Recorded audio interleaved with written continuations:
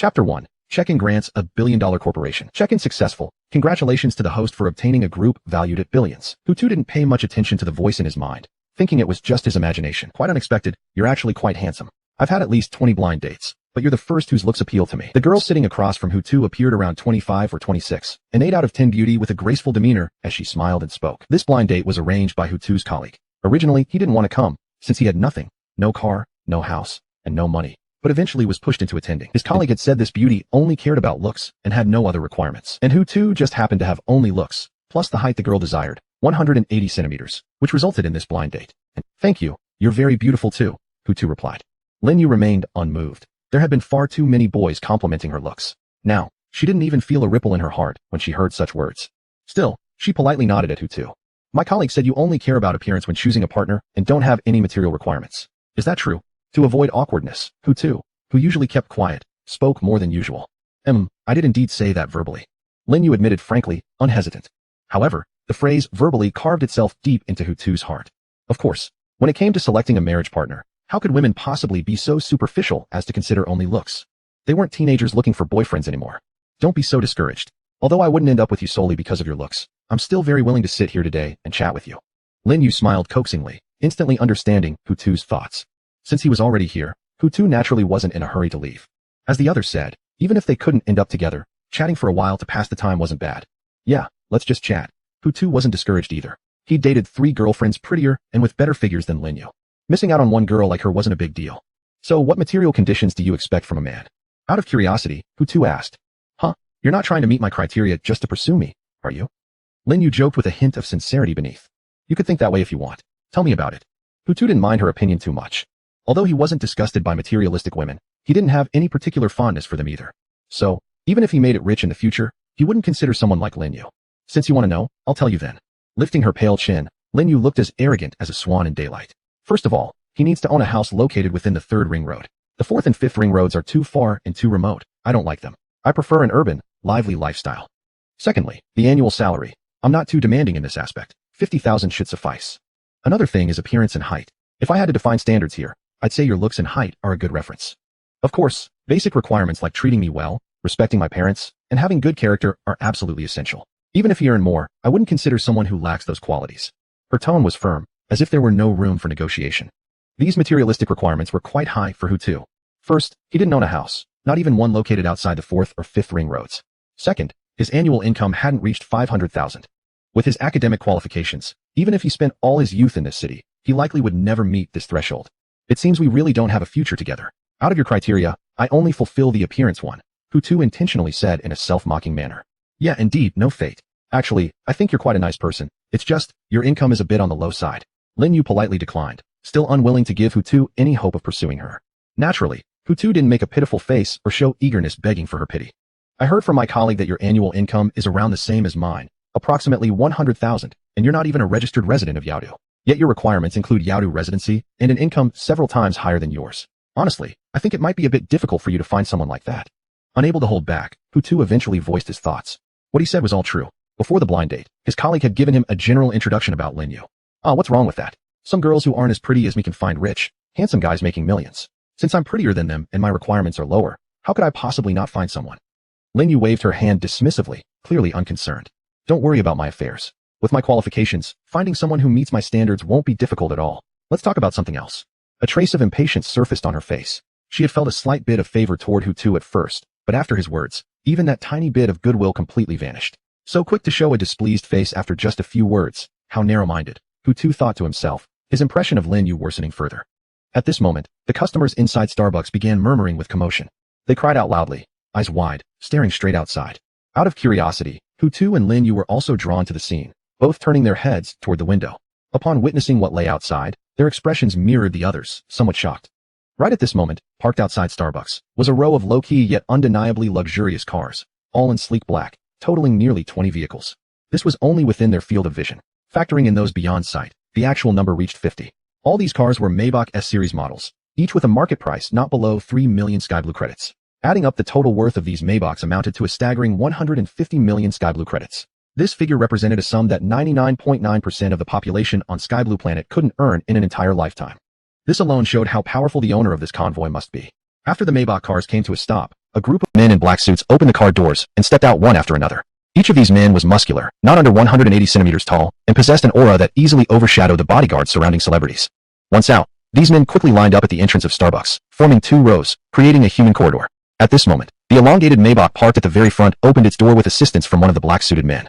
Then, a dignified and icy beauty slowly stepped out. She possessed an aristocratic aura, a beauty rating as high as 95, dressed in a form-fitting black uniform. Chapter 2. Slapping down a gold digger. The tall, icy-looking woman was around 170 centimeters in height. Her jet black, thick hair neatly pulled upward without a single loose strand. Her makeup was immaculate, flawlessly done, red lips, high nose bridge, big eyes, oval-shaped face, and a slender neck. Every part of her radiated elegance and nobility. Such an exquisite beauty could rarely be found outside a select few female celebrities. After stepping out of the car, the cool, striking woman walked toward the Starbucks. From her manner, it seemed like she was looking for someone. Inside Starbucks, the chatter among customers reached a boiling point. So beautiful. If marrying her meant I'd live 10 years less, I'd still do it without hesitation. 10 years? If I could have her, even a single day of life would be enough.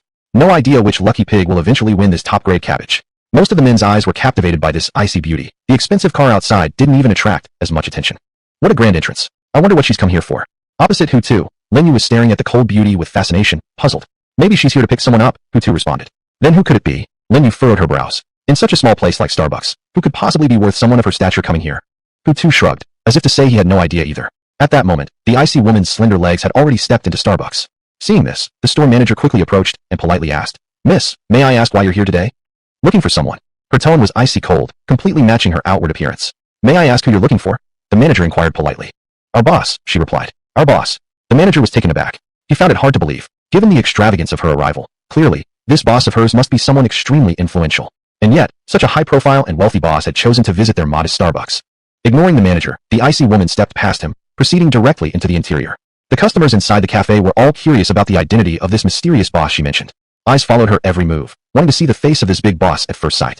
Then, in front of everyone's stunned gaze, the icy beauty walked straight to beside Hutu, slightly bent over, and said in a most respectful tone, "Hello, Mr. Hu. We are here to pick you up." Hutu was momentarily stunned. He had originally thought that this icy beauty would walk past him looking for someone further inside, yet she had actually stopped right next to him and addressed him as Mr. Hu. Could he really be the boss this woman was searching for?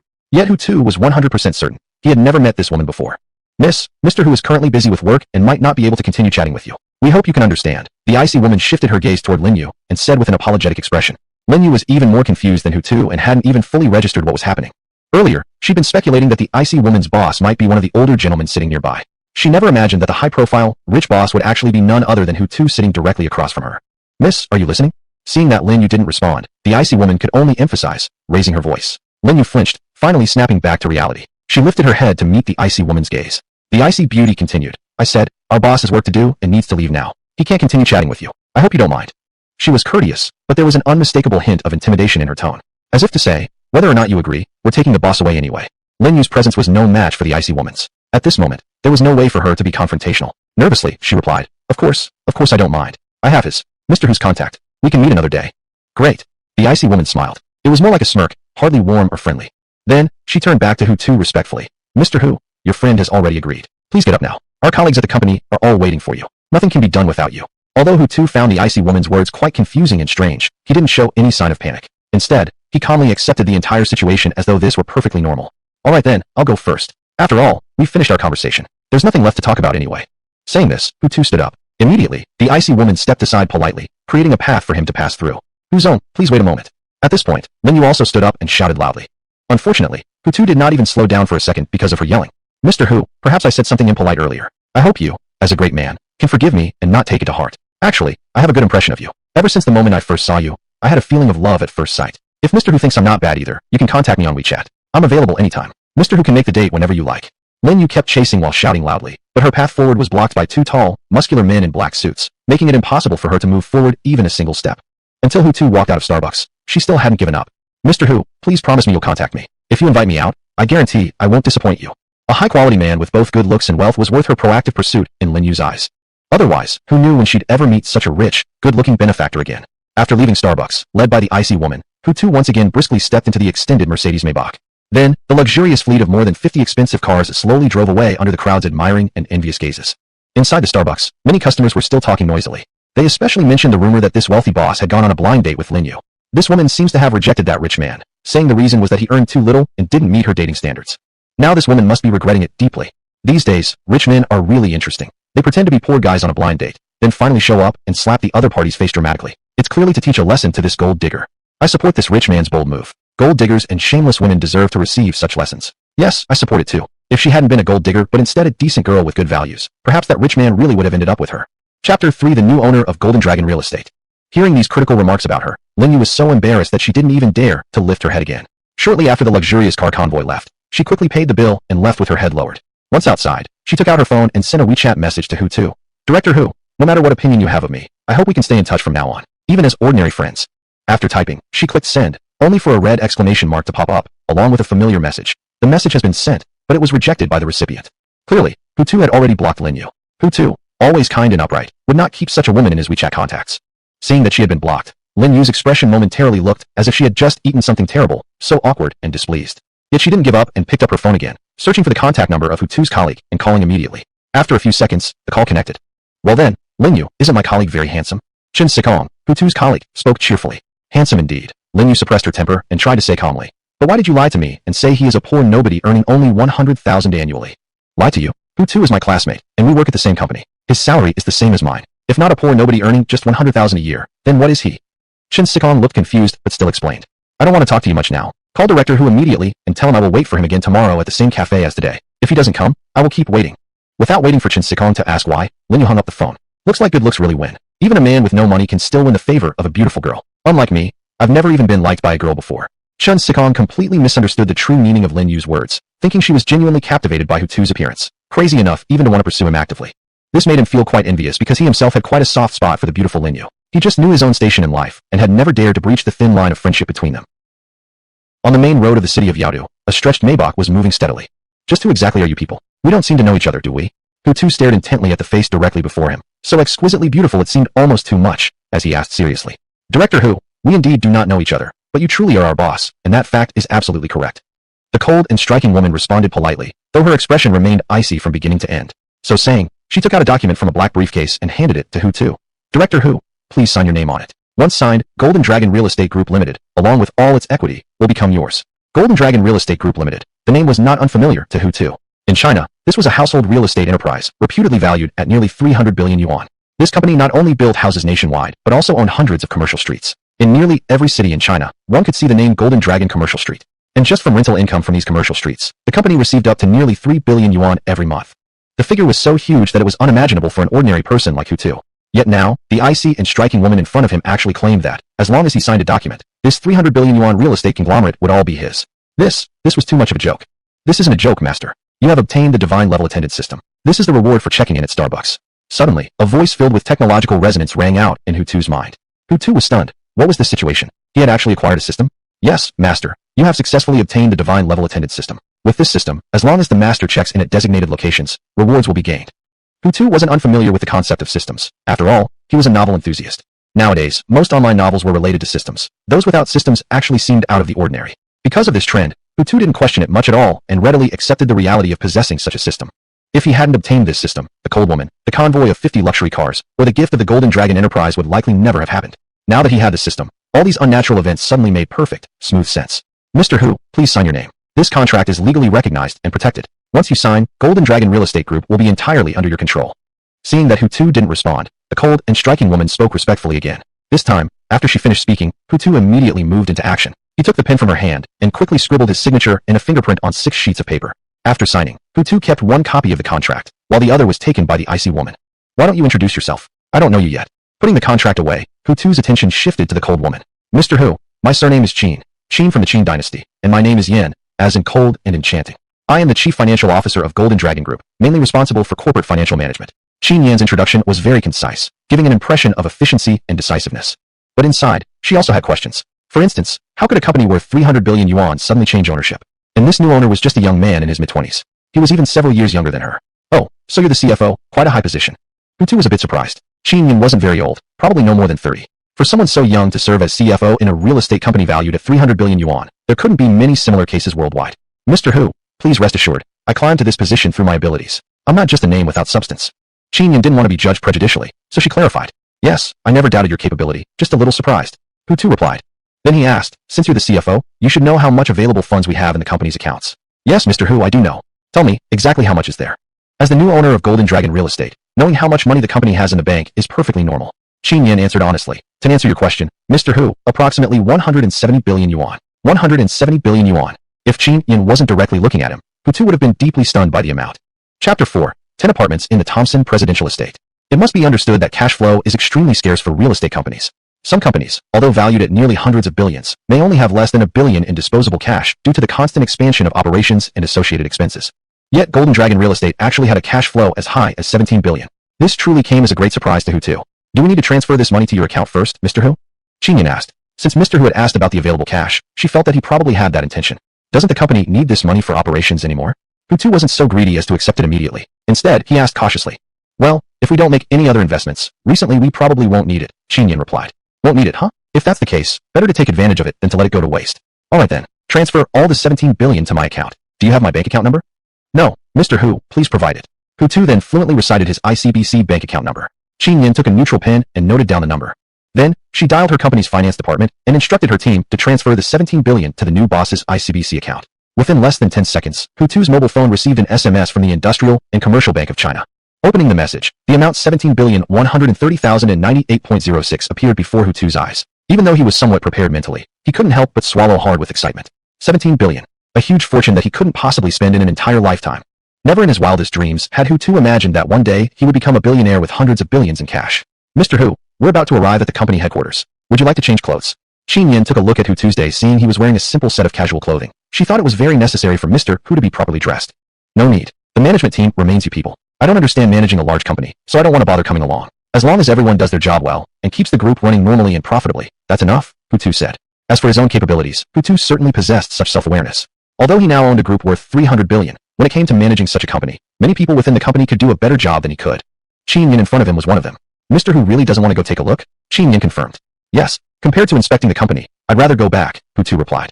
In fact, what Hutu really wanted to do was spend money. There was 17 billion on his card. Just leaving it there wasn't acceptable at all. If Mr. Hu wants to return, I can drop you off at the Thompson Presidential Estate. Our company purchased 10 apartments there. All have been exquisitely renovated. You can move right in after you arrive. There's even a housemaid there to take care of your daily life, Qin Yan said. Since Mr. Hu had clearly stated that he didn't want to go to the company, as a subordinate, she naturally wouldn't object. After all, even if Mr. Hu went to the company, it would just be a quick visit and a greeting to his colleagues. There wasn't anything particularly important to do. Upon hearing what Qin Yan said, Hutu couldn't help but widen his eyes again.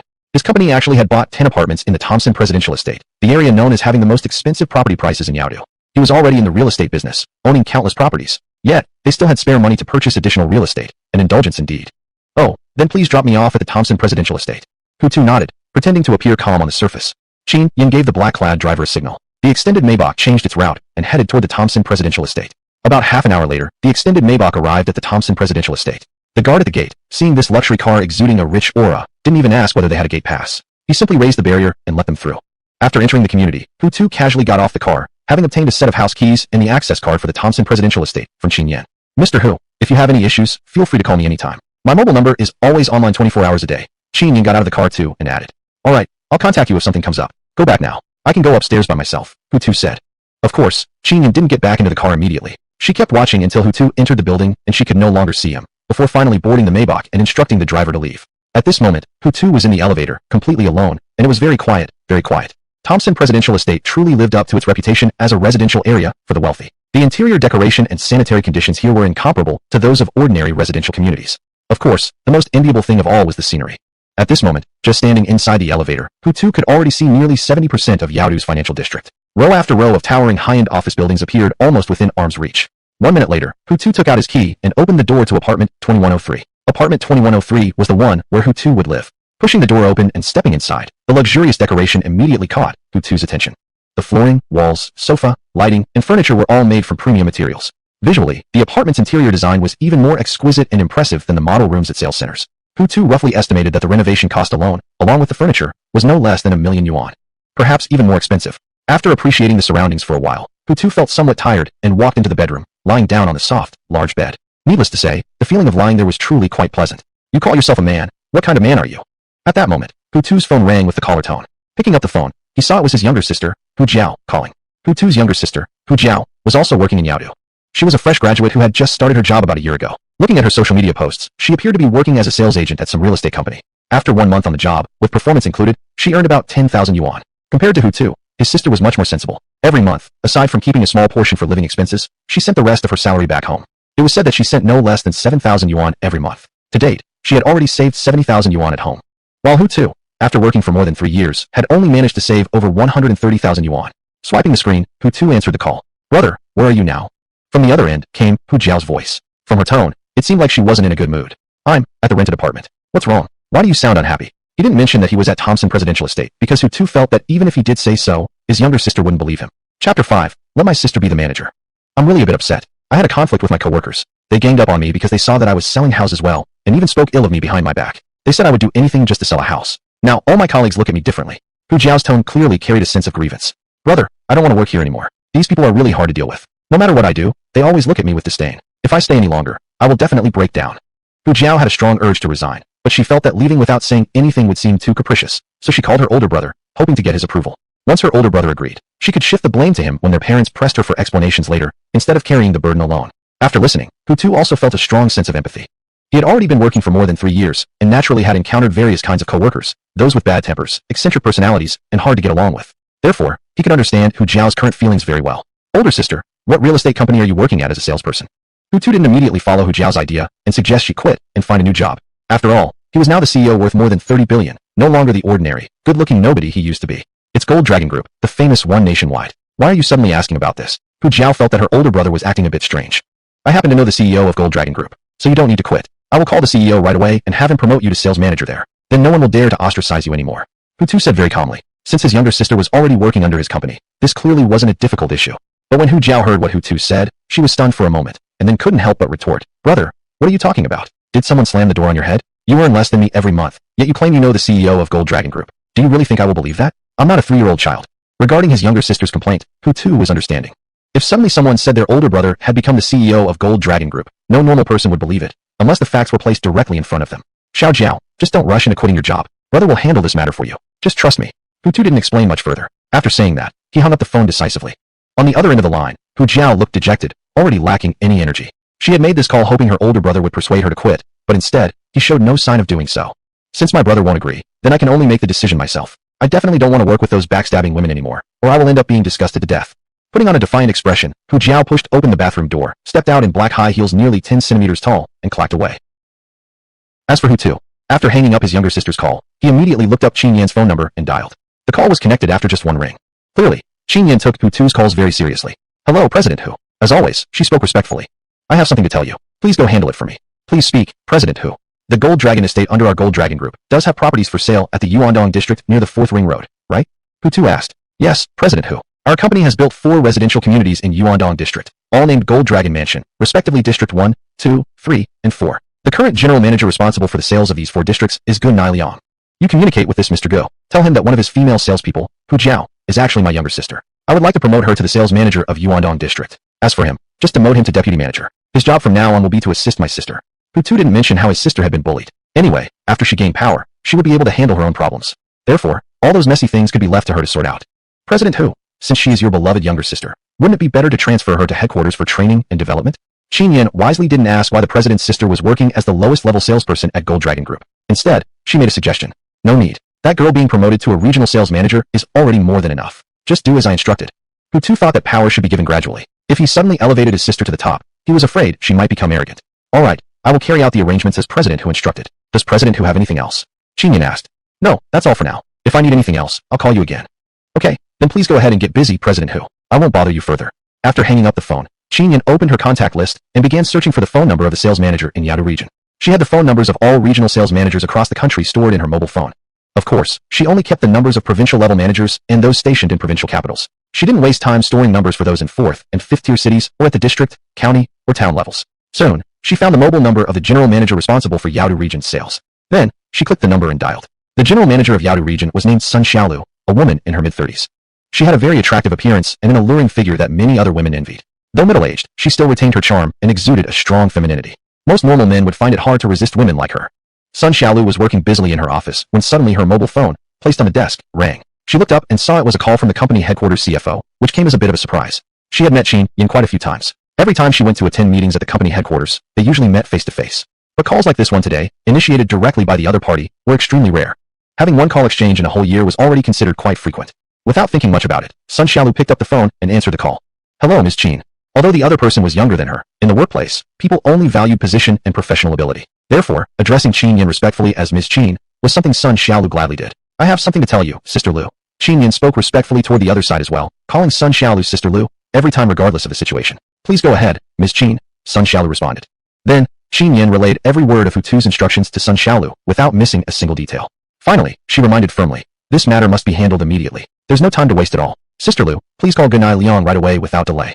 Chapter 6. Is playing the game of pretending to be a pig and eating tigers really that fun? Don't worry, President Qin. Since she's the new boss's younger sister, of course I'll take it seriously. I won't delay at all, Sun Xiaolu replied. After finishing their conversation, they didn't waste any time chatting and hung up the phone directly. After hanging up, Sun Xiaolu quickly found Gunai Liang's phone number and dialed it. At this moment, Golden Dragon Group, Yuandong Branch, General Manager's office. Director Go, when Hu Jiao comes to resign later, you absolutely mustn't accept it. With such a cheap woman, getting her salary before leaving is already too good for her. If she leaves voluntarily without pay, that would be the appropriate outcome for her. The woman employee in uniform said seductively, while her fingers drew circles on Gunai Liang's chest. Don't worry, my little darling. Whether she stays or leaves, I won't give her a penny. Gunai Liang looked at her with lustful eyes, completely captivated by the sexy female employee. President Go, what about me then? How do you plan to compensate me? The female employee cooed. My little sweetheart, what kind of compensation do you want from me? Gunai Liang grinned foolishly, looking incredibly vulgar. I don't want anything else from President Go, just a promotion and raise, and I'll be satisfied. As she spoke, the female employee swayed her body enticingly. Alright, I'll give you a raise and promotion. Next month, our Yuandong branch manager will be transferred to the 2nd district. Then this branch will be yours. How about that? The female employee nodded shyly. But President Go must keep his word and not go back on it. My little sweetheart can rest assured. Dad's word is always good. As he spoke, Gunai Liang was just about to stand up and take off his pants. However, at that moment, his cell phone on the desk started ringing. Frowning slightly, Gunai Liang felt quite displeased. Trying to attend to business, only to be disturbed by a phone call. Who would be happy? But thinking it might be a call from his superior, he pushed the female employee away first and reached for his phone. Seeing the caller ID was labeled as Sun Xiaolu, the general manager of Yaodu, Gunai Liang was instantly startled. After all, Sun Xiaolu was extremely strict when it came to work. Once, during a meeting at Sun Xiaolu's office, a manager was fired for arriving just 10 seconds late. Reportedly, this regional manager had performed very well in terms of results, much better than people like him, who only had average abilities. So whenever facing Sun Xiaolu's efficient and decisive leadership style, Gunai Liang couldn't help but feel nervous. Even if it wasn't a face-to-face encounter, just answering her phone call. Hello, President Sunday. Gunai Liang greeted respectfully as soon as he answered the call. Is this Na Liang? Yes, it's me. President Sun, is there something you need me for? Well, yes. Is there a female salesperson named Hu Jiao working at your branch? Sun Xiaolu asked. Upon hearing this, Gunai Liang furrowed his brows. Why would the general manager of Yaodu be asking about a mere salesperson? But he still responded promptly. Yes, there is such a salesperson. Her performance is just okay. She's an ordinary undergraduate graduate. What does President Sun want with her? It is like this. The girl is actually the younger sister of President Hu, the chairman of Golden Dragon Group. I don't know why she chose to work as a salesperson, but now we've received instructions from above. She is going to be appointed as the general manager of Yuandong District, which is currently your position, and you will be demoted to deputy general manager to assist her. Sun Xiaolu explained calmly. Upon hearing this, Gunai Liang's entire body went numb. What had he just heard? That young girl who was only 22 years old was actually the chairman's younger sister of the Golden Dragon Group? Was he suffering from auditory hallucinations? Sun General Manager. You said that this girl named Hu Jiao is the actual younger sister of Golden Dragon Group's chairman Hu. Are you certain this is true? Gunai Liang couldn't believe it as he asked. Yes, it is true. Her promotion to general manager of Yuandong District and your demotion to deputy general manager are both facts. You must implement this immediately. I will come for an inspection tomorrow. If everything isn't arranged according to what I've said, get ready to write your resignation letter. Sun Xiaolu was also a very busy person, so after saying this, she didn't give Gunai Liang any chance to ask questions and hung up decisively. After confirming the facts of the situation, Gunai Liang had no choice but to accept the reality. Thinking back to how, in the recent period, to win the favor of this female employee, he had even harassed Hu Jiao, he couldn't help but wish he had the urge to slap himself. What the hell couldn't he pick on someone else? There were so many easy targets to choose from. But he had chosen a girl with a background so powerful it could reach the sky. And then, nowadays, what were these rich second-generation kids thinking? If they wanted to experience real life, wouldn't that be fine? But why come into the workplace for such a purpose? Is pretending to be weak and then outsmarting others really that enjoyable? Seeing Gunai Liang's grim expression, the female employee's face also darkened with gloom. She had heard every word Gunai Liang just said, when he asked whether Hu Jiao was truly the chairman's real younger sister. Go, President Go Hu Jiao, slap. The female employee also wanted to confirm whether Hu Jiao really had a powerful backer, whether she was truly the younger sister of Golden Dragon Group's chairman. But before she could finish speaking, Gunai Liang had already struck her across the face harshly. Gunai Liang hit hard. After all, this slap was fueled by anger. You damn bitch, it's all your fault. If it weren't for you busybody, I wouldn't be demoted. And you still dare to dream about becoming a manager? Why don't you go pee in a mirror and check your own character? Do you deserve it? Even if you went into an alley, no man would look twice at you. A demotion meant a pay cut. Downgraded from general manager to deputy, his monthly salary would likely drop by 10,000 starting now. 10,000 each month. 12 months meant 120,000 yuan annually. Just thinking about this loss made Gunai Liang cringe.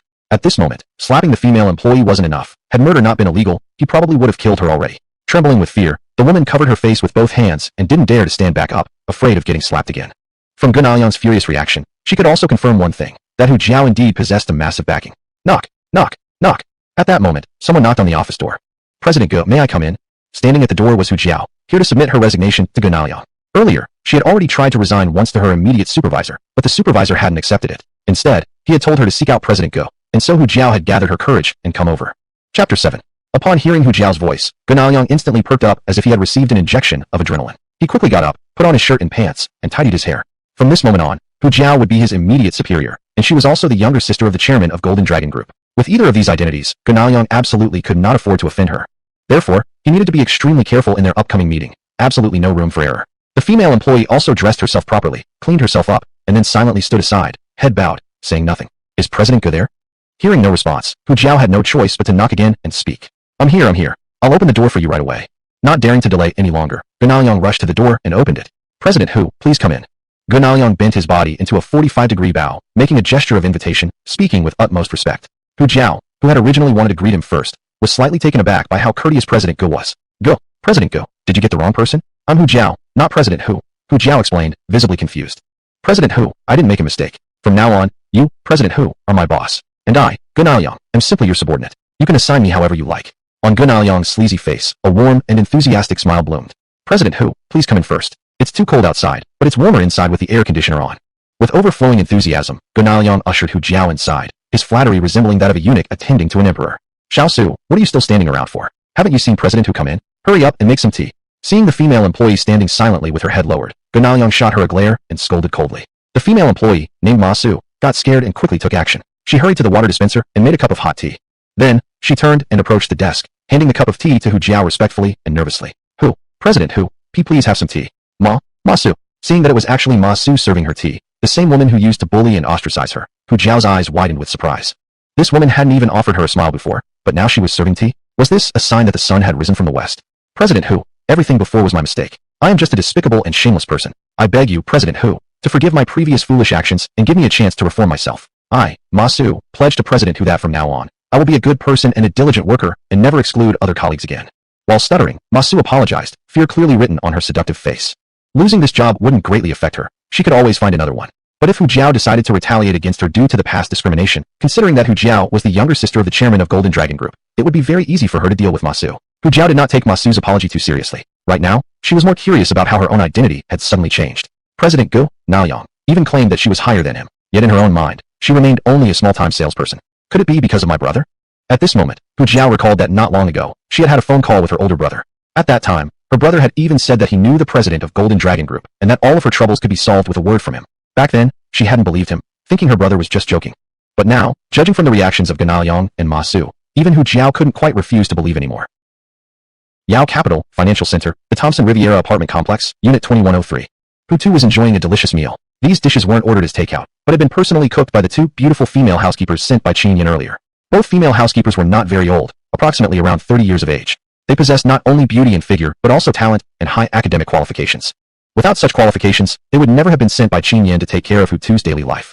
The two female housekeepers well understood the rules. They didn't sit down to dine with Hutu, but instead stood beside him on either side, waiting to be summoned by this young boss. This dining method gave off a sort of feudal atmosphere, making Hutu feel as if he were an emperor standing above the rest of mankind. Though he felt quite uneasy about it, he even invited the two beautiful female housekeepers to sit down with him and eat together, saying there was no need to be so formal. However, both of them politely refused his request. What else is there to say? This is their job, and they're just doing what they're supposed to do. Don't feel awkward about it. Tuesday. Once you get used to it, it'll be fine, one of the housekeepers said, politely refusing again. Hutu didn't insist further and just ate his meal alone. What kind of man are you? What kind of man? At that moment, Hutu's phone rang. The phone was on the dining table. Just as he was about to reach for it to check who was calling, Young Mi, the beautiful female nanny, leaned over politely and said, Boss Hu, let me get it for you. Please continue eating. It's just answering a phone call. I don't want to bother you. I'd rather do it myself. Hutu didn't really fancy the luxurious lifestyle of having someone hand him his clothes and feed him, so he preferred to handle things himself whenever possible. Boss Hu, this is part of our job duties. You really don't need to feel bad about it. If we can't even properly serve you with something as small as answering a phone call, how can we possibly justify the high salary you're paying us? Yang Mi insisted, emphasizing that they were the top-rated nannies in the country. If they couldn't provide such a simple service, how could they be worthy of the top-tier label?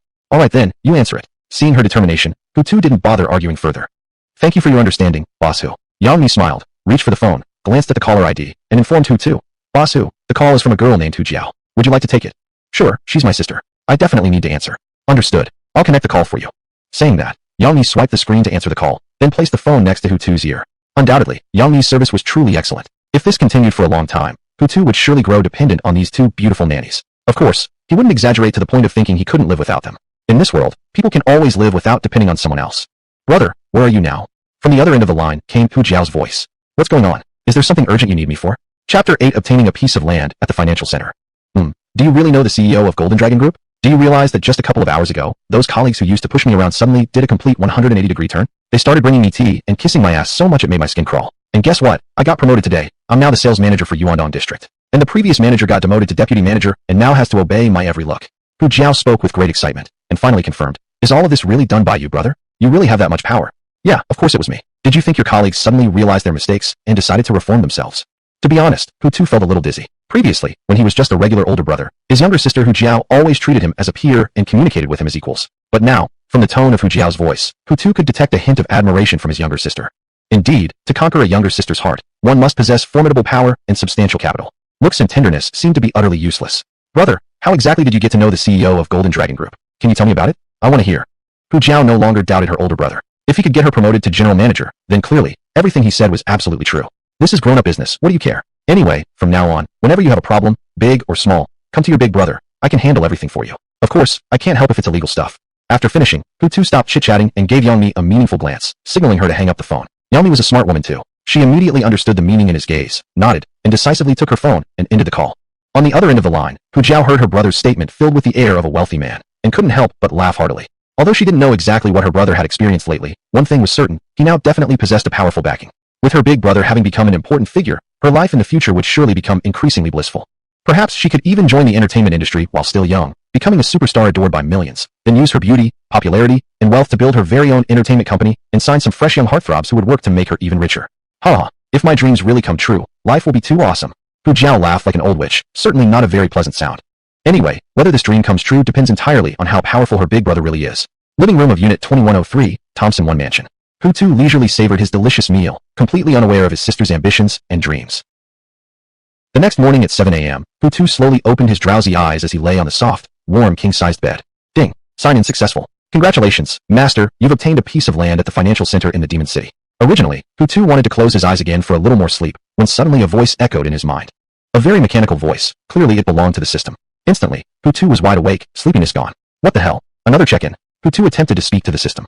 Correct, Master. Check-in times are irregular. Sometimes you can check in once every few hours, sometimes once a day, sometimes even once a year, the system replied. That's too random. If I can't check in for a whole year, I get absolutely nothing. Hu Tu couldn't help but complain. That's correct, Master. But there's nothing I can do about it. This system was designed by Dr. D. The system explained. That Dr. D was really unfriendly. Why not change it to a daily check-in? That would be much better. Yet, he deliberately made it random. Really, who knows how his brain was wired? So, does this check-in location mean here at Thompson 1 Mansion? After complaining, Hu Tu continued to ask. Yes, Master, the system replied. Does it just automatically check in by itself? Yes, Master, the system repeated, completely unemotional. After understanding the system's basic operation, Hu Tu already understood most of how it worked. So how exactly do I claim this piece of land? Hu Tu originally thought that in such a case, things would happen like in novels, with some documents suddenly materializing out of thin air, serving as proof that he owned the land at the financial center. Yet, no documents related to land ownership or other certificates appeared, not a single one. Don't worry, Master. Soon, a real estate executive named Pan Jisher will contact you and hand over the documents for that piece of land, the system replied. Pan Jisher? What an odd name. Hu Tu instinctively made a sarcastic remark. Can I ask roughly how much this land is worth? Although Hu Tu was no longer short on money, he still found the plot in the heart of Yaodu's financial district extremely appealing. After all, it was located in the financial center, not some suburban area beyond the 5th Ring Road. Of course, Master. According to current prices, the land is valued at approximately 30 billion. The system's tone remained as mechanical as ever. But what it had just said made Hu Tu feel unusually delighted. Indeed, the rewards provided by the system never failed to amaze him. 30 billion wasn't as much as the market value of a real estate conglomerate worth 300 billion, but if he built dozens of buildings on this prime land and sold them off, the profits would easily multiply many times over 30 billion. Yaodu Center Tower, the tallest building in the country, costing 14.8 billion and taking 8 years to complete. As one of China's most famous skyscrapers, it symbolized prosperity and served as the landmark of Yaodu City. Right now, on the 100th floor of the tower, inside an office, a man in his 50s was flipping through a document in utter shock. This man was none other than Pan Jisher, the CEO of a real estate company in Yaodu. Just moments ago, Pan Jisher had received news from the company headquarters that the ownership of a piece of land he was handling had changed, and the new owner was a young man of merely 26 years old. It should be known that this particular plot was located merely 500 meters in a straight line from Yaodu City Center, where he currently was in the center tower. Industry professionals had estimated its value at 30 billion. For such a golden piece of property to be transferred so easily suggested just how substantial this young man, Hutu's capital was, and how unfathomably deep his backing must be. Chapter 9. Nobody knows who his father is. After going through the documents sent from headquarters, Panjishir was stunned to find out that this young man named Hutu was actually the chairman of Golden Dragon Group, a real estate company with a market value of 300 billion, and he even owned 100% of the company's shares. Even someone as experienced as Panjishir couldn't help but gasp in shock. Who exactly was this person? Barely 30 years old, yet already worth 300 billion. Moreover, he clearly remembered that the chairman of Golden Dragon Group didn't surnamed Hu at all, but Wang Jiankong. So how come, all of a sudden, the head of this company had changed? The more he thought about it, the more Panjishir felt that Hutu wasn't ordinary. Taking control of a company as big as Golden Dragon with 300 billion in market value, and then acquiring the recently demolished Jinxiu residential complex, this young man's background and financial power probably reached unimaginable levels. Nobody knows who his father is.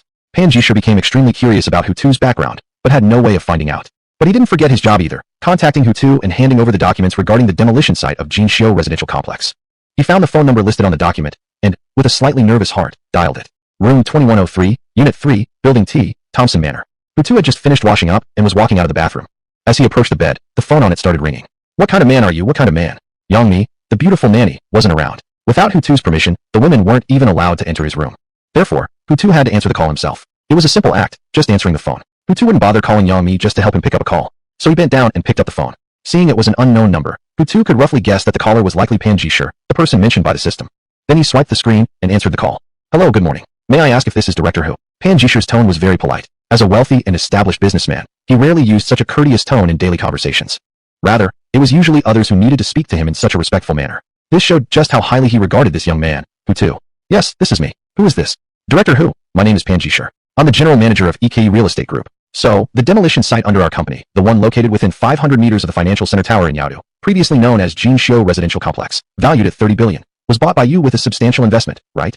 Panjishir introduced himself and stated his reason for calling. Yeah, that was me. How is everything on your end? When do you plan to finish the transfer procedures? Hutu replied calmly. He didn't care much about how the system managed to acquire that piece of land in the first place. As long as it belonged to him now, that was all that mattered. Director Hu, I'm calling precisely about the transfer process. May I ask where you are right now? Once I have your location, I can come over right away. I'm at Thompson Manor, Unit 3, Building T, Room 2103. Great then. I'm currently at the financial center tower. We're not far from each other. Please give me a moment, Director Hu. I'll be right over. Okay, hurry up. My time is very valuable. Of course. Then, Director Hu, please be at your leisure. We can talk when I arrive. Okay. In the 100th floor office of Yaodu Financial Center Tower. After hanging up the phone, Panjishir let out a long breath. During the conversation with Hutu, he had been quite nervous, his heart beating faster than usual. He had imagined that communicating with a rich young man like this would be difficult, perhaps even difficult to handle because of an unpredictable temper. Luckily, the young man wasn't quite like what he had imagined. Although his tone was still a bit cold, it was still within Panjishir's comfort zone. Raising a hand to wipe the cold sweat from his forehead caused by the tension, Panjishir didn't dare delay any longer. He stood up, picked up the prepared documents, and walked out the door.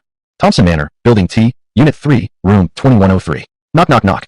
At the doorway stood a tall, graceful woman in a black and white maid uniform, oozing allure. It was Yangmi, beautiful and elegant, rivaling any celebrity. After knocking, she spoke gently. Director Hu, it's time to get up for breakfast. Xiao Yin and I made your favorite egg noodles. As soon as she finished speaking, the door clicked open. It was Hutu who opened the door. His stomach had just started to growl. He wanted something to eat. But the moment he opened the door and saw Yangmi dressed in her maid outfit, his mind blanked for a second. What was this woman implying? Could it be that the top-tier nanny service also involved some shady transactions? Otherwise, why would she dress so seductively so early in the morning? Mr. Hu, we're just nannies, responsible only for your daily life. There's no transaction like what you're imagining. Please don't look at us with prejudice. Yangmi was truly intelligent. With just one glance, she had already understood the meaning behind Hutu's look. Cough, cough. You misunderstood me. I wasn't thinking anything inappropriate. It's just your outfit that caught me a bit off guard. Hutu quickly turned serious and replied with a straight face.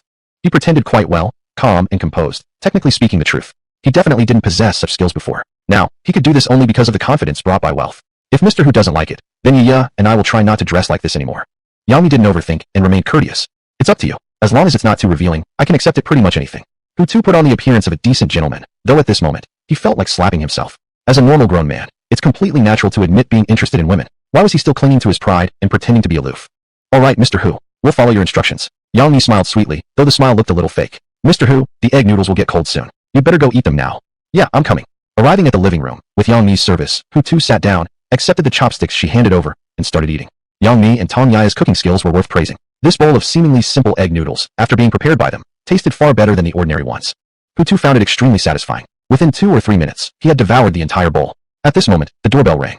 Mr. Hu, it's me, Panjishir. I've arrived. From the intercom system came another middle-aged man's voice. Xiaomi, go open the door. He's a friend of mine. Yes, Mr. Hu. Small tasks like opening the door naturally fell to them. Chapter 10, Su Yan. When they reached the front door, Yang Mi opened it. Then, the short middle-aged man standing at the entrance, balding Pan Jisher, came into view. Seeing Pan Jisher, Yang Mi's first impression of him was precisely short and bald. When Pan Jisher saw the young and beautiful Yang Mi, along with her outfit, he naturally got the wrong idea and assumed Yang Mi was something to Hu's own. You must be a friend of Director Hu. My name is Xiaomi. I'm the housekeeper he hired. He's waiting for you inside. Please come in. After introducing herself and clarifying her relationship with Director Hu, Yang Mi stepped aside and gestured for him to enter. Girls like her, with such looks and age, working as housekeepers often face prejudice from outsiders. At first, Yang Mi would explain to defend her innocence. However, as time passed, she gradually became indifferent to others' opinions. After all, it's fine as long as she felt clear conscience. Yes, I'm here to see Director Hu. Thank you for your trouble. Pan Jisher politely responded, though in his heart, he envied the young Hutu immensely. Living here with a stunning beauty by his side, truly, the rich are carefree and know how to enjoy life. After entering, when he saw another beautiful woman in a maid uniform standing beside Hutu, Pan Jisher felt even more envious. One wasn't enough, he even had two. Just how strong could Hutu be in that department?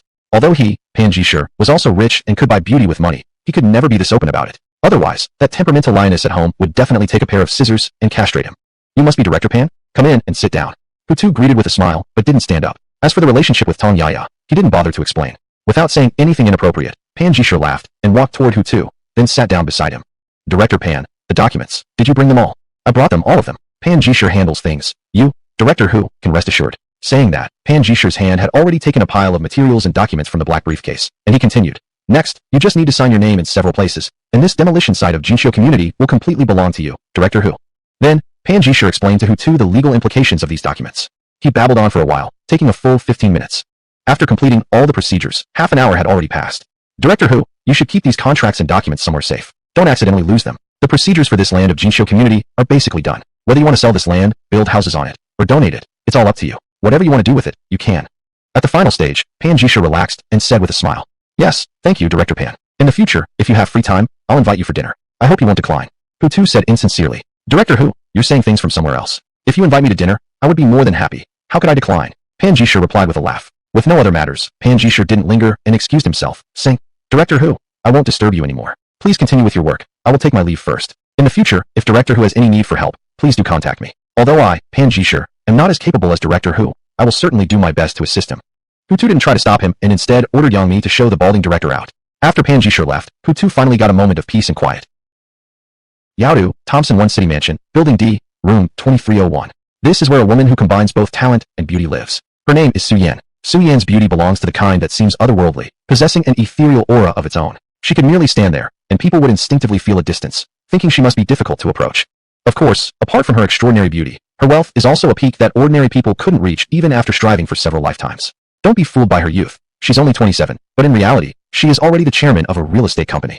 This company, valued currently at 130 billion, bears the well-known name Su Group within the country.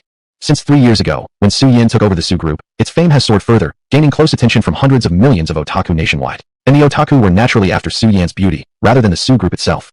However, Su Yan's appointment as chairman did indeed boost the company's performance. It was said that in the year she took over, Su Group sales ranked among the top 5 nationwide in the real estate industry. Previously, Su Group had only been moderately well known, but now, it had gained the capital to be compared with Golden Dragon Group.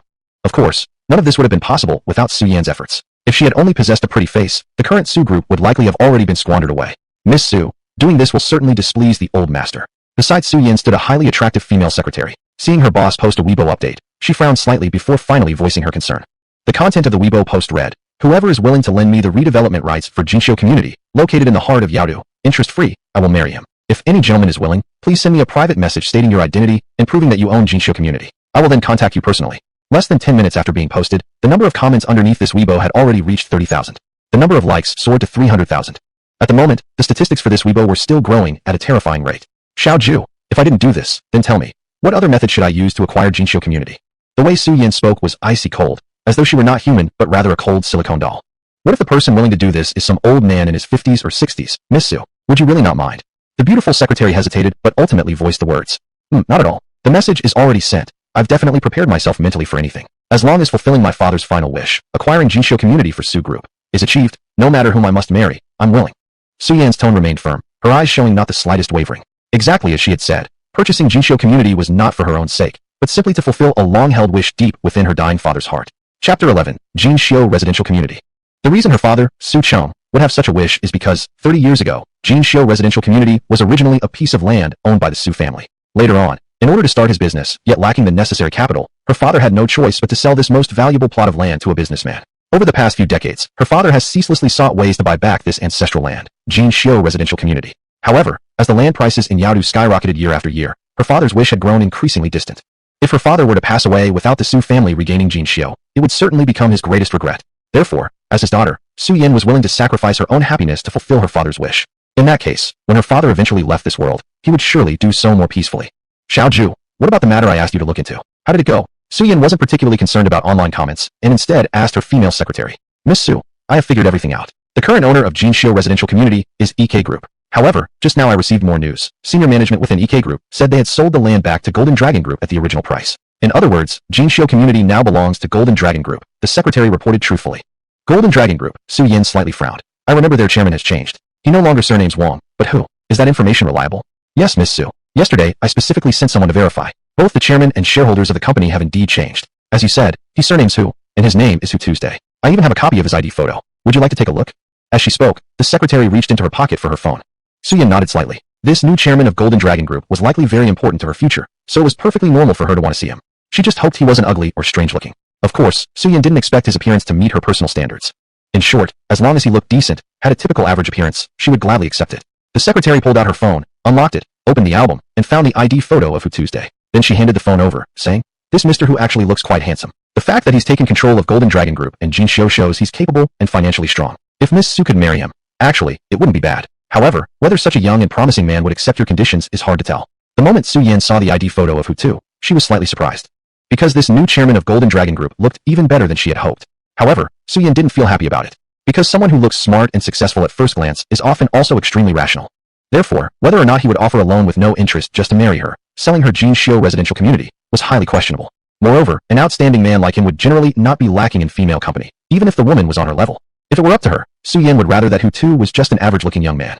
At least then, her beauty might be more appealing to him. Building T, Unit 2103, at the top 1 mansion community. Hu Tu was just preparing to go out, wearing a set of casual clothes worth about 100 yuan. It wasn't that Hu Tu was pretending to be humble and refused to wear designer suits. The real reason was that the branded clothes were too stiff and difficult to move around in. That was bad enough, but worse still, they appeared outdated and stuffy. Therefore, it was completely normal for him to discard such clothing and instead choose a comfortable casual outfit. As he left Jinxiu community, Hu Tu hailed a taxi on the roadside. Living in the top 1 mansion community, yet still taking taxis was extremely rare. However, Hu Tu didn't care at all. He actually quite enjoyed this kind of ordinary daily life. "Driver, I need to go to Jinxiu community, near where they're doing the demolition." Once inside the cab, Hu Tu said to the driver, "Okay, just hold on tight." The driver politely replied without much thought. A few minutes later, they arrived at Jinxiu community, and Hu Tu got off after scanning the code to pay the fare. For less than 2 kilometers, the fare was 20 yuan. In the past, Hu Tu would have winced over such a trivial cost. But now, with more than 10 billion yuan in his bank account, this small sum was nothing worth worrying about. The reason Hu Tu came to Jinxiu community was simply out of curiosity, to see with his own eyes what the 300 billion yuan land looked like in person. After arriving and taking a look, Hu Tu realized this was just a very ordinary piece of land. Almost like the rice paddies back in their hometown used for growing rice. The only difference was their locations. One was near Yaodu's financial center, while the other lay in the countryside of an 18th-tier small city. So it was the same principle. People born the same could still end up with completely different destinies. Strange, why are there so many people gathered here? After scanning the scene, Hu Tu noticed the number of people was actually as high as nearly 200. And more individuals kept heading toward Jinxiu community, causing the number of nearby parked cars to increase steadily. "Oh wow, I thought I was seeing things at first, but it really is you, old classmate." At that moment, a sharp voice came over. The speaker was a woman, walking directly toward Hu Tu. Hu Tu looked over, and soon a woman who appeared extremely artificial, with a fashion style close to that of a female internet celebrity, entered his sight. The woman's arm was linked with a man's. This man wore a full suit and polished leather shoes, his hair slicked back neatly, carrying an expression of clear superiority. One might even say he almost had the words, "I'm super rich," written all over his face. "We know each other?" Hu Tu tried to recall, but was certain he did not recognize this woman. Only then did he furrow his brows slightly, puzzled. The artificial-faced woman didn't seem to mind at all, and still smiled as she said, "You sure have a good memory for important people, but forget everyday ones. It's me. It's your university classmate, Zhang Minmin. Back in junior year, I even chased after you, only to be rejected." Upon hearing this, realization finally appeared on Hu Tu's face. But what he felt most was actually surprise. Because the present Zhang Minmin had completely transformed from the Zhang Minmin back in college. Besides her facial features, even her figure and aura had undergone earth-shaking changes. The old Zhang Minmin, when not speaking, looked somewhat gentle and refined. Now, however, she radiated only cheap allure. Yet one couldn't deny that, after cosmetic surgery, compared to before, she indeed became prettier and sexier. Chapter 12. Should I reveal my wealthy identity? If it were the old Zhang Minmin, there probably wouldn't have been many men craving her body. But now, any ordinary man would probably want to give her a try. Of course, Hutu wasn't among these people.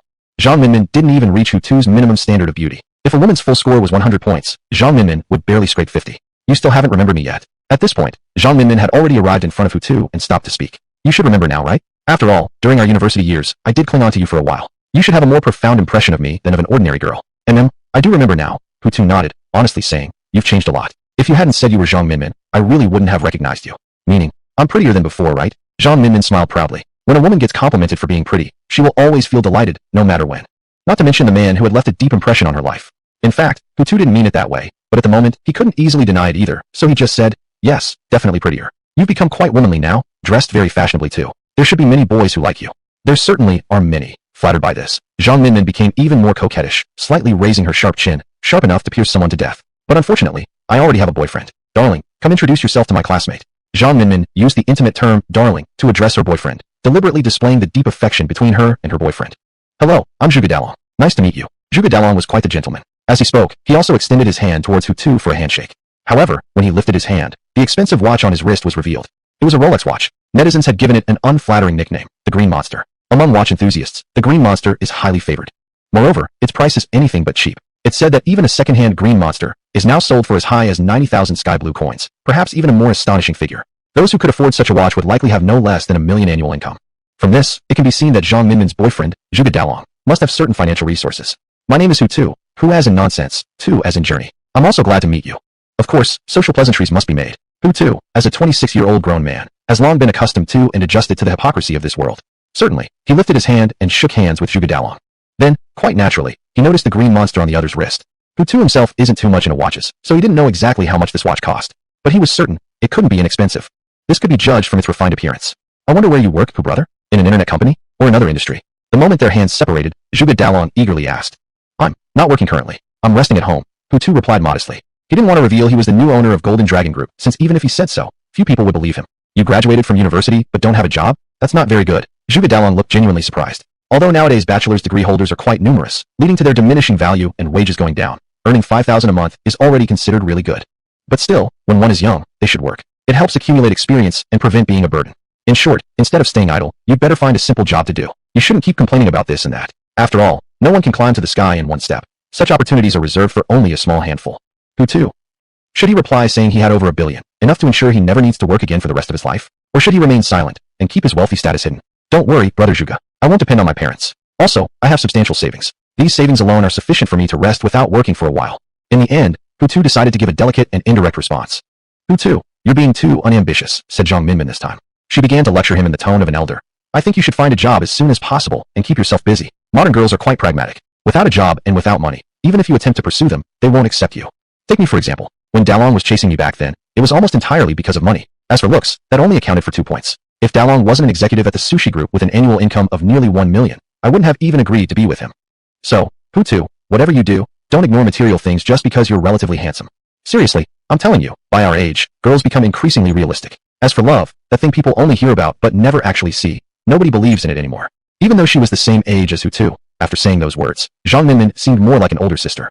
Her boyfriend being an executive at the sushi group with $1 million annual salary, that was what gave her confidence.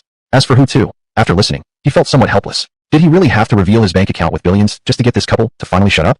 Hu brother, what Minmin said is indeed the truth. As men, we must know how to earn money. And not just any money, big money.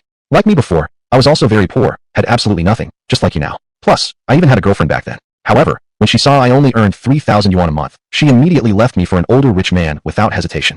After that, I made up my mind. This lifetime, I would become a wealthy person. To achieve that dream, I've been working hard ever since. Sure enough, heaven never lets down a determined person. After 5 years of effort, I eventually climbed up to become an executive at the sushi group, officially entering the 1 million yuan annual income class.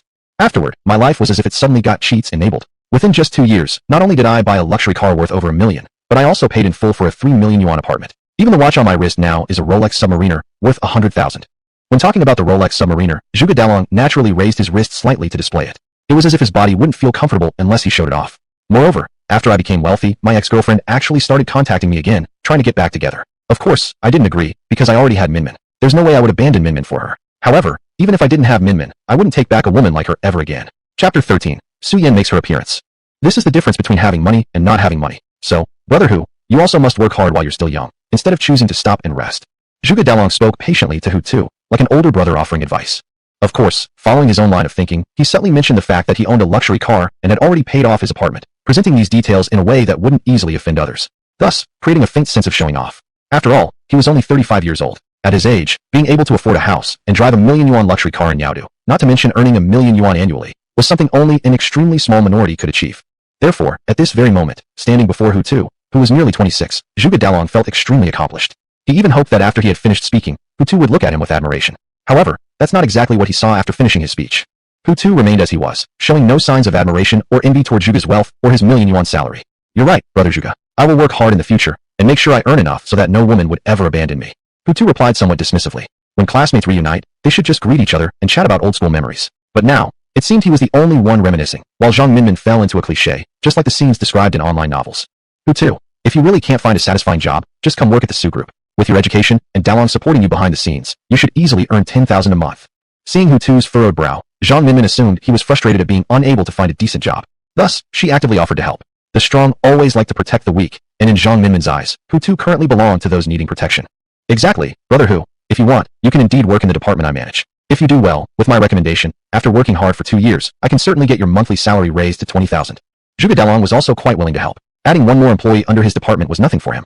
Working at the Su Group for 2 years and only earning 20,000 a month, such a salary probably wouldn't even cover the annual property management fees of a place like the Angshin Yifeng, Thompson 1, residential complex. Thank you both. Really, I appreciate your kind intentions, but I'll find a job myself without troubling you. Hutu politely declined, again choosing not to reveal his secret of being rich. He found it very uncool to loudly proclaim his wealth himself, so there was no way he'd do it. Moreover, Hutu had also lost patience for further conversation with Zhang Minmin and Zhuge Dalong. Thus, he decided to say his goodbyes and leave since he had already seen the area of the demolished estate. Are you sure you don't need it? Hutu, going to Dalong's company would definitely be better than looking on your own. If you're worried about troubling us, that's not necessary at all. After all, we were classmates. Helping each other is only natural. Zhang Minmin appeared genuinely sincere, her eyes showing genuine intent. She really wanted to help Hutu. Unfortunately, she didn't know his real situation. F***CK, Susan Su, the chairman of the Su Group, has arrived. What? Really? Where? Where's Susan Su? There, just stepped out of the Bentley. Just as Hutu was preparing to politely refuse Zhang Minmin again, the hundreds of people gathered at Jinxiu community suddenly became agitated. They were all talking about Susan Su in the Su Group, along with Madame Su, a name completely unfamiliar to Hutu.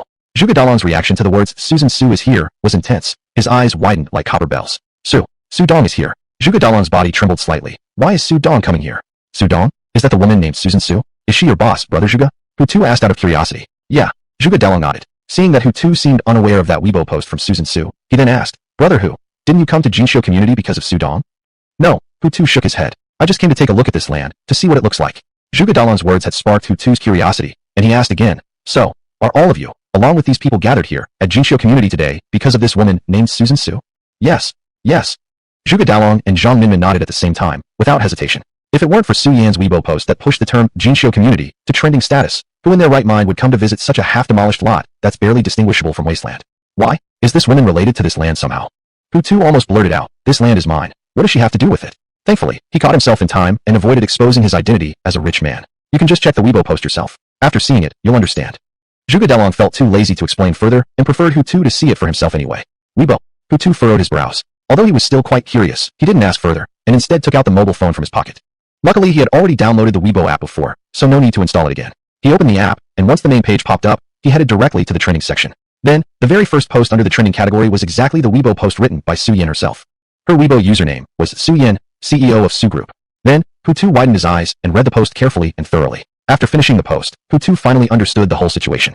So, it turned out there was a reason behind the crowd gathered today at Jinxiu community, and it was not a coincidence. Also, this woman named Su Yan dared to use her own marriage as collateral in order to obtain an interest-free loan to buy the land of Jinxiu community, something Hutu found a bit questionable. Wasn't this deal suspicious? Who would marry a woman and in exchange lose land worth 300 billion yuan? Who in the world would do such a foolish thing? As the owner of Jinxiu community, Hutu himself would certainly never agree to such a losing deal. What if Su Yan is pretty? Is beauty in short supply in this world? Definitely not. At this very moment, Su Yan, under the protection of 10 bodyguards dressed in black suits, was slowly moving forward. All the curious onlookers who tried to push closer were held back by the guards, making it nearly impossible to even touch Su Yan. Yet they kept furiously taking photos and shooting videos, yelling loudly, openly expressing their admiration and love for Su Yan without reservation. Chapter 14. She came here for me. Su Yan generally ignored her own fans, pretending not to see them. However, that didn't mean there was truly no room in her heart for anyone else. If one observed carefully, it could be noticed that there was indeed someone in Su Yan's eyes, and she was walking straight toward that person. That person was none other than Hutu, who had just finished reading Weibo. The reason Su Yan came to the Jinxiu community was to find Hutu. Just a few minutes ago, she personally called the headquarters of the Golden Dragon Group and requested to speak with CEO Hu. Unfortunately, Hutu wasn't in the office, so Su Yan had no choice but to ask where he currently was. After speaking with Qin Yin, the CFO of Golden Dragon Group, she finally learned that Hutu had gone to the Jinxiu community, and she immediately headed over. And how Qin Yin knew Hutu was at Jinxiu was through the beautiful nanny, Yangmi, at the scene of the Jinxiu community. Why do I feel like Chairman Su is walking in our direction? Zhuge Dailang remarked after observing Su Yan's movements. He felt nervous as well. After all, she was the top boss of the Su group, while he was only a low-level executive, hardly worthy of being compared to someone like her. Maybe because you're an executive of Su group, Chairman Su doesn't want to ignore you, so she came over to say hello. Zhang Minmin responded with a surprisingly positive mindset and actually looked forward to meeting Su Yan. Such close contact with such a top-tier beauty was an honor. If she took a short video and uploaded it online, it would definitely get a lot of views and attention. Don't be ridiculous. Although I'm an executive, within the entire Su group, there are countless executives. Most of them have never even spoken to Chairman Su, and I am one of them. She probably doesn't even recognize me, so why would she come here to greet me specifically just to be polite? Zhuge Dailang was well aware of his standing within the Su group. He wasn't the type of person who would overestimate his own importance. In front of young men like Hutu, he might feel a sense of superiority, but standing before someone like Su Yan, a true top-tier figure, he would always be just a tiny shrimp. Don't recognize you? Zhang Minmin blinked her eyes. Then why is Chairman Su coming here? Perhaps, she's coming to see me. At this moment, Hutu calmly responded. He said this with reason, for he noticed that Su Yan was looking directly at him. When their eyes met earlier, she even smiled politely at him. Su Yan wanted to buy the Jinxiu community, and he was the owner of Jinxiu. Since she wanted to purchase the land, naturally, she had to approach the land's owner. So it was highly likely she had come specifically for him. See you? Unable to contain herself, Zhang Minmin sneered. Hutu? This kind of joke is really lame. Su Yan is a billionaire woman, while you have nothing but your face. You two are completely on different levels. How could she possibly come here to see you? Excuse me, ma'am, please step aside. As soon as Zhang Minmin finished speaking, one of Su Yan's bodyguards, who was walking at the front, approached her and politely requested her to move aside. Zhang Minmin was momentarily taken aback and didn't respond, but the strong-built bodyguard forcibly pushed her backward a bit, then stood in front of her to block her path so she wouldn't obstruct Chairman Su. After the bodyguard blocked Zhang Minmin, Su Yan, dressed in a black business suit, walked over with great authority and stopped right in front of Hutu. Hello, Mr. Hu. Facing Hutu, Su Yan appeared somewhat reserved and restrained, yet still polite as she said, I apologize for coming uninvited and disturbing you without your permission. You are Su Yan? The woman who used marriage as a bargaining chip, trying to get me to sell you Jinxiu community with an interest-free loan. Although Hutu was already certain this woman was Su Yan, he still wanted to hear it from her own mouth. Yes, I am that Su Yan, and I'm here today specifically to discuss this matter with Mr. Hu. Su Yan admitted to Ron. In her view, this was purely a business transaction. There was nothing shameful about it. When the bystanders nearby overheard the conversation between the two, their minds were instantly stirred with shock. What? This young man dressed so casually could actually be the owner of the Jinxiu community? What's going on in this world? Have the rich all become this low-key? He owns a piece of land worth 30 billion, yet all his clothes combined don't even amount to 100 yuan. What kind of person is he? Of course, the most shocked were Zhang Minmin and Zhuge Dailang. They probably never even dreamed in their wildest imagination that Hutu, whom they considered nothing more than a poor guy with just a pretty face, was actually a billionaire with a net worth of 30 billion. No wonder he had said earlier that Su Yan had come here specifically for him. In reality, he hadn't lied at all, yet they had thought he was just boasting. At this moment, Zhuge Dailang's eyes had completely changed when looking at Hutu. To be so young, yet already able to speak as an equal with Su Yan, the CEO of the Su group, this was a level he could never reach in his entire life. Unaffected by the surrounding commotion, Hutu and Su Yan continued their conversation. Ms. Su, do you really think I would marry you just to give away a piece of land worth 30 billion? Hutu replied with a counter-question, without directly refusing. Mr. Hu, the land of Jinxiu community isn't being requested as a free gift. As I clearly stated on Weibo, it's a purchase made through an interest-free loan, Su Yan explained. I know it's not a free gift, but an interest-free loan still causes me tremendous loss. Moreover, you didn't specify a definite timeline indicating within how many years you'd repay the full 30 billion. So from my perspective, your post on Weibo was just being unreasonable. You're simply trying to take advantage based on your status and beauty. Hutu's thinking remained extremely rational, and his words gave Su Yan no quarter. Bluntly countered like this, for a moment Su Yan didn't know how to respond. But she wasn't flustered either. Her flawless face showed no ripple of emotion. After thinking for a moment, she spoke again. Then, Mr. Hu, please name a time frame. If you agree to sell, how many years would you require me to repay the entire 30 billion within? 1 year. The moment Su Yan spoke, Hutu immediately responded, his words exploding like a thunderclap in her ears. That answer once again left Su Yan silent. Her delicate eyebrows slightly furrowed. After all, 30 billion wasn't a small amount even to her, despite being a billionaire CEO with a net worth in the hundreds of billions. Chapter 15, rejected by Su Yan. As things stood, the Su Group already owed the bank 500 billion in loans. That staggering amount alone had placed an immense strain on the entire Su Group. After paying off the bank's loans for the year, the group barely made enough profit to pay its employees' salaries. As for making other investments, that was completely out of the question. Therefore, the condition Hutu had proposed, that Su Yan must pay 300 billion within a year, was simply an impossible task. President Hu, conditions are strict, but people can be flexible. We can still talk this through. Actually, Su Yan had come prepared for rejection. Even in this situation, she still made her plea. There's no need. Hutu waved his hand, his expression cold. I'll be frank with you. To be honest, I never really intended to sell that piece of land where the Jinxiu residential complex is. You should know what kind of person I am. I'm not short on money, and I definitely don't lack for women like you. So, Let's just go our separate ways amicably. Su Yin had strong nerves and resilience. Even after hearing such words, she didn't show any anger on her face. But inwardly, she understood clearly. This deal was now officially dead. President Hu, I apologize for coming to disturb you today. Since you, President Hu, have your own plans for keeping the land, it would be inappropriate of me to push any further, Su Yin said with elegant poise. Then I won't take up any more of your time today. I have work waiting for me back at the company. I'll take my leave now. I won't see you out, replied Hutu. Then, under the watching eyes of many, Su Yin turned around and returned to her Bentley, escorted by 10 bodyguards. Then, the luxury car started moving and slowly drove away, quickly vanishing from everyone's view. Whoa, Su Yin, the CEO of the Su Group and as beautiful as a celestial fairy, was actually rejected. What's strange about that? Mr. Hu here is also a young elite. With his background, finding a spouse as beautiful as Su Yin wouldn't be difficult at all. Plus, he wouldn't have to pay the 300 billion price tag for a piece of land. I totally understand why he didn't choose Su Yin. True, Su Yin's decision to marry someone is just about money. Since Mr. Hu isn't short on cash, what use would he have for Su Yin? This world truly has someone to counter everyone. I used to think a woman like Su Yin would have no man capable of resisting her. But this Mr. Hu has totally slapped me in the face. There were many murmurs around, and Hu too could only catch some of them. But in his heart, he wasn't giving it much thought. He believed he had simply made a very correct decision. After all, he wasn't the kind of man who would be captivated by a woman's beauty. Hu brother, I mean President Hu, just now, Ming and I failed to recognize you properly, and wrongly assumed you were some penniless nobody. We sincerely apologize and hope you don't take offense. Realizing that his earlier words had been a bit harsh, Zhuge Dalong tactfully took the initiative to apologize. No problem, Zhuge brother. Also, just call me Hu too. There's no need to keep saying President Hu. After all, Ming and I were classmates once. We're all family here, no need to be so formal. Right, Ming? Hu too felt like his words sounded a bit pretentious, but he could honestly swear he meant no such thing. He was only speaking his mind. Zhang Mingming nodded with embarrassment, mixed feelings flooding her heart. Just moments ago, she had spoken to Hu too with the airs of a caring older sister. Now, that aura of superiority had vanished into thin air. Hu too was worth billions. Su Yin, chairman of her boyfriend's company, had to treat him respectfully. How could she, a common citizen with an annual salary of only 100,000, dare to act condescending in front of him? Shortly afterward, Zhang Mingming and Zhuge Dalong made up a quick excuse about needing to go home, politely said their goodbyes to Hu too. They tried to act cool, but ended up looking like fools in front of someone vastly superior. This bitter experience was hard to swallow. Under such emotional strain, they certainly had no desire to chat with Hu too anymore. If they weren't going to stay, there was nothing else for them to do but leave. On the main road, a white Range Rover was steadily moving forward.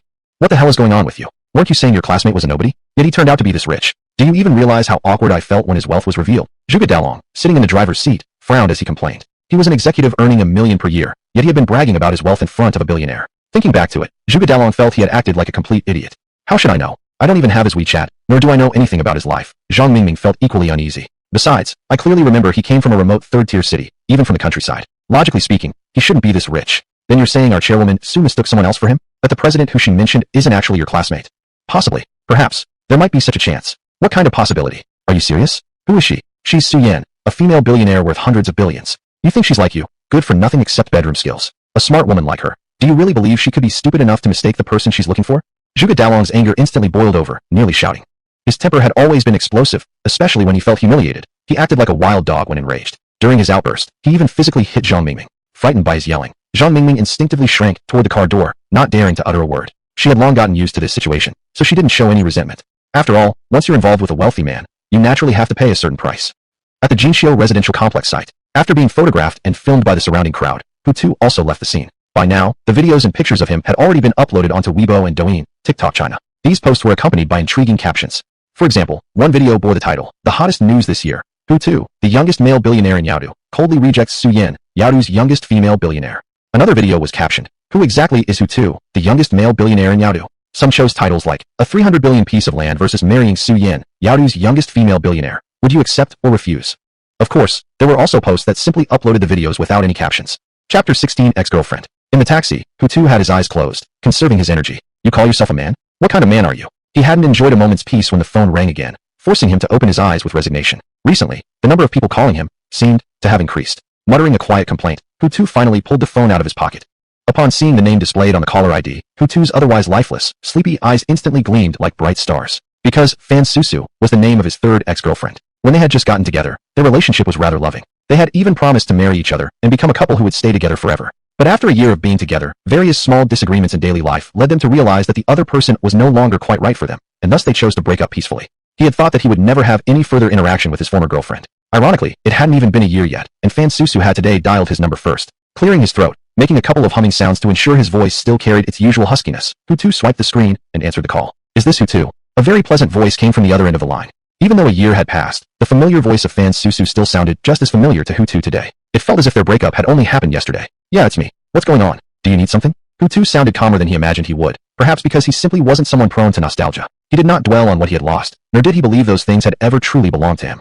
If something wasn't meant to be yours, why waste time yearning for it? Yes, I do need something. Where are you now? Can you tell me? Fan Susu's tone clearly carried a sense of urgency. It seemed she was encountering some kind of trouble. I'm still in Yaodu, near the financial district. What happened? Did something go wrong? Despite the breakup, Hutu still had some lingering feelings for his former girlfriend. To act as if she was completely a stranger or just an ordinary friend, somehow, that just didn't seem possible. After all, their breakup had been amicable, based on incompatible personalities. Yes, something has come up. You know I'm still working in real estate sales, right? 2 days ago, I met a client who said he wanted to buy 10 apartments at once. But he had a condition, that I accompany him to a bar and go to a KTV private room. Someone like that, you don't need to guess, he's definitely got ulterior motives. I naturally refused.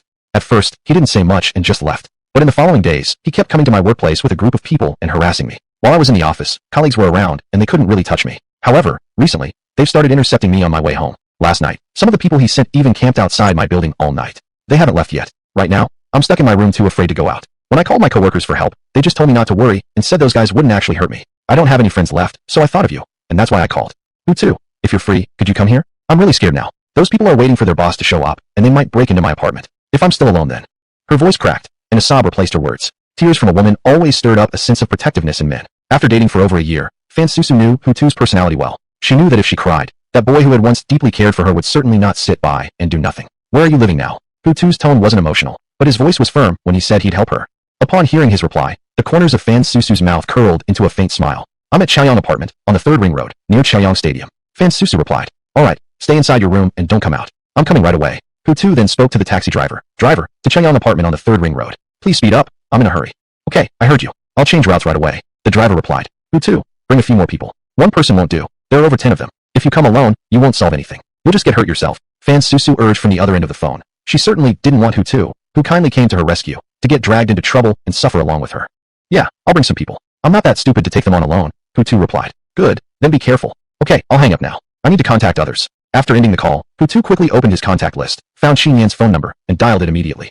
Chapter 17. Who dares to touch my woman? Looking for friends or colleagues. Hutu didn't even consider such thoughts. Among his colleagues and people he knew well, the only one he got along decently with was Guat Songming. Having just this one friend was bad enough, but to top it off, his physical condition was weak as hell. Despite being 5'9" in height, he only weighed 110 pounds, giving an easy picture of just how pathetically thin he really was. Xinyan's phone seemed to be online 24/7 without ever turning off. As soon as he dialed, the phone rang only once before she picked up. Hello, Director Hu. As always, Xinyan's tone remained respectful. I need to tell you something. Right now, send as many bodyguards as possible to the Chaoyang apartment near the 3rd Ring Road. The more, the better. No need to keep a low profile. I need them to make a show of force for me.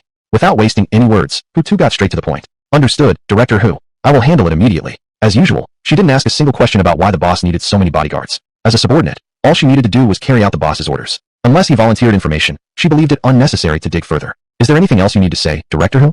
No, that's all. Just do it quickly. I don't want to wait long. Hutu said. Don't worry, Director Hu. I guarantee efficiency. After hanging up, Hutu started urging the driver to speed up. The driver humored him with vague affirmations, though the car's speed never went beyond 60. Truthfully, driving at 60 in such a downtown area was already pretty fast.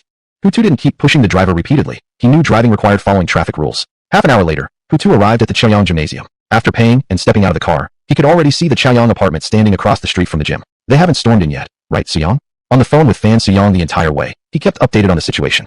No, they haven't. Hutu, are you here already? Yes, I'm already here, right across from the Chaoyang apartment. I can see those people harassing you now. In front of Chaoyang apartment, downstairs on the street, there stood over a dozen young men gathered. Next to them, 4 black business vans were parked, dressed uniformly in black suits, each standing over 5'10" with muscular builds. They indeed resembled professional bodyguards, at least in appearance.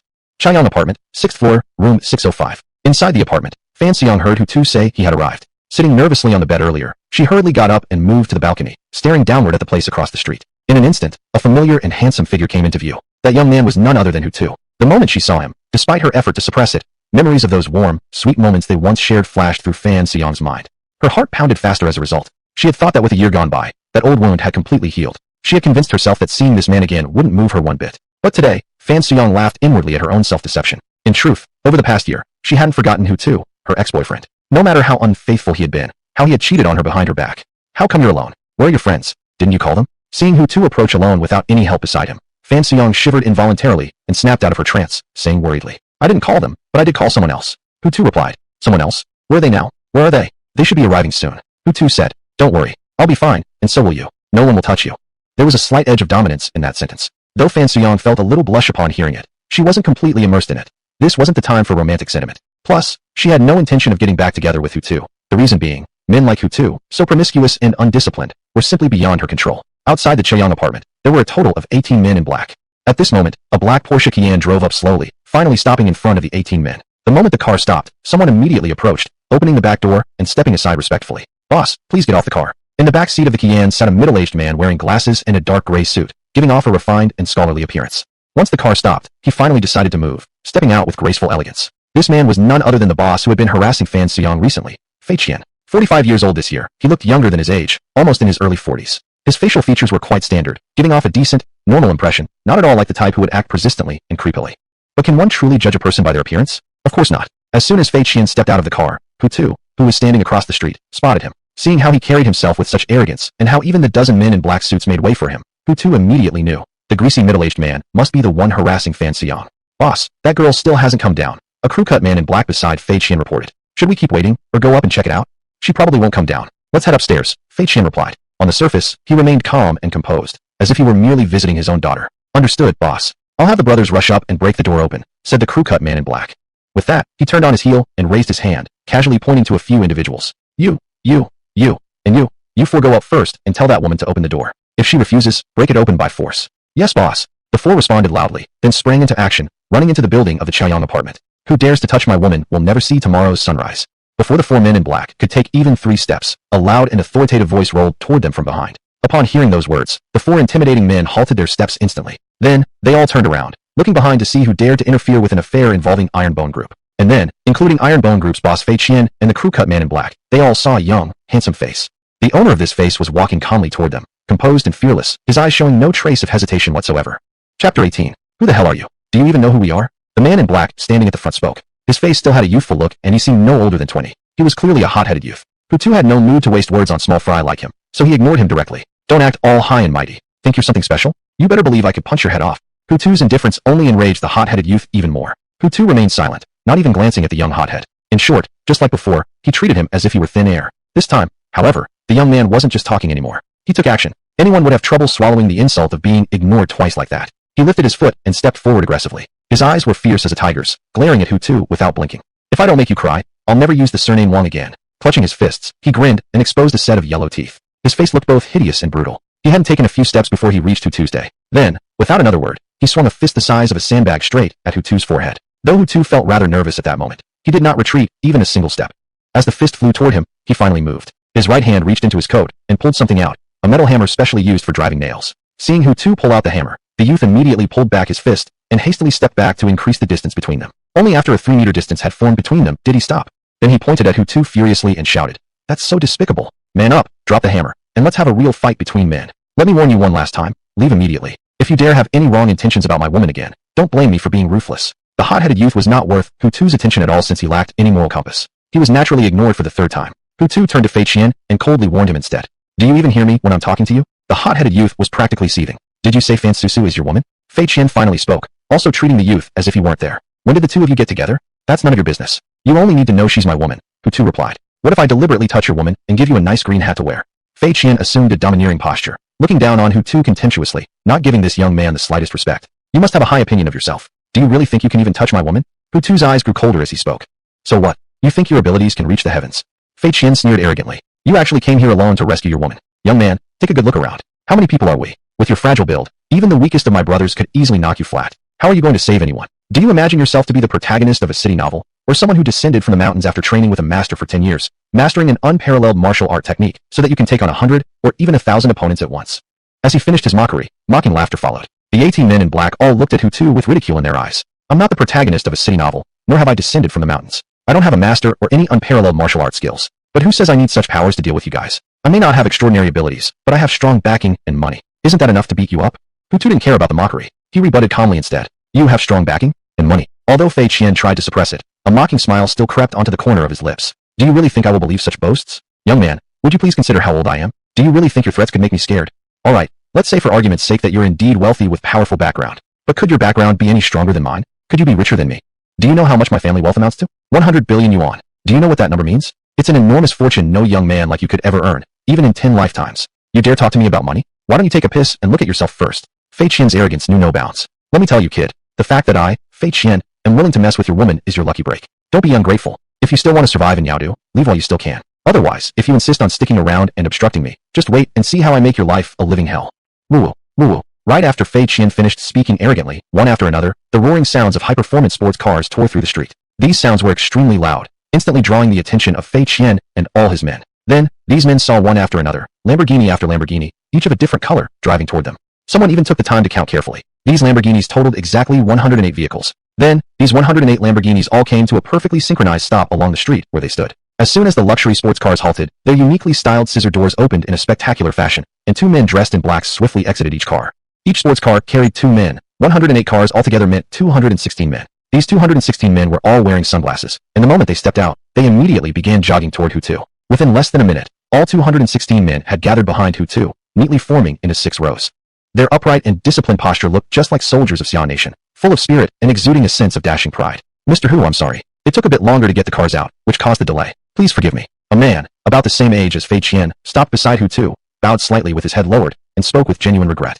It's fine. You arrived just in time. I don't mind at all, Hutu replied calmly. Hearing Hutu's response eased the man's anxiety somewhat. After all, General Manager Qin Yan had explicitly instructed him to assemble this grand fleet at Chaiyang Stadium within 30 minutes. But he had extended that time by 3 to 4 extra minutes. Chapter 19, I don't want to see him stand up again. Mr. Hu, what should we do? Zheng Qinglong, who only knew to assemble but didn't know why he had come here, looked at Fei Qian and others opposite them and asked puzzledly. It's simple. See those trash over there? Hutu raised his hand and pointed at Fei Qian and his gang, speaking very arrogantly. Just clean them up. All right, Mr. Hu. I'll make sure to handle it for you. Zheng Qinglong, who had already anticipated that the order would involve disciplining this gang of thugs, nodded lightly and responded indifferently. He wasn't the slightest bit surprised by the order from Mr. Hu because just a moment ago, inside the car before they had even gotten out, he could tell that there was intense tension between his boss and that gang of thugs across. These thugs really had no eyes. They dared to provoke his boss, a man worth over 30 billion. At this moment, Fei Qian and his men, who had just looked so fierce and aggressive, didn't seem to have that aura anymore. What remained on their faces was only shock and terror, accompanied by trembling and disbelief. They couldn't accept that this seemingly ordinary young man, who only seemed slightly good-looking and otherwise appeared to have no other merits, could actually call so many people and so many high-end luxury sports cars. Why you? Who exactly are you? Looking at Hutu, Fei Qian asked nervously. He is my boss, chairman of Golden Dragon Group, a man worth 30 billion. Without waiting for Hutu to speak, Zheng Qinglong answered proudly. You're truly foolish. Out of all people, you had to provoke our Mr. Hu. You're not young anymore. You have life experience and should know how to judge people. How come your eye for people is so poor? Zheng Qinglong's eyes showed undisguised contempt. T30 billion. Upon hearing the reply, Fei Qian's body and soul were instantly hit with a massive shock. He didn't even doubt whether Zheng Qinglong was lying or bluffing, because in the past while doing business, he had gotten to know Zheng Qinglong and knew that Zheng's true identity was a high-ranking official within Golden Dragon Group. In Golden Dragon Group, there seemed to be fewer than 10 people above Zheng Qinglong in rank. And a figure of such stature saying that the young man beside him was his boss naturally couldn't be a lie. Moreover, just yesterday, he had heard that the chairman of Golden Dragon Group had changed, and that the new one was a young man under 30 years old. However, not even in his wildest dreams would Fei Qian have imagined that the new chairman of Golden Dragon Group would be Fan Suzu's boyfriend. Mr. Hu, I was wrong. I lack judgment, and I, Fei Qian, am just a big fool. Please have mercy and forgive me this one time. I, Fei Qian, promise Mr. Hu that I will never harass the madam again. Without even thinking, Fei Qian immediately knelt down to apologize as soon as he learned Hutu's true identity. At this moment, he certainly didn't care about his own dignity. After all, his net worth of 1 billion was practically negligible compared to the Golden Dragon Group's vast might. Moreover, the Iron Bone Group he operated was merely a construction company, surviving by contracting projects and building houses. Their business had close ties with Golden Dragon Group. If he truly offended this new Mr. Hu beyond repair, the losses Iron Bone Group would face over the following year would be immeasurable, possibly even leading to the risk of bankruptcy. Therefore, given the current situation, kneeling down and begging for mercy was the only option Fei Qian had. Seeing Fei Qian kneeling and begging for mercy, Hutu's face remained as cold as ice. You harass my woman and think an apology can make everything okay? Do you really think I'm that easygoing a person? Hutu coldly questioned.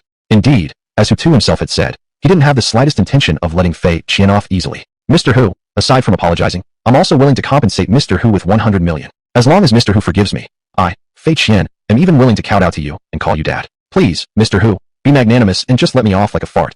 After speaking, Fei Qian bowed his head and started kowtowing to Hutu repeatedly, each time hitting the ground harder than the last. The 18 men in black didn't dare to stand either. They all knelt down, following Fei Qian's example and kowtowed to Hutu together. They also understood that they had offended someone they couldn't afford to anger, so if they didn't want to be beaten up by the 216 men in black standing behind, they'd better apologize obediently. Mr. Hu, should I proceed, or are you going to forgive them? Zheng Qinglong, who had intended to step forward, gave up on the idea the moment Fei Qian knelt down. Unsure of the next step, he consulted Hutu. Forgive them. Hutu sneered coldly. How is that possible? Hutu clearly remembered that before Zheng Qinglong and his men arrived, Fei Qian had been extremely arrogant, openly insulting him. It was acceptable for Fei Qian to insult him. He was a grown man with a broad heart, and not particularly bothered by such words. But what was unforgivable was that Fei Qian, with his rotten mouth, had insulted Fan Suzu right in front of Hutu, and and that alone decided there was absolutely no room for negotiation between them. Go break both of his legs. Hutu issued the order, adding coldly, and make sure it's brutal. For the rest of his life, I don't want to see him stand up again. Yes, Mr. Hu. I guarantee he'll be crippled. Zheng Qinglong showed not the slightest flicker of emotion on his aged face after hearing Hutu's ruthless demand. To him, it was as if Hutu had only asked him to slap Fei Qian rather than cripple both of his legs. You, and Wei Song. 4 of you go over and shatter both of his legs. Make sure you crush the bones so badly they can never be reconnected. After giving the order, Hutu watched as Zheng Qinglong immediately pointed to 4 of the black-clad men, sending them into action. Without hesitation, the 4 men in black started advancing toward Fei Qian, eyes filled with coldness. One of them even carried a machete. As the young man passed by Hutu, he paused briefly and asked, Mr. Hu, shall I just cut both legs off entirely? His tone was calm, as if mutilating someone was a routine, everyday task for him. Do as you please, Hutu replied indifferently. At the same time, he cast a glance at this young man, etching his savage face into the depths of his memory. Thank you, Mr. Hu. Then I'll proceed as I wish. The young man slightly bowed as a sign of gratitude. After saying that, he straightened his posture and resumed walking toward Fei Qian, shouting, You 3, grab him tightly and don't let him move. As for the cutting, leave that to me. The other 3 black-clad men didn't exchange any opinions, only silently nodding. Meanwhile, when Fei Qian heard that Hutu's retaliation would involve taking both his legs, his face instantly turned ashen pale. Chapter 20 Catching up with the ex-girlfriend. He tried to stand up, searching for a chance to escape. However, before his body had even risen halfway, the 3 men in black who were walking ahead of Hutu rushed over and pressed him down firmly. Under the immense strength of 3 grown, muscular men, no matter how fiercely Fei Qian struggled, there was not even the slightest chance of escape. When the young man holding the silver machete approached him, Fei Qian, who had never faced any threat to his life from childhood until now, was so terrified he actually urinated on himself. Of course, he also began begging desperately for his life. Mr. Hu, please, I beg you to spare me, please. As long as you don't cut off my legs, I'm willing to be your dog for life. I'm willing to lick your shoes and the soles of your feet. Please, Mr. Hu, show me mercy and spare this dog's life. Ah, Fei Qian had just finished begging when a heart-wrenching scream burst out from his mouth. Before he even finished screaming, his eyes rolled back and he fainted. At that moment, his lower body, his 2 thighs, were already separated from his torso. The young man with the machete executed the strike flawlessly and smoothly. With a single stroke, he cleanly severed both of Fei Qian's thick thighs from his body. It seemed as though he hadn't sliced through human flesh at all, but rather a cucumber that snaps easily in 2. At Yanchao apartment, room 605, near the balcony, Fan Susu, who had been standing there the entire time, witnessed everything that had just happened downstairs. At this moment, the bloody scene below didn't seem to shock her. Her focus was entirely on Hutu's day. She found it hard to believe that the Hutu she dated a year ago, one who was rather poor back then, only willing to buy cheap clothes online, a guy whose main attraction was his good looks, had now become the chairman of Golden Dragon Group, worth more than 30 billion yuan a little over a year later. Although she didn't know what had exactly happened to the young man during their year apart, she could be certain that during that time, he must have experienced some things no one his age should go through. Things that made him rise from the ashes and achieve his current success. Downstairs. Mr. Hu, you should leave quickly. Leave wrapping things up here to us. Zheng Qinglong, standing beside Hutu, said slowly with an energetic tone. Give those guys who handled things a generous bonus. Make sure they are well compensated. Hutu nodded as he instructed. After all, this was a society governed by law. What they had just done would certainly bring some future troubles. Though these troubles wouldn't directly reach him, the people at the bottom might end up doing jail time. Therefore, Hutu felt it was very necessary to reward the 4 men in black generously. Yes, Mr. Hu, I will handle it as you said. Zheng Qinglong replied promptly. That Hutu understood how to treat his men and knew the importance of fair reward and punishment brought him a sense of relief. If he had followed a boss with no sense of loyalty or responsibility, a boss who treated subordinates as mere shields or tools to make money, then it would surely have been a tragic fate for the men under him. After parting with Zheng Qinglong, Hutu didn't leave but instead entered Yanchao apartment. Since he had already come to Fan Susu's place, going up to see her, have a chat, and catch up with her was naturally necessary. As a high-end apartment complex, Yanchao apartment had elevators. 1 minute later, Hutu arrived at the door of room 605, the very door to the apartment where Fan Susu lived. Knock knock knock. Hutu raised his hand and mechanically knocked 3 times. Susu, I'm upstairs. Please open the door. Click. Right after he spoke, the door labeled 605 opened from the inside. Then, a tall woman with smooth, fair skin and an appearance rating of at least 90 out of 100 appeared in Hutu's view. She was none other than Hutu's 3rd ex-girlfriend, Fan Susu. Fan Susu was wearing her work uniform, a black-colored outfit with a skirt for the lower half. The skirt was slightly short, ending midway along her thighs, exposing her pair of flawless, silk stocking-free legs. In terms of female legs, hers were of the perfect kind. To summarize her legs in one sentence, she belonged to the type whose legs could be admired for 10 years without ever becoming boring. Back then, during the time when he was chasing after Fan Susu, whenever he saw her legs, Hutu had thought that even after 10 years, he wouldn't grow tired of them. Yet, after she finally became his girlfriend, that earlier thought seemed to Hutu then rather naive and laughable. Therefore, within the following year, he gradually grew somewhat tired of Fan Susu, who was regarded by other men as a perfect woman. Come in, Hutu's day. After opening the door, Fan Susu immediately stepped aside to invite Hutu inside. Hutu didn't hesitate either. He was once very familiar with this place, so he walked straight in. The interior was very tidy, and the air carried a faint fragrance that smelled particularly pleasant, perhaps the scent of a woman. The place where Fan Susu lived wasn't very big, just a 1-bedroom apartment. But for a single woman, such a space was already quite spacious and comfortable. Hutu, you can sit wherever you like. I'll go get you a glass of water. After closing the door, Fan Susu hurried to serve him, quickly heading into the kitchen. Hutu plopped down on the sofa without moving further to toward Fan Susu's bedroom. After all, she was an ex-girlfriend, topping out as just a friend now, not someone with whom he shared an intimate relationship. Soon, Fan Susu came out from the kitchen holding a glass of water. Arriving beside Hutu, she bent over slightly and handed him the glass. Here, Hutu, have a drink. Hutu smiled as he took the glass, politely saying thank you. You don't need to thank me. Actually, I should be thanking you. Without you, I can't even imagine what would have happened to me today, Fan Susu said with a gentle voice, her tone especially soft. No matter how many times Hutu heard it, it always made him feel comfortable. Let's not talk about that anymore. Let's talk about something else. Hutu changed the subject. Have you been living alone this past year? Chapter 21, High School Classmates. You're all by yourself. As the topic continued, Fan Susu's eyes became deeper. Being alone is actually quite good. You don't have to think about anything else. You just focus on earning money. What about you? With your personality, I bet you've had several ex-girlfriends in the past year or so, she asked with a smile. No, Hutu shook his head. You're thinking too highly of me. In reality, I'm just an ordinary person. I also face setbacks. There's no such thing as a smooth path without obstacles. Could it be? You've been rejected by quite a few girls. Upon hearing this, Fan Susu's beautiful big eyes gradually widened. Well, isn't that normal? Some girls get along with me because of my personality or appearance. But there are also those who only like wealthy men. Usually, when I interact with these women, my sweet talk is like hitting cotton. There's absolutely no reaction. Some with bad tempers even turn cold or directly tell me they find me annoying. Everything Hutu said was true. There was no attempt to exaggerate or provoke sympathy from Fan Susu. He didn't know why, but after his breakup with Fan Susu, the women he met, whether beautiful or attractive, seemed to have all agreed on one thing. They only wanted to marry men with money or those who already owned a house in Yaodu. As for Hutu, handsome, but poor, he faced rejection everywhere he went. Take yesterday's blind date at the cafe, for example. He had met Linyu. Hutu and Fan Susu hadn't talked much. Especially when they noticed the atmosphere in the room beginning to turn awkward, the amount of things they could say dropped to nearly zero. Neither knew how to start a conversation. To avoid further embarrassment, Hutu, quite considerately, took the initiative to say goodbye to Fan Susu first. And so, the uncomfortable conversation came to an end. By the time he returned home to his apartment at the Tangshan community, it was almost noon. Under Yang Mi and Tong Yaya's care, Hutu enjoyed a sumptuous lunch. Time passed quickly. In the blink of an eye, 3 days had quietly slipped by. During these 3 days, the check-in system hadn't issued any tasks, and Hutu himself had nothing much to do. Most of the time, he simply lazed around at home in the classic Gyu posture, lying on the couch. At this moment, he was quietly lurking in the high school class WeChat group. Hutu wasn't fond of posting often. Most of the time, he remained silent, quietly observing what his former high school classmates had become. 5 years ago, when he was still in university, Hutu had once reunited with some of his high school classmates. Of course, not everyone in the class had come. Only a few who were studying or working in Yaodu attended the gathering. In total, only 16 people had showed up. 6 of them were already employed, while the remaining 10 were still in college. Hutu vaguely remembered that even at that 5-year reunion, the once innocent classmates already showed signs of worldly influences. While having dinner together and chatting, instead of talking about which girl was prettier or which boy looked cool and handsome, they discussed things like how much money someone could earn annually, how to find a decent job, or how to marry into wealth. In short, everything revolved around money. At the time, as a student without an income source, Hutu found it hard to fit into such conversations. As a result, he barely spoke the entire evening. However, 2 people from that class reunion left a particularly deep impression on Hutu. One of them was a girl named Zhomei. During high school, she had always been the most beautiful girl in the class, the undisputed class flower, admired by all the male classmates. Naturally, such beauty drew the attention of boys, so many of her male classmates secretly admired her. Most were considerate enough not to break the delicate barrier of classmate relationships. However, those who dared to openly express interest were mercilessly rejected, as she always insisted she was too young and wanted to focus on studies instead of relationships. Back then, Hutu considered her a determined and responsible girl who understood the importance of education. He held her in high regard even during the first 2 years of college. But after that reunion 5 years ago, his admiration for Zhomei instantly vanished. Because this girl had become someone completely different from the studious girl he once remembered. It wasn't until now that I realized that for a girl, having a high degree or a high salary isn't as good as simply finding a wealthy man. Everyone knows the housing prices and cost of living in Yaodu. To live well in this city and buy a home here, I think relying on the little salary I earned after graduation, I probably wouldn't be able to afford a house in my entire lifetime.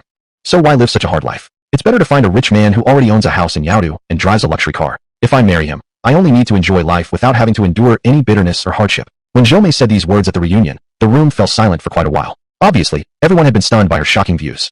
After all, back then she was only 21 years old. Most 21-year-old girls were still full of romantic ideals, yearning to meet someone with whom they would deeply fall in love. But she had abandoned love and chosen money instead. Her reasoning was even more absurd, simply because she didn't want to suffer. Everyone knew that real successful people were those who had endured trials and hardships, walking through storms before achieving their current success.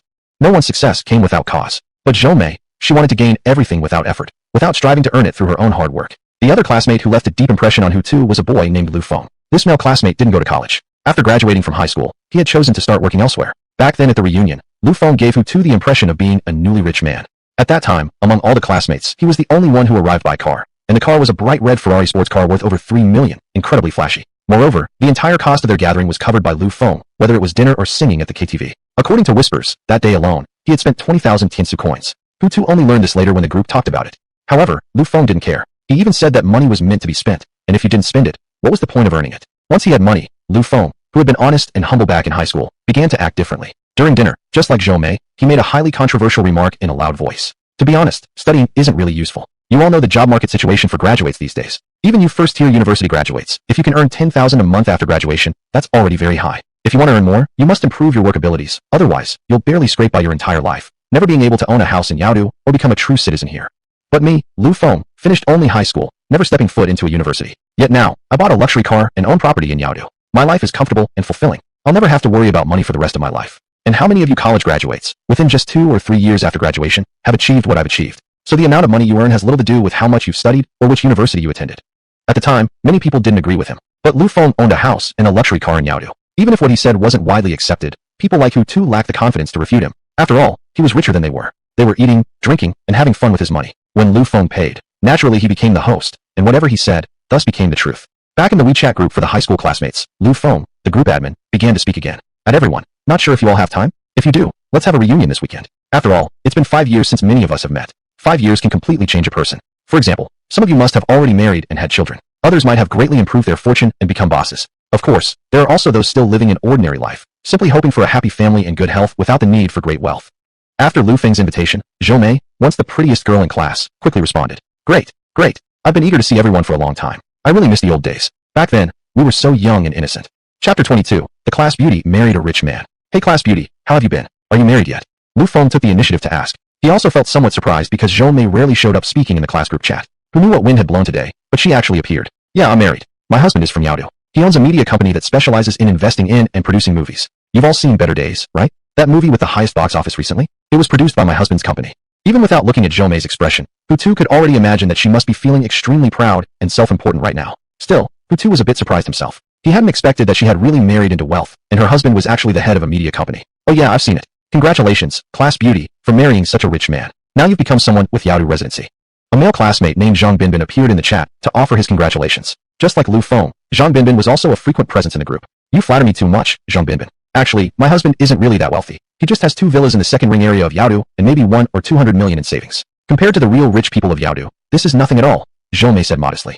However, having 2 villas in the second ring area of Yaodu and a bank account with 1 or 200 million, this so-called humility sounded a lot more like bragging to anyone who heard it. Seeing this message, Hutu just shook his head and smiled. Zhou Mei these days had completely turned into someone obsessed with money. At least in her mind, a wealthy lifestyle was definitely the top priority.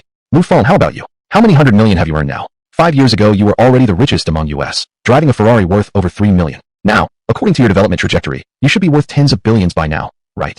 Whether it was out of curiosity or intentional comparison, Zhou Mei's words definitely felt loaded and quite uncomfortable to read. Life has its ups and downs. How could Lu Feng's life always be on the rise? I'm no immortal after all. Lu Feng responded rather quickly, keeping his tone light and casual. Right now, I've just opened a small factory in the suburbs of Yaodu. As for earnings, they aren't that much, only about 1 million a year. Enough to live comfortably, but certainly not comparable to you, dear class beauty. One of your husband's films makes several 100 million profit in one go. That's more money than I could earn in several lifetimes. Lu Feng didn't seem to mind poking fun at himself. He was quite open-minded. 5 years ago, during his arrogant, young phase, if Zhou Mei had flaunted things in front of him like this, he wouldn't have even replied. Instead, he would have just shown a displeased face.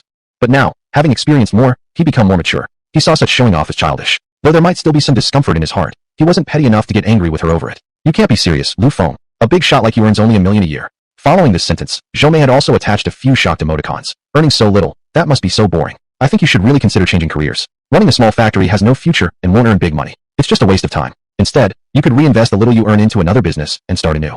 Reading this message, as well as other quiet members of the chat, everyone, including Hutu, couldn't help but twitch their lips slightly. Earning 1 million a year is considered small change? This Zhou Mei really spoke with a lot of attitude. Sure, your husband makes a lot, earning 1 or 200 million from just one movie. But just because you've become a phoenix, does that mean you can forget how difficult and exhausting life is for regular people trying to earn money? You should know, in the whole country of Shaohua, less than 10% of people make over 10,000 monthly. Annual income in the millions is extremely rare indeed. In their eyes, someone like Lu Feng was already considered highly successful. And yet, you go ahead and even advise him to switch careers into another business. Reading Zhou Mei's message, even the much more tempered Lu Feng 5 years later found it hard to hold back and muttered, "You fucker, if you weren't relying on your man, what the hell would you be? Who do you think you are, coming here and getting high and mighty with me? You should really go piss in a mirror and take a good look at yourself." Of course, while replying, Lu Feng remained polite. Haha, I'm just a rough guy, not someone as refined as your husband, class beauty. I think that earning a few million a year is already quite enough. At least it's enough for me. So, please don't trouble yourself, class beauty, to be concerned about my job change. Lu Feng said, well, it's your own life, so you decide. I'm just giving you my opinion. Whether you take it or not doesn't really matter, Zhou replied. At this point, Hutu still hadn't said anything, staying in lurker mode. Truth be told, he didn't know what to say either. If he had to act like Zhou and boast about how rich he was, he'd find that behavior extremely tasteless. However, he did feel a bit excited about the reunion 5 years later. After all, there was one female classmate he really wanted to see. What about the reunion then? Should we have it or not? Lu Feng asked again in the group chat. Have it, definitely have it, Zhou replied instantly. All expenses will be covered by me, Zhou. Everyone can just come and have fun, drink as much as you want. The amount doesn't matter at all, it's all about having a good time. And all our classmates from this graduation class must attend. Those who aren't in Yaodu can fly in, and I'll cover round-trip airfares. Accommodation after you arrive will be fully covered by me too. Anyone who doesn't show up is basically disrespecting me, Zhou, and don't even try to claim you're my classmate in the future. Her tone was quite domineering, and to those who didn't know better, it might have sounded like an arrogant nouveau riche speaking. After this message from Zhou, many classmates who had been lurking in the chat started to emerge one by one. Okay, I'll definitely come. Must give Zhou face. Whoever doesn't go is a dog. I'm coming too, but I'm currently in Mudu. I'll have to fly in. I'd love to see Zhou's 2 villas. Living in that kind of place every day must feel amazing. Why couldn't I be like Mimi and marry a wealthy rich man? Simple, because you're not as beautiful as Mei, and millionaires aren't interested in you. There were many messages. Over 30 classmates chimed in, saying they'd attend this reunion. Among them, Hutu noticed a familiar name, a female classmate named Yao Hui. The message she sent was very simple. Yep, I'll be there. That was all. Hutu paid attention to her simply because they had been in the same class together for the entire 3 years of high school. They had even sat next to each other for 3 years straight, and back then their relationship had been somewhat ambiguous. So compared with others, the bond between Hutu and Yao Hui ran much deeper. Chapter 23 Master, to Golden Dragon Mansion. Yet Yao Hui hadn't attended that class reunion 5 years ago, and this also caused Hutu to be even more eager to see her at this reunion. At this moment, Hutu also appeared in the group chat. I will go as well. See you all then. The message was extremely brief, much like Yao Hui's. Unremarkable and barely noticeable. Therefore, after this message was sent, it was as if nothing had been posted at all. Everyone's attention still revolved around Zhou. Right now, in the second ring of the Monster City, at Golden Dragon Mansion, a villa district. Inside the living room of a 3-story villa, a woman dressed in a black skirt with fishnet stockings was sitting casually on the sofa, her long legs stretched out and resting on the glass coffee table in front. Her sitting posture was quite open. If someone were to stand in front of her, they could get a full view beneath her black skirt. This woman's looks were about 80 points out of 100, standard facial features, not a plastic surgery face, and decently maintained skin. She looked quite feminine. Her figure also belonged to the top tier among women. Her curves were full where they should be, and flat where they shouldn't, like her abdomen. Many girls with less than ideal bodies might feel insecure when seeing her.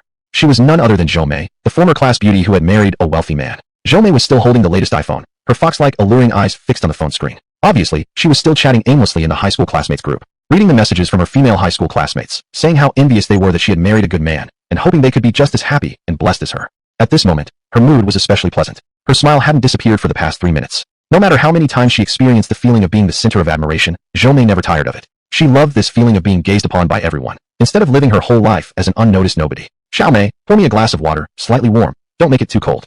At this time, a middle-aged man wearing glasses and dressed casually entered the living room, sat beside Zhou, and said, Okay dear. Without hesitation, Zhou immediately stood up cheerfully, walked to the water dispenser, and took a glass cup, filling it with warm water. Then, she strutted sexily back to the sofa, handing the warm glass of water to the middle-aged man. Here, dear, have a drink. Her voice was sweet and cloying, the tone many women used when coquettishly speaking to boyfriends or husbands. Zhou was deliberately using that adorable tone to make her husband feel more comfortable. That kind of demeanor also pleased him more. Wu Yong took the glass and sipped slightly, then lost interest. His eyebrows were knitted together, and he looked gloomy, as if something was troubling him. Noticing that her husband no longer wanted to drink, Zhou quickly retrieved the cup and placed it on the coffee table. Then, she sat back down beside him, hugging his arm, and tenderly asked, What's wrong, dear? What's happened? You've been frowning all day. The company's supposed to shoot a movie, but we can't find investors. Originally, Golden Dragon Group planned to invest 100 million yuan. However, when I approached their executives for negotiations, they told me they haven't made a decision yet and needed more time to consider. In front of his wife, Wu Yong did not hide his feelings but poured out his heart. After that, I waited for 3 days, but Golden Dragon didn't contact me. Finally, I got the CFO's contact information, hoping to reach out. Yet, when I called, the secretary of President Qin answered instead, saying that he was in a meeting and couldn't take my call. Then they told me again that the investment matter required more waiting. Their company still hadn't made a final decision. But the filming for this movie has already started and is nearly 1/3 done. This is precisely the time when we're facing a shortage of funds. If Golden Dragon drags this on and keeps delaying their decision, can our company even continue shooting the movie? By the end of his words, Wu Yong was clearly furious, and the anger on his face was apparent. It's okay, dear. I believe Golden Dragon will definitely invest. As a big company, investing 100 million into a movie won't be a burden to them. Plus, after the movie's released, they can earn money from the box office. How could they possibly miss out on a beneficial deal like this? Zhou comforted him with tenderness and care, performing her role as a loving wife very well. Although, in reality, her husband Wu Yong wasn't short of that 100 million investment and could easily fund it himself. However, filming any movie carried risks, and there was no guarantee that this one would make a profit after its release. Wu Yong had already invested in several movies that ended up losing money. Plus, the current film they were filming had already cost close to 100 million, draining nearly half of their entire savings. There was simply no reason to invest another 100 million. Therefore, seeking new investors to fund the movie's continued production was indeed a rational decision. You're right, Xiaomei. With our company's reputation and the support of several movie kings, it's absolutely a safe bet. It should be no problem at all to secure another 100 million in investment. I believe Golden Dragon Group will agree soon. Zhou Mei's reassurance gave Wu Yong a lot of confidence. Initially, he had thought this little wife of his was only good at coquettish behavior, knew how to dress well, and had some bedroom skills. Beyond that, she probably didn't have much else going for her. But after marrying her, Wu Yong discovered that Zhou Mei did have quite a few other good qualities. She could cook meals, wash clothes, clean the house, and even her flirtatiousness wasn't overly artificial or temperamental. Overall, in terms of personality, she was more mature than he had expected. Time flew by quickly. Days passed like months. Today was Sunday, the day Hutu had arranged to meet up with his high school classmates. They had agreed to gather at Zhou Mei's home, that mansion valued at nearly 50 million yuan. At this very moment, several of Zhou Mei's female classmates had already arrived at her house. Most of them had flown in yesterday and had spent the night at Zhou Mei's place. This villa had 13 rooms in total, not counting the living room and study, offering more than enough places to sleep. Meanwhile, Hutu, who had stayed home all this time, finally left the house at 9 o'clock. After leaving the Taichan Epine residential complex, he walked to the roadside, raised his hand as usual, flagged down a taxi, and got in. Driver, to Golden Dragon Mansion in the second ring area. All right, please fasten your seatbelt, the driver replied. Chapter 24. In this era, only the rich are true lords. Buckling up was a traffic rule, and Hutu, being a law-abiding good citizen, naturally wouldn't violate it. So he fastened his seatbelt. Throughout the journey, the driver maintained a steady speed, driving smoothly and steadily. About 20 minutes later, the taxi arrived at its destination, Jinlong Huafu, Golden Dragon Mansion. Hutu was unaware that his own company had constructed a residential community in the location of Yaodu's second ring road. This residential complex appeared somewhat aged, with evident signs of time on its buildings. Hutu roughly estimated the houses to be about 10 years old. After paying the fare, Hutu got out of the car and started walking into the complex. However, he hadn't taken 2 steps before being stopped by the property management, or more precisely, the security guard stationed at the entrance of Jinlong Huafu. "Excuse me, young man, you're not from here, are you?" asked a middle-aged man with a bald head as he extended his head from the window of the booth. "That's right, I'm not. I'm here to meet a classmate," Hutu responded. "Which classmate?" the guard asked. "Zhou Mei. She lives in the villa area." "Zhou Mei, right. All right, I'll call her. Please wait a moment." With that, the guard retracted his head and took out his phone to search for the contact number. After finding it, he lifted his head again to look outside. "What's your name, young man?" Tuesday, who as in Hugo, and two as in the word for journey. Hutu stated clearly. Only after knowing the name did the middle-aged bald guard finally dial the number. The call was soon connected, and the person answering was indeed Zhou Mei. After a brief inquiry, it was confirmed that this young man named Hutu was truly Zhou Mei's classmate and had come today for a class reunion. Thus, the security guard allowed him to pass. After entering, Hutu walked alone, his back view appearing rather lonely. At this moment, a luxury Porsche 911 was also approaching Jinlong Huafu. Yet, this time, the middle-aged bald guard didn't stop the car, but simply pressed the button to lift the barrier, allowing it to open automatically. The Porsche, without even stopping, accelerated and sped into the complex. Hutu had initially assumed that the Porsche owner was a resident of Jinlong Huafu, having bought a house here, which was why he wasn't required to show identification. However, when the Porsche approached him, stopped momentarily, he realized how naive his assumption had been. Because the person in the Porsche didn't actually reside in Jinlong Huafu, but rather in a place close to the outskirts near Yaodu's 5th Ring Road. Of course, Hutu knew this person well. It was his senior high school classmate, Lu Feng, whom he'd last met 5 years ago during a class reunion. Lu Feng might not live here, but he could still enjoy special treatment just by driving in a luxury car, no inspection or check required. But Hutu, who arrived by foot, was being treated like a suspicious thief by the security personnel. Indeed, in this era, only the rich are the true lords. Is that Hutu? After parking, Lu Feng rolled down the window and asked with some hesitation. Hutu, on the other hand, immediately recognized Lu Feng, who had a very distinctive face, square-shaped face, thin build, and short stature, bearing a striking resemblance to Jack Ma. "Yes, it's me." Hutu simply nodded. "Well then, why are you still standing there? Hurry up and get in the car." Upon confirming the identity of his old classmate, Lu Feng's attitude relaxed. He casually opened the passenger door. Hutu didn't hesitate, quickly walking around to the other side of the Porsche, hopping in, and closing the door. The luxury car resumed its journey. "How come you came on foot? Haven't bought a car yet?" Driving, Lu Feng struck up a conversation out of curiosity. "No, not yet. I haven't even taken the driving test yet," Hutu replied candidly. Indeed, he hadn't taken the test yet. He had originally planned to do so this year, but that intention was interrupted after acquiring Golden Dragon Group, a company worth a staggering 300 billion. Suddenly becoming a billionaire worth 300 billion. Did he really need to drive by himself? Of course not. Otherwise, where would his money go? "Come on, you haven't even taken the driver's license exam?" Lu Feng seemed genuinely shocked, as if he had heard something unbelievable. Most young people today have their licenses as soon as they turn 18. You can't go on like this, Tuesday. Although getting a license in Yaodu is indeed a bit difficult, as long as you register, prepare well, and pass the exams within a year, it can definitely be done. "Yeah, I'll try to do it," Hutu responded dismissively. "How about your job? How's it going now?" Lu Feng continued out of idle curiosity. "Which company are you working at now? And what's your salary?"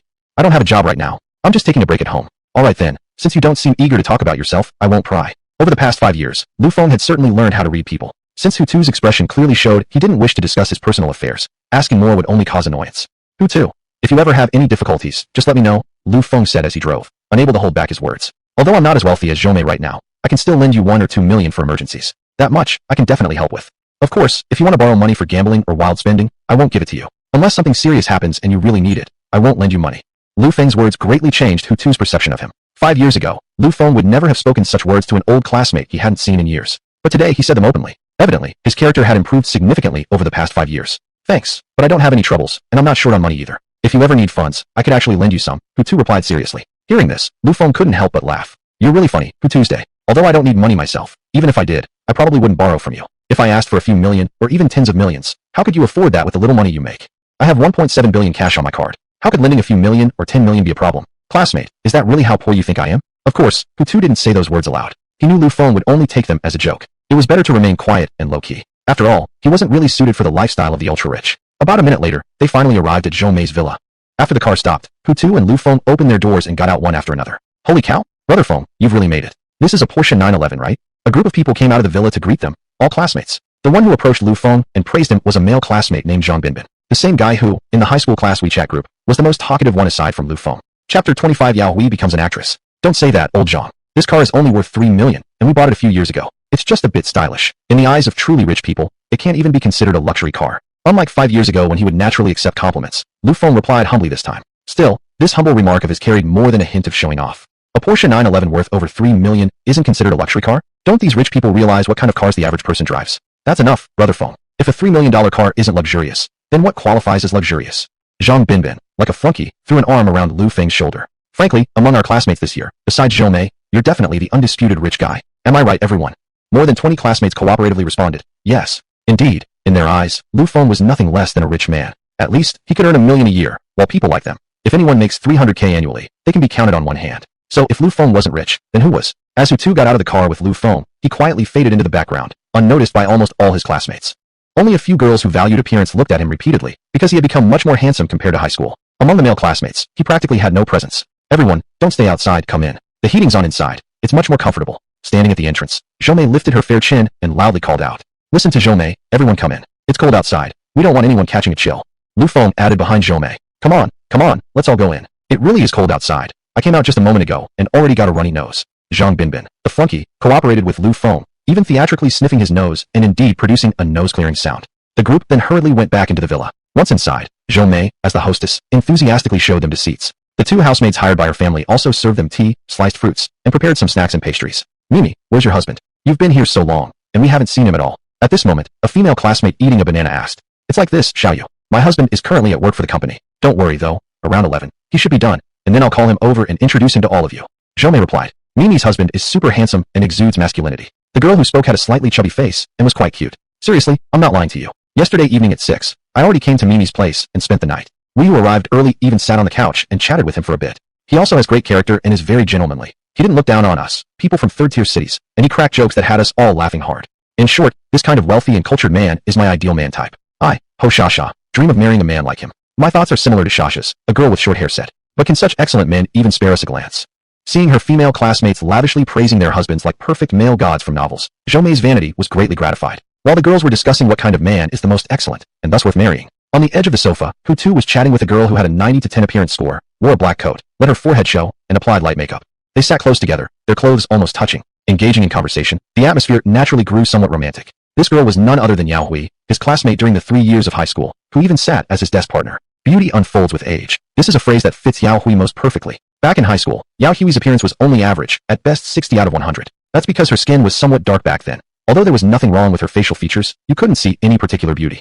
Plus, year-round, she nearly always wore the school uniform and never dressed up. Naturally, over those 3 years, she had become quite the wallflower. Yet, back when all the classmates thought Yao Hui was just an ordinary girl, Hutu thought she was rather pretty. He didn't know why either, but if he had to come up with a reason, it might be because of her kindness.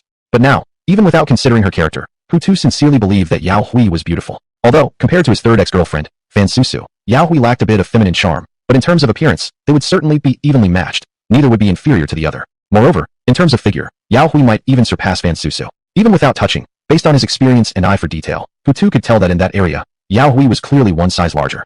You really entered the entertainment industry? You're an actress now. After chatting for a while and finding out that Yao Hui's occupation was an actress, albeit a minor one who had only played 8th or 7th female lead roles, Hutu felt genuinely surprised. A woman, an especially beautiful woman, whose figure was also quite impressive. For such a woman to enter the entertainment industry, it would be practically impossible for Hutu not to think along those lines.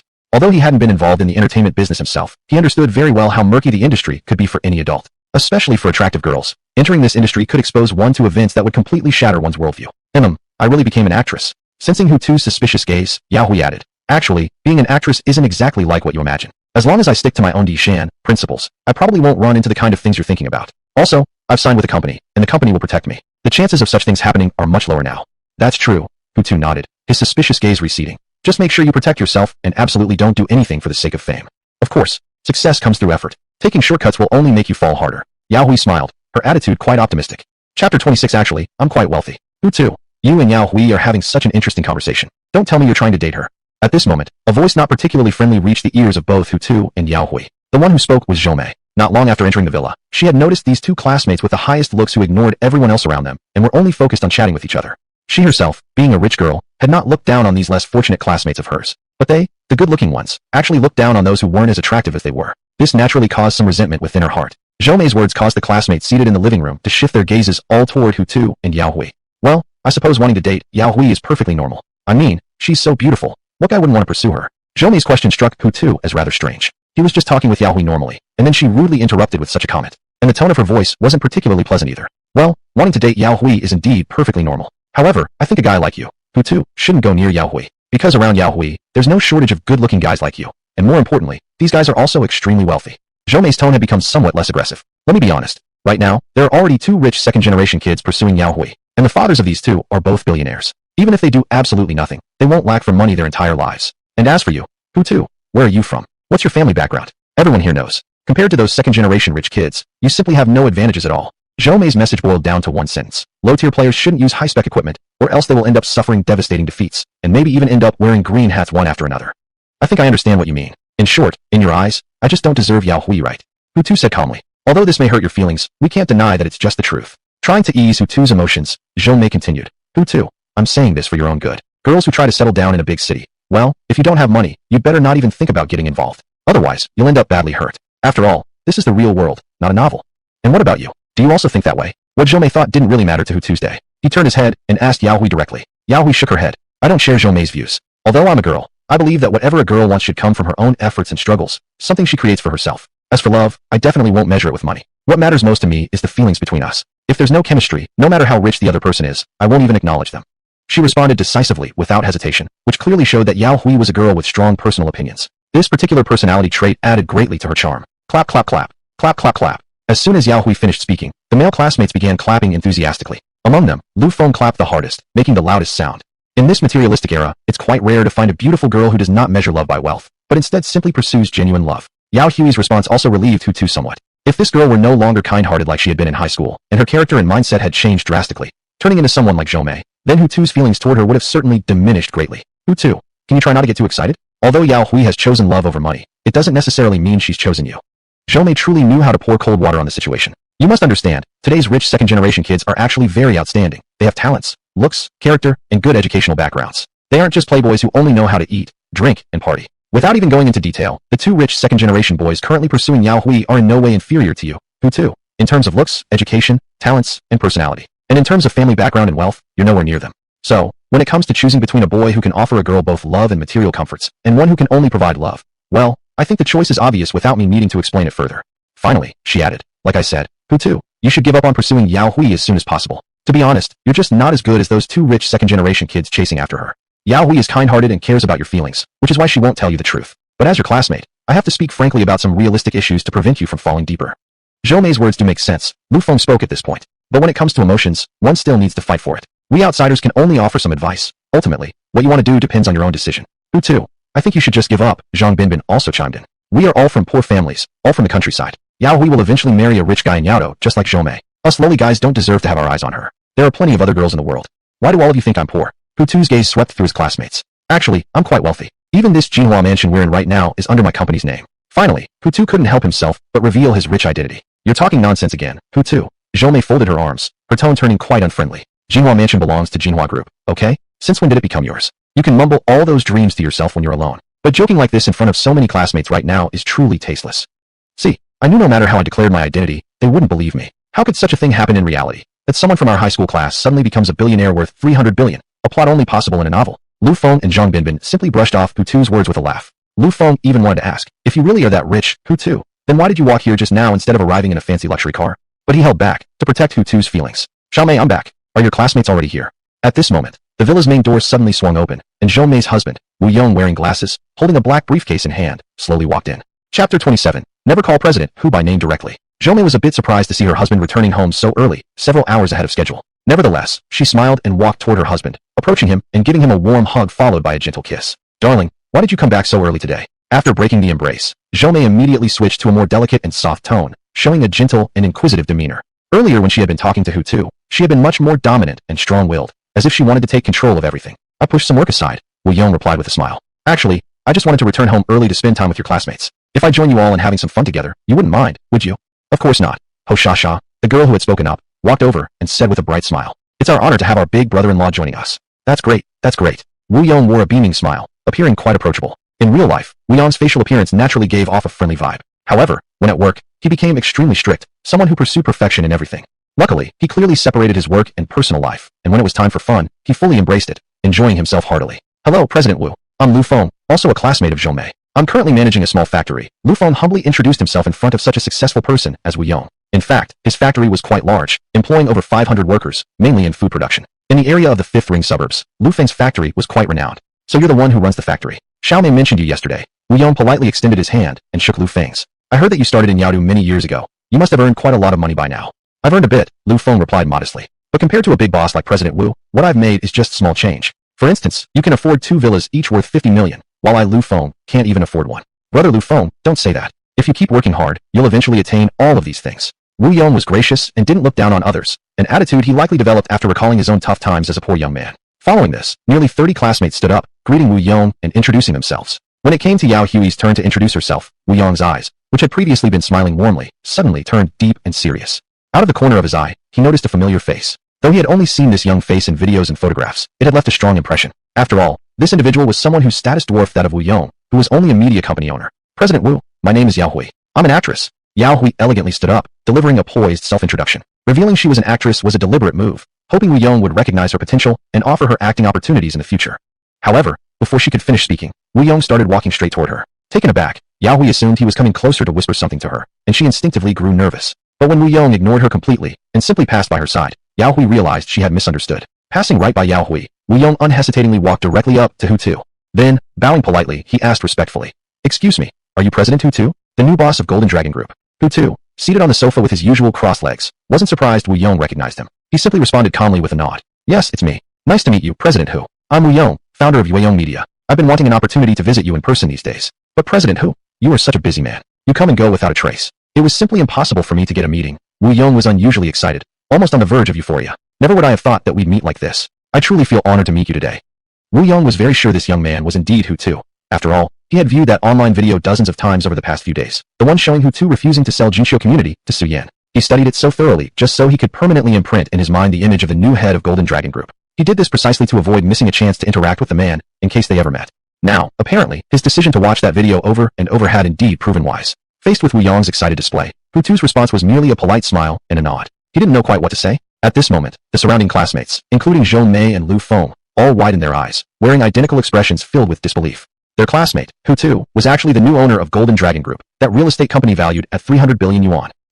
What on earth has happened to the world? A boy from a rural village in a remote 18th tier small city. How could he rise to such a position in just a few years? Darling, are you sure that Hutu is really the new president of Golden Dragon Group? Zhou Mei asked with a very uneasy heart. Frankly speaking, she still refused to accept it. To her, Hutu was just a poor boy from the countryside and could never have achieved such immense success. "Xiaomei, what are you saying?" Wu Yong immediately scolded as he spoke. "Could I possibly mistake someone? Also, don't call President Hu by his name directly, even if he's your classmate." After hearing this, Zhou Mei's expression became even more embarrassed than just now. Her husband had spoken this way, which clearly showed that today's Hutu was truly no longer the same as back then. "Xiaomei, go apologize to President Hu quickly, and from now on, you must never be so casual with him again."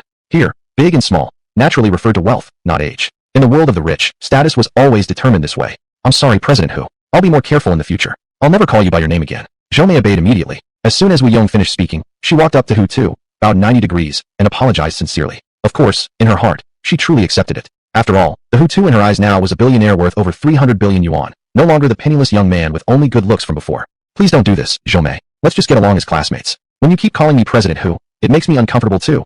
Hutu humbly responded. "No, it must be President Hu. President Hu, your status is worlds apart from ours. Calling you by your name directly would make me feel uneasy."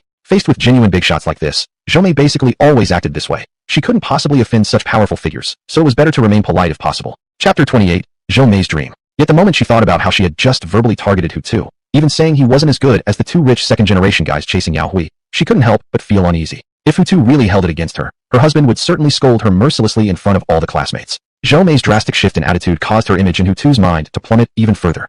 He couldn't even understand what Wu Yong, who was talented and wealthy, had seen in her. Could it really be that superficial, just her looks and body? Hutu, I really didn't expect it. So you're actually rich, Lu Feng said, his tone unchanged from usual. No wonder when you rode in my car before, you said that if I ever needed money, I could come to you. At the time I thought you were joking, but now I see it's actually true. Then you won't go back on your word, right? If I ever really need money, can I really come to borrow from you? Of course, my word is good, Hutu replied with a smile. However, if you're borrowing the money for an emergency, that's fine, but don't ask me for money for food, drinks, or entertainment. Lu Feng had said the same thing earlier on the way over. Naturally, Hutu had to return those words to him. Definitely, Lu Feng replied, satisfied. I wouldn't sink so low as to rip off classmates. That kind of heartless act, I'm not capable of doing. As soon as Lu Feng finished speaking, another person immediately jumped out and approached Hutu. It was Zhang Binbin, the obvious yes man. Brother Hu, I always knew you'd be the only one among our class who would eventually amount to something big, Zhang Binbin said, not blushing in the slightest as he lied. I originally wanted to tell you this a long time ago, but just never had the time. Now that I've finally said it, I feel so much better inside. Come on, Brother Hu, let me have another toast with you. Zhang Binbin boldly grabbed 2 glasses of beer, handed one to Hutu, clinked glasses with him, and then downed his own in one gulp. Gulu, gulu. With just 2 gulps, he finished his entire cup. Since everyone was classmates, Hutu naturally wouldn't be petty enough to embarrass the other person, so he also picked up his beer, gulped it down in several swallows, and finished it off. Great. Brother Hu, what great drinking capacity. No wonder you're a big boss. Someone who accomplishes big things really is different. Something as simple as drinking beer, which every adult could do, was spun through Zhang Binbin's mouth into a unique skill seemingly possessed only by Hutu. Hutu's eyes remained clear. He wouldn't let himself be flattered into feeling giddy by such insincere compliments.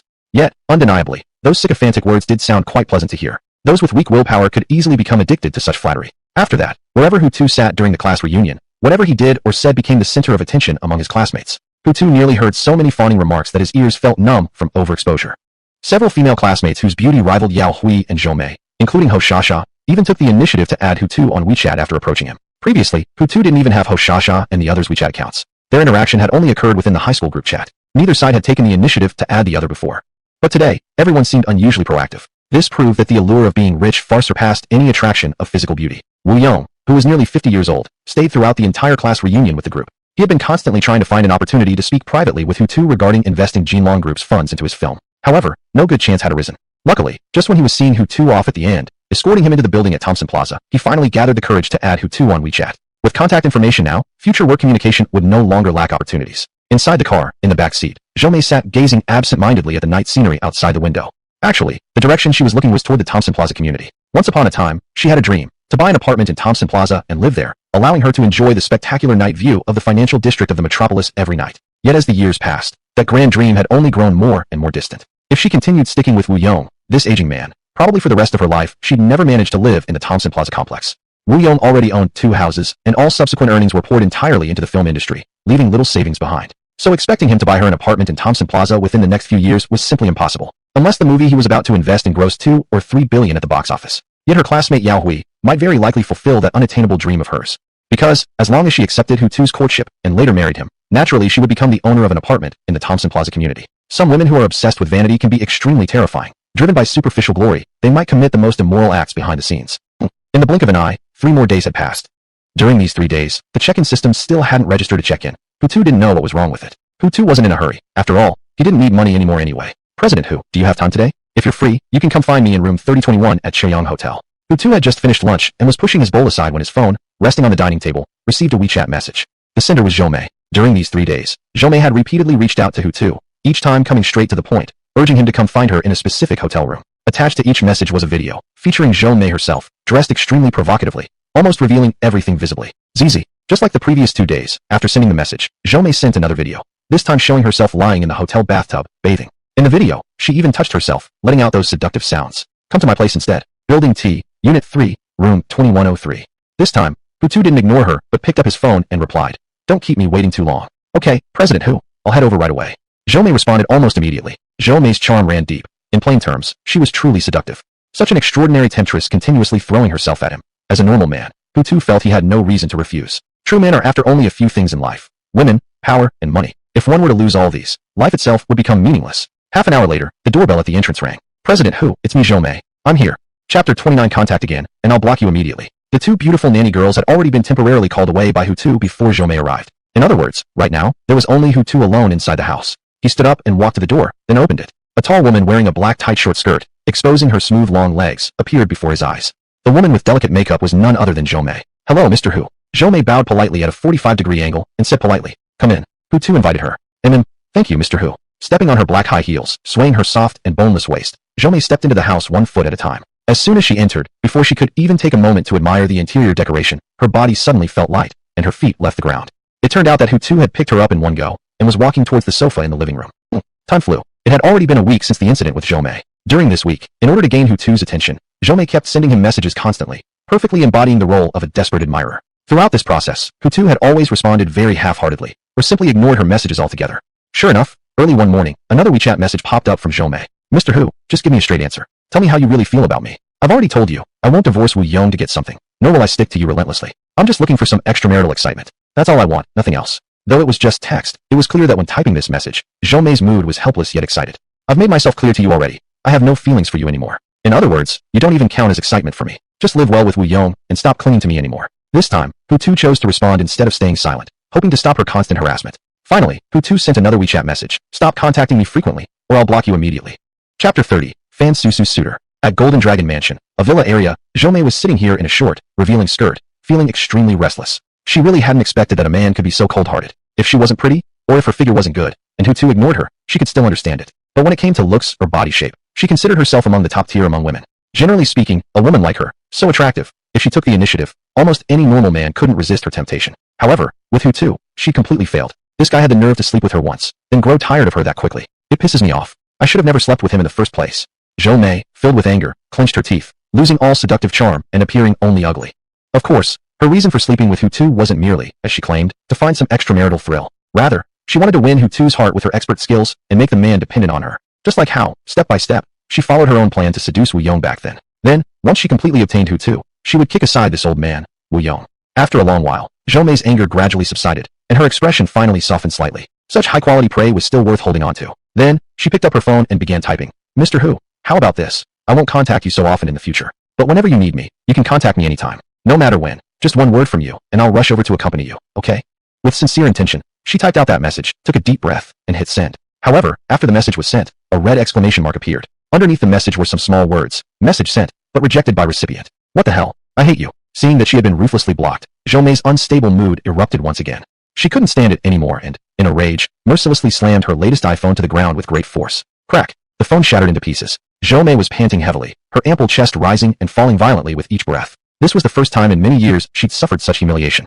Building T, Unit 3, Room 2103, at the Thompson Elite Community. What kind of man are you? What kind of man? Hutu, sitting on the dining chair with his eyes closed, resting, suddenly heard his phone ring. He opened his eyes, picked it up, and saw the incoming call was from an unfamiliar number, though still from Yaodu. Oh great, could this be that bitch Jomei again? Hutu had also ruthlessly blocked Jomei's number, but she had saved his contact info, so as long as she switched phones, she could still reach him. Without thinking much, Hutu still chose to answer. Then, from the other end of the line, came a young male voice. Are you Fan Susu's boyfriend? The voice questioned, not very friendly, carrying a tone of hostility. From the voice alone, Hutu roughly judged the young man's age was about the same as his. Yeah, I am. What's up? Hutu admitted straightforwardly, then asked.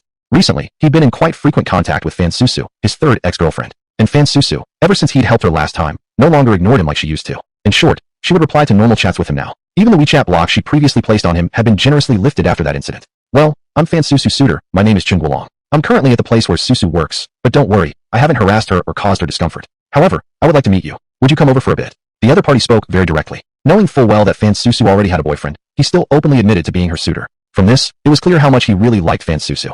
Why would you want to see me? Hutu asked. Can't you just say whatever it is over the phone? There are some things better done in person, more effective that way. Chen Guolong's tone exuded a certain arrogance. Of course, if you don't wish to come, I won't force you. But as for my pursuit of Susu, it won't be stopped even the slightest bit by you. Besides, I'm also confident that I will successfully win Susu over. With my family background and sincerity, given enough time, Susu will definitely be moved. And when that happens, it will be the moment when you're mercilessly abandoned. Chen Guolong's sense of superiority gave off an inexplicable aura of self-confidence. But the fact that he dared to say such things clearly indicated he had some real confidence behind it. After speaking, Chen Guolong immediately hung up the phone, not even giving Hutu a chance to respond. In Unit 2103 of Thompson Elite Community, Chen Guolong's habit of hanging up without saying a word didn't actually anger Hutu. However, that guy, calling himself Chen Guolong, acted as if he was completely confident just because he came from a wealthy family, believing he would surely win Fan Susu over. This inexplicable sense of superiority slightly annoyed Hutu. He himself was a man worth 300 billion, yet he wasn't this self-obsessed. Could this Chen Guolong possibly have even more money than him? What kind of man are you? What kind of man? Just as Hutu was lost in thought, his phone rang again. Snapping out of it, Hutu grabbed his phone and checked the caller ID. It was Fan Susu calling. Without even needing to guess, Hutu knew Fan Susu was calling about this Chen Guolong. Susu. Hutu answered the call. Hutu. Did a man named Chen Guolong just call you? Fan Susu asked on the other end, her tone serious. He said he's pursuing you. Is that true? Hutu said. Yeah, there's something like that, but I don't have any feelings for him at all. Actually, I even find him quite annoying. Fan Susu sounded helpless, and she sighed. To discourage him from pursuing me, I lied and told him I already have a boyfriend, and that it's you. Right after I said that, he bribed my coworker, pretended to borrow my phone, but in reality searched for your number and got it from there. In short, Hutu, don't pay any attention to him. These rich second-generation guys, with nothing better to do, go out of their way to create things to occupy their time. I'll just ignore him for a few days, and he won't bother me anymore. Alright, I won't engage with him. You focus on work. I have something to do, so I'll hang up first.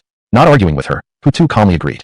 After ending the call, Hutu quickly opened his contact list, found Qin Yan's phone number, and dialed it immediately. Chapter 31. I feel sorry for your father. Qin Yan answered Hutu's call as promptly as always. The phone had barely rung once before she picked it up. Hello, Director Hu.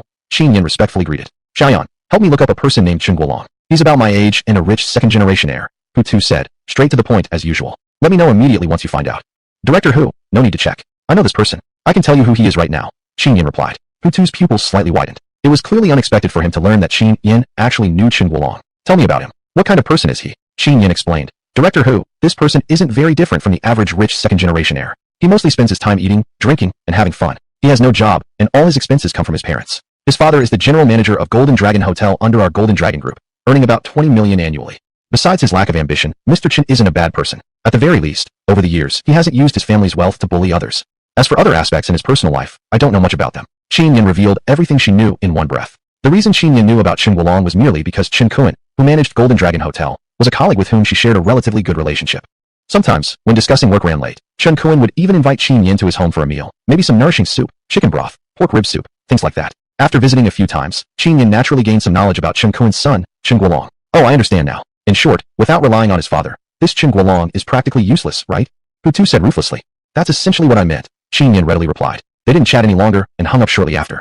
Already dismissive of Chen Guolong, Hutu felt even less concerned upon learning that this classmate's father was one of his employees at the company, essentially his subordinate. After all, if he wanted to, a single word from him could restrict all of Chen Guolong's future spending. And this was exactly what Hutu intended to do. Who let that guy act so ungrateful and unreasonable? Out of all the women, he had to have his eyes set on Fan Susu. After leaving the Tongchun Yifeng community, just like usual, Hutu took a taxi to Fan Susu's workplace. Fan Susu worked at a real estate company valued at around 50 billion, serving as a sales representative. Despite Hutu being the boss of Golden Dragon Group, she had never reached out to him for help getting herself a better job. It was evident this girl indeed had a considerable amount of self-respect. Half an hour later, Hutu arrived at the 3rd Ring Road. The location he had now reached was a newly constructed community called Heishoujian. This community had been developed by the Air Group, a quite famous company domestically due to its nearly 50 billion valuation. As soon as Hutu arrived at Heishoujian, he spotted a black Lamborghini Aventador parked just a few meters outside the entrance of the sales office not far away. This Aventador was parked unusually close to the entrance of the sales office. Leaning against the car was a young man wearing a sleek black suit and sunglasses. He had his hands behind his head, serving as a pillow, looking up at the sky casually, enjoying the sun in a relaxed manner. Even without guessing, Hutu already knew this sunglasses-wearing, ostentatious young man must be the Chen Guolong who had just called him earlier. Beside Chen Guolong were 2 other young men his age. Dressed similarly to Chen, they both wore black outfits and sunglasses, their hair cut short, looking stylish and trendy. They resembled those social media influencers who primarily flaunted their looks and wealth. Brother Long, someone's coming over. One of Chen Guolong's companions spotted Hutu first and tapped Chen on the shoulder, calling out. Chen Guolong didn't stand up. Instead, he lifted his sunglasses onto his forehead, slightly raised his head, and looked toward the front, spotting Hutu, whose appearance was not only handsomer, but carried more aura than himself. This opponent's looks and physique were both superior to his own, making Chen Guolong feel slightly displeased in his heart. However, when he thought about other aspects, such as his greater wealth, owning a luxury car, living in a luxury home, and having family conditions hundreds of times better than Hutu's, his previously somewhat unbalanced mindset felt much better again. Are you Fan Susu's boyfriend, Hutu? Saying this, Chen Guolong finally decided to sit upright on his Lamborghini rather than remaining lying down. It's me. You must be that rich second-generation Mr. Chen. Hutu wasn't the least bit inferior in terms of presence compared to the other man. Yes, that's me. Chen Guolong replied arrogantly, lifting his chin and looking down on Hutu with disdain. I called you here for one reason only. Chang Yifeng, telling you to give up and stay away from Susu. Of course, I won't make you come for nothing. Chen Guolong continued, raising his hand and pulling a bank card from his suit pocket. He held it up and said, see this card? There's 5 million in it. Just agree to never contact Susu again, and all the money will be yours.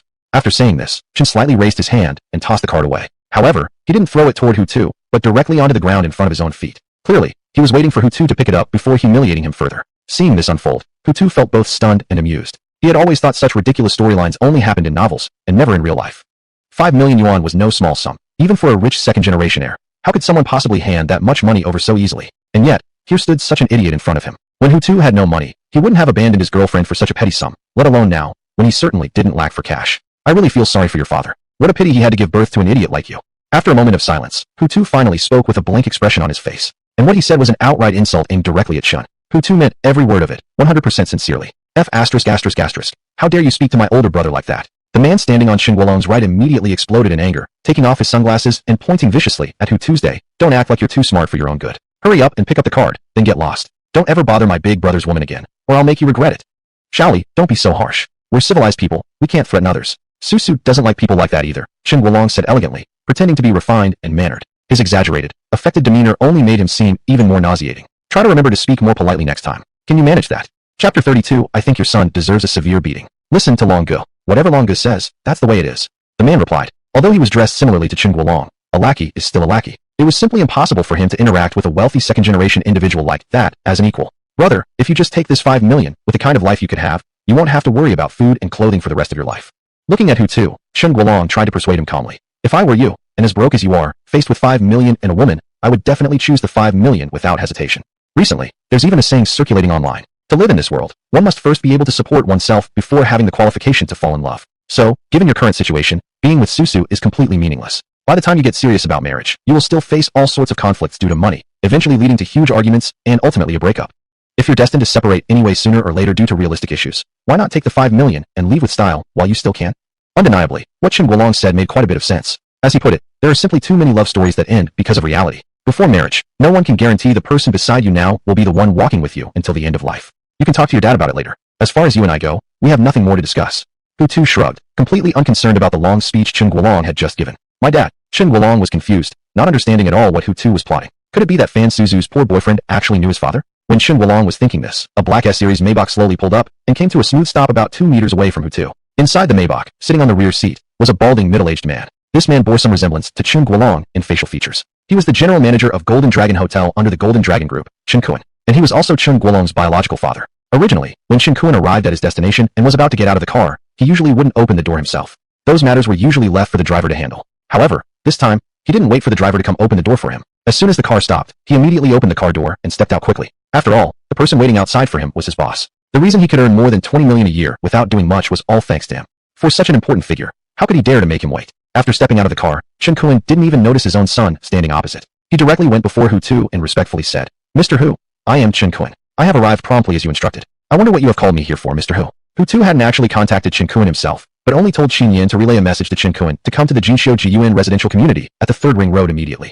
Upon receiving the message, Chen Kuan didn't dare delay and immediately ordered his driver to rush over, trying his best not to keep Mr. Hu waiting. As to why Mr. Hu suddenly summoned him, Chen Kuan had no idea. Hello, Mr. Chun. Hutu didn't put on airs either. He stretched out his hand first and politely shook hands with Chen Kuan. Chen Kuan was flattered. For such a big shot to personally shake his hand, this was truly an honor. Back in the day, he had met the previous boss of Golden Dragon Group multiple times, but the former boss had never taken the initiative to shake hands with him. When comparing the character of these two bosses, this incident alone spoke volumes. Mr. Hu, you can call me Xiao Chun or just my name. There's no need to address me as Mr. Chun. After all, I, Chen Kuan, am merely your subordinate. Being a seasoned person, Chen Kuan naturally wouldn't feel arrogant over a simple handshake. Before Hutu, he did his utmost to maintain a humble attitude. His humility did not go unnoticed by Hutu. In short, seeing this father in front of him, he appeared far more agreeable than looking at his son. Mr. Hu, I assume you summoned me for some important reason? Chen Kuan inquired again. Yes, indeed, there is. This time, Hutu got straight to the point without beating around the bush. Just look over there. That cocky young guy across from you. That should be your son, right?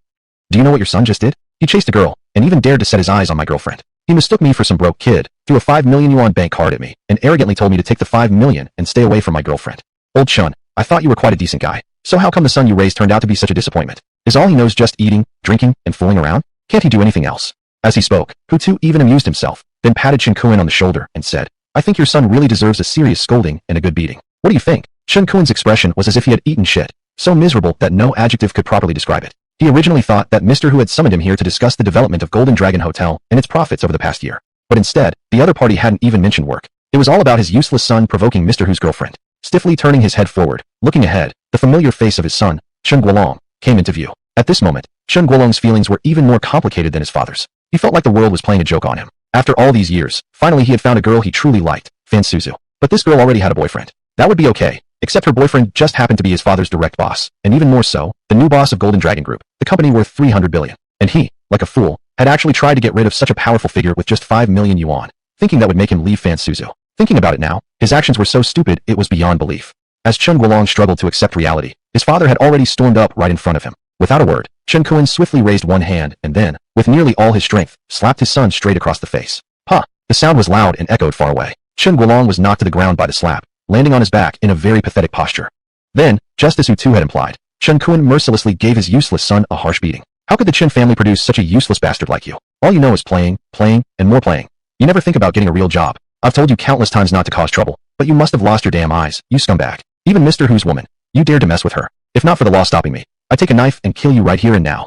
Chapter 33 Obtaining an Airline Company. Spraying saliva while cursing angrily, Chen Kuan's aged face, already showing signs of aging, turned bright red with rage at his good-for-nothing son, whom he couldn't believe had embarrassed him so. Chen Guolong's current situation was even more pitiful. Lying on the ground with both hands tightly hugging his head, he curled himself into a shrimp-like shape and trembled all over from fear. "Go apologize to Mr. Hu now, and do it sincerely," Chen Kuan bellowed. At the same time, he even lifted his foot, ready to kick Chen Guolong again. "Dad, please stop. Please. I'll go apologize to Mr. Hu right away." Terrified beyond measure, Chen Guolong begged with tears in his voice. 26 years of indulgence from day one meant Chen Guolong had always been spoiled and protected by elders afraid even of letting him get slightly hurt. Yet today, his own father had beaten him like a stray dog. Such physical punishment was naturally unbearable for him, so wanting to cry was perfectly understandable. Chen Kuan naturally wouldn't listen to his son's pleas. A wastrel who couldn't even take care of himself, the son had never suffered a real hardship in his life. Now was the perfect opportunity for discipline. If he stopped here, how could he still deserve to be a father? But he didn't hit too hard either. Only a few hard kicks landed on Chen Guolong's backside. After that, he ordered his son to crawl over to Mr. Hu and apologize. "Mr. Hu, I'm wrong. From now on, even if I dared to have the boldest mind in the heavens, I'd never make the same mistake again. I beg Mr. Hu to forgive me this once. I, Chen Guolong, solemnly promise you, from now on, I will reform my ways, contribute positively to society, and never again do things that damage societal morals." Kneeling on the ground, bowing repeatedly, Chen Guolong spoke with sincere remorse. As long as this incident was dropped, kneeling and bowing, sacrificing his dignity and pride, to Chen Guolong it was all unimportant. "Scram, and don't ever let me see you again." Hutu replied coldly. "Thank you, Mr. Hu. I will scram, indeed, roll far away, and never dare appear in front of you ever again." After he spoke, Chen Guolong truly began to roll himself along the ground persistently, farther and farther away. Soon, he disappeared entirely from Hutu's sight. "Mr. Hu, don't say anything. You can go back to work. You're not involved anymore." Chen Kuan approached Hutu, intending to apologize again, and perhaps say more about his son's wrongdoing, trying to appease Hutu further. But he had barely started when Hutu cut him off and told him to return to work. Hutu's expression also showed no desire for further conversation. "Understood, Mr. Hu. I will return now and devote all my energy to work," Chen Kuan replied, and after a moment's thought, added carefully, "As for my unfilial son, his discipline will definitely become stricter from now on. I, Chen Kuan, guarantee that he absolutely won't go out and cause trouble anymore." After making this promise, Chen Kuan finally abandoned any further attempt to chat, bade farewell to Hutu, and quietly got back into the black Maybach, which then slowly drove away. Chen Guolong's two flunkies also hurried off after seeing their master crawl away, leaving in the Lamborghini Aventador. At this moment, the hall of the sales office had erupted like a boiling pot, with female sales staff buzzing excitedly and whispering to each other. "Suchin, who exactly is your boyfriend?" Even a second-generation rich kid like Chen Guolong was scared out of his wits just knowing his true identity. "Your boyfriend must be someone extremely powerful. I bet Suchin's boyfriend is some big business magnate. Didn't that bald middle-aged man just call him Mr. Hu? If someone wealthy calls you Mr. Hu, he must have so much money that even generations could never finish spending it all. I'm so jealous of Suchin. She's beautiful, has a great figure, and landed such a handsome, rich boyfriend. Why can't I, Sujia, be that lucky?" A crowd of female sales staff surrounded Fan Suchin, throwing all sorts of envious and jealous comments at her. Fan Suchin did not deny that Hutu was her boyfriend, but neither did she reveal that his true identity was the new owner of Golden Dragon Group. Outside, Hutu remained standing where he was, not entering to greet Fan Suchin. He had already resolved her trouble. Now that his task was complete, there was no point in him staying any longer. "You've successfully checked in. Congratulations to the master for obtaining the Xia Country Unicorn Airline." When Hutu prepared to bid farewell to Fan Suchin and leave, a voice, long unheard, suddenly rang out inside his mind. Hutu froze, genuinely surprised. He hadn't expected the system to check in at such a moment. Seriously, if the system hadn't checked in now, Hutu would have suspected that it had abandoned him and possessed someone else. Chilean Airlines. I remember this company is one of the top 3 airlines in the country. As for its market value, Hutu didn't know the market value, so naturally, he took out his phone, opened Baidu, typed in Chilean Airlines market value, and clicked search. The page popped up, showing the market value of Chilean Airlines to be around 77 billion. Although it hadn't reached Golden Dragon Group's 300 billion, since it was free, Hutu naturally wouldn't refuse it. "System, do I own 100% of Chilean Airlines shares?" Immediately, Hutu asked. "Yes, master. Chilean Airlines currently belongs entirely to you. If you want, you can sell it tomorrow, or even give it away for free," the system replied. Meanwhile, at Yaodu International Airport, the headquarters of Chilean Airlines also stood here. At this moment, in the chairman's meeting room, a group of people were seated around a rectangular office table, discussing something extremely important. Just like this, from now on, Our Chilean Airlines shareholders and boss will be only one person, said the middle-aged man sitting at the front of the table, his face expressionless. This person is the new mysterious figure emerging in the real estate sector, the boss of Golden Dragon Group, Mr. Hu Tuesday. How did he acquire our Chilean Airlines? I don't know either, but the former shareholders suddenly sent word saying they were willing to transfer their shares to Mr. Hu. Therefore, Mr. Hu owns 100% of Chilean Airlines, qualifies to become the new owner of this company. Now, all of you should take a look at the documents in front of you and get to know Mr. Hu so that you won't be strangers when you meet in the future. After the middle-aged man, who wore glasses and exuded an aura of authority, finished speaking, the executives seated around the table picked up the files in front of them and began to flip through them seriously. Chapter 34, Flight Attendant Yining. Hutu received a call from Kirin Airlines and forgot to greet Fan Susu before turning around and leaving. Yeah, it's me. Correct. Kirin Airlines has indeed been fully acquired by me. As he walked, Hutu spoke on the phone. On the other end was Gu Xingyan, one of the board members of Kirin Airlines. Mr. Gu was also the middle-aged man sitting at the center of the desk during the meeting, looking serious. In Kirin Airlines, aside from the multiple shareholders, his authority was the highest. You could say that over the years, the airline had basically been managed entirely by him. Here's the thing, Mr. Hu. May I ask where you currently are? Gu Xingyan respectfully asked through the phone. The share transfer needs several contracts signed, and only legally becomes effective after that. Only then will Kirin Airlines officially come under your ownership. I'm asking where you are because I'm planning to go to you with the necessary documents. You don't need to come here. You're at headquarters, right? I'll just come to you. Hutu replied. I also want to take a look at our company's environment and the airplanes under our name. For Hutu, airlines were a relatively unfamiliar field. In his entire life, he had flown no more than 5 times. That was precisely why he wanted to personally come to understand this business and experience its atmosphere. All right, since you're coming, I'll wait for you at headquarters. Without argument, Gu Xingyan complied with Hutu's words. Mr. Hu, would you like me to send someone to pick you up? Gu Xingyan spoke these words only to express Hutu's importance in his mind. Of course, there was also a slight intention of flattery. No need, that would be too much trouble. I'll come directly myself. Hutu replied. Since it was refused, Gu Xingyan did not insist further. Only after Hutu hung up first did he put down his phone. An hour later, at the Yaodu International Airport, in a taxi at the front passenger seat. After scanning the code and paying the fare, Hutu opened the car door and got out. To be honest, he hadn't come to this airport many times. Having stayed in Yaodu for 6 or 7 years, he would only come here when needing to take a flight. As for seeing off classmates, colleagues, relatives, or friends, he had never done such things. Kirin Airlines headquarters was right next to Yaodu International Airport. From where Hutu currently stood, it would take about a 5-minute walk. As Hutu prepared to head toward Kirin Airlines, his shoulder was suddenly tapped by someone from behind.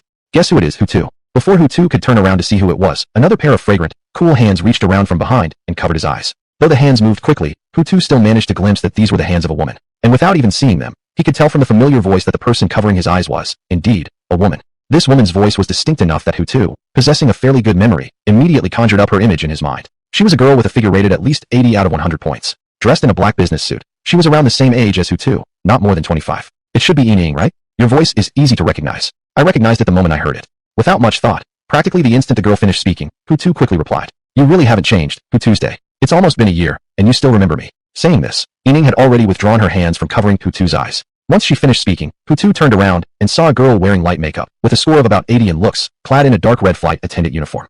Beside her stood a suitcase, and on her feet were high heels of nearly 10 centimeters, lifting her to about Hutu's height. Standing separately, visually, she would even seem taller than Hutu. This girl was still the Yining he had met a year ago. However, today's Yining, compared to the previous one, gave him a completely different impression. You could put it like this: a year ago, in Hutu's heart, Yining was simply a girl, still with a bit of baby fat on her face. But today, in his eyes, she had transformed overnight into a mature woman, and a woman radiating an air of dignified authority at that. What? Are you speechless? Yining hoped to see Hutu's surprised expression, and over the past year, she had become aware that she had grown much more beautiful and sexy. Do you think I'm prettier and more feminine than a year ago?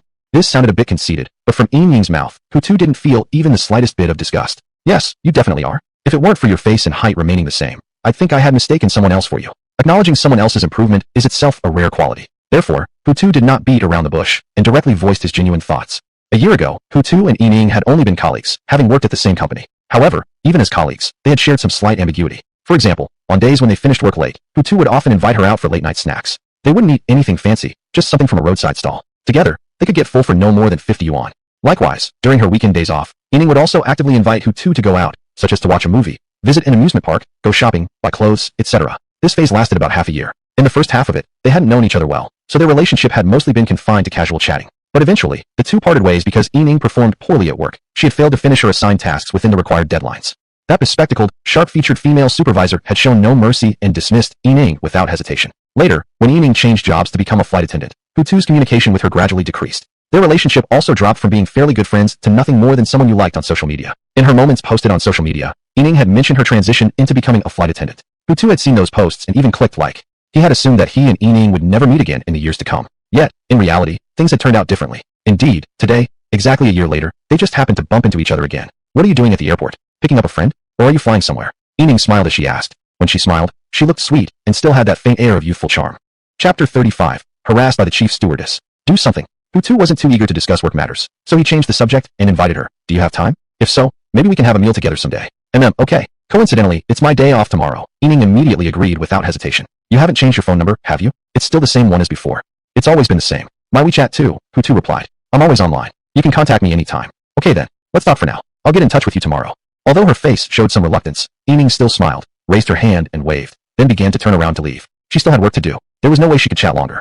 Wait a second, Yining. Just then, another voice reached Yining's ears. This voice was very familiar to her, since she usually saw the person it belonged to whenever she worked on a flight. Turning around, Yining faced a woman walking toward her. Like Yining, this woman wore a flight attendant's uniform too, though in a different shade, a water blue one. This woman was about 4 or 5 years older than Yining. In terms of appearance, she also looked more mature than Yining. In both looks and figure, she was no less attractive than Yining. And in terms of charm, this woman in the water blue flight attendant uniform even had a slight edge. Chief stewardess, hello. Seeing this woman, Yining's expression and manner immediately became respectful. She then bowed 45 degrees and greeted her.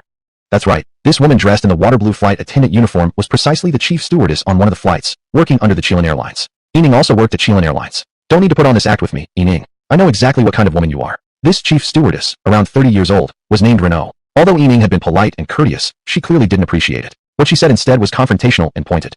Renault's looks were of the kind considered unkind, a face reminiscent of those treacherous, cruel female antagonists on TV dramas. Yet aesthetically, she indeed was beautiful. Chief stewardess, that incident really wasn't like what you're thinking. Yining knew there was a reason for Renault's hostility, so she could only explain with a furrowed brow. Last time Captain Wong was downstairs at my place, that was entirely his own action, and I never invited him over. Moreover, I didn't go downstairs afterward, I just asked him to leave. I can guarantee to you, there's absolutely nothing improper between me and Captain Wong.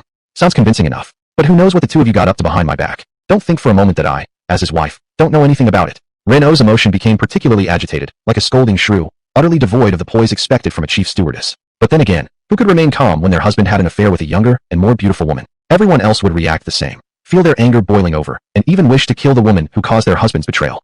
Chief stewardess, why can't you just trust me? The lack of trust from the other side made explaining extremely difficult for Yining. I know very well that Captain Wong is your husband. How could I possibly have any sort of relationship with him? My husband has money. His annual salary, including bonuses, is nearly 2 million yuan. But you, a small flight attendant, can earn only a little over 10,000 a month. Faced with a man with money, especially when he takes the initiative, how could you possibly resist him? What Renault implied was clear. She absolutely refused to believe that the relationship between Yining and her husband was entirely innocent. Her husband was well off in every aspect, even in terms of looks. For girls like Yining, who had already been out in the world for 4 or 5 years and had had the rough edges of youth polished down, such a man was extremely attractive. Chief stewardess, not every girl makes money her first priority when choosing a man. Finally, Yining could no longer suppress her frustration, adopting a firm stance. If you keep slandering or insulting me, you better watch out. I might consider legal action. Oh, so I say 2 words, and suddenly you have an attitude, huh? Renault was immediately provoked, becoming even more arrogant and confrontational. Let me tell you, Yining, you better hand in your resignation today. And I mean, effective immediately. If you continue to stay at Chilean Airlines and have contact with my husband, I swear, I will make sure you taste the bitter consequences. With every word she spoke, Renault moved closer and closer to Yining. I won't resign, Yining shot back firmly. I worked really hard to become a flight attendant and join Chilean Airlines. Why should I quit just because of you? If you really can't stand me, why don't you resign yourself? That way, you won't have to see me and can be at peace. Yining's words pushed Renault, who had already been on the edge of fury, over the limit. This time, she could no longer contain her anger. You dirty slut. Even now, you still refuse to leave Chilean Airlines? If you hadn't slept with my husband, I'd never believe it. Even if you beat me to death. How come you're so damn cheap? The moment these words burst out, Renault also swung her hand, aiming a slap straight at Yining's face. It came fast. Caught completely off guard, Yining had nearly no chance of dodging this slap. Smack! A sharp sound echoed, but it wasn't caused by Renault's slap landing on Yining's cheek. It was the sound of Hutu grabbing Renault's wrist just in time as she struck. Captain Wong has been harassing Yining, and she hasn't even said a word about it. That's already being very lenient, Hutu said coldly, staring at Renault. But you come looking for trouble instead. Do you think she's that easy to bully? Why don't you save your ferocity for your husband and make him control his lower instincts? Standing by and doing nothing when faced with such a situation was definitely not Hutu's style. After all, he and Yining were reasonably close friends. There was no reason for him to sit idle and let her be humiliated and abused by this shrew in front of him. Who the hell are you? Her boyfriend. As for this young guy, Renault, who considered herself a seasoned woman with a fiery temper, wasn't even slightly intimidated. She immediately scoffed mockingly. Wow, this little tramp is actually dating a fresh-faced young guy while flirting with my rich husband on the side. What a brilliant move, so calculated. If only I could be half as clever as her, I wouldn't have ended up in this situation today. Chapter 36. Do you think Chilean Airlines belongs to your family? These harsh words coming out of a chief flight attendant's mouth shocked Hutu's perception of the flight crew industry. In his past impression, flight attendants were considered service professionals with high educational backgrounds, worthy of respect and admiration. Of course, he hadn't changed this belief. After all, rotten apples like the woman in front of him should be the exception rather than the rule. Watch your language. If you keep spewing nonsense, don't blame me for not being polite, Hutu warned coldly. I said something wrong? Did I lie? Ren-Oh fearlessly challenged Hutu's limit. Don't think I'll be intimidated just because you're protecting her. In my eyes, Shi Yining is nothing but a despicable bitch worse than pigs and dogs. Smack. Just before she finished speaking, Hutu finally lost his temper and mercilessly slapped her heavily made-up face. The slap was loud and crisp, reaching the ears of many passengers. Upon hearing this sound, all of them turned around to look. In an instant, the three of them became the center of attention at the airport. Ren-Oh was nearly stunned by the slap. Several strands of her black hair fell loose after the impact. More strikingly, a clear red handprint was imprinted on her cheek. You actually dared to hit me. Ren-Oh covered her still aching face, without showing any fear from Hutu's slap, and arrogantly said, you better wait for jail time. I'm calling security now, and the police to deal with this matter.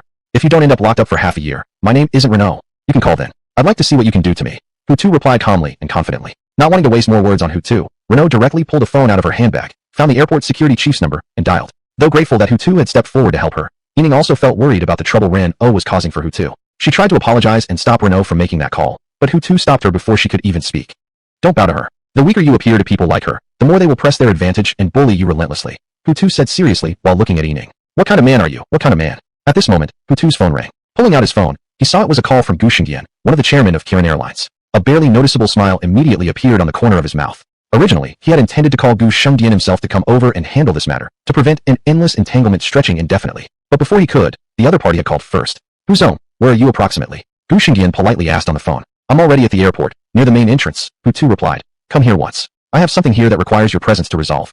Something happened? Gu Shengyan's tone darkened slightly at the other end. Alright, Huzong, please don't leave. I'm coming right away. He didn't ask more questions. Since Huzong said it was something needing his presence, upon arriving, he could naturally grasp the entire situation. Okay, hurry up. Don't drag your feet, Hutu reminded. Don't worry, Huzong. I'll be there within a minute, Gu Shengyan replied.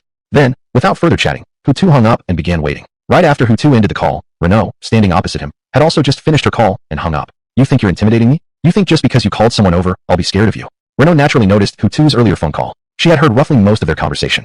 You definitely don't need to feel frightened, but your job is essentially gone, Hutu said calmly. And if your attitude remains this bad, even your pilot husband will lose his job too. Oh, so what now? Do you really think you're a billionaire who can act however you like? She smirked sarcastically without hiding it at all, clearly not planning to back down. Or maybe you believe Kirin Airlines belongs to your family, thinking you can do whatever you want.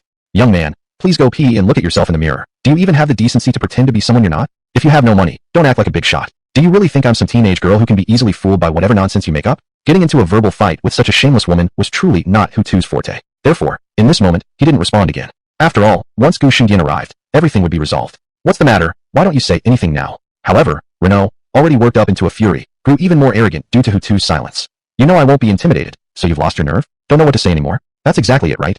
If you're this much of a coward, why even say such arrogant things in the first place? Go back home and stay indoors like a hermit. That wouldn't be better than coming out here and disgracing yourself like this? Smack. Ren-Oh's hideous expression had become completely unbearable for Hutu to look at, so without hesitation, he slapped her again with another cold, merciless strike. This slap was even louder than the previous one, naturally, since Hutu had used a third more strength than the first time. Because of the impact, Ren-Oh's head tilted sharply sideways. The stream of insults pouring from her mouth was cut off abruptly. Your mouth is just too filthy, Hutu said coldly after the slap. So I've decided to remove your husband's position as a captain too. He can forget transferring to any other airline either, because not a single one will dare to hire him as long as I say one word. After witnessing how Hutu was the kind of man who didn't like wasting words and acted first without hesitation, Ren-Oh finally shut up, albeit reluctantly. She definitely didn't want to be slapped again in front of all these people. Just at this moment, a group of young men dressed in security uniforms hurried over. All of them were above 180 centimeters tall, particularly sturdy and strong, each holding something in hand. Some carried anti-explosion shields, others carried rubber batons. Seeing the security guards approach, Ren-Oh, who had dared not speak further, her once dimmed eyes suddenly reignited. Then she energetically waved at them and shouted loudly, Captain, I'm here. The little bastard who harassed me is him. Hurry up and arrest him. Chapter 37. Nothing major happened, except the intention to fire 2 people. Captain N was the man leading the group of security guards rushing forward. He was about 35 years old, with a hooked nose, thick eyebrows, and big eyes. He bore a certain resemblance to Might Guy from Naruto. His full name was Quan, and he had worked as a security officer at Yaodu International Airport for nearly 10 years. Upon hearing Ren-Oh's shout, Quan immediately quickened his pace. At the same time, he yelled loudly, Quick, everyone, hurry up and go restrain that man. Don't let him hurt Chief Flight Attendant Ren. After he spoke, his colleagues following behind him also hastened their steps, rushing toward Hutu aggressively. To avoid interfering with their work, Ren-Oh voluntarily stepped back a few meters to prevent being accidentally harmed. These security guards didn't say a word and immediately grabbed Hutu. The entire arrest went smoothly because Hutu didn't resist at all and let them proceed. Seeing that Hutu was being cooperative, the guards didn't resort to violence, merely restraining his hands. Young man, hitting a woman, how disgraceful of you. And Quan, the head of the security team, stared coldly at Hutu's day. He had deep contempt for youth like this.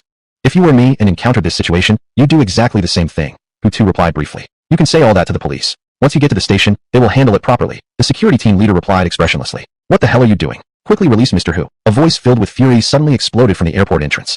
Chief Flight Attendant Ran O had originally wanted to take advantage of Hutu being captured by the guards to walk over and slap him twice, avenging the humiliation she suffered when he struck her earlier. However, this sudden voice made her tremble. The foot she had just begun to step forward immediately withdrew. Then she turned her head and looked toward the airport entrance. There, a middle-aged man in a well-fitting dark gray suit and wearing glasses appeared in her field of vision. At the sight of him, her eyes instantly widened in shock. Because she recognized this middle-aged man, he was the chairman of Kirin Airlines. In short, this powerful figure was her direct superior. Instantly, Renault abandoned her plan to slap Hutu's face and instead hurriedly approached the dignified Guo Xingdian. Hello, Mr. Guo. After arriving about a meter away from Guo Xingdian, Renault dared not move closer. She stopped and bowed 45 degrees politely, offering a greeting. She even displayed her signature smile, showing 8 gleaming white teeth. Clack, clack, clack. However, after greeting him, Renault didn't hear any response from Mr. Guo. Instead, she only heard hurried footsteps entering her ears. She lifted her head and discovered that Mr. Guo had actually ignored her, passing right by as if she were just a gust of wind, without even glancing at her. This left Renault feeling deeply hurt. After all, she had met Mr. Guo before, and he should at least have some memory of her. Yet when she greeted him, he treated her like a complete stranger. Actually, Guo Xingdian hadn't ignored her on purpose. He had seen Renault, but the current situation of Mr. Hu was far more concerning, so he wasn't willing to waste even a second on other matters. I told you to release Mr. Hu. Are all of you deaf? Can't you hear me? Guo Xingdian's furious voice once again exploded inside the airport. He had already shouted once before, ordering the guards to release Mr. Hu. However, these guards who seemed so alert appeared as if they'd eaten rat poison, not even moving a single step. This time, security team leader Quan and over a dozen guards clearly heard exactly what Mr. Guo had just said. After all, the distance between them was now less than 5 meters, and Mr. Guo's furious roar had been directed straight toward them. Mr. Guo, are you saying? The security team leader still looked a bit bewildered as he pointed toward Hutu. Release him? Nonsense. If not Mr. Hu, then who else could I mean? Guo Xingdian roared furiously. But this gentleman just... I told you to release Mr. Hu. How many unnecessary questions do you have? If you don't want your job, then pack your things and leave right now.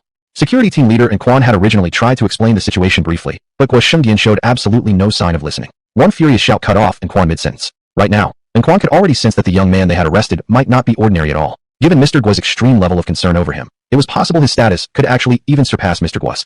What are you waiting for? Release him immediately. Without further hesitation or intention to explain, An Baodijong turned his head and shouted loudly at the 2 guards who were holding Hutu. The 2 guards were actually quite obedient. As soon as Quan had spoken, they immediately released Hutu. Sorry, Mr. Hu. I should have come earlier. I should have been waiting for you at the airport entrance right from the beginning. If I had been here, something like this wouldn't have happened today. Approaching Hutu, Guo Xingdian's posture was like a minister seeing an emperor, extremely respectful and cautious in his tone. It's okay. I was only restrained for a short while. You arrived in time. You're not late at all. With no intention of blaming him, Hutu said kindly. This incident had nothing to do with Guo Xingdian in the first place. How could Hutu possibly be so stupid as to accuse him? Seeing this scene unfold, the dozen or so guards present and Ran O standing more than 10 meters away were all instantly stunned. What the hell was going on here? Guo Xingdian, President Guo, was the chairman of Kirin Airlines, a figure second only to the major shareholders in terms of power within the company. And yet this powerful individual had actually bowed 45 degrees upon seeing a young man barely 30 years old, speaking to him with extreme courtesy. Mr. Hu, what exactly happened? Straightening his posture, Guo Xingdian immediately asked for details. What did these guards arrest you for? Did they do anything to you? They didn't harm me at all, Hutu replied. Besides, this has nothing to do with them. It's not a big deal, really. I just want you to fire 2 people. One is called Ren O, she's a chief flight attendant, and the other is this woman's husband, the captain of the aircraft. Both of them are employees of our Kirin Airlines. I want this done immediately. I hope there won't be any delay. Can you do it? Of course I can. Guo Xingdian responded immediately. They're our company's staff. If Mr. Hu wants them to leave, that's naturally simple enough. Also, inform the other airlines to be cautious and make sure this despicable couple isn't hired again, to avoid causing discomfort to passengers. Understood, Mr. Hu. I'll make sure my subordinates handle this. The 2 of them will definitely never appear at any airline company again. After giving his assurance, Guo Xingdian slightly turned his head, directing his gaze toward Renault, who was already less than 5 meters away from him. Chapter 38. A call from Xiaoyi. He could tell it must have been this woman who, just moments ago before his arrival, had a conflict with Executive Hu. And it must have been an intense conflict. Otherwise, there wouldn't have been a need to call in more than a dozen security personnel. Otherwise, she and her husband wouldn't have received the punishment of being fired by Hu. After hearing the conversation between Hutu and Guo Xingdian, Renault's heavily made-up face turned pale instantly. She hadn't expected that this young man, whom even President Guo showed great respect to, would not only possess a significant status, but also have power over Kirin Airlines. With just one sentence, he ordered Guo to fire both her and her husband, and Guo agreed immediately, without hesitation. If she and her husband were no longer able to work at the airline, how would they continue their life of enjoying an annual salary of over 2 million yuan? Who called the police just now? Was it you, ma'am? At this moment, 5 uniformed officers quickly arrived. One officer, around 40 years old, stopped directly in front of Ren O and asked. The arrival of the police brought Ren O out of despair. However, she now completely abandoned the thought of taking revenge on Hutu. His power and status were even higher than President Guo's. How could she, a mere flight attendant, possibly provoke someone like him? Yes, officer, she responded. But everything is fine now. My conflict with Executive Who was entirely a misunderstanding. I misunderstood him because I didn't know the whole story. Moreover, even if there was any fault here, it was entirely mine. Executive Who has absolutely nothing to do with it. As she spoke, Renault intentionally raised her voice to make sure Hutu could hear her and know that she already understood her mistake. Mrs. Run, are you certain? The officer fixed a serious stare on her and asked solemnly, certain that you don't need our help anymore? If that's the case, we'll be on our way. Certain, officer, Renault replied firmly. This really was just a misunderstanding. It was a bother to have you come all this way, and I truly apologize for the inconvenience. Saying this, she deeply bowed to the 5 officers. That's all right, Mrs. Run. It is our duty as police officers to serve the people. You may call on us whenever you are in trouble, the officer said with a sense of integrity. As he spoke, many passengers in the airport cast admiring glances toward them. Eventually, due to Renault's insistence, the 5 officers decided not to meddle further and left the international airport quickly. Meanwhile, Renault immediately rushed to Hutu's side, and with a thud, dropped to her knees on the ground, pleading loudly. Executive Who, I beg you, don't fire my husband. We have an 80-year-old mother-in-law to care for at home, and 3 children who are barely 1 year old. Our entire family depends on my husband's salary. If you let him go, our family will end up on the streets. The way she begged created a sharp contrast to her previously arrogant and domineering behavior. But one thing was certain, whether she was arrogant or pleading, it was always from the heart. Though her pleas made her seem as pitiful and lowly as a speck of dust, Hutu's eyes revealed not a trace of sympathy. Instead, he turned to Guoshengyan and said, take her away. Don't let me see her again. Yes, Executive Who. Guoshengyan naturally responded without hesitation to Hutu's command. Then, he gave a knowing glance to Nquan, the head of security, signaling him to take care of removing Renault, who was still kneeling on the ground. Head of security Nquan was an intelligent man. He instantly understood the meaning behind Guo's glance. He then signaled his subordinates and shouted, what are you waiting for? Executive Who said he doesn't want to see this woman anymore. What are you waiting for? Take her away now. After Nquan spoke, the security guards quickly took action and surged toward Renault. Facing over a dozen strong men, no matter how much she struggled, Renault still couldn't escape from the grip of the security staff. Soon, she was forcefully carried out of the airport by the group of security guards. With the noisy pleading and struggling of Renault gone, the airport became much quieter. Executive Who, please come to my office for a chat. The contract is already prepared. Once you arrive, the share transfer procedures can be completed quickly. Back in work mode, Guoshengyan once again respectfully invited Hutu. Wait a moment. First, I need to talk a bit with my friend, Hutu replied. Then, he turned around and looked toward Yining, who had been standing nearby in a daze, not uttering a single word all this time, and said, Yining, I might need to leave first. I still have something to do. Let's make plans for tomorrow. Go ahead and be busy. Let's make plans for tomorrow. As she spoke, Yining was somewhat stiff and couldn't quite loosen up. In her mind, her handsome male colleague had always been just a regular white-collar worker. But today, in front of her, he had transformed into Executive Who, someone the chairman of Chilean Airlines treated with great courtesy. With just a single sentence, he could even get a purser and captain fired. What had happened to him in the past year? How had he become so wealthy? Truly, Yining was very curious. Yet she held back her curiosity and refrained from asking too many questions, quietly staying in place and watching Hutu and President will walk away. Only after the 2 men left the airport and disappeared from her sight did Yining finally snap back to reality, suddenly remembering that she still had work to do. She then turned around and hurried inside. Signing the share transfer contract didn't take up too much of Hutu's time. After briefly reviewing the contract, Hutu picked up a neutral pen and wrote his name neatly on each page. The entire process took about 10 minutes. After signing, Hutu once again rode in President Guo's private car back to the Thompson One-Pin building. Time flew by quickly, and now, a week had already passed since Hutu had gained control of Chilean Airlines. Yet the date between him and Yining never took place as planned. The day after their agreement, Hutu had messaged Yining, suggesting they grab a meal together, but she refused, saying she needed to work. The second time Hutu invited her, she declined using the same excuse. After that, there was no third time. After all, things shouldn't happen thrice. But for someone to reject him again and again, Hutu guessed the reason was most likely related to his new status. What kind of man are you? What kind of man? As he lazily lounged on the sofa, his phone suddenly rang on the coffee table. He reached out, grabbed it, and saw. Oh, it was a call from his maternal aunt. This aunt wasn't like the usual aunt someone might refer to. This was truly Hutu's biological aunt. In other words, she was his mother's own younger sister. Chapter 39, My Aunt's Store. However, Hutu's aunt wasn't very old. She had just turned 30 not long ago. Thanks to good skincare and maintenance, to outsiders, she often appeared around the same age as Hutu. If they walked side by side on the street from a close distance, it was even possible for people to mistake them as a couple. Hutu's aunt also worked in Yaodu. She had gone to college and majored in business administration. However, her job wasn't very closely related to what she had studied. She was her own boss, running a self-service hot pot restaurant with a total area of about 100 square meters and employing 3 staff members. In the eyes of the locals back in their hometown, someone like her, who owned a shop and even had employees working under her, was already considered quite a successful person. Undeniably, when it came to earning money, this female aunt of his was far more capable than the average woman. However, when it came to romance, she was clueless. From what Hutu knew, his aunt had lived 30 years but apparently had never had a boyfriend. She had practically dedicated all her time to work. Over time, this made her personality increasingly dominant. It was not easy for just any man to try to control or dominate her. Without overthinking, Hutu answered the call. Hutu, where are you now? Aunt Zhengya, as always, spoke directly and bluntly, exactly how Hutu remembered. At home resting. What's up? Hutu replied. Listen, I'm planning to open another branch of my hot pot restaurant. I found a store location I really like and I want to buy it, but I'm a little short on funds. How much money do you have in your account? Can you lend me some for now?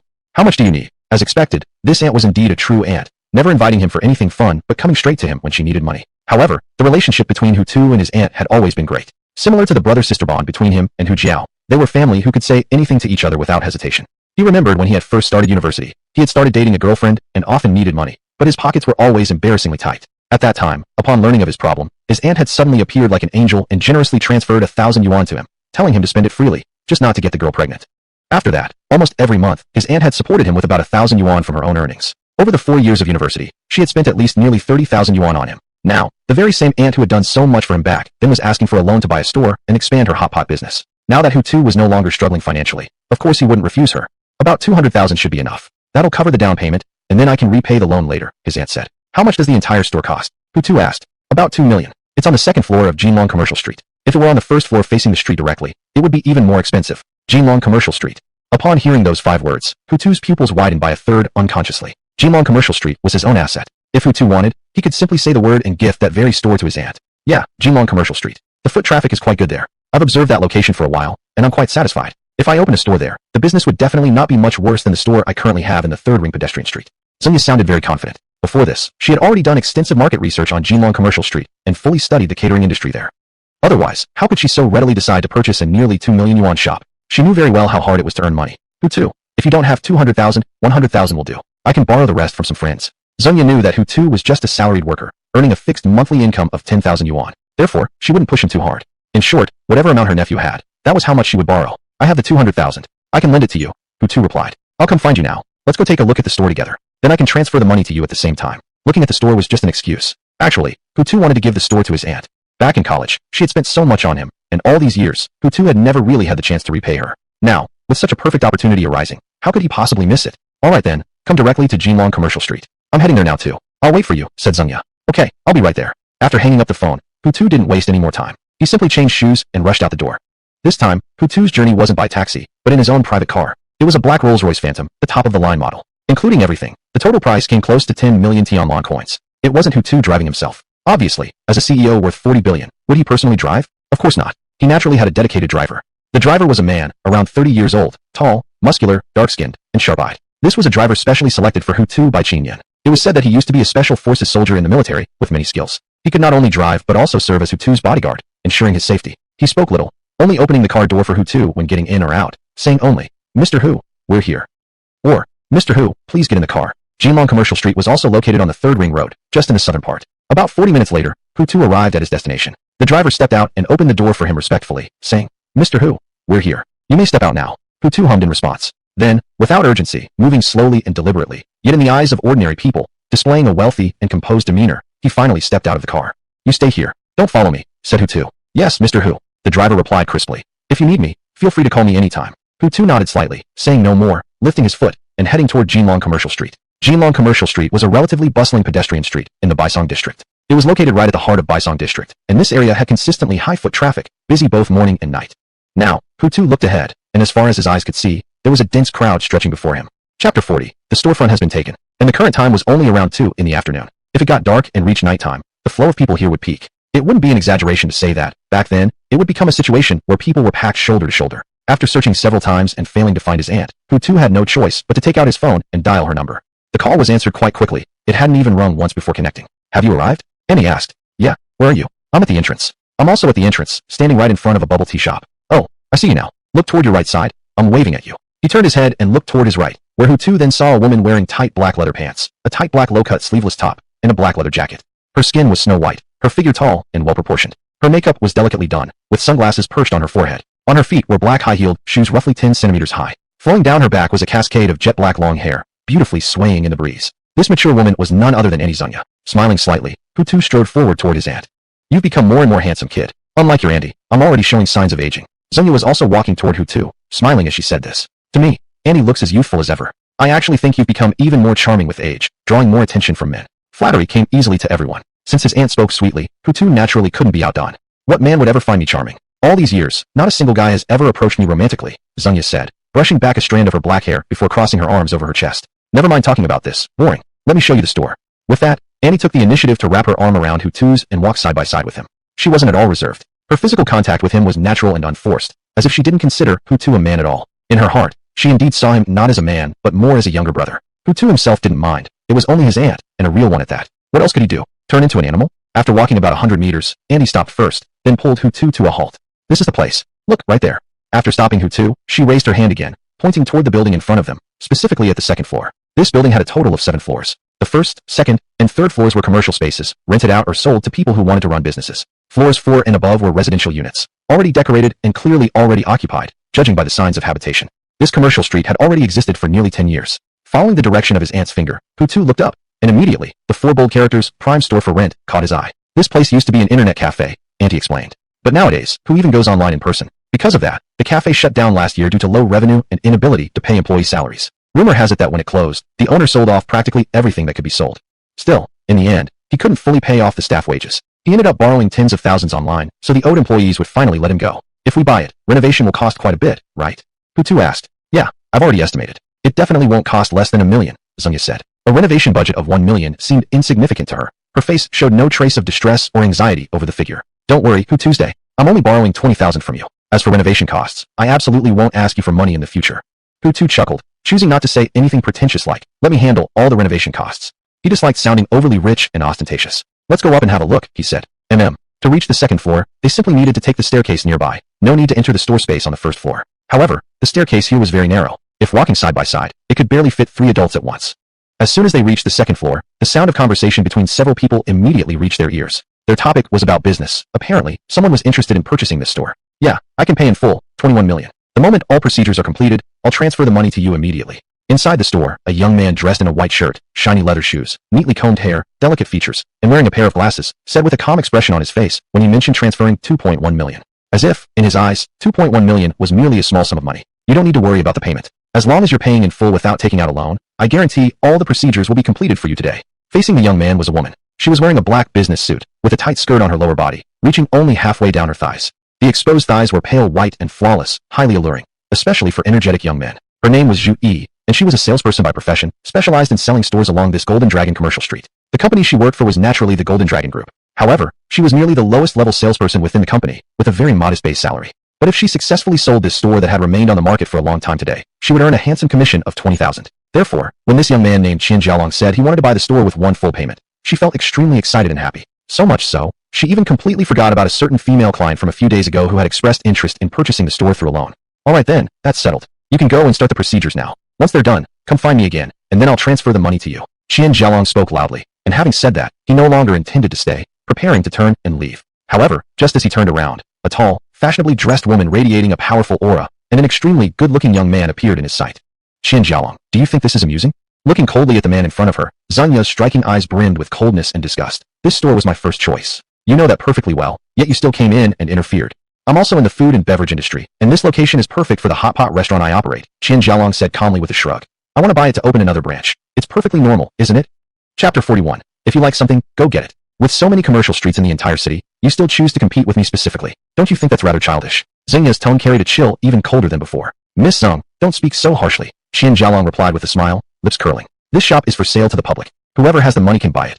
You came first, but failed to make the purchase. That simply means you weren't meant for it. There was nothing Zanya wanted to discuss with this former admirer of hers. He hadn't left a single good impression on her. After failing to win her affection, this man had even degraded women. He claimed that women were nothing more than clothes on men's bodies, merely tools for childbirth and raising children, always destined to hold a lower status in society. In short, Zanya would never forget his hideous face from back then. How about this, Zanya? From today on, you agree to be my woman, and I will rent this shop to you, at half the market rate. What do you think? He stood with an air of certainty, as if he believed Zanya would inevitably give in. But how could such a rich man with a rotten heart possibly win over a strong woman like Zanya, who had endured so much in life? Even if I were the last woman on earth and you the last man, I'd still never choose you. Zanya left those words behind firmly, unwilling to waste even a second longer. She grabbed Hutu's hand and turned to leave. Let's go, Tuesday. We won't fight for this shop anymore. There are plenty of other options. We don't have to die on this hill. Yet this time, her nephew didn't budge. Hutu remained rooted in place, showing no intention of leaving. Come on, Hutu, why are you still standing there? Zanya called impatiently, turning back. Cousin, if you like this shop, we should definitely get it, Hutu said calmly. We've wasted so much time already searching around. You agree, right? Zanya nearly rolled her eyes out of disbelief at his words. Yes, she did like this shop. It was in a great location. If they could convert it into a self-service hot pot restaurant, it was sure to be profitable. But now, Qian Jialong stood in the way. He had already secured the shop first, so it was now his personal property. Under these circumstances, no matter how much she liked the place, what could she possibly do? Just wait a second. I need to make a phone call first. Without further explanation, he said this to his aunt and turned to a window. He took out his phone, found Qin Yan's contact, and dialed. Qin Yan still answered as swiftly as ever, giving Hutu the impression that she was constantly waiting for his call throughout the day. Hello, Director Hu. As usual, the greeting came first. Do you know the Jinlong commercial street south of the 3rd Ring Road? Hutu asked. Yes, it's one of the most important commercial streets under our company's management in Yaodu. Although it's not in the most bustling area now, over time, its value will certainly rise. Hutu didn't really care about how valuable or expensive the commercial street was. At least not right now. So who's in charge of that street? I've got my eye on a particular shop there, and I need it now. Immediately notify the manager to come here and help me settle this matter. Realizing the reason for his call was that director who needed a shop, Qin Yin, sitting in her office, maintained her usual composed and icy demeanor without the slightest ripple on her elegant face. She knew that director who must have his reasons for needing this place. All right, director who. I'll contact the manager right away and ask him to go over and assist you. Qin Yin responded, then asked, may I know where you are now, director who? Are you at that shop already? Yes. Right across the street is a self-service restaurant called The Swan. This building used to be a net cafe, and after it went out of business, the shop has remained vacant. Hutu answered. Okay, I understand. I'll contact the manager right away and have him meet you. When they finished speaking, Hutu ended the call first to save time. This phone call was heard clearly by his aunt Zunya, business magnate Qin Jialong, and the beautiful saleswoman Zhu. But the three of them, after listening, all frowned and looked at Hutu with suspicious eyes. From what he just said, his identity seemed to be that of the owner of this Jinlong commercial street. It appeared as though he only needed to say a word to get whichever shop he wanted on this street. But how could a young man in his 20s possibly own such a massive fortune as the Jinlong commercial street? Moreover, the Jinlong commercial street belonged to the Jinlong group, right? What connection could this unfamiliar young man possibly have with it? Zunya, who is he? Qian Jialong's expression turned sour because of Hutu's phone call. He just called you Andy. So he must be your nephew. But your nephew talks such big nonsense. Don't you think it's a bit too much? He even wants the manager of this street to come over and help settle this matter. How could he say something like that without even blinking? His tone was not only disapproving, it carried disdain. But Zunya found herself speechless in response. Actually, she felt rather embarrassed right now, and naturally it was all because of Hutu's remarks. Just think about it. This nephew of hers had hesitated for so long just to borrow 20,000 yuan from her, and still hadn't made the move yet. Yet now, this very nephew had just said something implying that he might just gift the shop to her. Sir, may I ask who you are? Zhu Yi didn't mock him, but instead asked politely. My name is Hutu, the Hu in Hu Gu, and the Tu in Tu Lu, the path or journey. Hutu responded. He didn't openly boast his status as the boss of Jinlong Group. Saying something like that out loud would only sound ridiculous to outsiders. After all, Hutu's identity hadn't been revealed publicly like that of the two Ma brothers who had often appeared on media platforms. The only time he had appeared on Weibo, it was because of Su Yan from the Su Group. And even then, that post's popularity only lasted about 2 days before quickly being drowned out again, overwhelmed by the buzz surrounding a particular TV drama starring some actor, much like a grain of sand lost in a vast desert. Mr. Hu, are you one of the staff members of our Jinlong Group? The beautiful salesgirl Zhu Yi asked again. You could say that. Hutu's tone sounded somewhat uncertain. As the owner of Jinlong Group, he technically shouldn't be considered an ordinary employee. Yet, he truly was a member of the Jinlong Group, so calling him one of the group staff wasn't really inaccurate either. Ms. Zhu, why are you just standing there? Shouldn't you be handling the procedures now? Qian Jialong, unhappy about seeing Zhu Yi talking to Hutu, coldly interjected. I'm a very busy man. I hope your delays won't interfere with my work. Chapter 42. He is the most powerful person in our company. I'm very sorry. I'll handle the procedures right away. Before sunset, I guarantee to you that the ownership of this shop will be changed from Golden Dragon Group to your name. It would be irrational for Zhu Yi, as a salesperson, to oppose or talk back to a client, so naturally, she would never do such a thing. Therefore, she quickly apologized and followed his words accordingly. Okay then. Qian Jialong's face changed faster than turning pages in a book. Satisfied, he said, then I'll take off first. After the procedures are done, remember to call me. Sure thing, young Master Qian. I'll contact you once it's ready, Zhu Yi replied. Although Zhu Yi felt some guilt towards Zunya, who had also wanted to buy this shop. When there was a buyer willing to pay in full, which allowed her to earn a direct commission of 20,000, she could not possibly refuse such a benefit. So, she would just apologize afterward to Madame Zunya and calm her emotions. Zunya, if you really need this shop, you can consider my offer, Qian Jialong, outwardly appearing like an upright gentleman, approached Zunya again before leaving, his expression turning somewhat sleazy. As long as you agree to be with me, I might even let you rent this shop without paying any rent at all. If you're going to leave, then leave already, don't keep talking nonsense. Zunya's face twisted in increased disgust. Even if you gave me the shop, I'd never agree. Fine then, since you said so, I won't insist. Qian Jialong smiled slightly, unfazed by Zunya's repulsion. But before departing completely, he couldn't help adding, there are so many beautiful women in the world. If you don't like me, someone else definitely will. With that, he ignored Zunya entirely, holding his head high as he strutted outside proudly.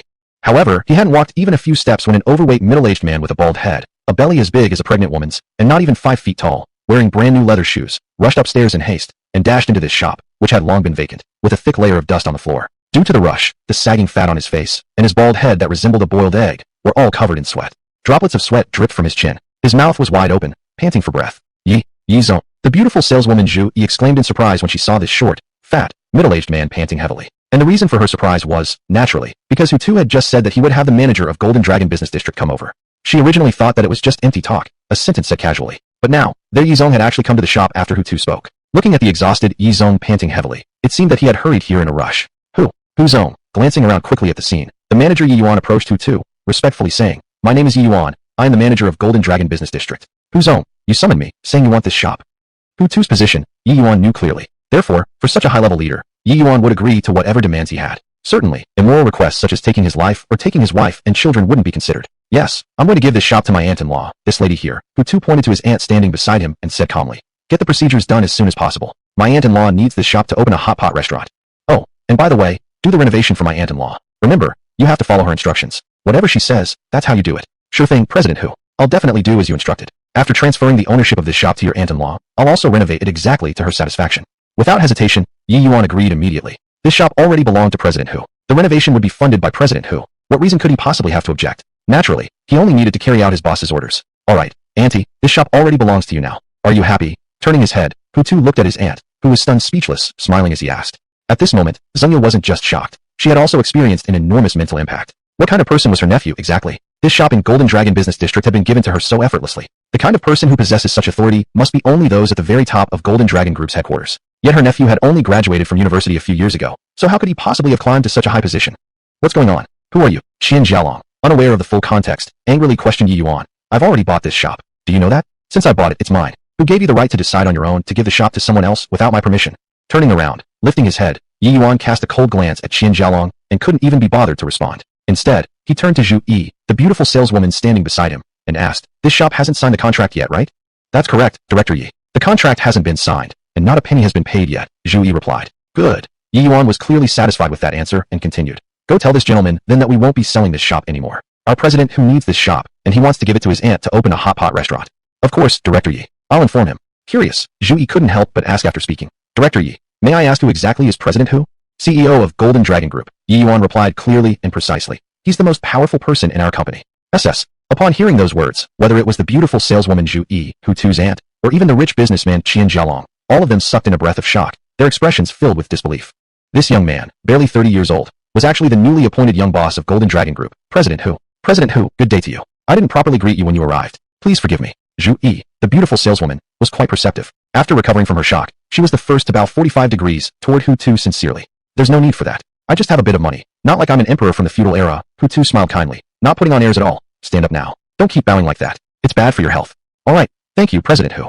After receiving Hutu's forgiveness, Zhu Yi slowly straightened her back. I must say, what an honor it is to meet President Hu here today. Qian Jialong, now fully aware of Hutu's true identity and his previous sour expression instantly forgotten, quickly transformed into an eager admirer. As if the argument moments ago had never happened, he warmly approached Hutu with a respectful smile and said, I've heard of President Hu's name for a long time. Internet users always say that the newly appointed President Hu of Golden Dragon Group is not only extremely wealthy, but also possesses top-tier looks among men. I used to doubt that, but after meeting President Hu today, I now fully understand the true meaning of reputation is well-deserved. Chapter 43. Brother, do me a favor. In just 1 minute, Hutu's image in Qian Jialong's mind had risen from the soles of his feet to 10,000 meters high in the sky. And all of this was for a single reason. Hutu was richer than him. Though Qian Jialong himself was also quite wealthy, he wouldn't lose out even when compared to a strong businesswoman like Zunya. At the very least, his current savings were nearly 100 million. If we included the dozen or so branches he owned in major first-tier cities across the country, his total worth could be said to be as high as 300 million. But these were still mere pocket change. When compared to the real rich, like Mr. Hu, a successful tycoon, he still fell far short.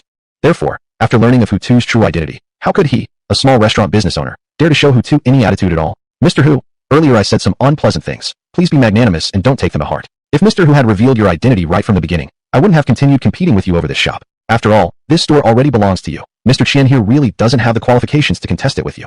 Polite words poured out one after another, even though Hutu showed an indifferent demeanor and seemed disinclined to engage with him. Mr. Hu, you guys go ahead and chat. I suddenly remember there's something I need to deal with at my store. I must go there right away. When he noticed Hutu ignoring him and not responding at all, Qian Jialong's enthusiasm turned into awkwardness. So, to prevent further embarrassment, he decisively made up an excuse to leave. After speaking, he turned around and hastily departed. On the stairs, he practically skipped 3 steps at a time, almost wishing he could sprout wings and fly away as quickly as possible.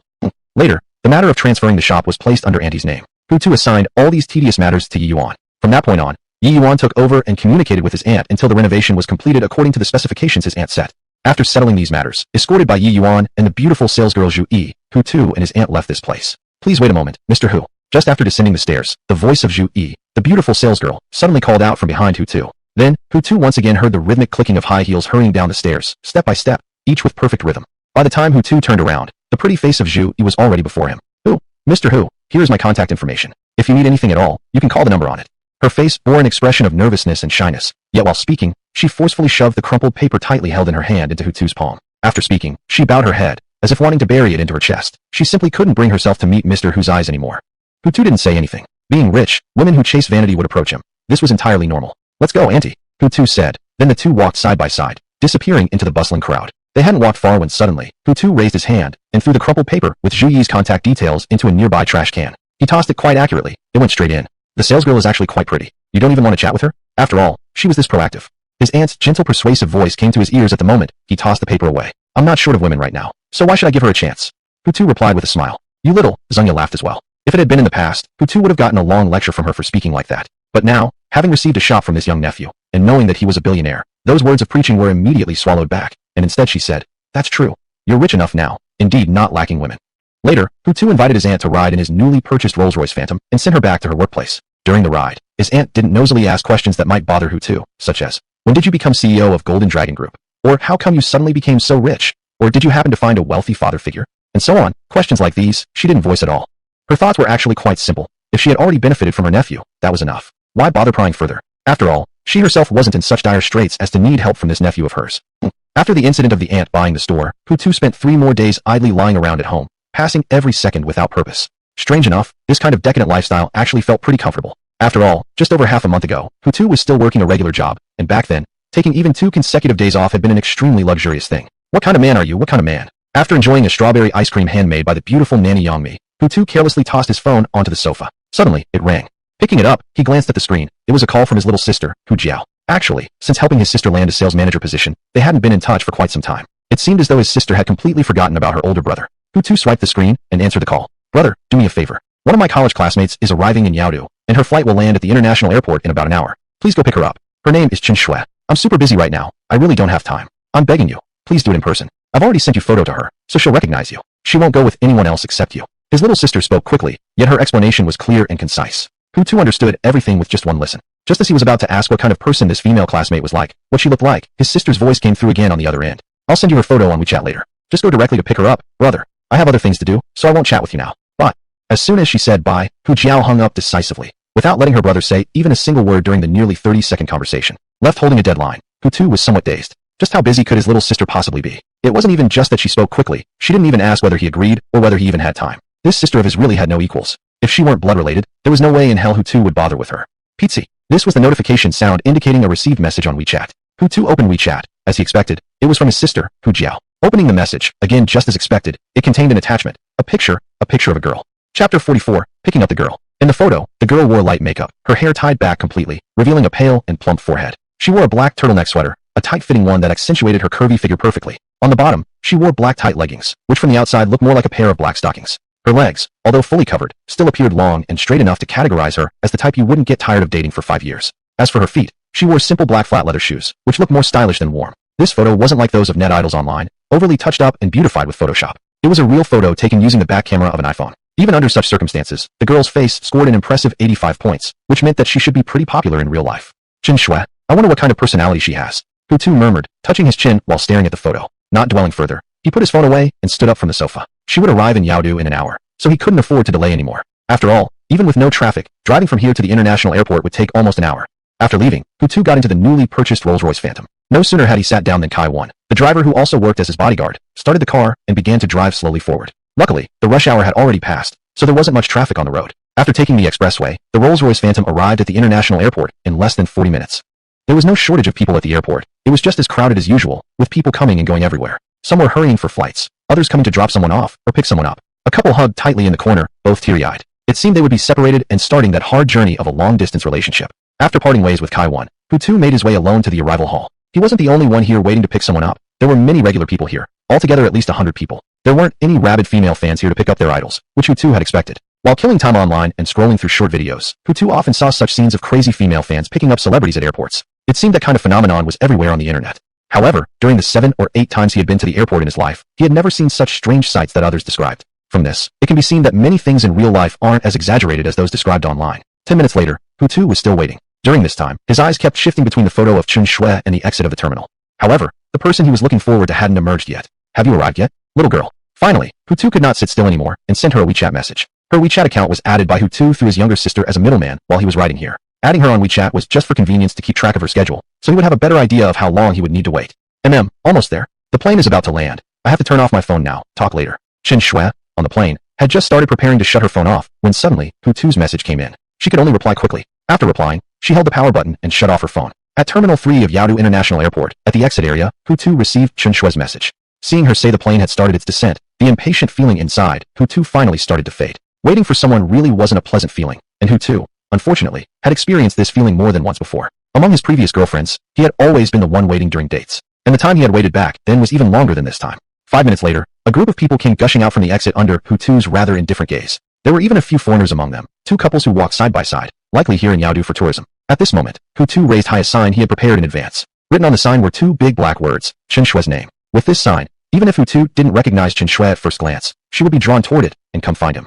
When almost all the passengers from this flight had come out, a woman appeared, her skin as smooth as milk, her demeanor slightly enchanting. She wore black high heels and a black tight sweater, and was carrying an LV bag. Step by step, somewhat hurriedly, she walked out from the exit. The moment she appeared, Hutu's gaze was instantly drawn toward her. Staring at her face, which was carefully made up, for about 3 seconds, Hutu immediately made the judgment. This was his little sister's classmate, Chen Shue. The real Chen Shue looked more mature than the girl in the photo, and appeared almost the same age as him. This was probably because her makeup was a bit heavier. At the same time, she had also noticed Hutu immediately upon exiting, particularly the sign he was holding high in his hand, and the 2 especially large Chinese characters on it, Chen Shue. Then, she directly walked toward Hutu's day. The cold and elegant expression on her face earlier was gone, replaced with a smile. You must be Hu Jiao's older brother, Hutu? Before Hutu could even greet her, this quite good-looking girl spoke up first, her warm smile quite infectious. Yes, I'm Hutu's day. You're Hu Jiao's classmate, Chen Shue, right? I'm Chen Shue. I originally thought Hu Jiao would pick me up, but since she was busy, she sent you instead. Now I feel a bit guilty. Coming here still caused trouble for both of you siblings. The girl's heart was actually quite kind. Knowing she had become a bother and wasted others' time, she quickly offered an apologetic remark. Picking someone up is no big deal. Besides, I was just idle at home anyway. Coming out like this can count as exercise. Actually, it's not bad at all. To prevent the girl from feeling uncomfortable, Hutu played the role of a very nice guy, saying kind and comforting words. Just as the 2 were preparing to leave the airport and head back, a voice suddenly called out. Chen Shue, wait a moment. The one shouting was a young man, not very old looking, probably a few years younger than Hutu. Of course, in terms of looks, Hutu completely outclassed him without a doubt. Chapter 45, The Bragging Male Classmate. Because of the young man's shout, Hutu and Chen Shue slowed their pace and eventually stopped. Then, the 2 turned around. A man came into their view. He looked scholarly, wore glasses, was dressed in a neat black suit, and stood almost 1 meter 80 tall. Dai Jia. Seeing this young man, Chen Shue's bright eyes involuntarily widened slightly. Do you know him? Hutu asked. He's my classmate from university. Hu Jiao knows him too. Chen Shue nodded. While internally, she marveled at how coincidental it was to run into a university classmate right after getting off the plane. Back when they studied in Yaodu, there had been hardly any chance of meeting each other. Since he was a classmate, Hutu naturally had nothing to say against him. It was perfectly normal for classmates who hadn't seen each other in years to come over, greet each other, and reminisce. Chen Shue, why didn't you tell me when you arrived in Yaodu? We're classmates, not outsiders. The young man called Dai Jia approached with a passionate tone. As for Hutu standing beside Chen Shue, he completely ignored him. Thank you, Dai Jia, but I already told Hu Jiao that having her pick me up is sufficient. Chen Shue replied politely. I don't know whether you're busy with work or not. It would definitely be impolite to bother you uninvited. How can you say that, Chen Shue? We've known each other for 5 or 6 years at least, and we know each other quite well. No matter how busy I am, I would always make time for you, as long as you're willing to ask. Dai Jia's tone revealed unhidden concern, and suddenly he switched to a more dominant tone, saying forcefully. Next time you come to Yaodu, you don't need to call Hu Jiao anymore. Just call me, and I'll come immediately whenever you call. Chen Shue found Dai Jia's enthusiasm somewhat overwhelming, and her expression became a bit embarrassed. Still, since he'd said so much, and in order to preserve his face, she politely nodded and gave a perfunctory agreement. In any case, next time she visited Yaodu, she'd ask anyone else rather than him to pick her up. Chen Shue, who is this gentleman? Since the conversation with Chen Shue wasn't going smoothly, Dai Jia changed the topic, shifting his gaze to Hutu. He's Hu Jiao's older brother, Hu Tuesday. Chen Shue explained. Hu Jiao was too busy at work to come, so she asked her brother instead, and here he is. Oh, so you're Hu Jiao's older brother. That explains why your face seems a bit familiar to me. Now that I think about it, you actually resemble Hu Jiao quite a lot in facial features. Then, Dai Jia actively extended his hand to shake with Hutu while introducing himself. Hello, Mr. Hu. My name is Dai Jia. I'm both Chen Shue's classmate and your younger sister, Hu Jiao's classmate. Hello, my name is Hu Tuesday Hu like in Hu Go, and Tu as in Tu journey. Hutu's self-introduction was relatively colder compared to Dai Jia's enthusiastic manner. He couldn't be enthusiastic toward a male stranger either. Even for male friends he was familiar with, for example, his former colleague Chen Sidong, Hutu mostly adopted an indifferent attitude when talking to them. Dai Jia didn't seem interested in talking with Hutu much longer. This gentleman was older than him and naturally more experienced and mature in demeanor. As for himself, he considered to be the energetic and lively young guy. Since these were 2 quite different types who weren't particularly familiar with each other, it was impossible for them to hit it off. Oh right, Chen Shue, come with me. I'll call my dad to come. He's the CEO of Kirin Airlines, and we have a dedicated car service. I can ask my dad to send his driver to pick us up. Then I'll take you to the hotel and arrange accommodation for you. Facing the good-looking Chen Shue, Dai Jia once again became passionately enthusiastic, like possessed by a puppy, extending the invitation. No thanks, Dai Jia. Hu Jiao will handle my accommodation. I can also find a place myself. Don't go out of your way for me. Afraid that Dai Jia might drag her away if she spoke slowly, Chen Shue refused instantaneously the moment Dai Jia finished his invitation. You don't need to be so polite with me, Chen Shue. I'm a native here in Yaodu, And since you're visiting Yaodu and are also my classmate, it's only natural that I act as a good host and properly arrange your food and accommodation. Otherwise, everyone at the future class reunion would blame me for not treating you well, and that would be quite embarrassing for me. Dai Jie insisted stubbornly on his own idea, seemingly unaware of the obvious reluctance and rejection already visible on Chen Shue's face. Just wait a second. I'll call my dad right now. He's currently at Kirin Airlines, which is the building next to the airport. As soon as I notify him, he'll quickly have his driver drive over here, and then we can leave. After finishing his words on his own, without even waiting for Chen Shue's response, Dai Jie had already taken out his phone, walked aside, and dialed a number. Hutu and Chen Shui remained standing where they were. Chen Shue's face had already shifted from dislike and rejection to helplessness. She truly found Dai Jie's way of doing things extremely frustrating. Picking her up was one thing, but he couldn't stop emphasizing his dad and his dad's driver. It seemed as though he wouldn't feel satisfied or comfortable unless he showed off in front of her and Hu Jiao's older brother that his father was the CEO of Kirin Airlines. Compared to the emotionally fluctuating Chen Shui, Hutu's mood was much calmer. Who would host his younger sister's classmate? Frankly speaking, he didn't really care that much. However, someone like Dai Jie who suddenly showed up out of nowhere, even if Hutu was broad-minded, still felt a slight annoyance. Moreover, Dai Jie was extremely low in emotional intelligence. If you were to make arrangements for Chen Shui, wouldn't you first say something to Hutu and seek his approval before calling your father and asking your father's driver to come? Why must he take the initiative and forcefully take Chen Shui away? Right, at Terminal 3. Sure, Dad, you can definitely come. She's my classmate, not an outsider. Yeah, Dad, hurry up. Don't let my classmate wait too long. Okay, that's settled then. You come quickly. I'll hang up first. After finishing the conversation with his father, and still with his back toward Chen Shui, Dai Jie finally turned around. Chen Shui, my dad is coming right away. Let's go outside and wait. His private car is a Porsche Panamera, license plate number YA77787. Dai Jie seized the opportunity to brag as he spoke. This car is very eye-catching. Once it arrives, we'll definitely notice it. However, Dai Jie's enthusiasm was met with a cold expression from Chen Shui. Dai Jie, no matter what kind of car your father's driver is driving has nothing to do with me. Chen Shui replied in a cold tone, as emotionless as ice. I won't accept your hospitality today either. Since Hu Jiao's older brother came to pick me up, naturally I will go with him. Chapter 46. Humbling myself to the dust for love. Chen Shui's words left a deep impression on Hutu's heart. He hadn't expected that his younger sister's classmate would be indifferent to the olive branch offered by this young master from a wealthy family. It proved that there were still girls in this world who were both beautiful and not blinded by money. However, Chen Shui's words still failed to make Dai Jie give up. Hu brother, I know it might have seemed very unfriendly to you when I suddenly took Chen Shui away, but truly, I didn't mean to target you personally. I just wanted to properly settle Chen Shui.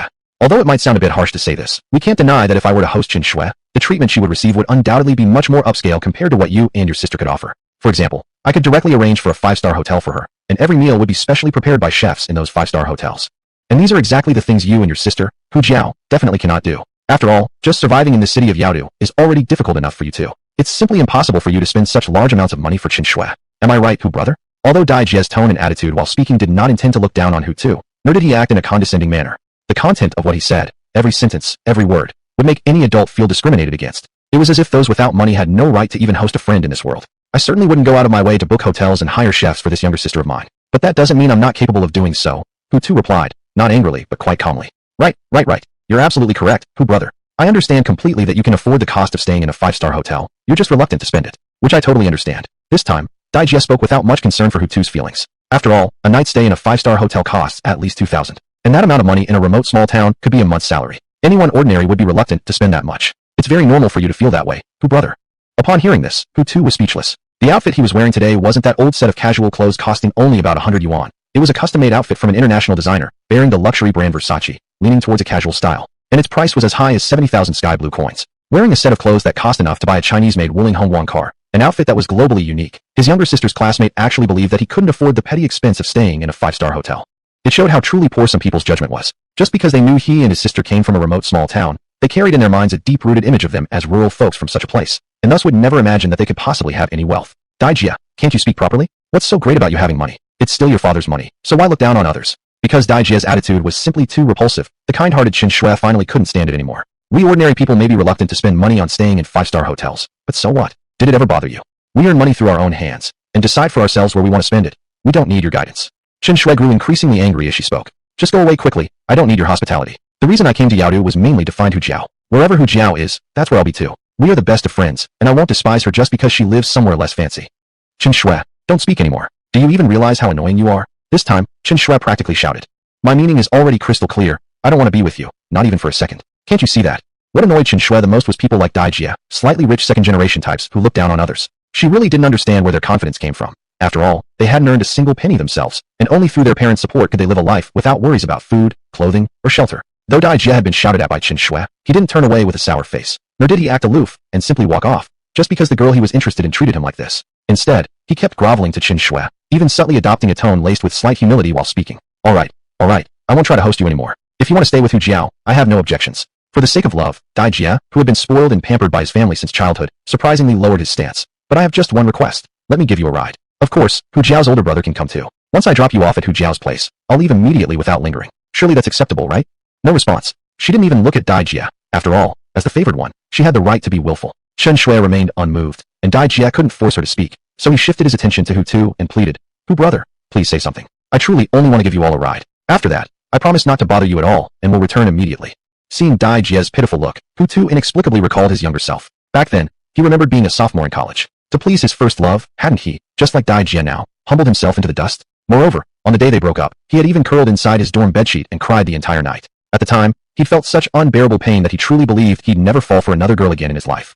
Yet, half a year later, after starting a new relationship with another girl, he realized how incredibly naive and ridiculous that romantic notion had been on that night. Only then did Hutu understand that, in truth, no one is truly irreplaceable. The saying that time will eventually fade, everything isn't just fabricated, it's genuinely true. Hu brother, I'm begging you, help me persuade Chen Shui.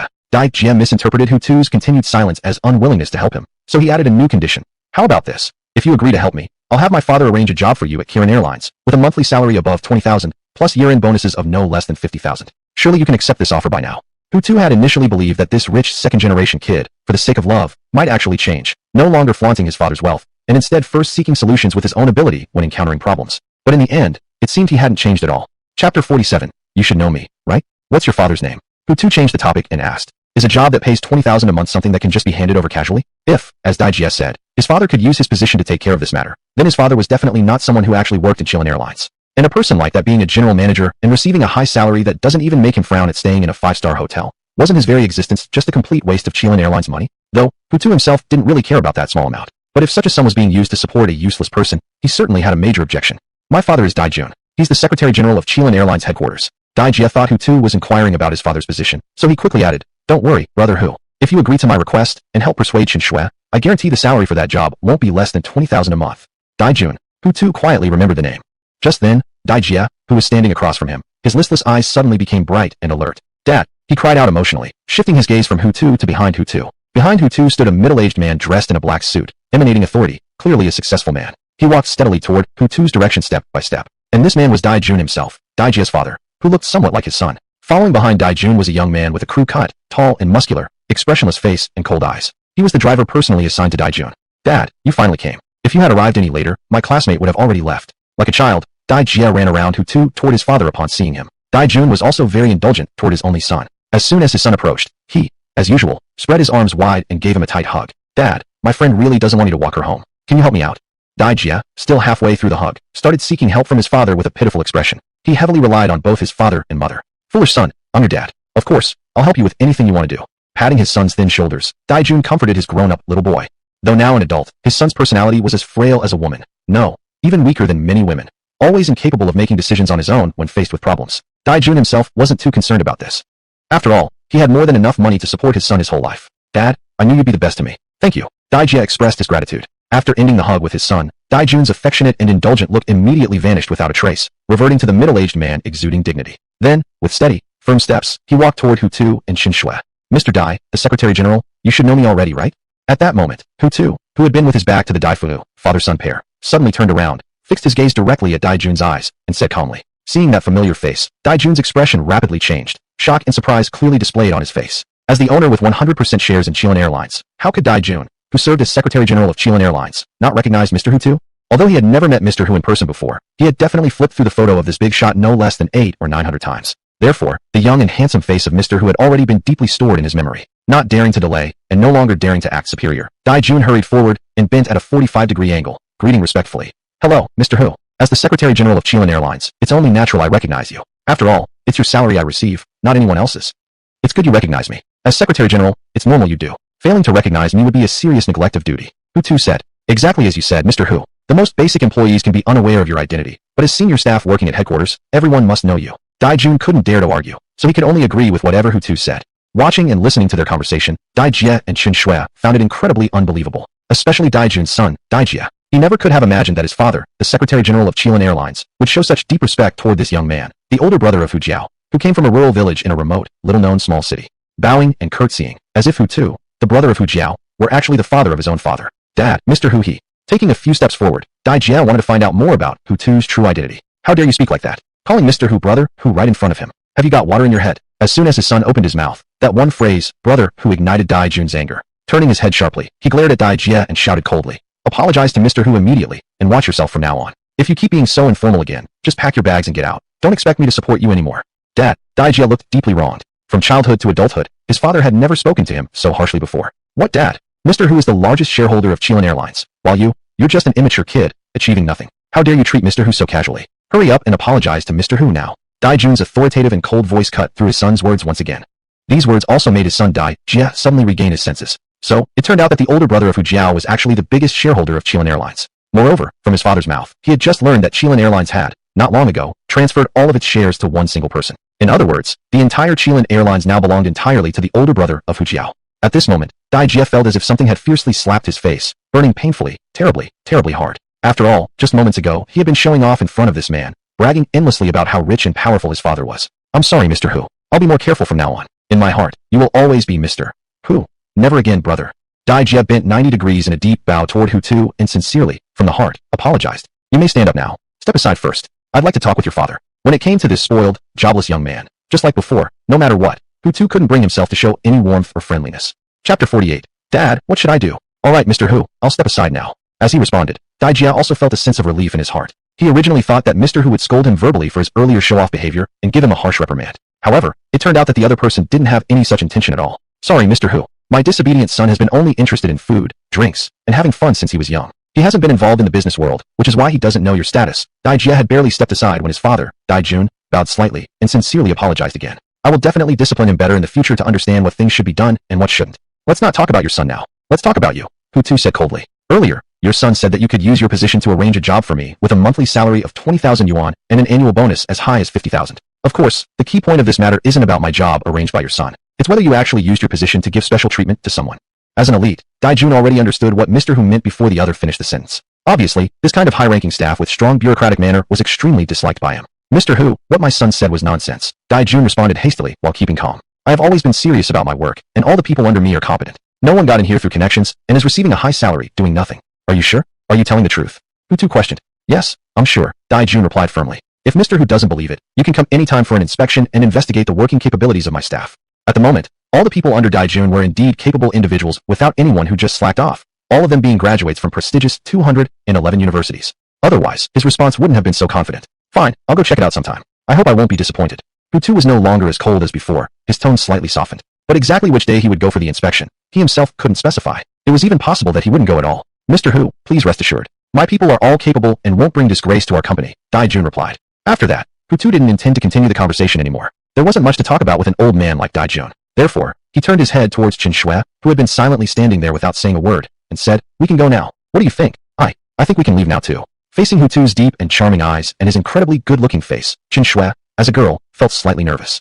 However, her lack of confidence mainly came from the immense wealth belonging to Hu Jiao's brother, something she couldn't even begin to imagine possessing. Then let's go. He patted her shoulder and took the first step forward, leading the way. Without hesitation, Chen Shui immediately followed Hutu's pace. Dai Jun also followed up. Since the boss wanted to leave, he couldn't just stand there as a subordinate. Of course, he should go out to see him off. Dai Jia also wisely followed his father out to send off Mr. Hu. This wasn't a time to stand around doing nothing. His idea of personally receiving Chen Shui was abandoned the moment he learned Hutu's identity. Competing with such a big shot for a woman was against his nature, and he simply didn't have the guts for it. After exiting the terminal building, Hutu and Chen Shui slowly walked toward a black Rolls-Royce Phantom.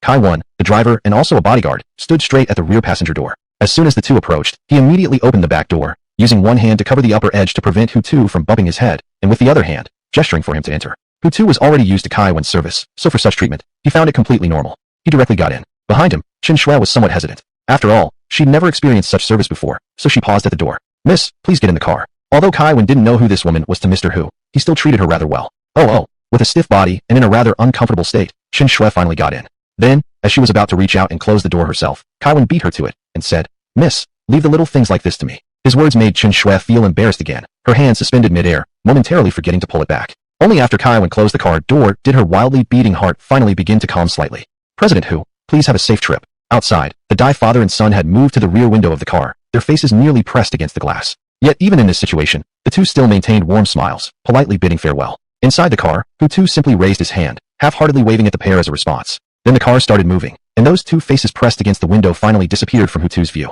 The Dai father and son still didn't leave, continuing to stand there watching President Hu's Rolls-Royce Phantom until it vanished completely before reluctantly pulling their gazes away. Dad, what should I do? If President Hu takes a liking to Chen Shui, how can I still pursue her?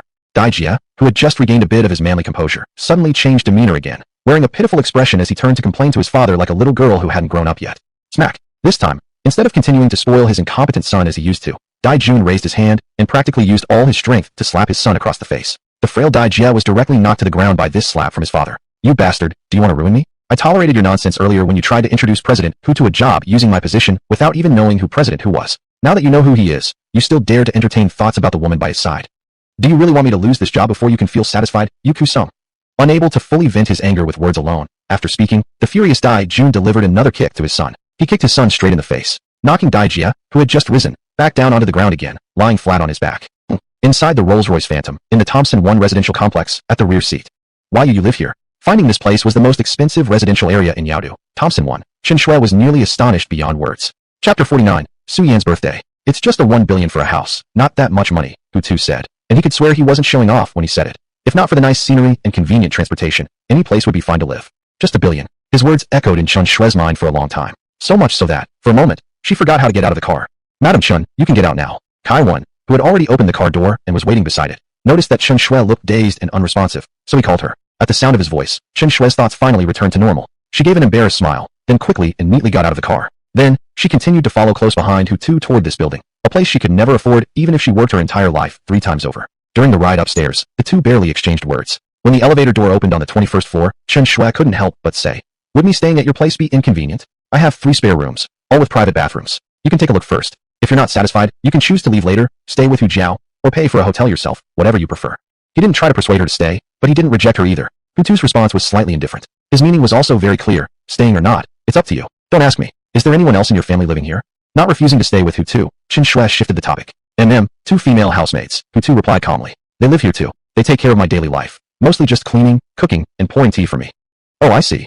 It was normal for rich people to hire housemates to take care of their lives, so Chen Shui didn't particularly focus on that. What about Hu Jiao? Where does she usually live? Not sure. She has her own life. Our schedules are completely separate. As they talked, they reached Unit 2103, which was the apartment where Hutu lived. Knock knock knock. Looking up, Hutu knocked on the door as he usually did when returning home, calling out, "Xiaomi, I'm back. Come open the door." "Okay, Mr. Hu, I'll come right away." Through the intercom, Yang Mi's voice came out, soft and pleasant. "Your girlfriend also lives here?" Blinking, Chen Shui stared at Hutu and asked. "She's not my girlfriend. She's my maid," Hutu explained. "These 2 maids of mine aren't that old. They're about my age. Not like what people usually imagine, so many types." Oh, I see. On the surface, Chen Shui didn't react too much. But inside, she couldn't help but envy Hutu a bit. Rich people like them, even hiring maids to look after their daily needs, had to specifically look for young and pretty women instead of experienced, middle-aged professional maids. It showed how well these people knew how to enjoy life. Click. The door opened, and Yang Mi, wearing a black and white maid uniform, came out gracefully. She stopped at the doorway, then bowed to Hutu and Chen Shui like a receptionist, smiling. "Mr. Hu, welcome home." This kind of service mode, which initially made Hutu feel somewhat uncomfortable, had become basically second nature to him by now. Therefore, after Yang Mi spoke, he didn't feel anything unusual, and just walked straight into the house. As for Chen Shui, she politely smiled at Yang Mi before hesitantly following Hutu inside. "Xiaoya, start preparing dinner. We have a guest today. Remember to cook several good dishes." Arriving at the living room, he sat heavily on the sofa and shouted to Tong Yaya. "All right, Mr. Hu, I'll go to the kitchen right away." Tong Yaya, also dressed in the black and white maid uniform, was standing beside the sofa. Her hands were crossed and placed together. She slightly bowed, responded to Mr. Hu, and then elegantly turned around and headed for the kitchen. "Little miss, feel free to sit down. Or maybe Xiaomi can show you the rooms." Seeing that Chen Shui stood awkwardly in the living room, not knowing whether to sit or stand, Hutu no longer felt comfortable ignoring her and said, I'll take a look at the rooms then." Nodding, Chen Shui no longer declined Hutu's kindness and decided to stay here. This place was next to the financial center of Yaodu. At night, one could enjoy the most prosperous night view of the entire Yaodu simply by standing in front of the window. With such a great view and a free place to stay, Chen Shui felt that even if she had to stay for a couple of days shamelessly, it would be worth it. Then, Chen Shui took the initiative to find Yang Mi and asked her to show her the available rooms. As for Hutu, since he had nothing better to do, he lazily sprawled on the sofa again. He really enjoyed this kind of lifestyle. The more decadent, the better. An hour later, if I look at you again, would I still feel something? While casually scrolling on his phone and waiting for dinner, Hutu suddenly received a call. The caller, according to the contact name, was labeled Su Yan. Yes, you read that right. Su Yan, the same Su Yan who managed the Su Group. Since the last time when Su Yan had tried to sacrifice herself by offering an interest-free loan in exchange for Hutu's Jinxiu community property, the two had kept in touch. Of course, this contact hadn't been very frequent. Including this call today, it was only the 3rd time Su Yan had personally called Hutu. This woman is so stubborn. I already told her I won't sell Jinxiu community. Still insists on calling. Though Hutu described Su Yan as a bothersome woman, His body betrayed his words. His hand had already clicked to answer the call from Su Yin without hesitation. Is this Mr. Hu? Her tone was pretty much the same as their first meeting, calm and cold. Yeah, it's me. Hutu replied. What does President Su want from me? Yes, I have something. But it's not about Jinxiu community, so Mr. Hu doesn't have to worry I'll say a bunch of annoying things again. Not about Jinxiu community? Hutu raised an eyebrow in surprise. Then why are you calling me? This is it, Mr. Hu. Tomorrow is my 27th birthday. I'll be hosting a birthday party at your Golden Dragon Hotel, the one closest to downtown, on the 30th floor. And true to her character, she didn't hold back as she continued. Mr. Hu, would you do me the honor of coming to my birthday party and celebrating my birthday with me? If you could come, it would truly be my honor. Chapter 50. The woman who sets her eyes on a wealthy man. Su Yin spoke in a very pleasant way, and these flattering words were rarely something she would say in her daily life or at work. However, in order to get closer to Hutu, she was willing to bow to reality, just one more time. Your birthday? 27. Hutu responded, surprised that he was being invited to attend the birthday banquet. All right, I will come. Since you've gone this far to invite me, how could I possibly refuse? Thank you for honoring me, Mr. Hu. I'll have the invitation delivered to you in person. On the other end of the phone line, Su Yin, full of nervousness, finally exhaled in relief. She was genuinely afraid Hutu would reject the invitation. After all, the relationship between them wasn't particularly good. Time flew quickly. Today was once again a brand new day. Last night, Su Yin had already sent someone to deliver the invitation to the birthday banquet. Right now, it was already in Hutu's hands. It was a pink invitation, tied with a piece of rope around a deliberately attached rose. It looked quite delicate. If held a bit closer, one could even catch a faint fragrance from the paper. Around 10 o'clock in the morning, Hutu finally left his house. His transportation was, once again, a Rolls-Royce Phantom. Kailan still acted as Hutu's driver.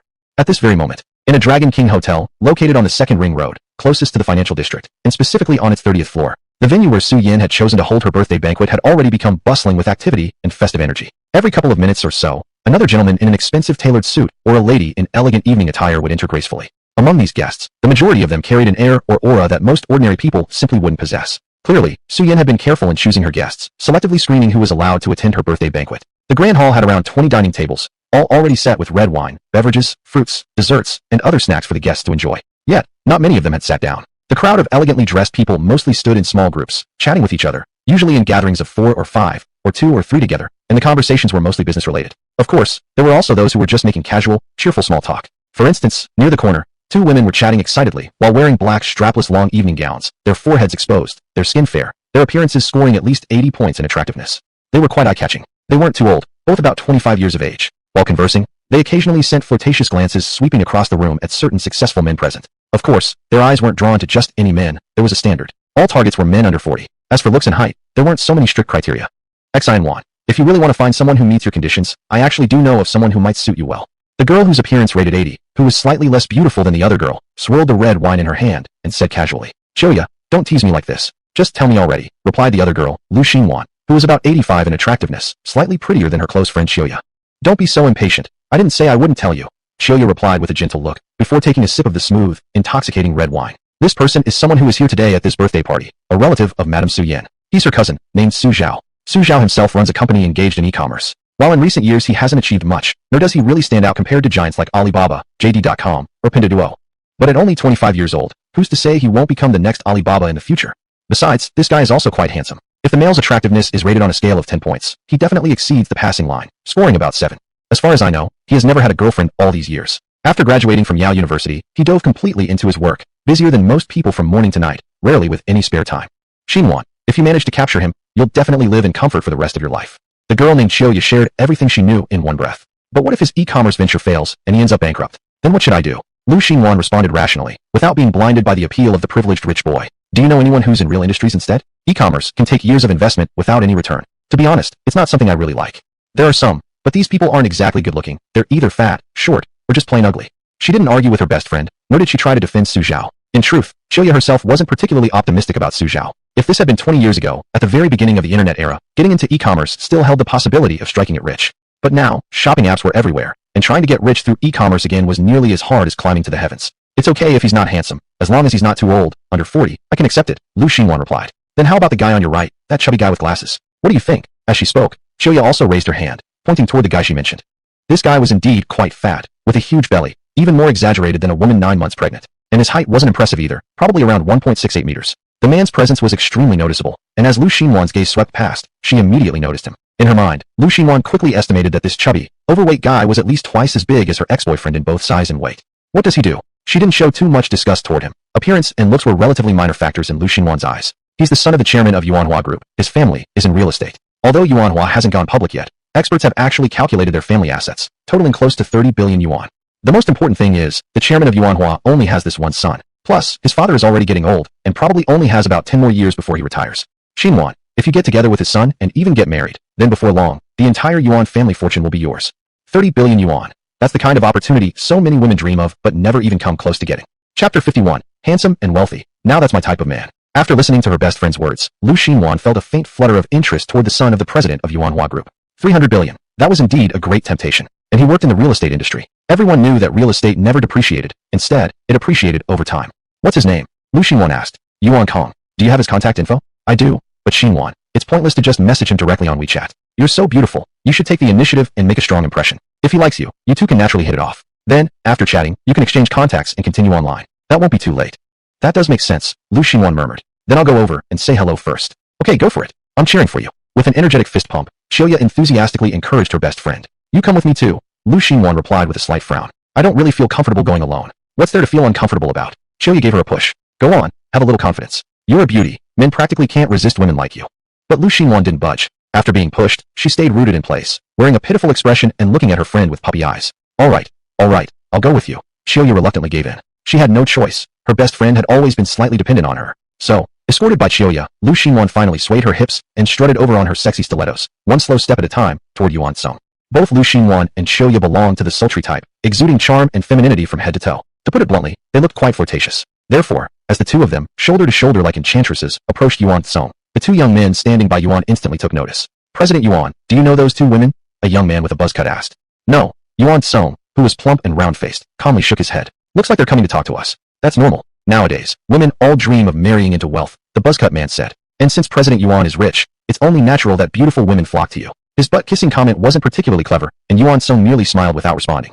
Truth be told, he didn't mind beautiful women throwing themselves at him for money. He wasn't naive enough to fall deeply in love anyway. Even if he accepted them, it would only be a game, just a casual fling. Hello, President Yuan. Finally, Lu Xinwan and Xiaoya reached Yuan Song. Lu Xinwan showed a bright smile, actively greeting Yuan Kong. She wanted to appear elegant and ladylike, but her seductive allure made it nearly impossible for her to maintain a demure image.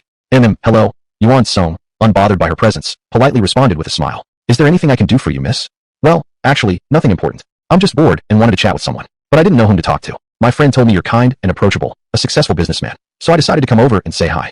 You flatter me, Mississippi. To be honest, I'm just an ordinary person with no special talent, Yuan Song humbly replied. All that I've achieved is thanks to my father. May I know your surname, miss? Yuan Song asked before Lu Xinwan could speak. However, this time, Lu Xinwan seemed not to hear what Yuan Song was saying. She stayed silent, unmoving. Her gaze, which should have been focused on Yuan Song, had already shifted elsewhere, toward the entrance of the grand hall.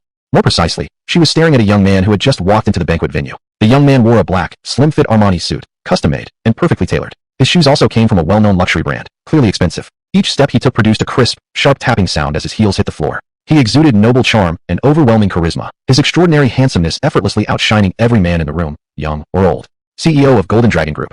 Hutu. President Hu. Lu Xinwan mumbled under her breath, astonishment clearly written on her face. She suddenly ignored Yuan Song completely, not even paying attention to his words. All because she had seen this man of extraordinary looks and a personal wealth exceeding $300 billion. Lu Xinwan knew Hutu not, because she was familiar with the elite circles of the super rich. It was just a while ago that Lu Xinwan accidentally came across a widely shared video on Weibo, Hutu coldly refusing Su Yan, the president of Jinxiu community, because he refused to sell a piece of land. After watching that video nearly 100 times, she memorized Hutu's appearance. Sorry, President Yuan, Lu Xinwan, now regaining her composure, quickly said.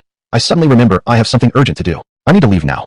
I'll chat with you next time when I have the chance. Then I'll definitely keep you company and chat to your heart's content. Without waiting for Yuan Song to respond, Lu Xinwan turned around and left. In her eyes now was only Hutu, worth 300 billion. Yuan Song, seeing himself rejected by this woman who had turned her attention to Hutu, who had even more money, felt his lips involuntarily twitch. Originally, he had already planned to book a suite at Golden Dragon Hotel after the birthday banquet and have a good conversation with Lu Xinwan. But judging from the current situation, that plan seemed to be falling apart. But what could he do? Who asked Hutu's golden day to be thicker than his? Of course, a smart woman would choose someone richer and more handsome. Xinwan, wait for me. After awkwardly smiling and saying goodbye to Yuan Song, Xiaoya also left, chasing after Lu Xinwan's steps. What exactly was that? Xiaoya walked beside her and whispered, You were already talking to President Yuan. Why did you suddenly leave? Xiaoya, I'm changing targets. I don't plan to get to know President Yuan anymore, Lu Xinwan frankly replied, her eyes fixed on Hutu's day. I think he's more suitable for me. Handsome, wealthy. That's the kind of boyfriend I've been imagining, and the kind of man I've been dreaming to marry. Following Lu Xinwan's gaze, Xiaoya finally noticed Hutu as well. What was Hutu's background? As someone quite familiar with the wealthy elite, Xiaoya naturally knew. However, she didn't support her best friend's choice. Xinwan, a man like him won't ever be short of women. Didn't he even make the Weibo trending topics recently? Because of that incident where he rejected Su Yan. If even a woman as outstanding as Su Yan couldn't earn his approval, How could he possibly notice you? Chapter 52. Sorry, I really can't hold it anymore. He turned down Suyin mainly because her conditions were too harsh. Asking someone to sacrifice a piece of land worth 3 billion, while all she's offering in return is marriage. Lu Xinwan had her own thoughts. If Suyin didn't have those conditions, and it was just about romantic feelings between a man and a woman, I think there's a good chance they might have ended up together. Anyway, my opinion is, as long as I make the first move, I at least stand some chance of winning Mr. Hu's heart. And if I do nothing but just think about it, then I'll never have any chance of getting this man. In Lu Xinwan's eyes burned a strong sense of competition. She saw Hutu entirely as a big challenge, like bungee jumping or riding a roller coaster, or skydiving from a high altitude. What you're saying does make sense. Xiaoya's opinion, influenced by her best friend's words, shifted back to align with hers. Since we're going to be proactive anyway, why not go after someone richer and better looking? Although the chances of success aren't as high compared to going after an ugly guy, if you get rejected, you won't feel too disappointed afterward. You're truly my best friend, the one who understands me the most. Lu Xinwan smiled, and even gave her best friend a thumbs up. So, are you going over to him now? Xiaoya asked. Or should we wait a little longer? Better not to wait. I'll just go talk to him for a bit, just to get to know him, not like I'm planning to confess.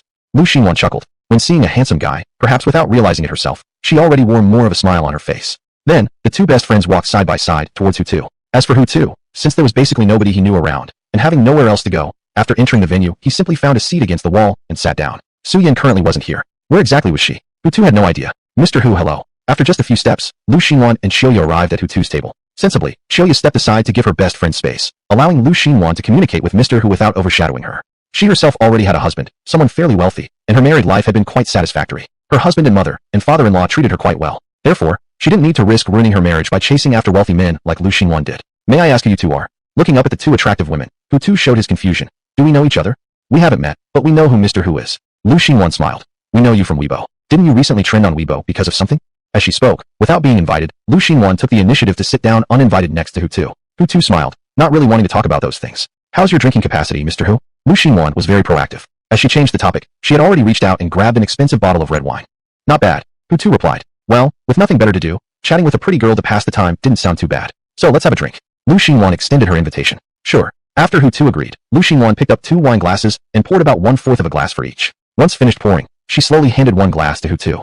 Thank you. Hutu, in a gentlemanly manner, accepted the glass of wine. Then the two raised their glasses, lightly clinked them together, and then, while looking into each other's eyes, slowly lifted their heads and sipped the wine slowly. Mr. Hu, you have great drinking capacity. Let me give you another toast. Grabbing the bottle of wine again, Lu Xinwan enthusiastically poured Hutu a little more than half a glass, and then poured herself a little more than half a glass too. After placing the wine bottle down and picking up the glass, she toasted Hutu again. Mr. Hu, let's drink up another one. This time, however, Hutu didn't cooperate again, smiling wryly. No more, I don't really like red wine. If you like it, feel free to keep drinking. Hutu's refusal made Lu Xinwan's toasting gesture instantly awkward, but she wasn't angry or displeased. She didn't have the standing to be. Instead, she put the red wine bottle down and said, Okay then, no more drinking. We'll just sit here and chat. How does that sound to you, Mr. Hu? Just a moment please, I need to go to the restroom. Hutu stood up and apologized. I really can't hold it anymore, sorry. Don't worry, everybody has urgent needs, that's perfectly normal. Go ahead, Mr. Hu. I'll wait for you here. We can continue our chat after you come back. Still not showing any anger, instead enthusiastically standing up in response. She even escorted Mr. Hu with her eyes until he entered the restroom. Inside the restroom, in front of the urinal, Hutu was busy relieving himself. He truly had a strong urge to urinate and really needed to use the restroom. He wasn't avoiding Lu Xinwan or anything. Of course, Hutu could clearly see through the hidden intentions of a woman who was both scheming and flirtatious. The banquet hall. Lu Xinwan was still waiting in the same spot, occasionally turning her head to glance toward the restroom. Give it up, Xinwan. He treated you like this, it's obvious he's not interested. If you keep staying here, you'll just end up being mocked later on. Xiaoya couldn't bear to watch any longer and tried to persuade her. Let him mock me then. I'm just chatting with him, not throwing myself at him cheaply, not offering free sex. Without Hutu around, Lu Xinwan immediately showed her true colors. She looked as ugly as one could possibly imagine. Seeing that Lu refused to listen, her best friend Xiaoya didn't push further. 1 minute later, Hutu, who had been inside the restroom for a while, finally came out. He washed his face, splashing cold water on his cheeks to help clear his mind. Seeing that Lu Xinwan, just as she had said, was really waiting for him patiently, he remained calm. Since this woman was trying to seduce him, it was impossible for him to simply leave by showing a cold face. Mr. Hu, with a warm and radiant smile, Lu Xinwan's seductive expression returned as she quickly walked toward Hutu.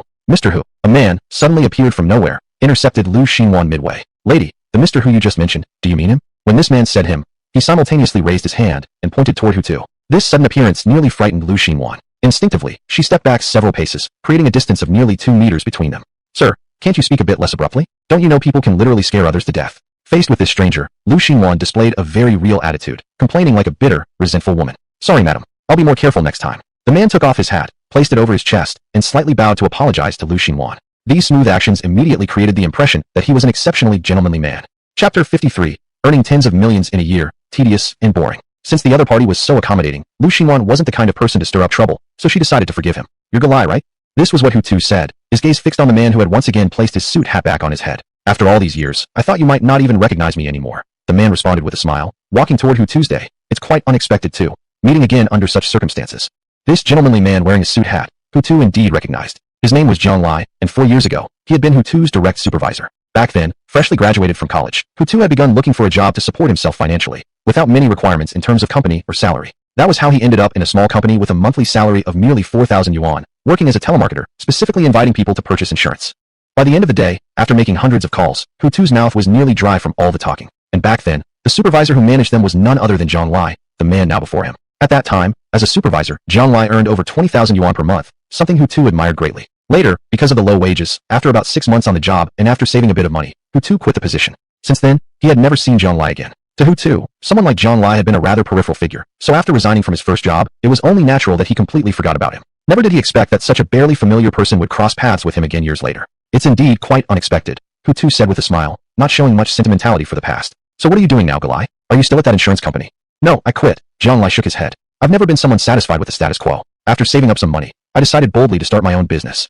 Now I run a fashion design company. It's going decently enough, though not particularly large, just over 100 employees. Starting your own company and managing to employ over 100 people is already pretty good, Hutu complimented. 99% of entrepreneurs end up completely bankrupt. Yeah, I guess I'm just quite lucky, Zhang Lai smiled. Thanks to heaven's favor. Oh, by the way, Hutu, let me introduce this to you. She's my girlfriend, Wei Wei.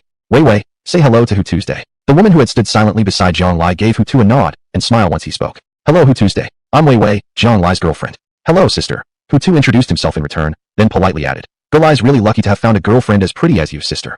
Actually, Wei Wei wasn't particularly beautiful at all. Either of the two women, Lu Xinwan or Qiuya, if randomly brought forward, would outshine her in both looks and figure. Moreover, her beauty was clearly artificial, resembling a snake spirit from a photograph. Obviously fake, unnaturally so. Hutu, you sure know how to flatter people. You must be really good at charming girls in your everyday life. Women liked receiving praise from men, especially someone like Wei Wei, who obviously placed great importance on her appearance.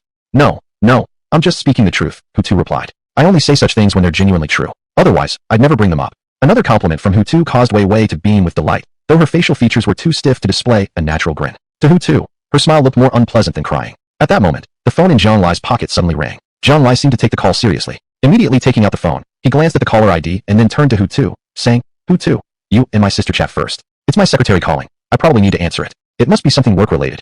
Go ahead, Galai. Work comes first, Hutu replied. Without delay, Zhang Lai turned and walked away after Hutu spoke. However, he hadn't walked too far, only 5 or 6 steps, keeping a distance of less than 3 meters from Hutu. Then, he answered the call. Xiaoying, what's up? Oh, it's about hiring a celebrity spokesperson. The fee for the endorsement is 5 million yuan. Which celebrity is it? What's his name?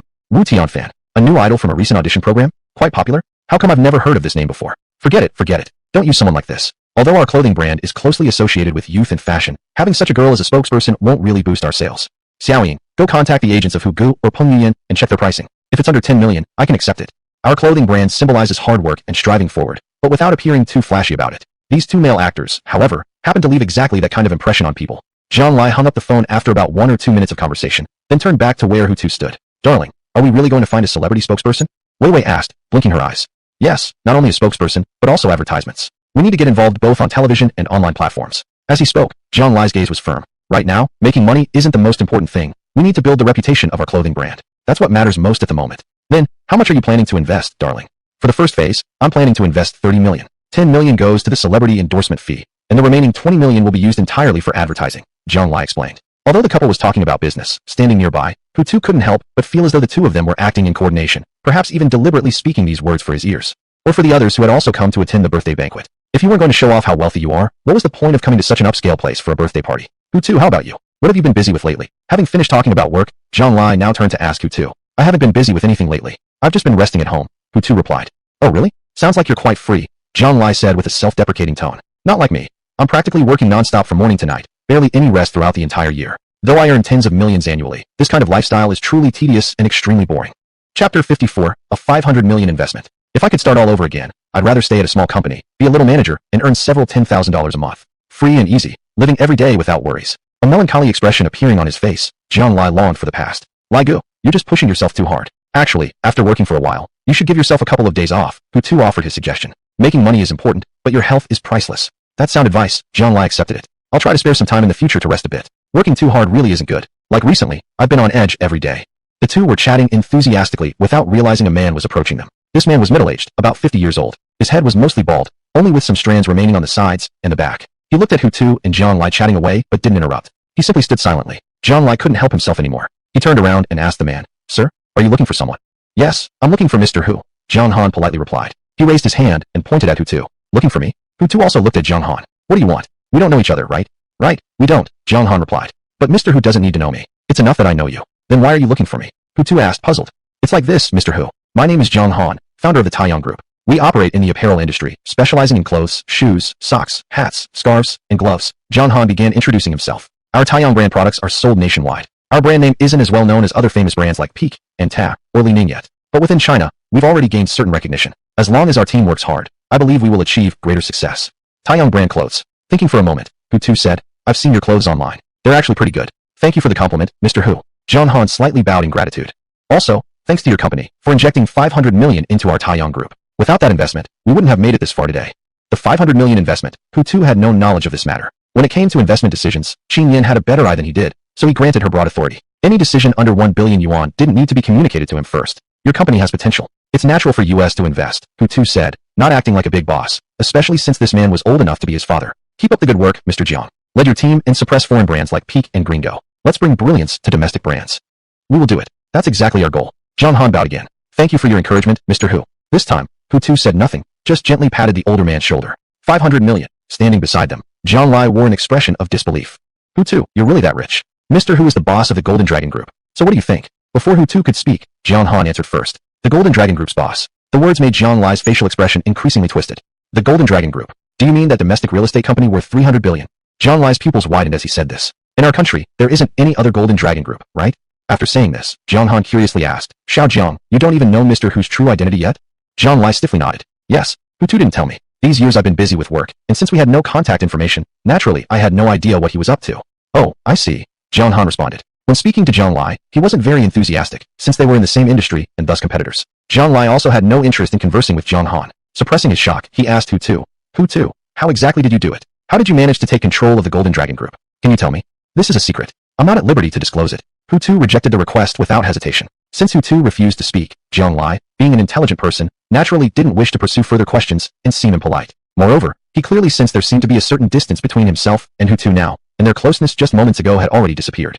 Actually, it was simply because Hutu was too rich, causing Jiang Lai to feel inferior. A small clothing brand founder didn't deserve to be too close to him. Recalling his earlier deliberate show-off, spending 10 million on a celebrity endorsement and 20 million on advertisements, Jiang Lai felt so embarrassed he couldn't even lift his head. Hutu, on the other hand, had invested 500 million into the Taiyang Group without even mentioning it. And he himself had spent 30 million on his own company, yet wanted the whole world to know. "Mr. Hu, I came to see you today not only to express my gratitude, but also to trouble you with another matter." Jiang Han's respectful voice spoke again. "You're not here because you've run out of money and need another investment, are you?" Hutu replied. Hearing Jiang Han's words, Jiang Lai perked up again, countering sharply. "Mr. Jiang, you misunderstood. Our company is in manufacturing. As long as we have sales, we have cash flow. We won't run short of money," Jiang Han explained. "The reason I came to see Mr. Hu is for one thing. I'd like to invite Mr. Hu to be the brand ambassador for our Taiyang brand. If someone as influential as Mr. Hu were willing to represent our Taiyang Group, I believe our sales would reach a new peak."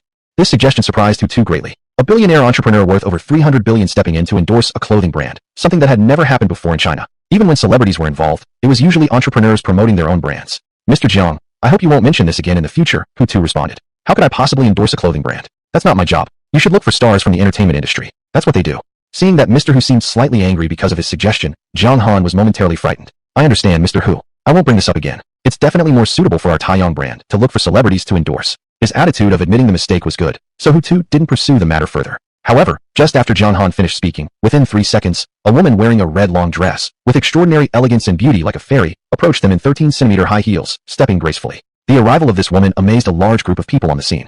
Chapter 55. Can you afford to buy a house in Jinshu community? Behind Hutu, Lu Xinwan and Xiaoya were also drawn to the beauty of the woman in red. Su Yan. Lu Xinwan recognized the woman in red and showed a look of surprise on her face. In her mind, Su Yan belonged to the cold and gorgeous type of woman, and her wardrobe mostly consisted of professional uniforms. The colors she wore were mostly cold tones such as black, gray, and white. As far as she could remember, today was probably the first time Su Yan had ever worn such a bright red dress. Moreover, wearing a red dress and applying bold red lipstick, Su Yan exuded a more feminine charm than before. Previously, people would describe Su Yan's beauty as fairy-like, stunning, and cold. But today, she revealed a new side, a seductive one. And here, seductive did not equate to vulgar or indecent. Her seductiveness was pure, like a lotus blooming untainted in muddy water, so clean and graceful that no one dared to lay a hand on it. As a normal man, Hutu naturally felt amazed by Su Yan's appearance and makeup today. Otherwise, his eyes wouldn't have lingered on her for so long, unable to shift away. At this moment, a young man, nearly 1.87 meters tall, with a model-like figure, a face rated at 90 points, and holding a bouquet of red roses, walked confidently and elegantly out of the crowd. After stepping forward, those long legs of his, which countless admirers envied, began to move towards Su Yan.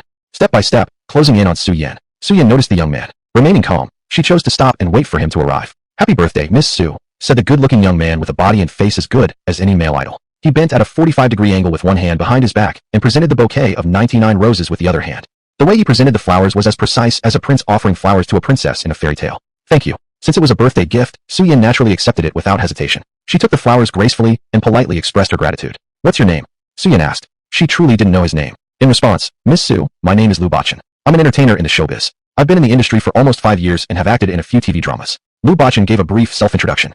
"Oh, so it's really you." A slight smile appeared at the corner of her lips as Su Yan said, "I remember your father is a famous director, Lu Kaiga, right?" "Yes, Lu Kaiga is indeed my father." Lu Bachan responded politely. "It's really unexpected that you know my father, Miss Su. Su Group has invested in the production of several films, one of which was directed by your father," Su Yan said. "If I remember correctly, that movie was successful and we made a considerable profit after its release." The audience's reviews for that movie were also very positive. It even received an 8.5 rating on Dubon. "It's clear that your father is a very talented filmmaker." Of course, he always has been. Such praises of his father were something Lu Bachan had almost heard to the point of tedium in the entertainment world. In short, wherever he went, he always carried the halo of his father's achievements. "Miss Su Yan, actually, aside from coming here to celebrate your birthday today, I also have another purpose." Lu Bachan changed the subject and said with sincerity, "To be honest, I, Lu Bachan, have liked Miss Su for a long time already." His sudden confession triggered shrieks from the young women in the crowd. After all, men as excellent as Lu Bachan were extremely rare in the world. Many girls would dream of having a perfect boyfriend just like Lu Bachan, but such high-quality men were forever unattainable for them. Therefore, seeing Su Yan effortlessly gain the affection of such a superior man, the girls present were filled with envy and jealousy, wishing they were Su Yan themselves. But Su Yan, as the one directly involved, reacted much more calmly compared to the other girls upon hearing the confession. "Thank you for your affection, but we can never be together," Su Yan replied directly. "I hope you can soon find a girl you truly connect with and walk down the aisle with her." Without even a moment of hesitation, Su Yan rejected him outright, instantly leaving Lu Bachan dazed and stunned. He had not expected her to refuse him so decisively. After all, for this confession, he had spent a great deal of effort. First, he got the birthday banquet invitation, then he dieted, worked out, and even done facial treatments. In short, to present his very best self to Su Yan today, Lu Bachan had eaten no more than one bowl of rice per day for nearly a whole week. "Excuse me, Mr. Lu. I need to pass through." Su Yan didn't intend to make things difficult for him, nor did she regard him as heir, but rather chose to politely speak up while walking away with a cold expression. "Miss Su Yan, honestly speaking, I think we would actually be a great match." Unwilling to give up, Lu Bachan raised his head and insisted, "How about we give it a try? If we really turn out to be incompatible in personalities, we can always break up later." Similarly, Lu Bachan made no move to let her pass either. "Mr. Lu, whether two people can end up together doesn't entirely depend on whether their personalities match. It has more to do with material conditions," Su Yan replied coldly, without holding back this time. "So you're saying that you won't consider anyone unless they can buy you Jinsho community?" Lu Bachan's expression darkened. As one of Su Yan's admirers, Lu Bachan naturally knew about the Weibo post she had published, offering to be with whoever could gift her Jinsho community or arrange to sell it to her interest-free as proof of affection. "Yes, that's exactly what I want, Jinsho community," Su Yan answered firmly. "Without that property, no matter who pursues me, I won't say yes." "Miss Su Yan, don't you think it's wrong to tie love with personal interest?" Lu Bachan's tone grew more intense. "We are still young, and we can earn enough money ourselves. When we fall in love, we shouldn't need so many conditions. And according to what you're saying, that someone needs to offer you Jinsho community in order to qualify for a relationship. This isn't even love anymore. It would simply be a business transaction with no emotional foundation whatsoever." His voice became increasingly forceful as he continued. "Miss Su Yan, surely you wouldn't want to see yourself treated as a mere object for display." Though these words came from a man, Su Yan, being 27, naturally understood their implications. Yet she remained unmoved. "Mr. Lu, let's not get into all that right now. I'll just ask you one question. Can you afford to buy Jinsho community?" Chapter 56. Would you dance with me? Lu Bachan. Yes, such a question from Su Yan had instantly rendered him speechless. Even the excitement he had felt moments ago quickly dissipated at an alarming rate. "Miss Su, in my mind all along, you have actually been a virtuous businesswoman." Lu finally spoke after the silence, his tone now more composed. "But today, I've realized that in fact, what attracts people about you is only your beautiful appearance. As for your inner character, it doesn't even compare to many ordinary-looking girls." My words might be a bit direct, but every sentence comes straight from my heart. If you feel offended, you can criticize me a little too. Such sarcastic remarks were far from rare to Su Yan, who had heard countless of them over the years. Therefore, upon hearing these words, she didn't feel even a slightest ripple of emotion. Instead, she redirected the topic. "You haven't answered my question yet. Can you afford to buy the Jinsho housing complex?" Lu Bachan. He felt extremely bitter inside. This Su Yan, why did she have to ask specifically about buying Jinsho? That property alone was worth more than 30 billion. At just over 20 years old, how could he possibly afford it? "Miss Su, I'm just an actor, to be precise, a not-so-well-known actor from the second or third tier." Since escape was impossible, Lu chose to face it directly. I can clearly tell you that I earn only 3 or 4 million per year from acting. The Jinxiu property is valued at over 30 billion. So with my current capabilities, there's absolutely no way I could afford to buy it. Even if my father helped me, I still couldn't manage it. If you don't have this ability, then we have nothing more to talk about, Su Yan replied coldly. Excuse me, but I have an important guest to attend to. Lu, who had been pampered by female fans merely for his good looks, really believed at first that he stood some chance of winning over Su Yan through his appearance alone. However, the reality before him now was a sharp contrast to what he had imagined, leaving his mood undoubtedly devastated. Yet, outwardly, he still appeared quite calm. Without lingering on, he stepped aside after Su Yan's remarks, clearing the path. Then came Su Yan, elegant and proud like a queen, who strutted past him without even glancing in his direction. Not even a sideways glance. He can't even afford Jinxiu but dares to pursue Madame Su? This young man must have some sort of mental defect. I never imagined pursuing Madame Su would be harder than running a company. I've only ever dared to dream about it because I know my place and understand I could never succeed. Those idols from the entertainment industry are just too naive. Do they actually think looks are everything? Does he think Madame Su is one of those brainless fangirls who judge solely by looks? Obviously, she isn't the kind of shallow woman.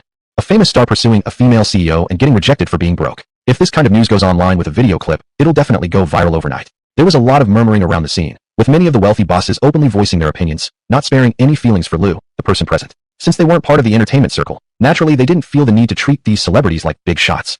Lu's heart, unfortunately, wasn't that strong. Hearing such remarks made him feel deeply embarrassed at the moment. If he had known beforehand that Su Yan was such a tough woman, he would never have attempted to confess to her today. As he prepared to leave, his eyes swept over and saw Su Yan had already approached a young man. Lu also knew this young man because not long ago, he had been trending on Weibo together with Su Yan. What a despicable woman. What's so great about that guy? Besides owning Jinxiu and having a 300 billion company, what aspect of him is better than mine? Lu angrily ranted in his mind. He's better looking than you, has better character than you, and even his aura is superior to yours. A little white angel figure shouted in Lu's mind, egging him on. In fact, that was exactly what Lu himself was thinking. It's just that he refused to admit it. Hutu's appearance was indeed handsomer than his. As for where Lu surpassed Hutu, it was probably only his height, the least significant advantage of all. Mr. Hu, I wasn't able to greet you at the entrance because I was busy with something, and for that, I apologize. Su Yan, standing in front of Hutu, slightly bowed, and said apologetically with sincere regret in her expression. Please forgive me. The way Su Yan treated Hutu was as if she were an entirely different person compared to how she treated Lu Bachan. Toward the former, it was as if the person standing before her was her boss. But now, with the latter, the roles had completely reversed, and she had become his boss. I never thought you could be so cheap, only showing kindness to those with money. I, Lu Bachan, actually loved you foolishly for 3 whole years. The more respectful and courteous Su Yan was toward Hutu, the more agitated and furious Lu Bachan became inside. Unwilling to stay and endure further humiliation, he immediately ran out of the banquet hall. At the moment he rushed out the main door, even a single tear slid from the corner of his eye, trailing down his cheek and dropping onto the ground. You said on the phone we wouldn't talk about the Jinxiu housing complex today. I came here for the birthday party. I came to eat, drink, and enjoy myself. Facing a Su Yan who appeared even more beautiful than usual, Hutu remained firm and composed, not swaying in the least. Don't worry, Mr. Hu, Su Yan smiled. My only purpose today is to make everyone happy, to celebrate my birthday. There's absolutely no other intention behind this. Good. Hutu nodded satisfactorily. But there's actually one small favor I need to ask of you, Mr. Hu. Before Hutu could fully relax, Su Yan added, causing him to frown slightly again. What kind of favor? It's really nothing much, Su Yan said directly. I just want to ask Mr. Hu to dance with me during the birthday banquet. But I don't know how to dance. That's fine. Since Mr. Hu doesn't know, I can teach you, she said, completely dropping her usual career woman persona. It's only a few steps, very simple. A smart person like Mr. Hu would catch on after just 1 or 2 demonstrations. Needless to say, that flattery landed quite well. All right then, I'll dance with you. Hutu readily agreed, since she had invited him so sincerely. Shortly afterward, Hutu and Su Yan went into a private room to begin practicing dancing. When their left hands clasped together, and their right arms gently wrapped around each other, their feet began moving gracefully to the sound of a romantic melody, playing softly in the background. Chapter 57, Su Yan's mother. Hutu was indeed quite clever. After being taught the romantic dance steps by Su Yan 3 or 4 times, he had basically mastered them all. At first, he occasionally stepped on Su Yan's feet, but such embarrassing moments no longer occurred. If you had to rank beauty, Su Yan initiated the conversation to avoid awkwardness. How high would I place in your eyes? Among all the girls you've ever seen. Do you want the truth or a lie? Hutu asked, looking straight into her eyes. Of course the truth, Su Yan replied without hesitation. I'd say you're within the top 10, Hutu replied seriously. If it's based on your outfit and makeup today, then you'd be within the top 5. You've met so many pretty girls. Su Yan felt a tinge of jealousy, her eyebrows slightly furrowing.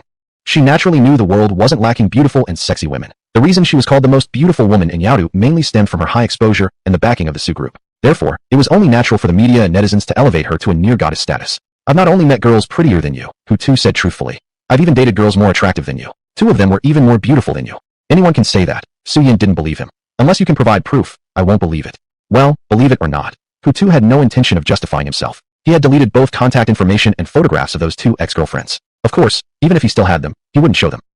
This sensual cry came from Su Yan. Immediately afterward, her body softened and she leaned against Hutu. I sprained my ankle. Help me up, she said, her brows knitting tightly together, clearly in pain. not faint at all. Even without her saying anything, Hutu would have supported her. However, as he reached out, the gesture naturally became an embrace, unintentionally so, since Su Yan fell directly into his arms. So, they ended up tightly wrapped in a close embrace. Which ankle did you sprain? Hutu asked with concern. The right one, around the ankle.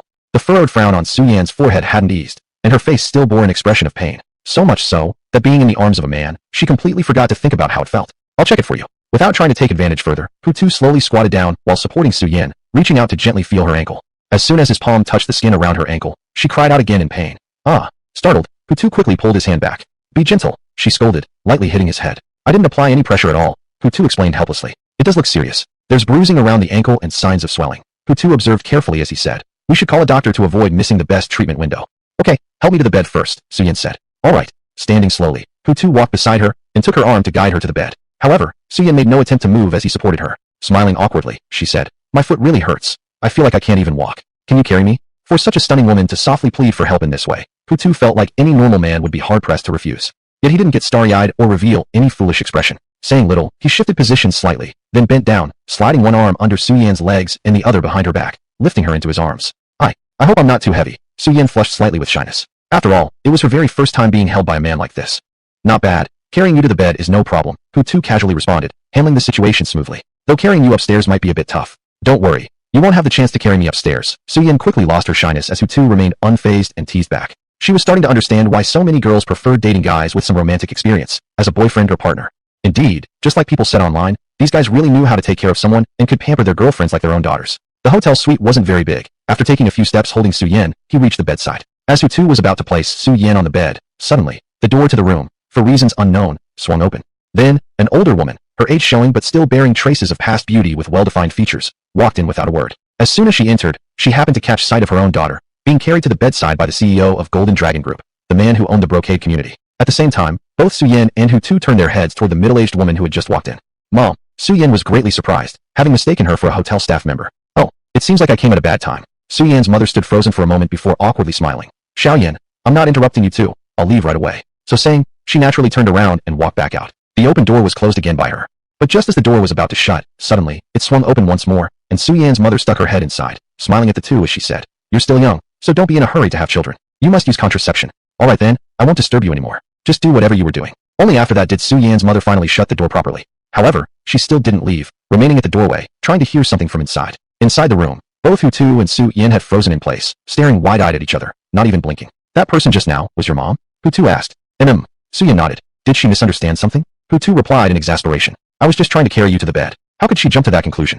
They're a single man and a single woman alone in a room, and we were being so intimate. Su Yan had a different opinion. It's only natural for my mom to think that way, right? What you're saying does make sense. Hutu first gently placed Su Yan onto the bed, then pulled out his phone. Anyway, let's call a doctor first. I'll explain everything after. Chapter 58. Brother, I knew you're the best to me. Oh, Su Yan said extremely coldly. She wasn't even in a hurry to explain the situation clearly, yet this man seemed to care so much about his innocence. Actually, she had misunderstood. Hutu didn't really care much about his own innocence. Rather, he cared more about Su Yan's innocence. This woman clearly had no experience in love, as pure and innocent as a blank sheet. And as for him, he was the type of guy with extensive relationship experiences, a total playboy. Therefore, if Hutu didn't want to hurt her, he definitely needed to keep a certain distance from her.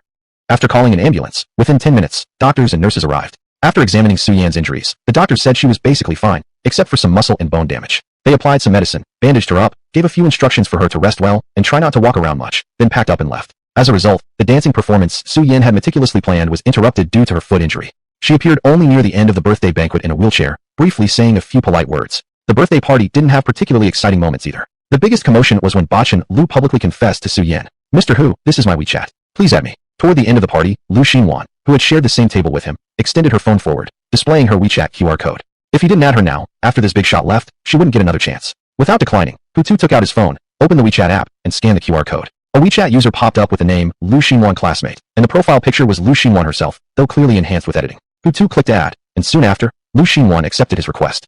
Two complete strangers became WeChat friends. Mr. Hu, are you leaving now? To her own surprise, Lu Xinwan sounded more proactive. Would you like me to send you off? Thank you. My driver has driven over, so no need to trouble you. Hutu politely declined. Since that's what Mr. Hu says, then I won't insist. Lu Xinwan knew when to back down. In the future, if Mr. Hu needs me, you can always reach out on WeChat. Okay, I'll go ahead then. Saying so, Hutu had already risen from his seat. Wanting to leave a better impression on Mr. Hu, Lu Xinwan even followed Hutu downstairs. Only after watching him get into his Rolls-Royce Phantom, start the engine, and disappear into the distance did she draw her gaze back. Xinwan, don't waste your time on him. He really doesn't look at you that way. Standing beside her was her good friend Xioya, who advised, "You should know that. It's okay. I don't necessarily need him to look at me like that. Being just friends is fine too." Lu Xingwan's attitude was more optimistic than her friend had imagined. "As long as I can keep interacting with him, I feel like I've gained something. What if he's just playing with you?" Xioya asked seriously. "Will you still throw yourself at him?" "Of course. With such a rich guy, how many women would even kill for this opportunity?" Lu Xingwan replied quite practically. Sigh. Xioya sighed and didn't speak further. Her best friend's worldview had always been money-centered. As for that nonsense called romantic love, she had discarded it years ago. Building T, Unit 3, Apartment 2103, at the Thompson 1 residential compound. "Bro, you're so cool. Not only are you the largest shareholder of Kirin Airlines, but also the boss of Golden Dragon Group." Hu Jiao, his younger sister, was standing in the middle of the living room. "You've got so much money. Why didn't you tell me until now? I've been working so hard every day." With Chen Shue's arrival, Hutu could no longer hide his wealth from his sister. Plus, she had actually come to where he lived at the Thompson 1 property, so he finally revealed everything. Of course, the supreme check-in system remained a secret only he himself knew. What's wrong with working? It allows you to wake up and go to sleep on schedule every day. After working, when you get home and lie down, it's easier to fall asleep, Hutu replied to his sister. "Unlike your brother here, who has been idle recently, living without any routine. Life is just too easy, so at the end of the day, I don't feel tired, which leads to insomnia lately whenever night comes.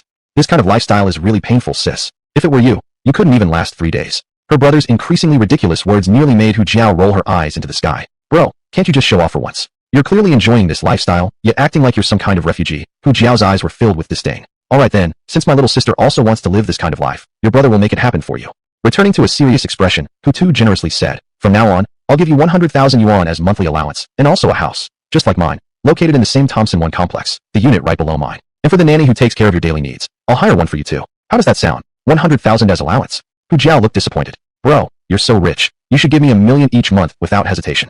Hutu immediately turned serious. "Fine, then don't take it. Keep being your sales manager and work diligently." For a guy like him, a monthly 10,000 wasn't much, but being too indulgent with his sister wasn't good either. Therefore, her spending must be controlled. Otherwise, his future offspring might never see the light of day before all his wealth was squandered by this sister of his. No, bro, 10,000 is fine. I can accept it." Seeing that her brother was angry, Hu Jiao immediately turned into a cute little sister, stepping close to hug one of his arms, shaking it while acting coy. "Bro, when can I move into that house you mentioned?" "You can move in any time now. The house is fully renovated and ready. The keys are right here." Hutu took out a bunch of keys from his pants pocket and waved them in front of his sister's eyes. Her eyes followed the keys back and forth, full of liveliness. "Thank you, bro. I always knew you're the best to me." She quickly grabbed the keys and tucked them away safely. Then she suddenly kissed her brother on the cheek. Next, she went past him and happily ran outside, also calling her best friend Chen Shui to come along. "What the heck are you doing? You're already grown up, still kissing me like this," Hutu muttered in place, rubbing the kiss spot on his face while frowning. "Now I've got goosebumps."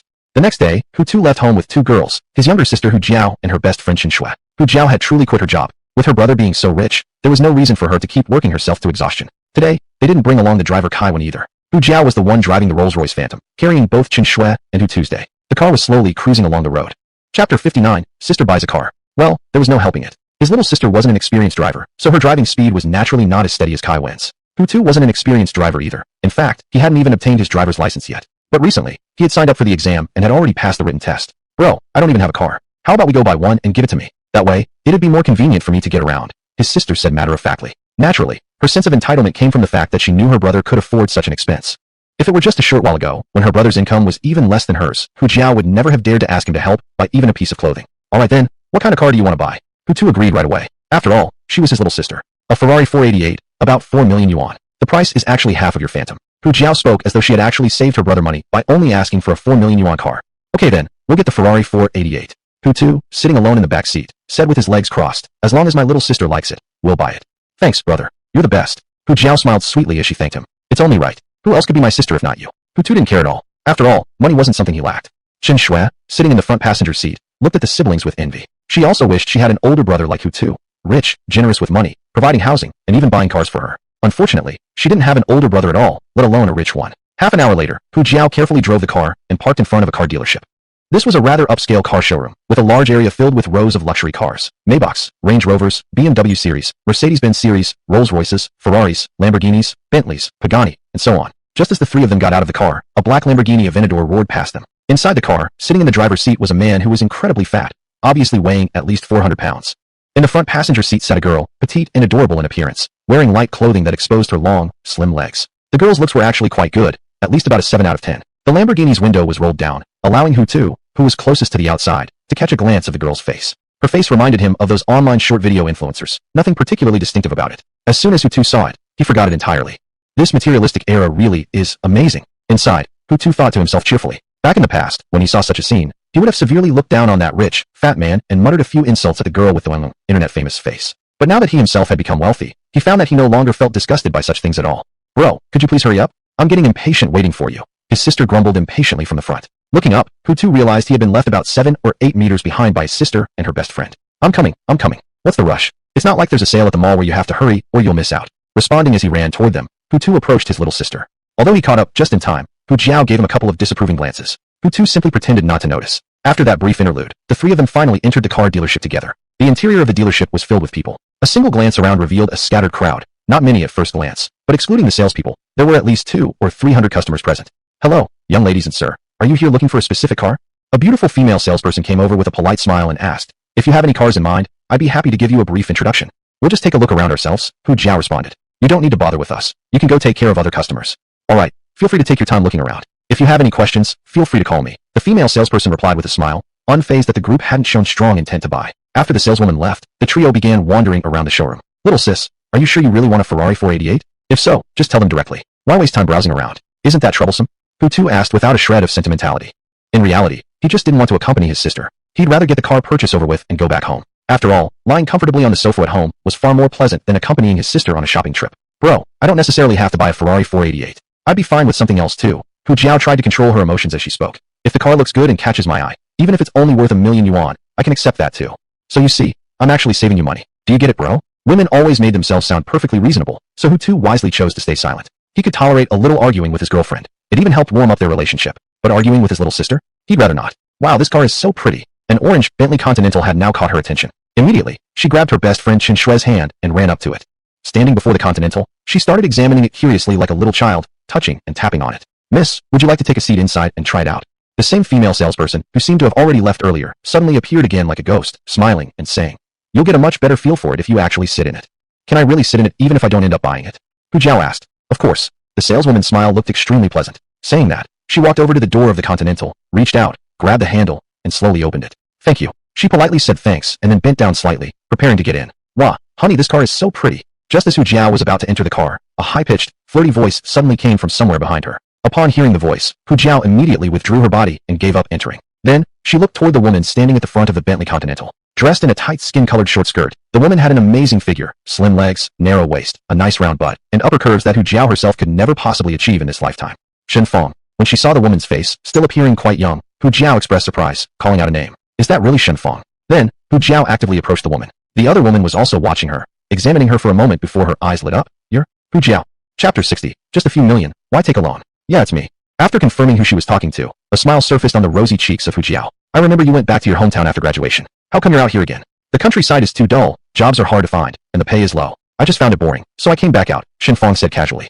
By the way, let me introduce you. This is my boyfriend, Jason. He just returned from studying abroad in the US. Jason, this is my college classmate, Hu Jiao. Say hello to her. Speaking of her boyfriend, Shen Fong wore a proud expression. You see, her boyfriend wasn't only highly educated and good-looking. He was a classic hunk. The best part was that he was also very rich. Nice to meet you, classmate Hu Jiao. I'm Xiaofeng's boyfriend, Jason. My real name is Zhong Hongyu. It's a pleasure to meet you. He politely extended his hand, and Hu Jiao also reached out to shake it. Hi, my name is Hu Jiao. It's also a pleasure to meet you. When chatting with outsiders, Hu Jiao tried to appear more mature and display traits fitting of her age. And who are these two? Shen Fong's gaze shifted toward Hutu and Chen Shui. I remember this one. I've seen you on campus before. You're Hu Jiao's brother, right? Then, she looked at Chen Shui. As for this one, I don't recall. Are you your girlfriend? No. Hutu shook his head in denial. Hello, I'm Hu Jiao's best friend, Chen Shui. We went to the same university. Technically, we were even classmates, but unfortunately, Hu Jiao never introduced us to each other, Chen Shui said with a smile.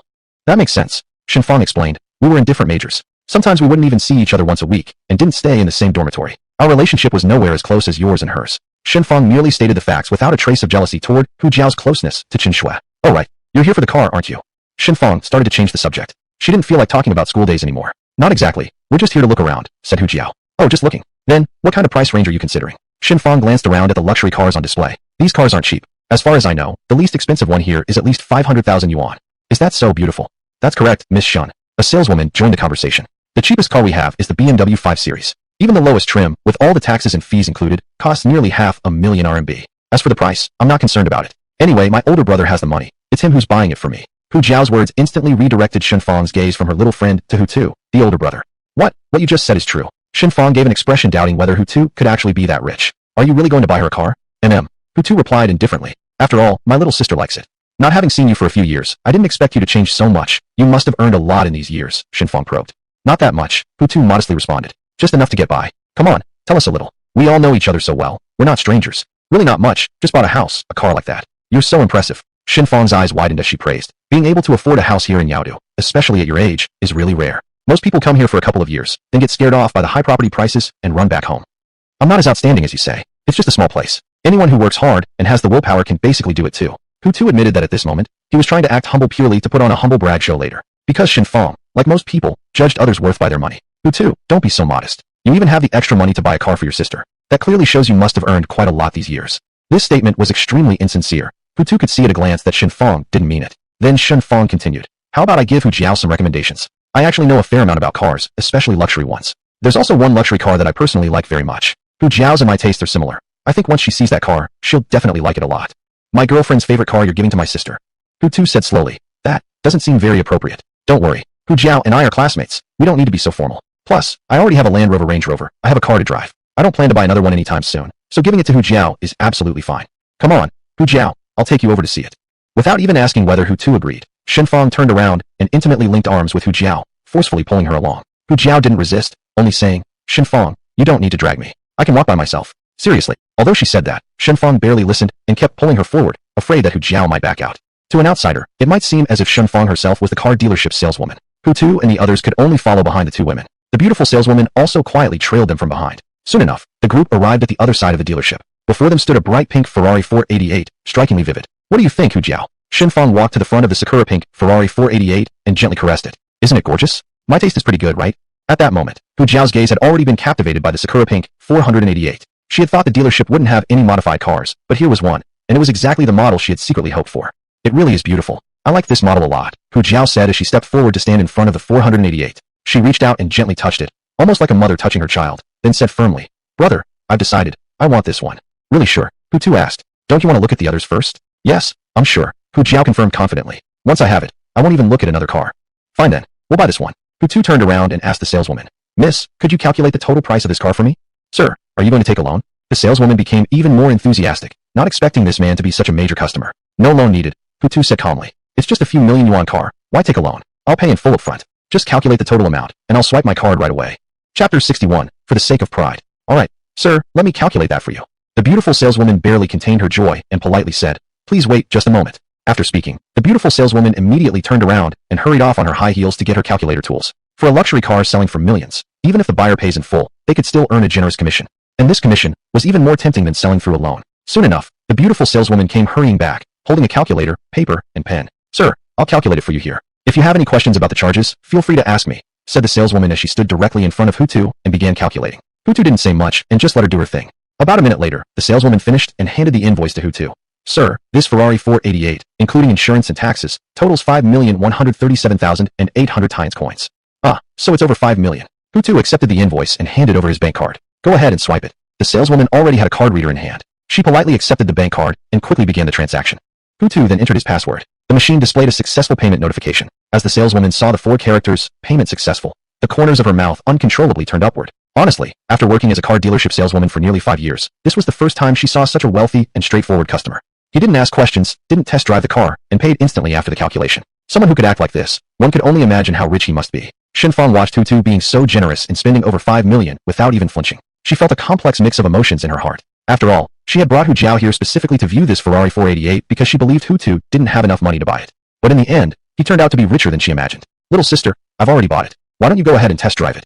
Hutu looked at Hu Jiao. Alright, big brother, I'll do it right away, his sister replied cheerfully. However, instead of getting in the car immediately, she turned to Shinfang and said, Shinfang, why don't you help me test drive it? I think you've never driven one of these before. Now's your chance. Hu Jiao was no fool. She knew exactly why Shinfang had brought her along, to embarrass her and her older brother by showing how poor they were, and to make them back off from the car due to a lack of money. But in the end, her brother had bought it without hesitation. For classmates like Shinfang who had wanted to see her and her brother fail, Hu Jiao naturally didn't hold back when speaking. No thanks, Hu Jiao. I've already driven a 488 before. A friend of mine owns one. You should just drive it yourself. Shinfang refused flatly. Don't be like that. It won't hurt to drive it again. Hu Jiao insisted and even stepped forward to pull her along. Come on, Shinfang, we're all classmates. Don't be so shy. If I tell you to drive it, just do it. Even if you crash it, I won't make you pay for it. Really, I'm fine. Hu Jiao. Shinfang struggled slightly. Plus, I really don't enjoy driving that much. Only then did Hu Jiao let go and stop persuading her. Truth be told, she didn't really want Shinfang to drive it either. Oh right, Shinfang. You came here with your boyfriend because you wanted to buy a car too, right? Suddenly, her younger sister changed the subject. Yes, Shinfang nodded absent-mindedly. Now that she knew her boyfriend wasn't nearly as wealthy as Hu Jiao's older brother, her confidence faltered, and she had little energy to speak up. Great. I also have a very satisfying luxury car in mind. Hu Jiao walked over, enthusiastically hooking arms with Shinfang. Its model is really good, and the price is not too high. I believe you will definitely like it once you see it. Hu Jiao, I. Shinfang struggled weakly. Stop hesitating. We should go take a look now, Hu Jiao insisted, pulling Shinfang forward just as Shinfang had done to her earlier. Otherwise, it might be sold out if we go later.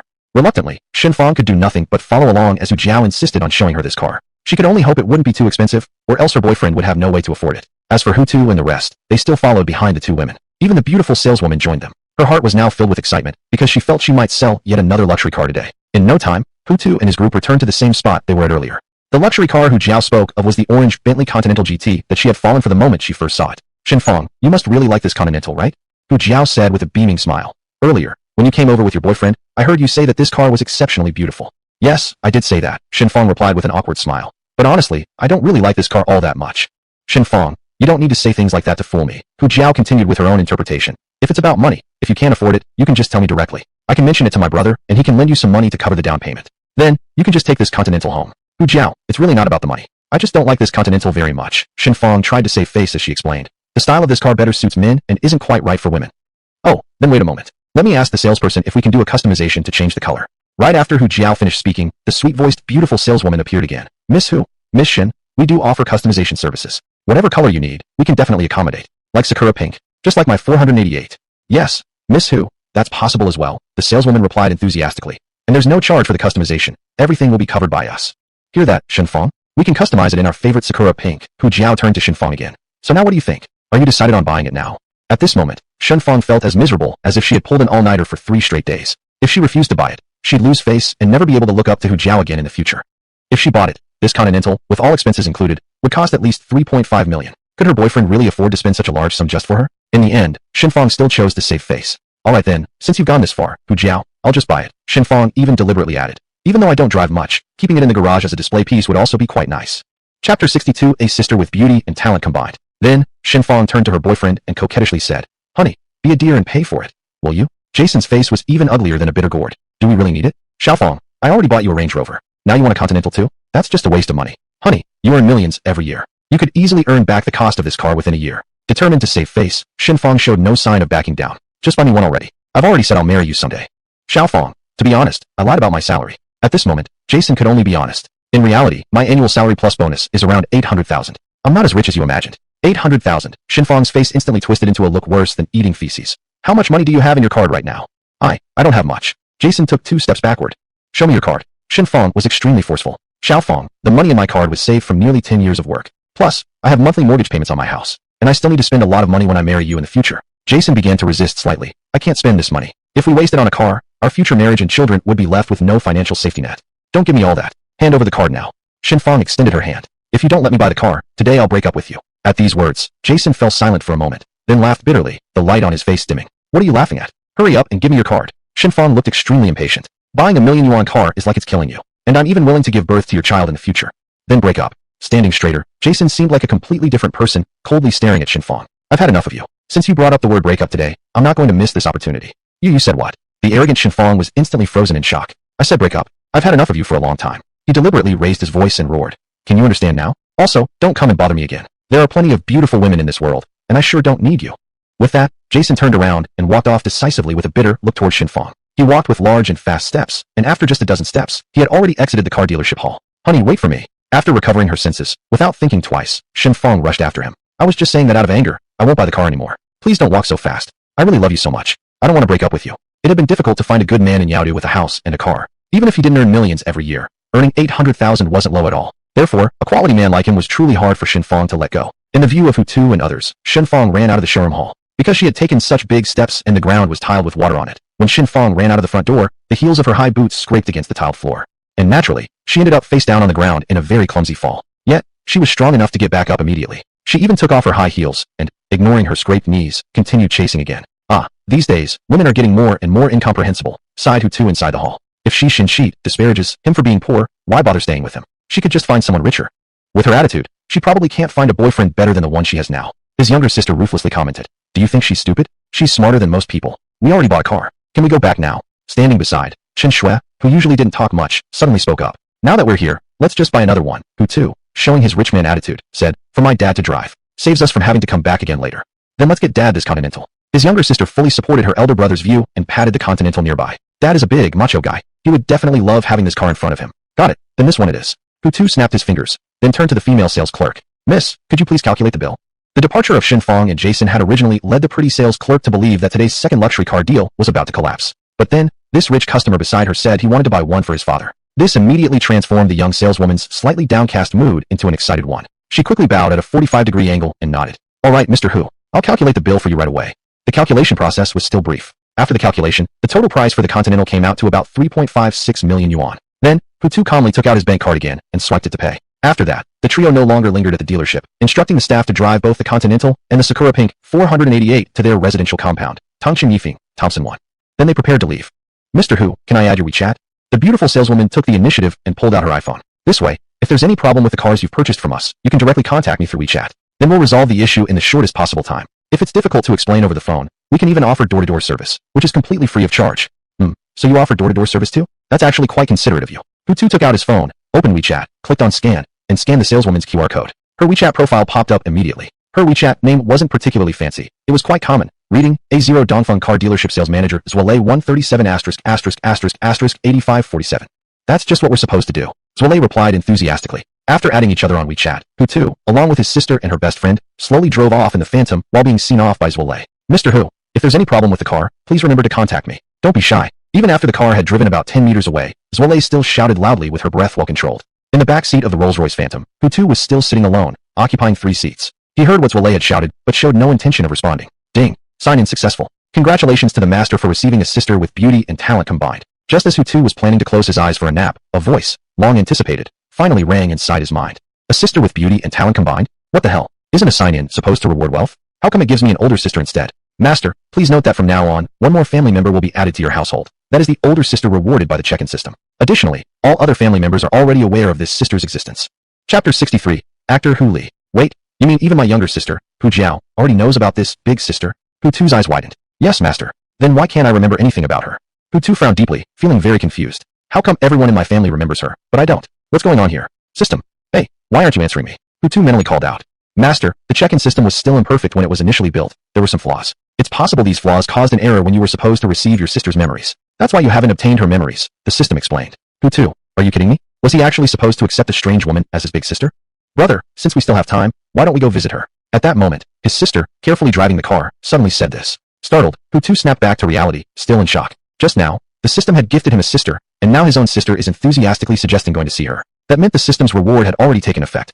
Brother, why aren't you saying anything? Hu Jiao raised her voice. I said let's go see her. Didn't you hear me? I heard. Hutu tried to stay calm as he replied. Do you know where she is? Of course not, Hu Jiao said proudly. That's why I called you. You should call her now and ask where she is. As an actress, she must be really busy. If she's shooting a scene, she probably won't have time to meet us.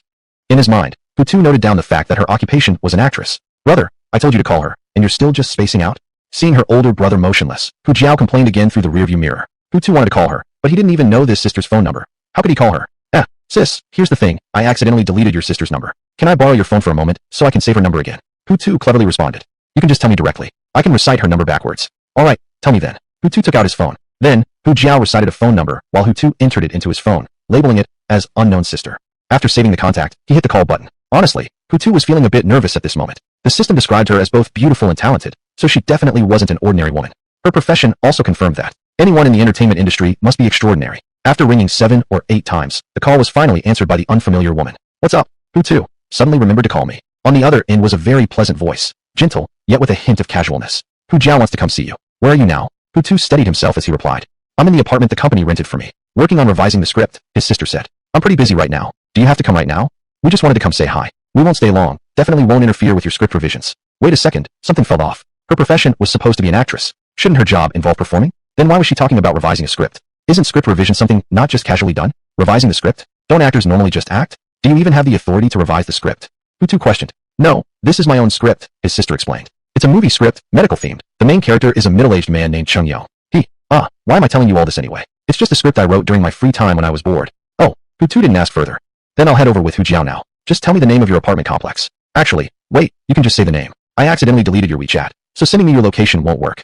Then just add me back on WeChat, his sister replied. That works. By the way, is your WeChat linked to your phone number?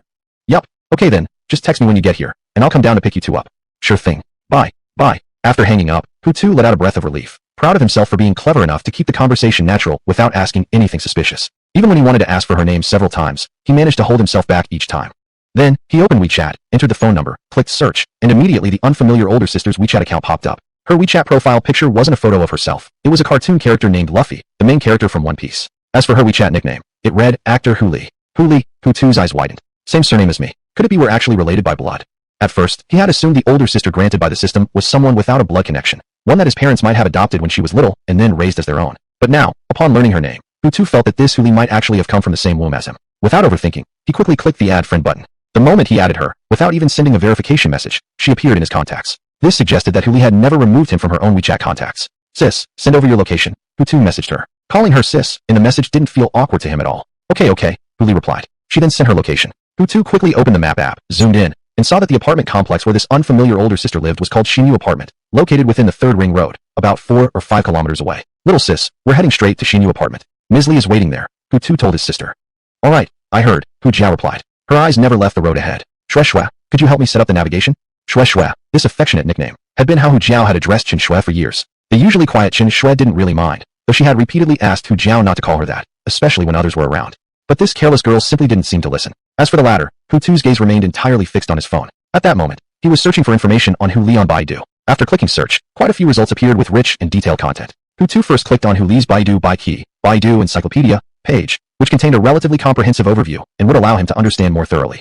Chapter 64, My Sister's Dream. Hu Li, female, born in Jiangmen Province's Yiguan City in 1991. Graduated from the directing department of Yaodu Film Academy. Artist under Frog Media Company. Debuted in 2013 and first gained audience attention through her portrayal of Guixiang in the television drama New Legend of the Condor Heroes.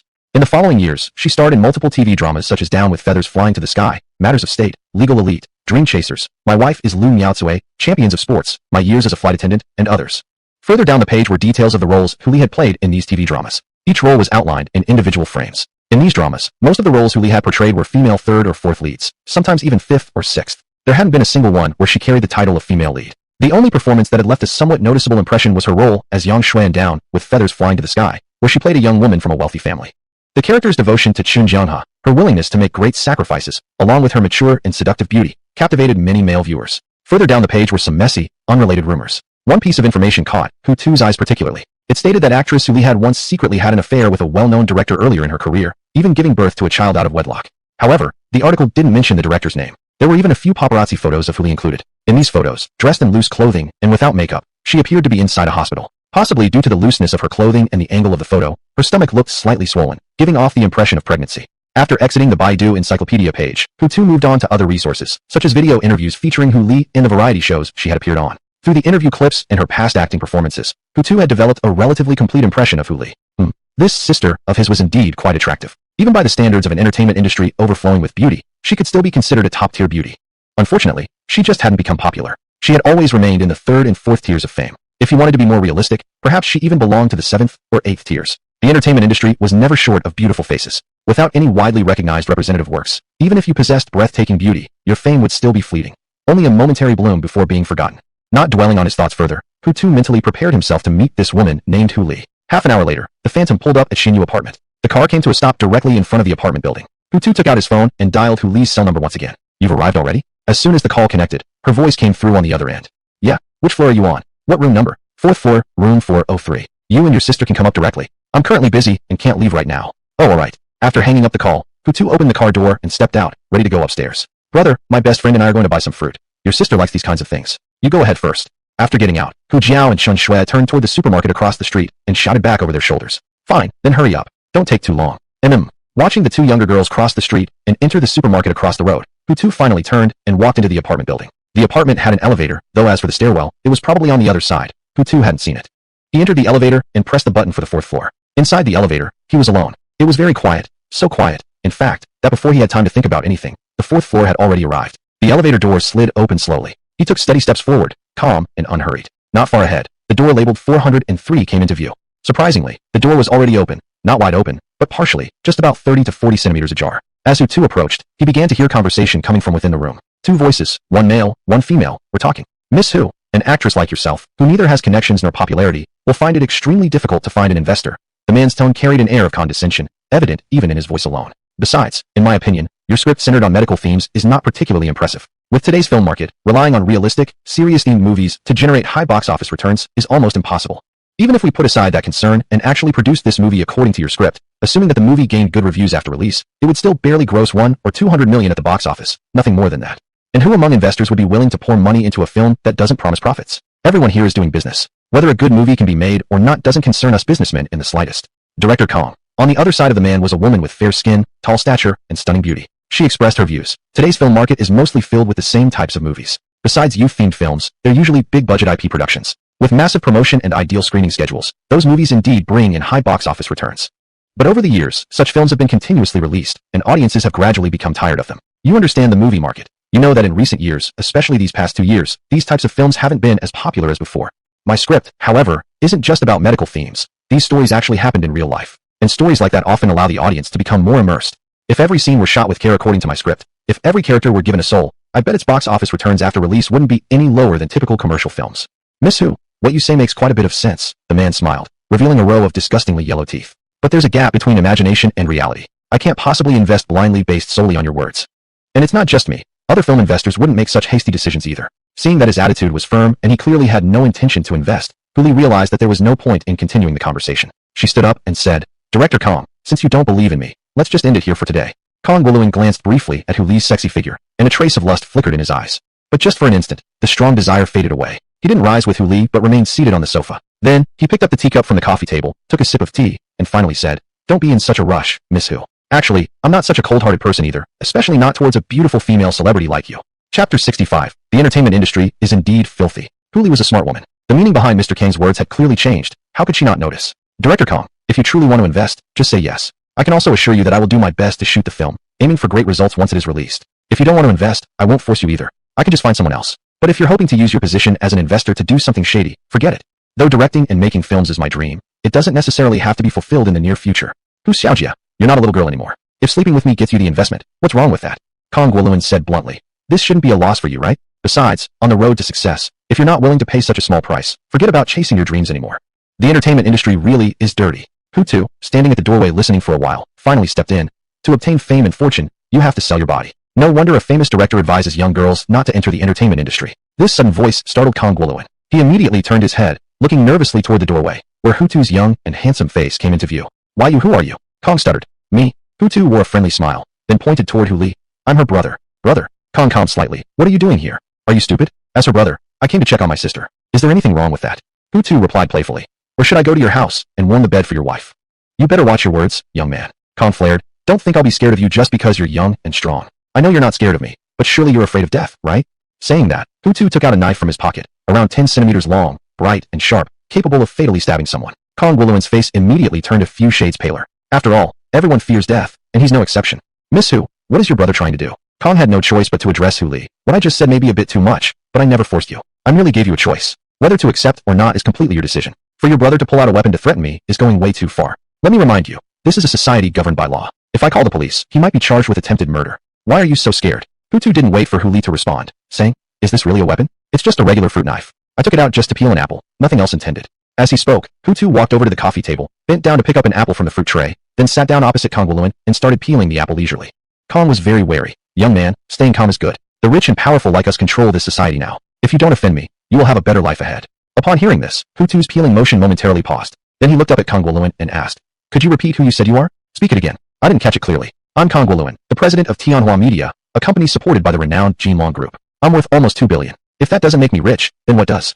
He raised his head high, met Hutu's gaze without flinching, and spoke in a superior tone. 2 billion, huh? Hutu smiled. Indeed quite rich. You can leave now, can't you? I'd like to continue talking with your sister. Seeing that the other person showed no further aggression, Kong Wuluin resumed the previous conversation. You're really shameless. Hutu's smile turned into a sneer. If today I don't make you pay a little price, I wouldn't deserve to be called a man. Stay calm, Hutu. Hu Li quickly gripped the hand holding the knife after Hutu spoke. Just ask him to leave. I won't accept the conditions he proposed anyway. Don't worry, sis. What I meant by making him pay isn't necessarily stabbing him with a knife. Hutu gently pried Hu Li's hand away as he spoke. I just despise how he takes advantage of his high position and want to bring him down from it. Foolish and ignorant young man. Kong Wuluin chuckled sarcastically upon hearing Hutu's words. Who was he? And who was the other person? They weren't even on the same level, yet he actually dared to imagine bringing him down from his high position. Then, Kong Guoluin stood up and prepared to leave. After all, Hutu really had a knife in his hand. If he provoked the other side too much, there was no telling whether he might actually stab him. Therefore, it was better to leave first. Anyway, there would still be opportunities to contact Huli again in the future. Hutu didn't stop him, letting him leave directly. But after he left, Hutu took out his mobile phone. Then he opened the contacts list, found Qin Yan's phone number, and dialed it. Are you calling someone? Huli became somewhat anxious. He already left. What's the point in continuing this? Besides, violence isn't the solution to every problem. I'm not thinking of violence. Believe me. Hutu stood up, moved away from this unfamiliar older sister, and took a few steps before Qin Yan's confused voice came through the phone. Mr. Hu, what are you talking about, violence? Nothing much. There's someone here. I'm just chatting with her. Oh, without asking further, Qin Yan said. Then, Mr. Hu, is there something you're calling me about today that you need me to do? Yes. Do you know Tianhua Media? Have we invested in their company? Yes. Our Jinlong Group holds 60% of Tianhua Media's shares, while the remaining 40% are owned by 7 other companies. Among them, Yuan Tianhua, the founder of Tianhua Media, personally owns 7%. Although Yuan Tianhua is the founder on the board of directors, our Jinlong Group, as the largest investor, has the greatest say. Even replacing Yuan Tianhua can be achieved with a little effort. I really like hearing that. A satisfied smile surfaced at the corner of Hutu's mouth. Here's the thing. There's a president at Tianhua Media named Kong Guoluin. This man is a scumbag. Talk to Yuan Tianhua and let him fire this guy. If he can't manage that, tell him we'll replace him ourselves. Yes, Mr. Hu. As if expecting something like this, Qin Yan still showed no curiosity at all and asked, other than that, does Mr. Hu have anything else to instruct me on? Chapter 66. The boss of Golden Dragon Group, surnamed Hu, not Wang. That's it. Go back to work. I won't disturb you anymore. Alright, Mr. Hu. You should also rest well and not overwork yourself. Before Hutu even put down his phone after the call, he was startled by a face suddenly shoved right in front of his. It was his sister, Huli. Up close like this, her naturally clean face revealed not a single blemish, her skin flawless like a porcelain doll. Who were you talking to on the phone? Huli blinked and asked. Oh, just a friend. What kind of friend? She pressed. Girlfriend. No, Hutu shook his head. A colleague from work. Oh, I see. Her curiosity instantly gone. Huli yanked her head back and asked. Want something to drink? Just mineral water. There's some in the fridge, help yourself. His sister didn't make any move to serve him. There's also orange soda, your favorite.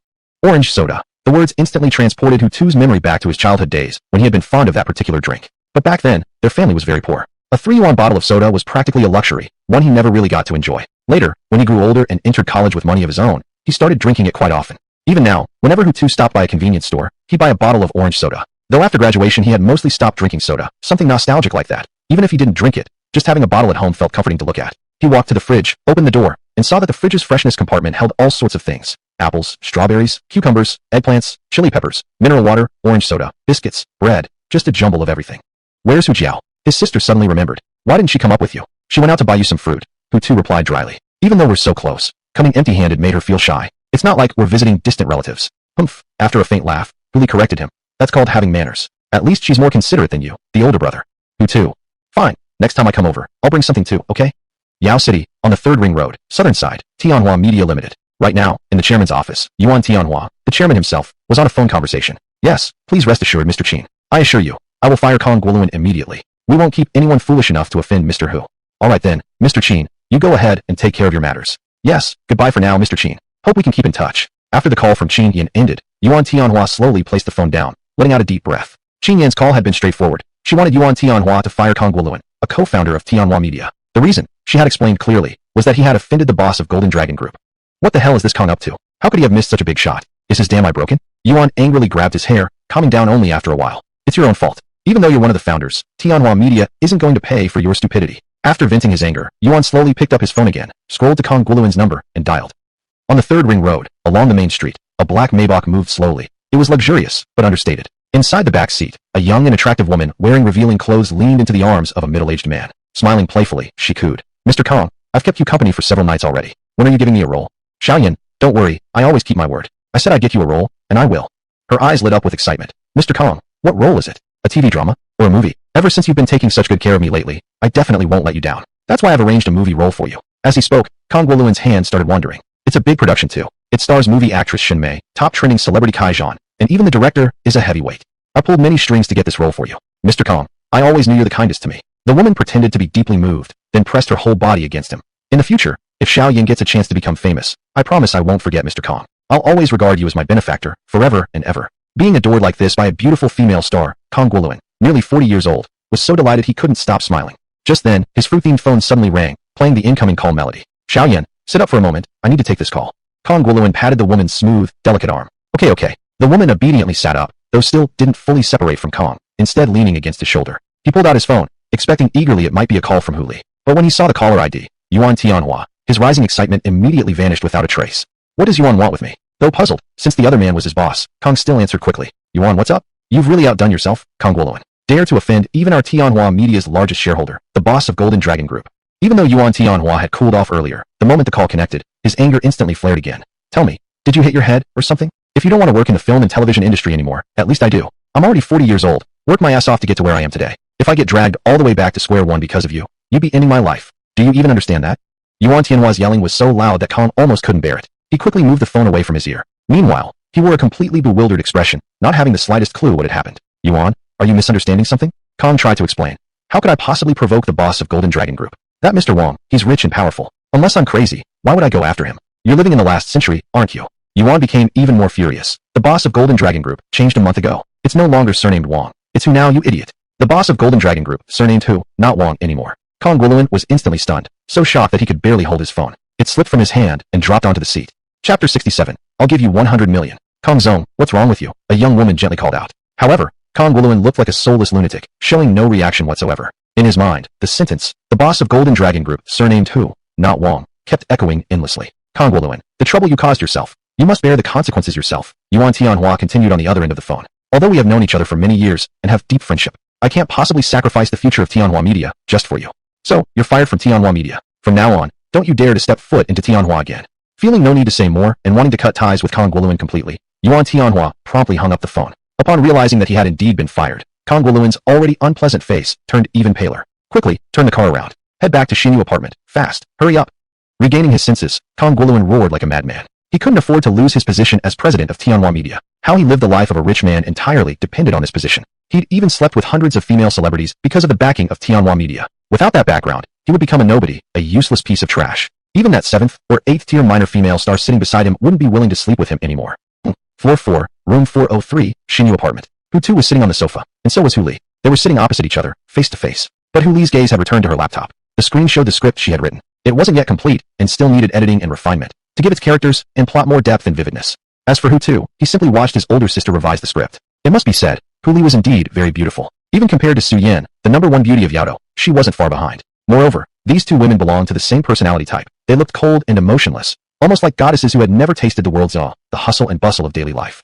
Are you planning to make a movie? Hutu tried starting a conversation. That's my dream. Hu Li didn't even look up from the screen. Otherwise, I wouldn't have chosen directing as my major when entering film school. But do you have money to make a film? Hutu asked. No, she replied just as calmly. But I'll definitely find an investor. They'll trust me, and then fund my movie. What if something like earlier happens again? What would you do? You're asking too many questions today. Hu Li finally raised her head. I already said it. I won't sell my body. If Hu Li is going to become famous, it will be by talent, not through revolting shortcuts. You're truly admirable, older sister. Always so strong in front of your little brother. Hutu smiled. Of course, Hu Li rolled her eyes helplessly. Would you rather I act like a delicate young girl, needing my little brother to protect me? How about this? You don't need to go looking for investors anymore. Hutu finally got to the point. Just tell me how much money you need to make this film, and I'll give it to you, so you can go ahead and make it. How's that? You give me money? Hu Li couldn't help but laugh. Dear brother, have you gone delirious with fever? Do you really think a movie can be made with just 1 or 2 million? It's not the same as opening a shop. What if I give you 100 million? Hutu, feeling lazy to beat around the bush, simply displayed his rich kid aura bluntly. If that's enough, I can transfer it to you right now. This time, his sister couldn't manage a smile. Are you serious? Give me your bank card. Hutu preferred to act. Though skeptical deep down, she didn't argue. Instead, she picked up her handbag lying on the coffee table, unzipped it, and took out a bank card, then handed it to her younger brother. After receiving the card, Hutu immediately picked up his phone, opened the Xiagua bank app, and started initiating the transfer process. The account linked to this card had over 100 billion yuan. Giving 100 million to his sister for making a movie was entirely feasible. The operation was simple. Log in, click on the transfer option, enter Hu Li's bank card number in the recipients field, type 100 million in the transfer amount box, click confirm, then input the card's password to complete the transaction. There, I've sent it. Hutu returned the bank card to her. 100 million, not a penny more, not a penny less. I really transferred it? Hu Li still couldn't believe it. Of course, haven't you received the confirmation message on your phone yet? Hutu calmly replied. Hu Li was just about to say her phone hadn't shown anything yet, when suddenly, a notification message arrived on her phone. Hu Li's heart pounded violently upon receiving this message. Then, with a mixture of anticipation, she picked up her phone, unlocked the screen, and opened the message to view the newly received notification. March 5, 2020, 12:30 p.m. Your savings account ending in 7878 has received a deposit of 100 million Sky Yuan. Your current account balance is now 100,180,049.06 yuan. Xiagua Bank. Yuan. Seeing the string of zeros, even though she had mentally prepared herself, Hu Li still couldn't help but be greatly shocked, instinctively swallowing hard. Her younger brother had actually transferred 100 million yuan to her. He hadn't lied. He really was giving her the money to make her movie. To confirm the money had truly arrived, Hu Li exited the message and opened the Xiagua Bank app. After logging in, she saw the account balance had indeed increased by 100 million yuan. Only then did she truly believe it. Her younger brother had really transferred her 100 million yuan. Where did you get so much money? She looked at her younger brother curiously. Obviously, I earned it, Hutu smiled. Anyway, you can rest assured. This money is completely legitimate. You can use it however you like. Do mom and dad know you have so much money? Huli asked again. They don't know yet. I was afraid they wouldn't be able to accept it, so I never told them. But my little sister knows. Oh, dong dong dong, dong dong dong. Suddenly, knocking sounded from the door. Is that Hu Jiao? Huli stood up and walked toward the door. After opening it, she saw standing at the doorway was Kang Guoluan instead of her younger sister Hu Jiao, and the smile that had just appeared on her face instantly disappeared. What are you here for again? I already told you your terms. She hadn't finished speaking when she saw Kang Guoluan, clearly in a hurry, immediately walk past her straight into the apartment without bothering to listen. Huli turned around, wanting to stop Kang Guoluan. However, as soon as she turned her head back, she saw that this Mr. Kang had already bent his legs and directly knelt in front of her younger brother. Chapter 68. The super luxury car worth 160 million. After kneeling, Kang Guoluan bowed his body sincerely, touching his forehead to the ground. Then he apologized earnestly. I'm sorry, Mr. Hu. I was blind, my IQ was on vacation, and there's something wrong with my head. Please scold me however you like. Do whatever makes you happy. Whatever you want me to do, Kang Guoluan will do it without hesitation. Why would I scold you? Hu Tu put on an air of superiority. You're such a wealthy man. If I say something bad, you'll hire a lawyer to sue me for defamation. Then where can I go to argue my case? Mr. Hu, please don't joke with me like that. Kang Guoluan's expression looked more pitiful than crying. In front of you, my little savings are nothing but a few tiny sesame seeds. How can I compare myself to a big boss like you? Mr. Hu, please, I'm begging you. Just scold me, or even beat me up. Whether it's kicks or punches, I won't have a single word of complaint. Why are you such a Jianren? Hu Tu didn't hold back his contempt toward this person. Seriously, among all the lowlifes I've met, you're the lowest. Exactly, what Mr. Hu said is right. I am the most Jianda. Kang Guoluan is the most Jianda person in the world. Kang Guoluan wasn't offended at all, but rather excited. Whatever kind of person Mr. Hu says I am, that's exactly what I am. As long as it makes Mr. Hu happy. Hu Tu realized that Kang Guoluan really was extremely low. As a man, losing one job was nothing, just find a new one. But he was willing to give up everything, even his dignity as a man, just to continue serving as president at Tianhua Media with a high salary. Everyone has a bottom line, and so did Kang Guoluan. And those actions that completely disregarded one's integrity and morality, Hu Tu wouldn't stoop to those levels.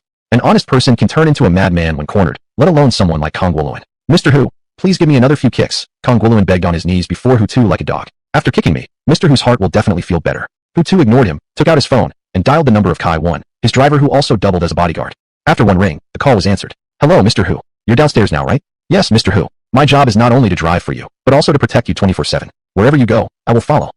I understand. Come up now. I'm in room 403 on the 4th floor. There's a lunatic here pestering me. Come and take him away. Okay, Mr. Hu, I'm coming right up.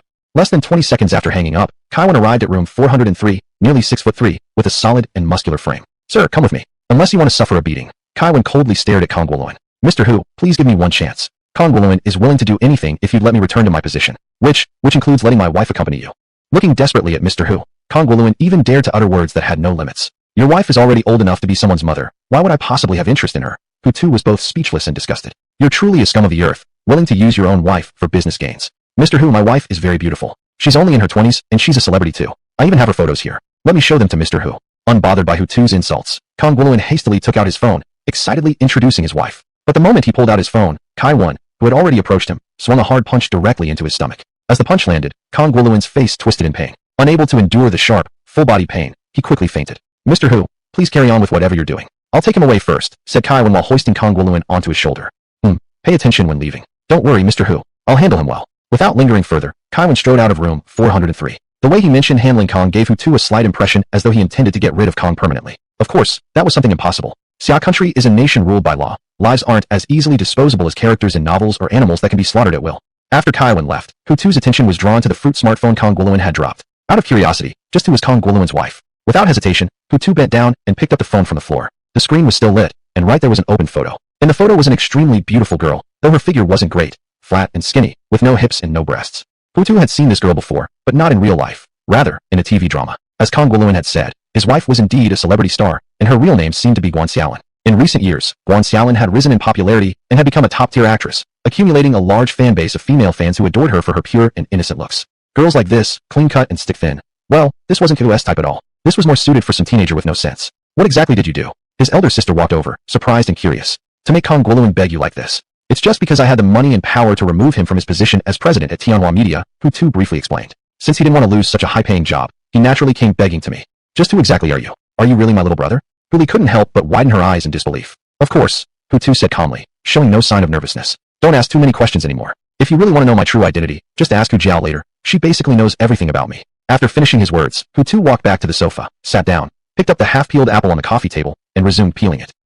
Right now, it had already been a week since the incident where he had been rewarded with an older sister. Building T, Unit 3, Room 2103 of the Talian Epine residential complex. Inside the dining room, Hutu was leisurely eating breakfast. The meal was a preserved egg and lean pork congee made by the beautiful Nanny Yangmi. The taste was pretty good. Hutu had eaten it many times before and never grew tired of it. Ding. Check-in successful. Congratulations to the host for obtaining a super luxury car worth 160 million, the Bugatti Chiron. Before he even took a few sips of the porridge, the system announcement rang once again in Hutu's mind.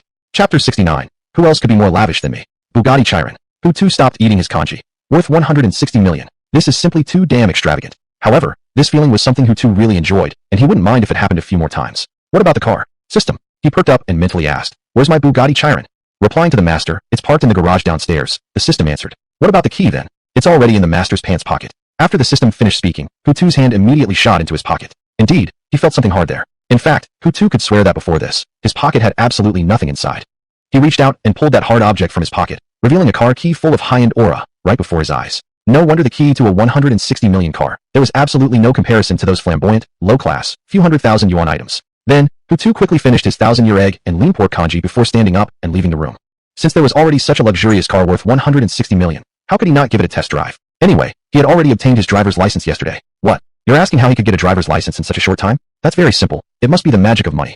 After arriving downstairs at the large garage he had bought, which could easily hold 20 luxury cars, Hutu finally saw the Bugatti Chiron he had been anticipating. This was a black Bugatti Chiron. In appearance, it closely resembled those other multi-million yuan supercars, exuding a lavish vibe from every angle. Of course, the highlight for such a sports car naturally lay in its acceleration. Other supercars usually needed 2.7 or 2.4 seconds to reach 100 kilometers per hour, but this 160 million Bugatti Chiron needed only 1.8 seconds. Additionally, the car's fuel consumption was equally outrageous. Rumor had it that it could burn through a full tank of gas in just 15 minutes. Approaching the car, Hutu placed his hand on it and tested the feel. There was nothing particularly special about the feel. There was almost no difference compared to regular cars that cost a mere 100,000 yuan. However, the exterior of the car perfectly embodied the cool and stylish vibe, making it a very powerful and impactful tool for showing off. He pressed the button on the car key to unlock the doors, and then opened the door and bent down to climb inside. The interior decorations could also be described in one word: extravagant. Entrance to the Thompson one-mansion community. Not far away, a highly luxurious Pagani Huayra was parked roadside. To make the car appear even more stylish, the owner had deliberately displayed its unique design features. It basically meant opening both car doors. When they were open, the two doors looked like the outstretched wings of an eagle soaring in the sky. Precisely because of this wing-like appearance, the car earned its name, Huayra, meaning wind god. The price of this luxury car wasn't cheap either. On the market, even the base price without tax had reached 29 million yuan. Ordinary luxury cars priced in the millions paled in comparison, like mere children. At this moment, beside this luxurious Pagani Huayra, two fashionably dressed youths stood smoking by the roadside. They weren't very old, approximately 25 or 26 years old. Brother Fu, tell me, within the Thompson one-mansion community, who else has a car more luxurious than my Pagani Huayra? A guy with a crew cut, chest-crossed arms, smiled smugly as he said this. This guy was named Zhang Wei, not that celebrity Zhang Wei, but simply a rich second-generation kid with plenty of money at home. Your Huayra, including the full package. I remember you spent more than 30 million renminbi. The other guy with a perm replied. Although the people here are all wealthy, those willing to spend more than 30 million on a supercar are definitely few. Of course, there might be none at all. Many of these middle-aged men prefer Rolls-Royce and Maybach, those slightly more low-key luxury brands. They don't seem to fancy excessively flamboyant cars. However, it could also be that they simply can't afford them and thus make those choices. Old Fu, you sure are knowledgeable. Zhang Wei placed a hand on his friend's shoulder, saying casually. However, your guess is correct. In the entire Thompson one-mansion community, no homeowner has bought a more extravagant car than mine. The only relatively eye-catching one was a Koenigsegg Agera, which also wasn't cheap. It needed more than 26 million. But compared to my 29 million, it still fell just a little short in the end. Fubo smiled slightly, saying nothing. In fact, he was quite envious of Zhang Wei, jealous that the latter could afford such an extravagant car just to show off. As for himself, although also a rich second-generation kid who had bought a luxury car, it was merely a Lamborghini Aventador worth less than 10 million. Compared to his friend's Pagani Huayra, his car was simply too outdated and tacky. He had also tried to talk to his father about changing cars, but before finishing, his father had mercilessly refused. He was even told, if you want to drive a better car, earn the money yourself and buy it. Don't ask me for it. I'm only responsible for raising you to be an adult, not to be your cash dispenser. After that, Fubo had no choice but to abandon his thoughts of buying a Pagani Huayra. Old Fu, come here, hold my phone for me. I need to film a short video. Before Fubo could respond, Zhang Wei had already handed him his Apple phone. Old Fu, stand a bit further back. Try to capture both me and my Pagani Huayra in the frame. Fubo followed instructions and stepped back a few paces before lifting the phone to film Zhang Wei and his Huayra. Their friendship was quite solid. He wouldn't become jealous or drift apart simply because his friend had bought a 30 million Huayra. After all, whenever he himself wanted to show off, he could freely drive Zhang Wei's Pagani Huayra, including driving away with a pretty girl who had long legs and a slim waist for an overnight stay at a 5-star hotel. Old Fu, are you ready? Zhang Wei's voice rang out again. Fubo raised his hand and gave an okay sign. Then, he pressed the record button. As soon as he pressed it, Zhang Wei, sitting on the hood of the Pagani Huayra, began shouting at the top of his lungs. Living in the Thompson One Mansion community, driving a Pagani Huayra worth 30 million, I just want to ask, in the entire city, is there any other peer of mine more extravagant than me, Zhang Wei? Whoa, whoa, whoa. Just after Zhang Wei shouted out, a black Bugatti Chiron roared out fiercely from the Thompson One Mansion community like a dazzling celestial body. It made a smooth turn and then accelerated powerfully toward Zhang Wei's direction. Chapter 70. How can there be someone this handsome? I swear, am I seeing things? Fubo's eyes were instantly drawn to the Bugatti Chiron. This is the Bugatti La Voiture Noire. Not wanting to miss such an incredible moment, Bobo quickly took out his phone and aimed the camera at the La Voiture Noire to record. Woo. However, before he could finish recording even 2 seconds, the fierce La Voiture Noire accelerated like a rocket and shot past them at high speed. When he turned around, all he could see was the rear end of the La Voiture Noire. What's going on, Zhang Wei? Didn't you say that your Pagani Huayra was the most expensive car in the Thompson Plaza? Fubo walked toward Zhang Wei after the La Voiture Noire disappeared. Do you even know how much that car costs? Yeah, I know. Zhang Wei nodded slightly. He had thoroughly researched every luxury car in the world. How could he possibly miss the La Voiture Noire? Its price is rumored to be 160 million yuan. It's the only one in the world. 160 million yuan, 130 million more than his 30 million yuan Huayra. Before the La Voiture Noire, the Pagani Huayra instantly became a mere nobody. Then do you know who the driver is? Fubo asked again. No idea. How would I possibly know someone like that? Zhang Wei refused to lie. If he didn't know someone, he wouldn't pretend otherwise. But his heart was indeed shaken the moment the La Voiture Noire appeared. He had thought that in Thompson Plaza, his Huayra was the most impressive, the most expensive, and the fastest in terms of 0 to 100 kilometers per hour acceleration. But now, barely a week after buying his car, he had already been humiliated by an even wealthier tycoon. On the main road, the La Voiture Noire was cruising steadily. Inside the car, at the driver's seat, Hutu was focusing intently on driving. Although he was still a new driver, in the past week, due to spending most of his time practicing, he had gained absolute confidence in handling the vehicle. Basic operations like parking, reversing, and parallel parking had become second nature to him. After passing a speed trap, Hutu pressed the accelerator halfway down. Instantly, brilliant flames burst from the exhaust pipes at the rear of the car. At the same time, the La Voiture Noire rocketed forward like a missile being launched. Several cars that were traveling at relatively high speeds were overtaken one by the powerful engine's roar. Those who tried to race against the La Voiture Noire were easily defeated within seconds. No wonder it's called the La Voiture Noire. Priced at 160 million yuan, it truly lives up to its reputation. A young man driving a Ferrari, after being overtaken during the race, immediately pulled out his phone and began recording the La Voiture Noire ahead of him as he spoke. After cruising around for a while, Hutu found a spot where he could park and stop the car. Then, he opened the door and stepped out. As soon as he got out, the onlookers nearby had their gazes instantly drawn toward him.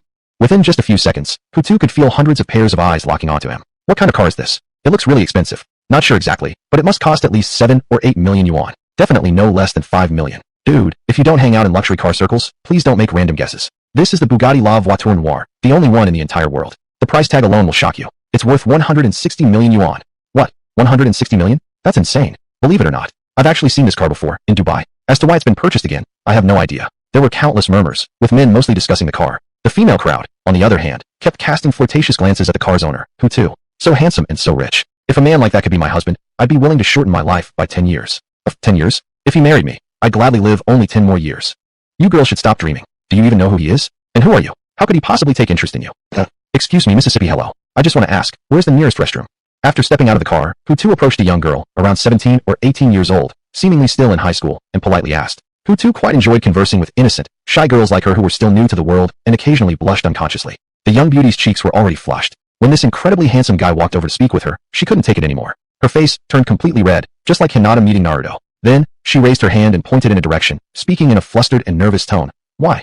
You can go that way. Walk a few dozen meters, and there will be a fork in the road. Inside that fork, there's a public restroom. And I got it. Thank you, beautiful. I'll head off first. Bye-bye. Waving his hand, Hutu turned around and walked away calmly. The young girl also waved, but only after Hutu had turned his back. He didn't see it at all. How can there be someone this handsome in this world? Looking at Hutu's gradually retreating back, the girl swooned again in her heart. But as she thought about those ugly and unattractive boys in her school, the young beauty's happy mood immediately turned gloomy.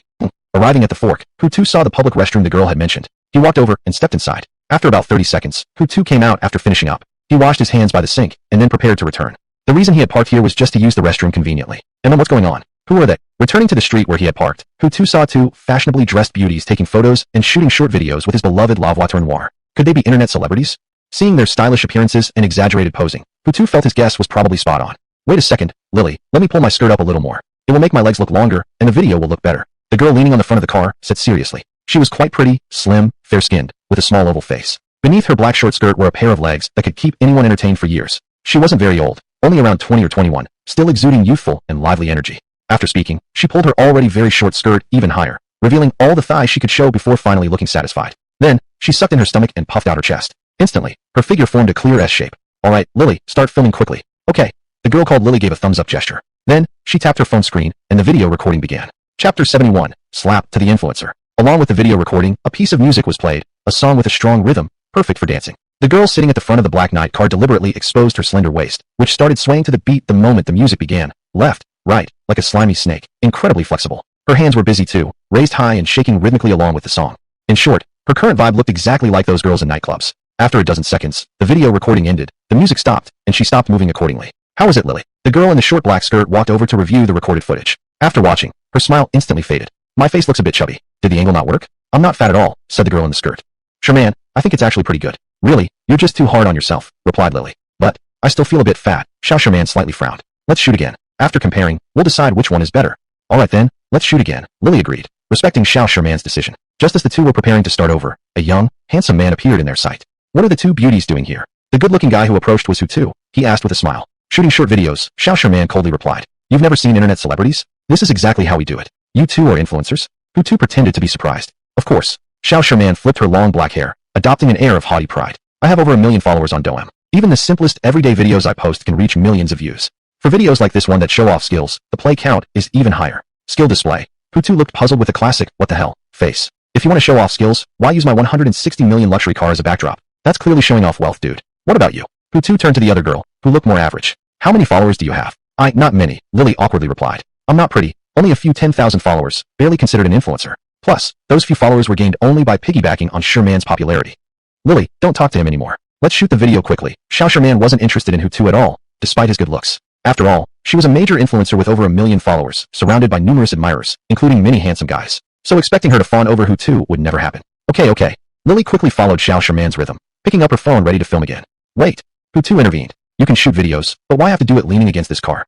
You're just too nosy, Xiao Sherman snapped. This car is ours. We can shoot however we like. It's not bothering you. Why are you so annoying? Xiao Sherman was impatient. This car is ours. We can shoot however we like. Not that it concerns you. Why are you so nosy? Hutu asked, smiling. You can shoot anywhere, just not on my car. What nonsense, Xiao Sherman snapped, losing patience. Whose car is it anyway? It's ours. We can do whatever we want here. It's not like we're interfering with you. Is that so? Hutu chuckled at her response. You say this car is yours? Are you sure about that? Of course I am sure. Unless it's yours. Xiao Sherman shot back sarcastically. That's exactly what it is. And if you didn't notice, I'm the one asking you to move. Saying that, Hutu took out his car key and pressed the unlock button. The car lights of the Black Knight flickered twice. Xiao Sherman, standing right in front of the car's hood, was immediately caught in total embarrassment and couldn't utter a single word. At that moment, she felt utterly humiliated, lying through her teeth, and right in front of the actual car owner, no less. Miss, can you go film somewhere else now? Hutu walked closer and said, how about you two move aside first, so I can drive off? Then you can continue filming here. How's that? Xiao Sherman mumbled with her head lowered and quickly stepped aside, too ashamed to even look Hutu in the eye. Her best friend Lily also followed her to the roadside. Amidst the stares of many passers-by, Hutu opened the car door, got inside, and started the engine. Bye, beautiful. Truthfully, you are very pretty. He waved his hand at Lily, said farewell, stepped on the gas, and drove off. Who cares? Just because he's rich doesn't make him superior. I may not even consider your stinking money valuable anyway. Looking at the Black Knight disappearing in the distance, Xiao Sherman said angrily, her furious face actually appearing quite unpleasant. And don't call Lily a beauty either. Who even considers her beautiful with her rustic look? Of course, Xiao Sherman only thought that to herself. After all, Lily was her best friend, and she couldn't bring herself to badmouth her to her face. Sherman, I really need to go back to school now. I still have a lot of homework to finish. Lily, standing beside her with a bare face, finally voiced what she had been thinking. University is really busy. It's not as free as you imagine. In the future, if you're going to shoot videos again, don't invite me out. You have so many friends, just ask them. Handing the iPhone back to Xiao Sherman, Lily quickly turned around and left as if she was rushing to reincarnate. But the truth was, she really was swamped with schoolwork and didn't have much free time. After all, the school she attended was Yale University, the nation's most prestigious institution. Even on weekends, her roommates would naturally dedicate themselves to studying, staying in the library all day. Yet here she was, wasting time shooting short videos, and for free too, helping someone else. What was the point? Lily, what's wrong with you? Is school really more important than our friendship? Standing in place, Xiao Sherman didn't bother chasing after her and instead threatened, Lily, come back right now. If you're going to be so cold and don't even want to help me with such a small favor, don't blame me if I ignore you from now on. Fine by me. Lily didn't even turn around. We clearly aren't the same type of people. Being friends is pointless anyway. Lily, upon hearing that, Xiao Sherman was furious yet laughed. Alright then, from now on we'll just be strangers. Like I need you to survive, or something. After saying that, Xiao Sherman folded her arms across her chest and turned to leave too, walking away with an even more arrogant posture. A stranger might mistake her for winning 100 million in the lottery. On the main road, the Black Knight car was moving at a steady pace. Inside the vehicle, Hutu was heading to meet his older sister, Huli, to check how her movie shooting was going. If I look at you again, will I still feel something? Chapter 72. More than just eating. The mobile phone lying beside him suddenly rang. Hutu glanced at it, and saw it was a call from a woman named Zwole. Zwole, the beautiful saleswoman he had met a week ago when buying the car. He picked up the phone and answered the call. Hello, is this Mr. Hu? The saleswoman's voice was still pleasant, though not very natural. And then what do you need? This is about the 2 luxury cars you bought from our dealership. As your salesperson, I received quite a bit of commission. I just wanted to thank you, so I'd like to treat you to dinner. Would that be okay? No need. Buying the cars was my own necessity. Salespeople earning commissions is only fair. As long as the after-sales service is good, there's no need for dinner. Hutu refused. Is it because Mr. Hu doesn't have time? Zwale insisted. It's just a meal to show my gratitude. I really hope you can come if you're available. And it doesn't have to cost much. Well, since you insist, I'll accept then. Hutu said. Where are you now? Have you booked the restaurant yet? Not yet. Does Mr. Hu have any good restaurant recommendations? I don't care. Since you're treating, you decide. Just call me when you've made the arrangements. Alright then, I'll book it. Please go ahead and take care of whatever you're doing, Mr. Hu. I'll hang up now. Okay, goodbye. Goodbye, Mr. Hu. After hanging up, Hutu's lips couldn't help but curl upward. He had a feeling this dinner wasn't as simple as just having dinner. There would definitely be something else worth tasting. At 10:40 p.m., Hutu received another call from Zwale. Golden Dragon Hotel? Are you sure? A meal there isn't cheap. A private room alone would cost at least 2,000. Alright then, if you insist, I won't argue. The private room is 3,021? I got it. Okay, I'll head over now. Alright, goodbye. He hung up the phone and threw it aside, then pressed the accelerator halfway to the floor. Vroom, vroom, like a cannonball, the car shot forward violently into the night, leaving behind nothing but the scent of burning rubber and a trail of thick smoke. At 11:05 p.m., Hutu arrived at Golden Dragon Hotel. As soon as he parked, a young male waiter rushed over and opened the car door for him. Thank you. Hutu thanked the waiter politely after stepping out, then placed the car keys along with the 300 yuan he had prepared in the waiter's hand. I'll leave the car to you. Don't worry, sir, I'll park it for you properly. The waiter bowed 90 degrees. He usually only got tips ranging from 10 to 100 yuan from people dropping off luxury cars, mostly 10 or 20. Receiving 300 yuan from a single tip like this was rare indeed. Inside the hotel, a pale-skinned, very attractive female waiter hurried over and greeted him with a smile. Sir, are you here for accommodation or dining? Dining. I believe a private room was already reserved under my friend's name, room 3021. Okay, please follow me. After saying that, the enthusiastic female waiter walked ahead to lead the way. Hutu followed her closely. Golden Dragon Hotel definitely lived up to its reputation. Even among the hall attendants, they were all highly professional. Regardless of gender, each had an appearance rating of at least 70.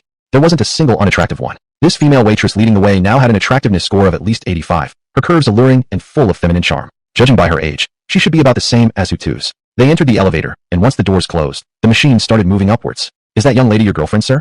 To fill the awkward silence in the elevator, the female attendant initiated small talk. Not really. I'm just a client of hers. Oh, I see. Then the female attendant didn't know what else to say. Talking too much seemed inappropriate, and the elevator was quiet again. Fortunately, the elevator was fast, and soon the two reached the 30th floor as the doors began to slowly open. Sir, you may step out now. Before exiting, the female attendant turned politely and reminded Hutu.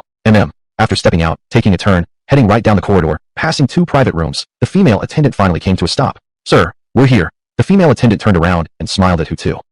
Thank you. A tip was naturally expected, and with that, Hutu pulled out another 300 yuan and handed it to her. The waitress immediately reached out both hands and bowed again. Thank you, sir. You can go now. I'll handle the door myself. Alright, sir. If you need anything else, please feel free to call me. Only after the attendant had left did Hutu raise his hand and knock. Knock, knock, knock. The knocking motion was somewhat elegant. Back then, Hutu hadn't always been elegant. It wasn't until he became wealthy that he gradually developed such refined habits. Is that Mr. Hu? A voice came from inside the private room. Yes, it's me. As the words left his mouth, the door to the private room opened from the inside, revealing a perfectly made-up face, beautiful and quite stunning to Hutu's eyes. It was none other than Zwale. Zwale appeared slightly older than Hutu, about the same age as his sister, Huli, roughly around 30. She had changed out of her sales uniform and into a more professional-fitting tailored suit that made her look sharper and more capable. Her sharp eyes aside, overall, she exuded the aura of a career woman. In short, the contrast between this Zwale and the one Hutu had met at the dealership was quite noticeable. Such a difference was understandable to Hutu's day. After all, her job was service-oriented. Whenever a client came, she had to wear a pleasant expression, always keeping a smile on her face. Even if she was upset, she had to hold it in and pretend nothing had happened, continuing to serve the customer politely. Mr. Hu, don't just stand outside. Please come in. While speaking, a smile returned to Zwale's face, and at the same time, she gestured him inside. Oh, not lingering, Hutu stepped inside. The private room was brightly lit, the air conditioner on, the temperature neither cold nor hot. The room even had its own restroom, very thoughtfully arranged. Hutu left the process of ordering the dishes entirely to Zwale. Then, the woman ordered nearly 10 dishes, as well as a bottle of red wine. Chapter 73, the first time. Hutu had checked out the menu, and the prices of these dishes were relatively high for someone in Zwale's social class. This meal alone might cost her nearly 5,000 yuan. Who knows how much she earned monthly? Soon, a steamed sea bass, a sliced authentic Yadu roast duck, a bottle of red wine, and 2 wine glasses were brought in by the waiter. As soon as the waiter left, Zwale picked up both glasses of red wine and handed one to Hutu. Then she lightly clinked her glass against his. Mr. Hu, allow me to drink to you first, she said. With that, she tilted her head back and slowly drank it all in one go. The subtle motion of her red lips touching the rim of the glass was very enticing. As Hutu watched this, some rather impure thoughts crossed his mind. Mr. Hu, I've already drunk mine. Now it's your turn. After finishing her glass, Zwale turned hers upside down with a coy smile, showing that not a single drop remained. Since a woman had gone first, Hutu, as a man, couldn't possibly show any hesitation. So he threw his head back and down the glass in one go. Mr. Hu, You have such a good tolerance for alcohol. I knew you were a man who enjoys drinking. Zwale sweetly praised as she set her glass down after finishing her drink. Come on, Mr. Hu, give me your glass. Let me pour you another round. Without hesitation, Hutu handed over his glass. Zwale poured wine into Hutu's glass first, then topped off her own with a small amount. The two picked up their glasses, clinked them together, ping, and finished the second round. After that, this young couple kept on drinking, unable to stop. Soon, the entire bottle of wine was gone. Zwale called the waiter over and ordered 2 more bottles of red wine. Within less than an hour, these 2 bottles were also emptied. At this point, Zwale was completely drunk. She was leaning on the dining table, muttering things that were difficult to understand. Mr. Hu, don't stop. I can still drink more. I swear, I'm telling the truth. I, Zwale, never gets drunk, no matter how much I drink. She waved her hand unsteadily, slurring her words. Waiter, check please. Hutu picked up the special phone beside him and said, Yes, sir, we'll be right over. Within less than a minute, 2 young and pretty waitresses came with a bill to room 3021. This meal totaled 11,700 yuan. When Hutu saw the amount, he was slightly surprised. Although he wasn't short of money, the dining expense at Golden Dragon Hotel was indeed somewhat high, even for him, the owner of the hotel. After paying, with the assistance of the 2 female waitresses, Hutu brought Zwale downstairs. Sir, the young lady is so drunk. Instead of sending her back, why not book a room for her here so she can rest properly? The waitress who had received a 300 yuan tip from Hutu earlier smiled and offered this suggestion. You. Hutu turned around and looked at the waitress. You will surely have a bright future ahead. Ah. The waitress was momentarily confused. Still, she bowed and thanked him. Thank you, sir. I hope your words come true. If I do ever make something of myself in the future, I will definitely come find you to express my gratitude. Then follow your suggestion. Help me book a room, Hutu said. All right, sir. Looking up, the waitress gave him her standard polite smile. So, sir, do you prefer rooms on higher floors, or perhaps mid-level floors? Mid-level is fine. Payment was required up front for booking a room. At this moment, Hutu didn't reveal that he was the owner of Golden Dragon Group, but instead paid like a regular customer, including a deposit. Staying for one night wasn't cheap. It cost a full 2,300 yuan. Then, with the help of the 2 waitresses, Hutu brought Zwale to a 5-star suite. The 2 female staff carefully placed Zwale on the bed, each receiving a 500 yuan tip from Hutu before quickly departing. Then, this luxurious suite, something she'd only ever seen on TV dramas, something larger than a standard 3-bedroom house with a living room, bathroom, and kitchen, was now left occupied solely by Hutu and Zwale, a single man and a single woman. Standing beside the bed, Hutu gazed down at the woman resting on it, observing her from above. This woman, because of the alcohol, now had a flushed face, her cheeks as red as ripe peaches, tempting enough to make anyone want to take a bite. The next morning, at 7 a.m., inside the 5-star suite, Zwale was hurriedly dressing herself on the bed. Mr. Hu, although this was my first time, you don't need to feel guilty about it. After all, I was the one who took the initiative last night, Zwale said calmly. I can be honest with you. I really like the type of man you are, whether it's your looks, your physique, or your wealth. But I know my own place and understand that my overall conditions aren't great. Simply put, I'm not good enough for you. So, let's just consider what happened last night as nothing more than a game. As for getting pregnant, there's no need for you to worry. I'm in a safe period now, so the chances are very low. Even if, by accident, I did get pregnant, I wouldn't bring the child into this world. After saying this, Zwale, who had started off completely naked, had already finished dressing. Then, she walked over to the mirror, unzipped her handbag, took out her cosmetics, and began applying her makeup. Hutu was still lying in bed, his mind filled with thoughts. He never would have imagined that Zwale, who was already 30 years old, was still a virgin. At first glance, she really didn't seem like the innocent type. Are you hungry? Hutu asked. A little. Then I'll order something for us. He asked. What do you usually eat for breakfast? Anything is fine. I'm not picky. I'm okay with any hot meal. So Hutu ordered 2 servings of Xylong Bao, 2 cups of soy milk, 1 youtiao, 2 tea eggs, 2 servings of soup dumplings, and 2 scallion oil pancakes. Chapter 74. Do I have to go to work? The hotel service was efficient. After waiting for about 5 minutes, everything Hutu had ordered arrived. Possibly because of the indescribable relationship they had developed, Left May was no longer as reserved as before in front of Hutu's day. She picked up a pair of chopsticks, grabbed a steamed dumpling, and started eating. Hutu didn't mind her casualness at all. In fact, he preferred the genuine Left May, who was even more attractive this way. Before long, the two finished their meal. Mr. Hu, I'll take my leave first. If you ever want to buy another car in the future, feel free to contact me. After calmly saying that, she grabbed her bag and was about to turn around and leave. But before she had fully turned, a pair of strong, powerful hands quickly wrapped tightly around her from behind. Then, a sultry voice whispered in her ear, "Stay with me a little longer." Mr. Hu, Left May tried to struggle, but before she finished speaking, Hutu had already forcibly picked her up. The next day, at 8 in the morning, inside the 5-star suite, Hutu and Left May were having breakfast again. "I really have to leave today. I need to go back to work," said Left May while chewing on a grilled sausage. "I'm not like you, with people working and earning money for you every day." Grabbing her bag and putting on her high heels, Left May stood up and prepared to leave. "Do I have to go to work?" Hutu asked. Left May took a couple of steps, suddenly stopped, then shook her head with a smile before turning back and responding. "Do you want to support me if I don't go to work?" Hutu smiled and didn't respond immediately. Instead, he raised his hand slightly and waved goodbye. Turning her gaze away, Left May started walking out again. "Well then, I'll support you." After a moment of hesitation, Hutu loudly said, "Don't leave, stay." Left May paused again at Hutu's words. The corners of her lips lifted, and she smiled gratefully. This man, in terms of character, was still not a bad person. "No, I have hands and feet of my own. I'd rather earn money myself," Left May replied while turning around. "I just feel uneasy using other people's money. No more talk, goodbye." Waving her hand, Left May didn't linger any further and started moving once more. "Let me see you off," Hutu followed behind, developing an even better impression of Left May. Regarding the offer to see her off, Left May surprisingly did not refuse. They took the elevator and soon arrived at the lobby. Wait a second, I'll call my driver to take you over. Hutu stopped Left May at the hotel's main entrance. Left May gave an acknowledging sound and stopped. Then, Hutu took out his phone intending to call Kai-1. But the moment he pulled out his phone, a young man with dirty, messy hair and a bruised face ran quickly towards them. Seeing that, Hutu immediately stepped forward, standing in front of Left May. And the bruised young man, after spotting Hutu, visibly calmed down somewhat, but still rushed up to Hutu and stopped.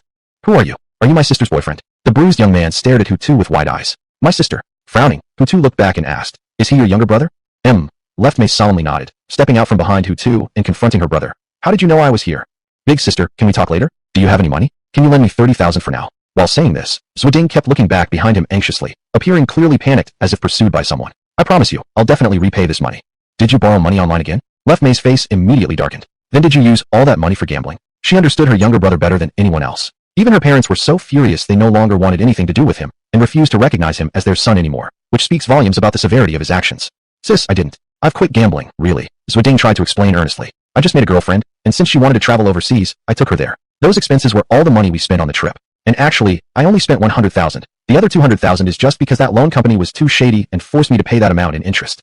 You spent 100,000 on a single trip. Are you out of your mind? Left May's anger didn't subside but instead intensified. Are you sure she really wants to be with you? Obviously, she just wants a free meal ticket. How could I end up with such a brother like you? Being lazy and idle is bad enough, but also being addicted to alcohol and gambling. Now you've been completely enchanted by a woman to the point of losing your senses. It's quite an accomplishment for a man to sink to your level. With each word spoken, Left May grew even angrier, her chest rising and falling with rapid breaths. Sis, can you just stop scolding me for a moment?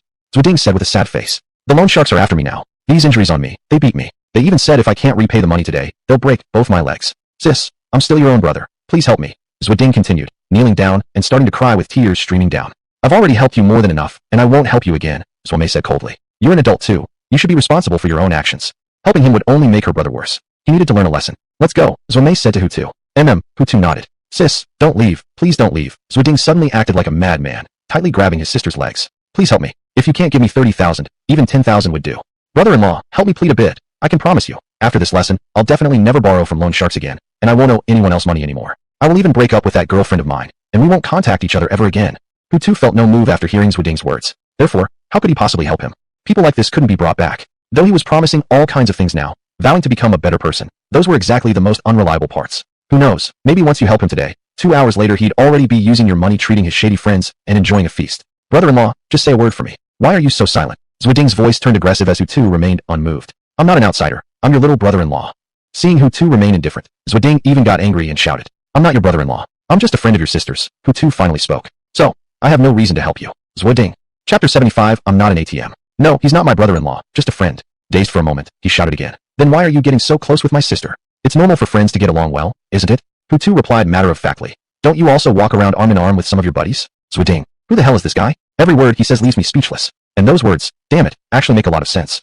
We found him. That kid is at Golden Dragon Hotel. Hurry up and don't let him escape. At this moment, a dozen adult men appeared a dozen meters away, looking ferocious and menacing. They saw Zhuoding kneeling on the ground and instantly went berserk, rushing quickly toward him. Their arrival caught the attention of Hutu and Zhuolei. After glancing behind him, Zhuoding also saw those loan sharks. He immediately recognized them. It was indeed some of them who had beaten him and left him with injuries. Yet, not the slightest intention of getting up or running away showed on Zhuoding. He seemed tired, simply too exhausted to run anymore. Within the blink of an eye, all of the loan sharks surrounded him, then enclosed the three of them, Hutu, Zhuolei, and himself. Kid, did you get the money? A man who looked relatively good-looking but had a cruel expression sneered down at Zhuoding on his knees. Brother Bing, 30,000 is just way too much. Even if you kill me, I can't come up with it. Zhuoding's body was trembling as he spoke, clearly showing how scared he was. Can't come up with it. Brother Bing's face darkened instantly. So your meaning is, you're not paying back the loan? No, Brother Bing. I didn't say I wouldn't repay. I really just don't have the ability right now. Zhuoding pulled his sister and brother-in-law into the conversation again. And I also have my sister and my brother-in-law helping me. As long as I talk nicely to them, they'll definitely give me the 30,000. Then I can pay back the money I owe. You two are his sister and brother-in-law? Shifting his gaze, Brother Bing fixed his eyes on Zhuolei and Hutu. What? Are we supposed to repay this loan just because we're his sister and brother-in-law? Hutu asked. He's trash. He has no ability to repay. But you are his family. It's perfectly normal for me to come to you, right? Brother Bing replied calmly. Plus, saving your little brother-in-law wouldn't hurt, would it? Sorry, we won't help him repay. Hutu wasn't intimidated. Also, please step aside. We're leaving. What if I won't? Brother Bing lit a cigarette. You will. Hutu was even calmer than him. Just after Hutu said that, 7 or 8 black business vans suddenly rushed out from somewhere. Then, all of them stopped at the hotel entrance. Next, the van doors opened, and from each van rushed out 8 men. Each of these men was muscular and tall, no less than 180 centimeters in height. All were wearing identical black suits. Quickly surround all these people harassing President Hu. The speaker was Kai-1, and he was loudly commanding the scene. He had always been nearby, and these dozens of men in black had also been around. They had stayed here for a long time, all for a single purpose, to protect President Hu's safety. Even in daily life, President Hu was always in a safe state. Once Kai Wen finished speaking, the dozens of black-suited men took rapid action and charged forward. In a short while, they had surrounded the dozen or so loan sharks who had encircled Hutu. They glared threateningly at these people, looking like they were ready for a fight. Just a moment ago, Brother Bing's face had been full of arrogance and self-importance. But now it froze. Just who exactly are you? He asked. A person you can't afford to provoke, Hutu replied indifferently. You have so many people under your command, which means you shouldn't be short of money either. Brother Bing no longer confronted Hutu head-on, for he truly couldn't afford to provoke this big shot, and instead tried to reason with him now. Since you're not short of money, repaying 30,000 for your little brother-in-law should not be a big deal, right? He is him, and I am I. Why should I pay back the money he owes? Hutu reasoned coldly. I'm not his ATM. Then how about at least 10,000? Brother Bing made a step of concession. I can waive the interest. I already said. Whoever borrows the money should pay it back, Hutu said coldly. I didn't know you money, so don't talk to me. Instantly, Brother Bing's expression turned extremely dark. He wouldn't even pay 10,000? What kind of brother-in-law was he really? I've already made a step back. Can't you, my brother, also make one step forward? Brother Bing's temper was gradually rising. If we end up in a confrontation, it will do neither of us any good. You're mistaken. It will only harm you, not me, Hutu corrected. Don't think I'm afraid of you just because you have more people on your side. Brother Bing narrowed his eyes. Even a desperate dog will jump over a wall, let alone a human being. I never meant to intimidate you with the number of people I have. I simply suggested you collect the debt from the one who owes it to you, Hutu said calmly. Of course, if you insist on thinking I'm bullying you with my numbers, then there's nothing more I can say. Do you think I can't call for help either? Brother Bing's eyes sharpened. I, Yin Bing, have survived in Yaodu for 10 years, made countless friends. With just one phone call, I can summon hundreds of people.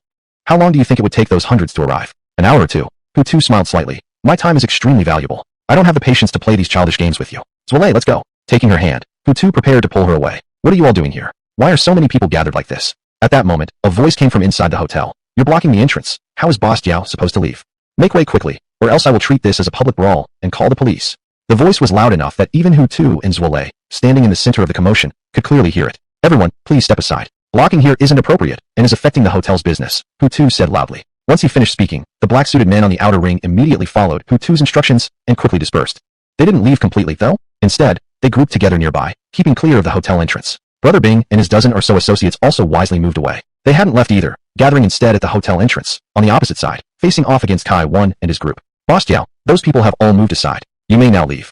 Inside the hotel lobby, a short, chubby man with glasses spoke with great respect. Chapter 76, When the Big Shots Meet. Beside him stood a middle-aged man of scholarly appearance. The man was about 40 years old, thin, and stood approximately 6 feet tall. He carried a black briefcase in his hand, dressed in an expensive branded suit, spotless and neat, almost as if it were brand new. The leather shoes on his feet were so pristine they shone like mirrors, reflecting his own image clearly.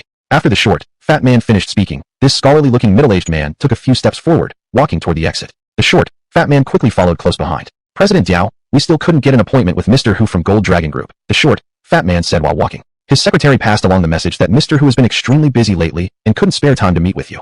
Then forget it. Managing such a large company, it's normal that he'd be occupied, Jiao Yu said calmly. Of course, he would be very happy if he could meet Mr. Hu, but since it wasn't possible, there wasn't much he could do. Soon, Jiao Yu and the short, fat man walked out of the hotel. Then, they saw a group of men dressed in black, Kai Wen's crew, President Jiao. At the same time, Yin Bing spotted Jiao Yu stepping out and was instantly surprised. After recovering from his shock, he called out once more. However, this greeting failed to cause Jiao Yu to turn around, because at that moment, he had just spotted someone, an extremely important person to him. Mr. Hu, Jiao Yu muttered softly. Jiao Yu was certain that the man standing not too far ahead was the very VIP he'd been wanting to meet for quite some time, an influential tycoon, the owner of Gold Dragon Group, Mr. Hutu. But just as he was about to go over and greet him, an annoying fly suddenly showed up. It was none other than Yin Bing. He slightly bent forward, showing his respect as he said politely, Hello, President Jiao. Jiao Yu didn't even look at him, but Yin Bing went ahead and introduced himself. President Jiao, I wonder if you still remember me? My name is Yin Bing. I'm the founder of Bing Capital Online Lending Group Limited. Oh, I've heard of you. Yes. Jiao Yu responded politely to avoid embarrassing the other person. How is your company doing recently? Business is decent, I hope. Well, it's just SOSO. There are always some people who don't return the loans within the specified time, Yin Bing replied. Anyway, I can't be compared to big shots like you, President Jiao. When you invest in a big project, it's about several hundred million. Our company, however, still struggles to maintain operations. Just keep working hard and doing your best. If you're down to earth, you'll eventually make it, Jiao Yu replied, raising his hand to pat Yin Bing's shoulder. You're still young, and failure shouldn't scare you. On the road to success, setbacks are indispensable, and such experiences are truly valuable in life. Thank you for your encouragement, President Jiao. I'll definitely work hard. Now that I have your blessing, I believe it would be really hard for me not to succeed. Naturally, kissing up to the big boss was quite necessary. Jiao Yu didn't continue the conversation but changed the topic instead. Little Yin, I won't chat much longer with you because I have an important guest waiting for me. Excuse me for a moment. You don't need to worry about me, President Jiao. Since it's your guest, of course you should attend to them promptly, Yin Bing said politely. Please go ahead. Nodding his head, saying nothing more, Jiao Yu began to move past Yin Bing. Then, Under Yin Bing's watchful gaze, he approached the boss of Gold Dragon Group. President Hu, it's a pleasure to meet you. After slightly bowing, Jiao Yu gave a smile and greeted him warmly. He also extended his hand, ready to shake hands with Hutu. And you are? Hutu raised an eyebrow. He didn't recognize the other person. President Hu, I'm surnamed Diao. Like the word obstacle, my name is Yu. Just like you, I also work in real estate. My company is called Manhwa Group. But my company can't be compared to yours, Gold Dragon Group. Mine is only worth about 50 billion. It didn't upset Jiao Yu that Hutu didn't know him. Instead, he enthusiastically introduced himself. Oh, so you are President Diao. Hutu was also very polite to the person facing him, instantly entering into a relaxed, almost familiar state as he extended his hand and shook Diao Yu's. Truthfully, Hutu had never even heard of Shanghua Real Estate Group. Even during the time before he became the head of the billion-dollar enterprise, when he earned only 10,000 a month, this was the case. President Hu, are you free right now? Jiao Yu started to invite him. The thing is, I've been trying to set up a meeting with you recently, but you've been very busy and always declined to meet me. It's not just for a dinner and some casual polite talk that I wanted to meet you, President Hu. I genuinely want to pursue some business cooperation with you, which is why I've continued to extend invitations to you. If President Hu is free right now, we could find a place to talk, or even go to the car and discuss this cooperation. Jiao Yu spoke sincerely. He deliberately lowered his status, using the respectful you to address Hutu, who was much younger than him. Cooperation. Hutu wasn't very skilled in business matters, but he still asked, what kind of cooperation are you referring to? It would be you and me jointly investing money in a project. The project basically involves constructing 4 buildings in each of 10 third-tier cities and then connecting them together to create the largest mall in each location. I've already almost finalized the selection of these 10 cities. Their geographical locations are all quite favorable, but I'm experiencing some financial difficulties in funding the project. That's why I thought of you, President Hu. I hope our two companies can work together on this. This kind of model has existed many years ago, and it wasn't particularly profitable. Hutu's enthusiasm quickly faded. There isn't much foot traffic in third-tier cities already, and it's even gradually declining, causing many malls to perform very poorly during operations. Some merchants can't even earn back the monthly rent. You're actually asking me to invest in this, President Diao? Isn't that going too far? Besides, I already have numerous commercial streets and malls nationwide under my name. Opening more would only mean competing against myself for customer traffic, which seems pointless. President Hu, I've already considered this point. That's why when selecting the 10 cities, I intentionally avoided the commercial streets and malls under your name. Jiao Yu explained. If you're truly concerned about poor returns after investing, you could invest 1/3, 1/4, or even 1/5 of the amount. We don't necessarily have to split it equally, 50-50. It's impossible for me to make a decision so suddenly about these matters. Hutu replied very rationally. How about this? When I return, I'll have my secretary arrange a time for you. By then, prepare all the relevant materials about this project and bring them over, and we can talk again. How's that? Chapter 77. Yining becomes a chief flight attendant. Let's do as President Hu suggested, Jiao Yu said excitedly. Later I'll explain the project in detail to President Hu again, and I've already made plans for its future development. President Hu can listen in when the time comes. That's settled then. Hutu nodded. I have things to do, so I won't chat with you any longer. Please go ahead, President Hu. I'll wait for your call at the company. We'll talk more later. Then, in a very considerate gesture, Jiao Yu personally saw Hutu off until he drove away in his 160 million yuan Bugatti La Voiture Noire, carrying Zwale with him, before finally pulling his gaze back. The owner of Golden Dragon Group, standing at the hotel entrance, Yin Bing remained rooted to the spot. His expression looked as if he'd swallowed poop, extremely unpleasing. So it was him all along. He had originally thought that knowing President Diao of Shanghua Group was something highly impressive, even using that to make himself sound more confident when talking to his sister-in-law's husband's wedding. But it turned out the other man was an even wealthier big shot than President Diao. On the main road, the Bugatti La Voiture Noire was traveling at a steady pace. Inside the car, you really are the boss of Golden Dragon Group. Zwale widened her eyes and stared unblinkingly at Hutu's handsome profile. How? Don't I look like it? Hutu smiled. I can understand. After all, among first-generation rich people, someone as young and wealthy as me probably only exists in China. The atmosphere in the car had been pretty good until Hutu spoke that sentence. Actually not a particularly conceited one, which made the previously serious Zwale suddenly roll her eyes in extreme exasperation. You're right. Among China's first-generation wealthy people, the young ones are indeed only you. Without sarcasm or mockery, Zwale actually went along with what Hutu implied. Older girls really are more considerate, Hutu mused inwardly. Ever since scoring first blood with Zwale, he and her hadn't been in contact for the past few days. Being a man, Hutu took the initiative as usual and sent her several WeChat messages. But the other party seemed deliberately evasive and gave no reply. Zzz. Hutu was lying lazily on the sofa in the living room when suddenly his mobile phone received a WeChat message. Without expectation or excitement, he lifted his hand, unlocked the screen, opened WeChat, and checked the message. As expected, the sender wasn't Zwale, but a former colleague of his, Yining, whom he had recently met at Yaodu International Airport. The content of her message was also very simple. Do you have time? I want to invite you to watch a movie. What if I refuse? Hutu pretended to be reserved and sent this line. Why would you refuse? She replied instantly. Why did you suddenly want to invite me to a movie? Hutu asked in return. The thing is, aren't you the biggest shareholder of Kirin Airlines? After my superiors learned about my relationship with you, they promoted me. Now I'm no longer a flight attendant, but have been promoted to chief flight attendant. All of this is thanks to you. So I want to invite you to watch a movie and treat you to dinner to express my gratitude. Oh, so it's only to thank me. What else did you think it could be? She added 2 grinning emoji faces at the end. Nothing. Hutu didn't bother to point out the ambiguous nature between them directly. Since you've kindly invited me like this, I'll go. Approximately where should we meet? Just come to my apartment. I'll send you the address. My apartment complex is called Xinyu Apartment. After sending the message, Yining quickly sent her address. Xinyu Apartment. Hutu slightly frowned. Isn't that where Xiaoli lives? Xiaoli was short for Huli, his older sister. Calling her older sister was too awkward, and calling her by name didn't feel natural either, so Hutu gave her a nickname, Xiaoli. Opening the location sent by Ying and zooming in, Hutu's previous thought that this Xinyu apartment mustn't be the same one where Xiaoli lived was instantly shattered. Because the Xinyu apartment mentioned in the address was exactly the same building where Xiaoli resided. When do you think you can come over? Ying sent another WeChat message. Or should I come to you if you send me your address? No need. I'll come find you, Hutu replied. Probably about half an hour. Okay then, I'll wait at home for you. Let me know once you're here. Alright, we'll talk when we meet later. Okay, great. Without procrastination, Hutu immediately went out. He took the same awe-inspiring Bugatti La Voiture Noire as always. Since he was picking up a girl, naturally he had to make an impressive entrance. Oh my god, it's here again, the Bugatti La Voiture Noire. By the roadside, those two rich second-generation kids from last time, Zhang Wei and Fu Bo, were once again filming a short video. Each of them drove a luxury car. Zhang Wei's was still the same Pagani Huayra worth 29 million yuan, while Fu Bo drove a Lamborghini Aventador, which carried slightly less prestige. Hurry up and start recording, Zhang Wei. Last time its appearance got our video over 5 million likes, Fu Bo urged. The funny netizens have been waiting to see it again. We can't miss this opportunity. Though somewhat unwilling, for the sake of more clicks and followers, Zhang Wei still adjusted his iPhone and pointed the camera toward Hutu's Bugatti La Voiture Noire. Woo-woo. Just as before, it accelerated powerfully and aggressively, the engine roaring like a wild beast. Then, the Bugatti rocketed forward like a launch projectile. In the blink of an eye, only its rear tail lights were visible. Left behind at the spot was a large patch of thick, polluted smoke. Zhang Wei, do you think if we post this video, how many likes do we get this time? After finishing the recording, Fu Bo grinned widely. Not sure, Zhang Wei replied relatively calmly. Maybe around 4 or 5 million again. Back in Yaodu, near the 3rd Ring Road, at Xinyu apartment. Right now, a bright red sports car was parked downstairs in front of the apartment building. Those familiar with luxury cars would surely recognize it at first glance as an ultra-luxury supercar. Its name was Aston Martin Vulcan, commonly known as Fire God. The Vulcan's price would seem outrageously high for ordinary people. In China, it cost 20 million yuan. Of course, for a rich guy like Hutu, a car of this caliber was just a junior-level toy that couldn't even earn his attention. Where there's a supercar, there must also be its owner. This particular owner was now standing next to the Vulcan. He was quite young, not an old man or even a middle-aged guy, but a man under 30, wearing fashionable clothes and a pair of AJ sneakers worth over 10,000 yuan. Chapter 78, The Infatuated Second-Generation Heir. In the young man's hands was a bouquet of roses, a grand set of 99. Ying, I really like you from the bottom of my heart. Please, just come down. Lin Genghe shouted with great effort, lifting his head to gaze at the Xinyu apartment. Even if you refuse to go out on a date with me, please at least accept this bouquet of roses. It represents my feelings for you. Accepting them doesn't necessarily mean you've accepted me. Lin Genghe shouted with all his might, the veins on his neck bulging outward. But inside Xinyu apartment, the female protagonist, Ying, did not give him any response. After a minute had passed, Lin Genghe still hadn't heard a word from Ying. Ying, I know I have been constantly pestering you this past month, and you must think I'm really annoying. You probably wish that Lin Genghe would just disappear from the face of the earth. With an expression full of sincerity, Lin spoke even more passionately. But I, Lin Genghe, can swear right here that my pursuing you isn't out of boredom or for amusement.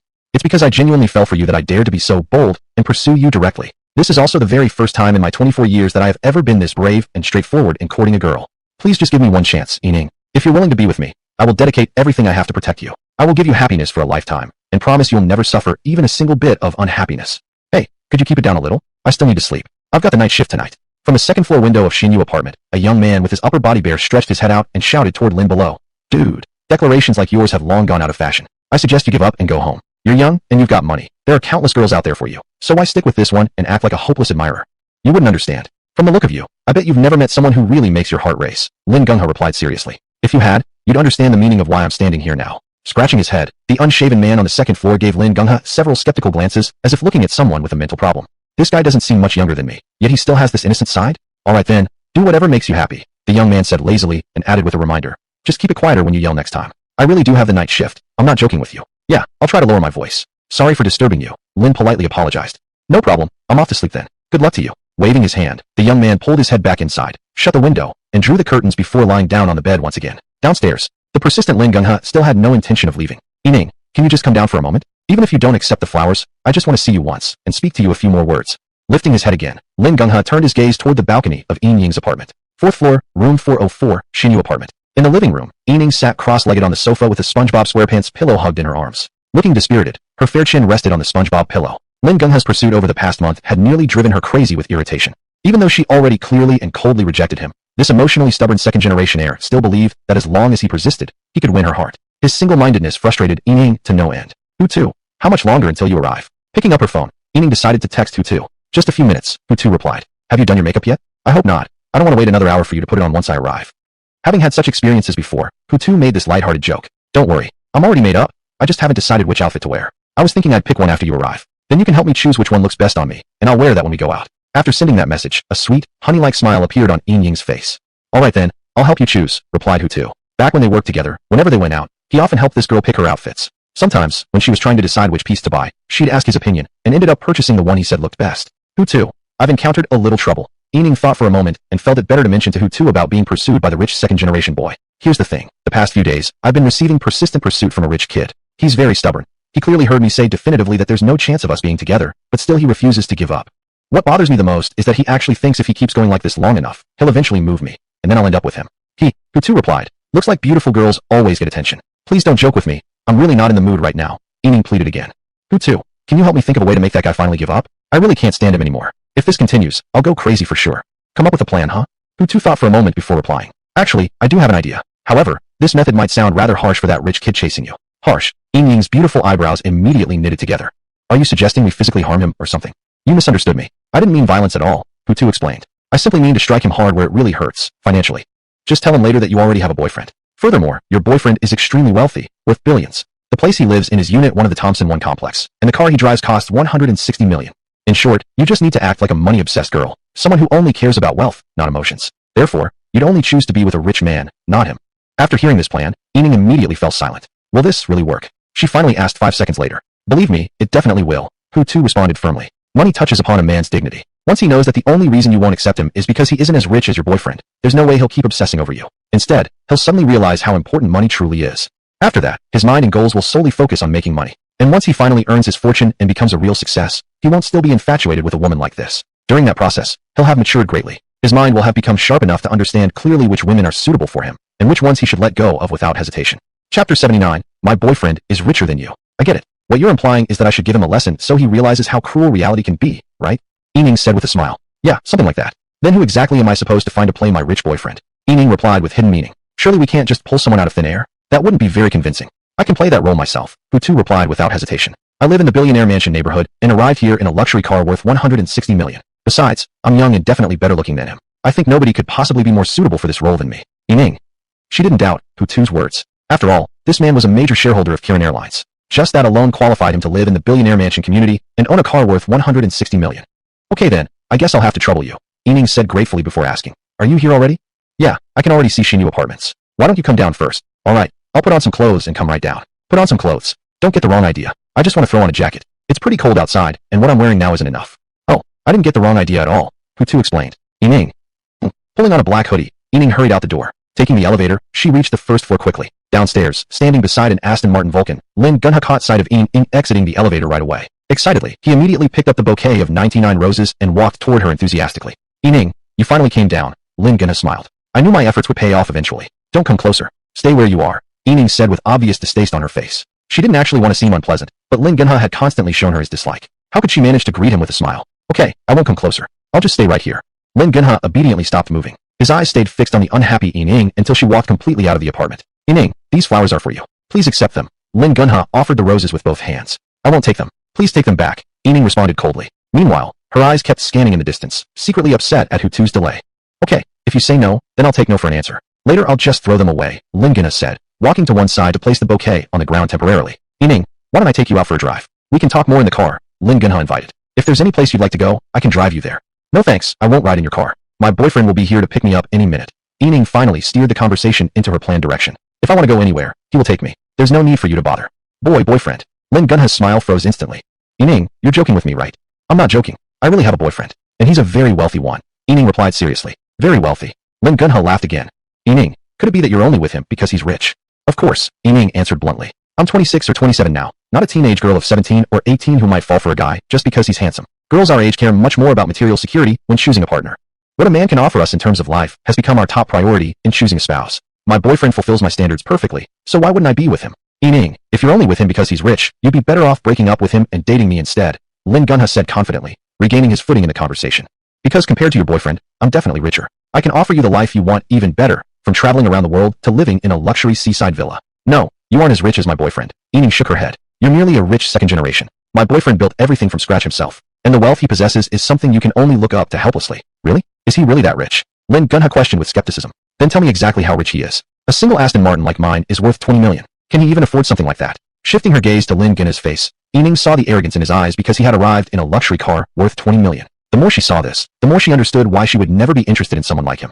To be honest with you, a 20 million yuan Aston Martin isn't even worth my boyfriend's attention. Yining shot back. Have you heard of the Bugatti Lenoir? The 160 million version? That's the kind of car he drives. I've heard of it. But Yining, you're really exaggerating too much. Lin Genhe didn't believe her for a second. The Bugatti Lenoir, 160 million yuan version. Globally, there's only one of those in existence, and it's currently in Dubai. Your boyfriend not only wouldn't be able to drive it, he probably couldn't even touch it.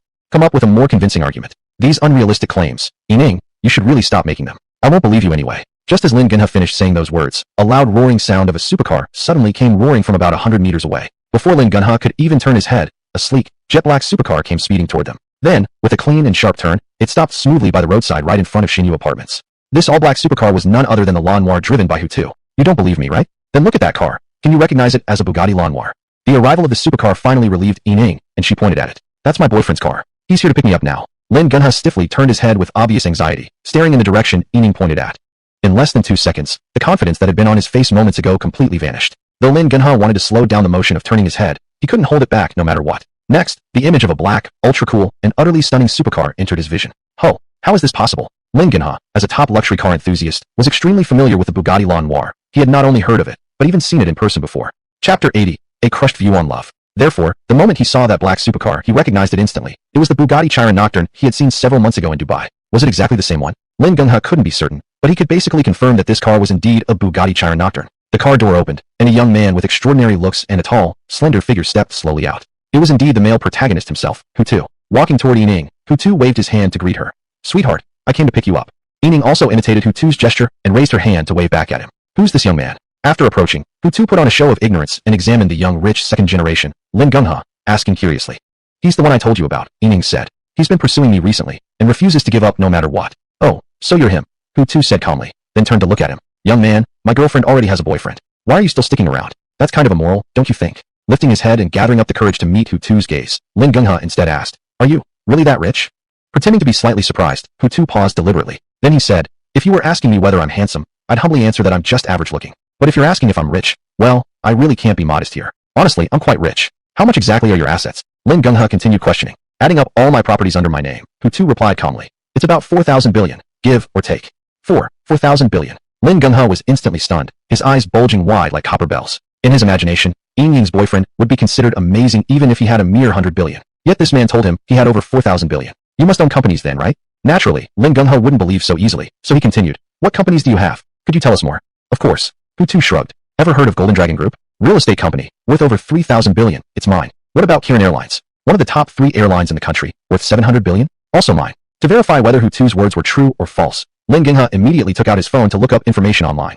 Golden Dragon Group and Kirin Airlines both operated large-scale businesses, and such big companies certainly had online profiles detailing shareholders, CEOs, CFOs, etc. So Lin Genhe quickly began searching. 1 minute later, his hand stopped moving. The originally enthusiastic gleam in his eyes disappeared immediately after he finished reading the information. He looked up.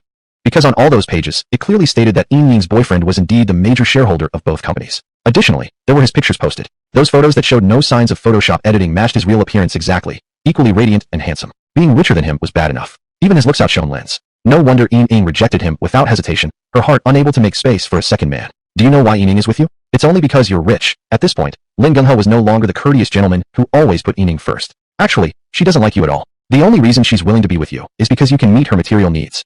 A woman like this, chasing only money, do you think you could accept that? Absolutely acceptable. Hutu, being an experienced person, felt he needed to properly teach this young brother a lesson. Nowadays, talking about pure love only happens among high school students. In the real world, no woman would be so shallow as to be with a man just for his good looks. So, it's very normal for a woman to be practical and chase wealth. Anyway, I have more than enough money. I wouldn't handle a woman based on emotions anyway. Emotional relationships are too complicated. They can't be clearly explained, and there's no right or wrong. Where's the comparison with a woman who, after given money, will not argue or cause trouble? After listening, Lin Genhe felt his entire worldview being overturned. He didn't know how to respond. Even his mouth was wide open in an O shape. From childhood to adulthood, his parents' teachings, the friends around him, and even his university professors had always told him that when it came to relationships, one should find someone they truly love and stick with that person, never allowing space for anyone else. He was warned never to settle for a relationship driven by loneliness or materialism. But now, Yining's boyfriend's views had completely shattered all those beliefs he had previously accepted and thought reasonable. It seemed like, in this man's eyes, adults who entered society shouldn't even believe in love anymore. Focus on making money, little brother, Hutu said calmly, patting the other's shoulder while concealing his own sense of guilt. As long as you become successful and can be as rich and outstanding as me, you'll never lack for women. The girl you like won't reject you anymore either. Yeah, I see, Lin Genhe replied, his expression dark and his head lowered. As a man, You really should focus on making money first. It makes a man more attractive, just like you. Thank you. I'm glad you understand. Hutu accepted the compliment without modesty. Ining, I'm sorry for the trouble I caused recently. I want to formally apologize here and now for my foolish behavior. I hope you don't take it seriously, Lin Gungha said sincerely, bowing 90 degrees. I promise you, from now on, none of this will ever happen again. Alright, I accept your apology, Ining replied, visibly relaxed. From now on, just keep doing your best. Remember, girls are meant to be attracted, not pursued through constant harassment. That rarely works. Lin Gungha nodded. Then I'll take my leave now. Okay, you may go. Lin Gungha had secretly hoped that Ining might try to hold him back because of his sudden change, but she instead let him go without hesitation. And so, he truly left, with the bouquet of roses he had brought. As soon as Lin Gungha disappeared from sight, Ying's upright posture dropped immediately, and she exhaled deeply. I guess he won't come to bother me again. He probably won't. At 24, still unable to move on from a girl who doesn't like you. This kind of behavior is inappropriate for someone his age, Hutu replied. Chapter 81, Words from a Playboy. I feel like your romantic experiences seem particularly rich. Ying perked up immediately, staring at Hutu's day. You're barely 2 years older than him, yet you speak as if you're a full cycle older. My love life is indeed rich, Hutu replied without showing any sense of pride. I have quite a few exes. Raising her eyebrows, Ying asked curiously. How many is quite a few? Just quite a few. More than 10. I'm only 26. That's too exaggerated. How about 5 then? I refuse to answer. Oh, I get it. So it's exactly 5, right? I can't hear you.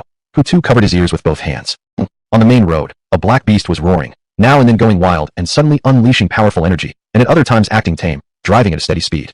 Inside the car, Hutu concentrated on driving, while Ying concentrated on watching him. Is this car really worth 160 million? She asked. You've already asked me this 5 times, Hutu reminded. I just have never seen such an expensive car before. It's hard to accept this reality, that's all, Ying explained. It's not like I don't believe it's worth 160 million.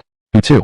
What should he say? Well, better to stay silent and keep driving. After all, driving such a top-tier luxury car really feels amazing. You get addicted and never feel tired. Half an hour later, Black Knight Voice came to a stop near a plaza. As soon as it stopped, many passers-by were drawn towards it. Those who frequently made short videos even quickly pulled out their phones and started shooting. I saw this luxury car on Dotemu. People online say it's called Black Knight Voice and worth 160 million. I wonder if it's true or not. It must be true, right? For rich guys, 160 million is nothing but a drop in the bucket. Unlike us ordinary people who have to take out loans to buy even a Wuling Honghua. I really wish I could befriend a rich guy. It would be an honor just to hold on to even one of his leg hairs. Look, the rich guy is coming out. There's a girl sitting in the car too. WTF. It's really a girl. Her skin looks so fair and her legs so long. Jealous. Modern girls are getting more and more realistic. They would rather sit in a Black Knight Voice getting shot than let someone take care of them on a bicycle for life. The car door opened, and Hutu and Ying stepped out like superstars, attracting a crowd of onlookers. Hutu immediately walked over and took Ying's hand, leading her forward. They quickened their pace for a while until finally escaping the crowd of spectators. The crowd's attention was more on Black Knight Voice itself than on him and Ying. Looking back, Hutu found that some people had started taking photos and videos of his Black Knight Voice, just like that internet-famous girl had done a few days ago. He couldn't be bothered to stop them anyway. After all, it wasn't as if they were stealing his car. Hutu, can you let go of my hand? Suddenly, Ying's voice came into his ears. After speaking, she also shook the hand tightly held by Hutu. Not until we get to the cinema, Hutu replied calmly without flinching. After all, there's no one we know around anyway. What? Ying couldn't help frowning. Something about this sentence sounded dangerously like a pickup line. Because no one we know saw us doesn't mean we should hold hands. She struggled a bit, and still managed to calmly break free from Hutu's hand before adding, I only hold hands with my future boyfriend, and you clearly aren't him.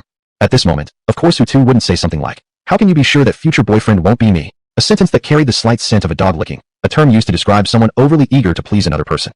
He simply shrugged and did not insist further. When it comes to women, force is absolutely meaningless. At worst, it might even land someone in jail. However, both did not forget the reason they had come out, watching a movie together. The movies recently showing are romance singing, big country action, spending $1 billion, my mom forces me to get married, and those little things in the ER department. Which one do you think we should watch? Looking at the list of popular films on the cinema app, Ying couldn't make up her mind and wanted to hear Hutu's opinion. I think spending $1 billion isn't bad, Hutu said while walking. As a relatively wealthy person, I feel watching this film would give me a strong sense of immersion. Okay, then let's watch Spending $1 billion. Since she had treated him, Ying naturally let the guest lead the way. Soon, the two arrived at a cinema called Tianhao Cinema, the only cinema in the entire plaza. What? It's already been booked out. At the ticket counter, Ying spoke to a staff member, but on Maybachs, it clearly shows tickets are still available for Spending $1 billion. Look for yourself. So saying, Ying had already taken out her phone, opened the Maybachs app, navigated to the movie section, and found the film, Spending $1 billion. Yet when she clicked into it this time, no tickets were available. The cinema seating also showed fully occupied, not a single seat left. Miss, the last time you checked, tickets might have been available. It could just be that the system hadn't refreshed yet. Now that it has updated, they're gone. The female staff member at the ticket booth replied politely, how about this? Why don't you go ahead and buy tickets for the next showing? That one hasn't been booked out. After buying the tickets, you and your boyfriend can go out and have a little fun, then come back around 1 o'clock. Then you can watch the movie. 1 o'clock? That means we have to wait 2 whole hours. Ying frowned slightly. That's right, Mississippi. If you really insist on watching it now, maybe you can try another cinema, said the female staff member. Ying turned her gaze toward Hutu, seeking help. What do you think we should do? Should we go out for a bit and wait for the afternoon show, or try another cinema? We don't necessarily have to watch Spending $1 billion. Other films are fine too, such as My Mom Forces Me to Get Married, or Those Little Things in the ER Department. Both of them have pretty good reviews. I think either one is worth watching. Hutu wasn't the type to get stuck on a detail. He wouldn't insist on completing something just because he had decided earlier it should be done. Sorry, sir. Those two films have also been booked out completely, said the female staff member apologetically. For the 11 o'clock screening slot, both Spending a Billion and the somewhat mediocre-rated Romance Singing have been booked by the same person. If you and your girlfriend really want to watch at our cinema, you'll have to wait until the next showing, meaning 1 o'clock in the afternoon. Chapter 82, Yu Jiao Jiao. Who was the person who bought out the theater? Yining was somewhat upset. Is he really that rich? He should probably be someone with money. The beautiful female staff member patiently replied, I remember that gentleman. He came with his girlfriend. It was actually his girlfriend who suggested buying out the theater. And that gentleman didn't refuse at all. He just swiped his card and bought all the movie tickets for our cinema's 11 p.m. screening. If we can't watch the movie anyway, then we won't watch it. Hutu wasn't really into movies to begin with. He suggested, let's go eat something first. I'm getting a bit hungry. I'm really sorry. I didn't expect that even inviting you to a movie would result in this kind of situation. Facing Hutu, Yining deeply bowed in apology. It's just a small thing. You don't need to do this. Hutu really couldn't bear this kind of bowing. After saying that, he quickly stepped forward to help her up. Then, he teased, if you really feel bad about it, just take me to eat at a slightly better place when you treat me. Huh, Yining was taken aback. This man had a fortune worth tens of billions. To eat well, wouldn't that cost hundreds of thousands? And now that she had been promoted to head flight attendant, her monthly salary was only over 20,000. How could she afford such expensive spending? Can't we go to KFC? She asked tentatively. Can you even get full from that stuff? Hutu wanted to roll his eyes a bit, then decided for himself. Anyway, we should choose at least a Sichuan restaurant. Although I'm not from Sichuan, their cuisine is definitely top-notch. Upon hearing this, Yining exhaled in relief. A meal at a Sichuan restaurant for the two of them would only cost about 100 yuan or so, that she could afford. Alright, then I'll treat you to Sichuan cuisine. Compared to just now, Yining seemed like a completely different person, smugly saying, when we get there, you can eat whatever you want and order whatever you like. Please don't hold back on my account. Hutu. Was this still the same flight attendant he knew? Why did women's personalities change so suddenly? Truly, he just couldn't understand them. Is that Yining? As Hutu and Yining were preparing to leave the cinema to have dinner, a voice suddenly came from behind. Yining's foot, which had been about to take a step forward, couldn't help but stop because of this voice. Then, she turned around and looked towards the source of the voice. There, a woman with a model-like figure, an attractiveness score of 80, bare waist, and low-cut top entered her vision. Seeing this relatively revealing dressed woman, Yining couldn't help but pause for a moment. Then, she slightly opened her mouth in surprise. Yu Jiao Jiao. It's me. The provocatively dressed woman walked in a very sexy manner, her hips swaying as she moved. From head to toe, she radiated an aura of provocativeness. Only when she arrived in front of Yining did she stop. It's been a long time since we last met, hasn't it? Yes, we haven't kept in touch since you resigned 6 months ago. To be precise, it's 6 months and 18 days. Yu Jiao Jiao corrected her. Oh, maybe so. I don't remember clearly. Yining didn't pay much attention to this detail. By the way, you were doing well as a flight attendant. Why did you suddenly decide to quit? Yining asked curiously. Plus, you didn't even say goodbye before leaving. You just vanished like you disappeared from the world. I'm sorry, Yining. At the time, I didn't think much about it, and I forgot to let you all know. Yu Jiao Jiao apologized. What about you? Are you still working at Kirin Airlines, or have you changed jobs? I haven't resigned. I'm still at Kirin Airlines. None of us girls from our batch have left. Yining then brought the topic back. Jiao Jiao, you haven't answered my question yet. Why did you resign back then? Do you know that after you left, the girls on our flight couldn't get used to it for a long time? We even tried to persuade you to come back. Thank you, Yining. You're such a good person. After expressing this gratitude, Yu Jiao Jiao then explained, actually, back then when I resigned, it was mainly because of my boyfriend. My boyfriend saw me flying all over the sky month after month, with barely any rest time, and he felt pity for me. So he started urging me to quit my job, and even told me not to work anymore, saying that he'd support me. But at first, I didn't agree, because I needed to have a decent job that ensured my monthly income. My boyfriend, though, was also quite stubborn. So, in order to convince me that he had the ability to support me, he started transferring 10,000 yuan to my card every month. He said I could use that money however I wanted, and didn't need to save a single penny. After experiencing my boyfriend's support, I felt that the 10,000 yuan plus I earned as a flight attendant had lost much of its meaning. Therefore, I chose to resign. These past 6 months, I haven't worked at all. I've just been relying on my boyfriend to support me. He's still the same as before, transferring 100,000 yuan every month for me to spend however I like. When talking about her boyfriend, Yu Jiao Jiao's cheeks were flushed with happiness and pride. Oh, so that's why. Yining nodded slightly, finally understanding. However, even though Yu Jiao Jiao received 100,000 yuan from her boyfriend every month and lived a life of being supported by him, Yining didn't feel the slightest bit envious. In her opinion, being financially supported for a long time by a boyfriend or a husband would eventually cause a change in the man's attitude. He would one day grow tired of her and begin to criticize her endlessly. Though Yining believed women should try to be more independent, she didn't attempt to lecture Yu Jiao Jiao about this, since it was ultimately her personal affair with her boyfriend, and had nothing to do with her. Yining, who's this? Shifting her gaze, Yu Jiao Jiao looked toward Hutu. Oh, Jiao Jiao, don't misunderstand. He's just a friend of mine, not my boyfriend. Yining hurried to explain, afraid of even the suggestion of a romantic connection between her and Hutu. Honestly speaking, Hutu was such an outstanding man that she actually felt somewhat intimidated to get close to him. Because once they entered a romantic relationship, she would have to consider many things, her family background, her educational qualifications, and many other aspects. And when she realized how vastly different she was from Hutu in these areas, she would feel inferior. Therefore, better to just stay friends. That way, their relationship could remain peaceful and harmonious. Hi, I'm Hu Tuesday. Like Hu Guin Hu and Tu in Lu Tu, Journey. Hutu stepped forward, introduced himself, and at the same time reached out to shake hands with Yu Jiao Jiao. I used to work with Yining, but I wasn't a flight attendant. He added one more sentence. Oh, I see, Yu Jiaojiao smiled. So you came here to the cinema with Yining to watch a movie then? That's right. Because Hutu helped me a bit with work, I wanted to thank him, so I invited him out to see a movie, and then have a meal. Fearing Hutu's response might lead to a misunderstanding, Yining quickly explained on his behalf. Chapter 83, Plastic Friendship. Watching a movie? Yu Jiaojiao blinked her eyes and pretended to speak casually.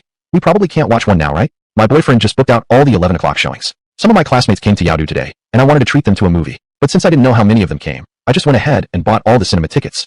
It's 15 theaters in total. It cost my boyfriend about 100,000 yuan, not a lot really. The second sentence just didn't sound quite right. It was clearly meant to show off. Oh, so it was your boyfriend who booked out the entire cinema chain, Yining replied. She wasn't bothered by how wealthy the other's boyfriend was, and added with a smile.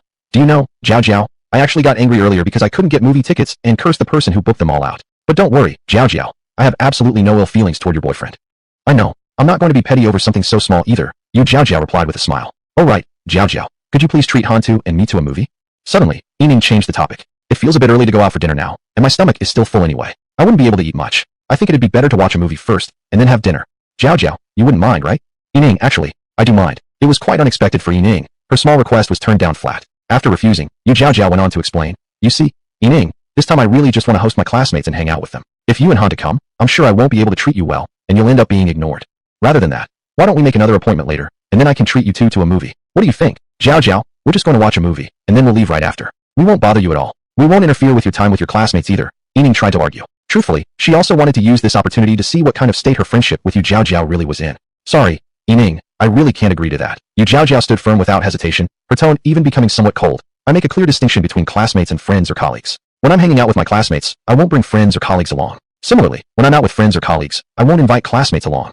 Well then, I respect your decision, Yining said calmly, and inside she was also done with staying any longer. She added, then we won't chat anymore. Hantu and I will go first. Bye. And then bye. Under Yu Jiaojiao's gaze, Hutu and Yining left the cinema, one after another. These people these days are getting more and more cheap. Yu Jiaojiao looked at the pair's receding figures and thought contemptuously to herself, trying to save even the price of 2 movie tickets. Who knows what's going through their minds? Are people from rural areas in the 18th tier cities all like this? Even when the relationship isn't close, they pretend to be so familiar. Like my boyfriend's money doesn't take effort to earn. Yu Jiaojiao didn't look down on the poor per se, but poor people who looked for small gains disgusted her. Even if those people had once been her co-workers or friends. Who were those two just now? At this moment, a man in his early 30s with a buzz cut walked out of the restroom. While drying his hands with a paper towel, he asked, are they friends of yours? Or classmates visiting? They're neither. They used to be co-workers when I worked as a flight attendant, but our relationship wasn't very close, Yu Jiaojiao explained. The man was Wei Jing, Yu Jiaojiao's boyfriend, her high-earning boyfriend who was willing to spend 100,000 yuan on her every month. Wei Jing wasn't born into a wealthy family, nor had he started his own business or become a boss. After graduating from the mathematics department at Yaodai University, he had worked at Huawei for 2 years before earning a yearly salary of about 2 million yuan. Upon hearing that their relationship wasn't close, Wei Jing didn't ask further questions. He walked over to the trash can by the door and threw his wet paper towel into it. Sweetheart, I've already almost spent all the 100,000 yuan you gave me this month. Yu Jiaojiao followed her boyfriend to the door and leaned against him affectionately, coquettishly asking, can you give me another 10,000? I came out today and want to buy some new clothes. The clothes I bought before are all so old now. They look terrible on me, outdated and unfashionable. Alright, if my little Jiao wants to buy clothes, then we'll buy them. We're not short on money, Wei Jing said, turning around and pulling Yu Jiaojiao into a hug, his face full of affection. Sweetheart, then why don't you transfer some money to me first? So you won't forget later and I have to remind you again, said Yu Jiaojiao, taking out her prepared mobile phone. The screen showed the WeChat Pay QR code. At the sight of the QR code, the corner of Wei Jing's mouth clearly twitched. What's wrong, honey? Lifting her head and staring at her boyfriend, Yu Jiaojiao sweetly asked in a coquettish tone, I just want 10,000 yuan to buy some clothes. Is that even a problem? I didn't say no, I'll transfer it to you right away, Wei Jing replied. His smile had disappeared for a moment, but immediately reappeared the moment his girlfriend looked up at him. Without hesitating further, he took out his phone, unlocked the screen, opened WeChat, scanned the code, and transferred 10,000 yuan, the money Yu Jiaojiao wanted for buying clothes. When Yu Jiaojiao received the arrival notice of 10,000 yuan, she clicked to accept the payment immediately. After completing the transaction, she tightly hugged Wei Jing again, her face beaming with happiness. I knew it. My sweetheart is the best to me. My Yu Jiaojiao's judgment is indeed spot on. Honey, you're the one I can trust with my whole life.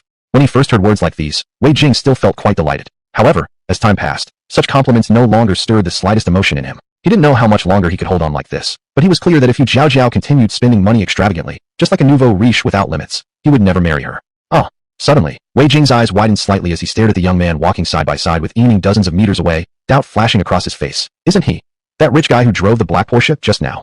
Hutu had parked the black Porsche near the plaza, and at that time, Wei Jing hadn't been with Yu Jiaojiao yet. He was walking around outside alone. Therefore, when Hutu parked the black Porsche and both he and Yining got out of the car, that scene had been fully witnessed by Wei Jing. Jiaojiao, let go of me for a second. Wei Jing came back to his senses and struggled slightly, trying to push Yu Jiaojiao away. Yu Jiaojiao also loosened her grip on her own accord, puzzled. What's the matter, honey? What's going on? Chapter 84, then let's go for 3 minutes. I'm going out to find someone. I'll be back soon. Wait for me here just a moment. Without waiting for Jiao Jiao's reply, Wei Jing hurriedly ran out. But Jiao Jiao didn't listen. She quickly followed after him. Hey, handsome and beautiful people ahead, please wait a moment. As he ran, Wei Jing shouted loudly after exiting the movie theater. Ahead of them, Hutu and Yining had clearly heard Wei Jing's shout. However, they didn't turn around. There were so many handsome and beautiful people at the plaza. Why would that guy specifically be calling them? I remember there's a Sichuan restaurant opposite the Best Mart. We can eat there, Yining suggested. Is the taste authentic?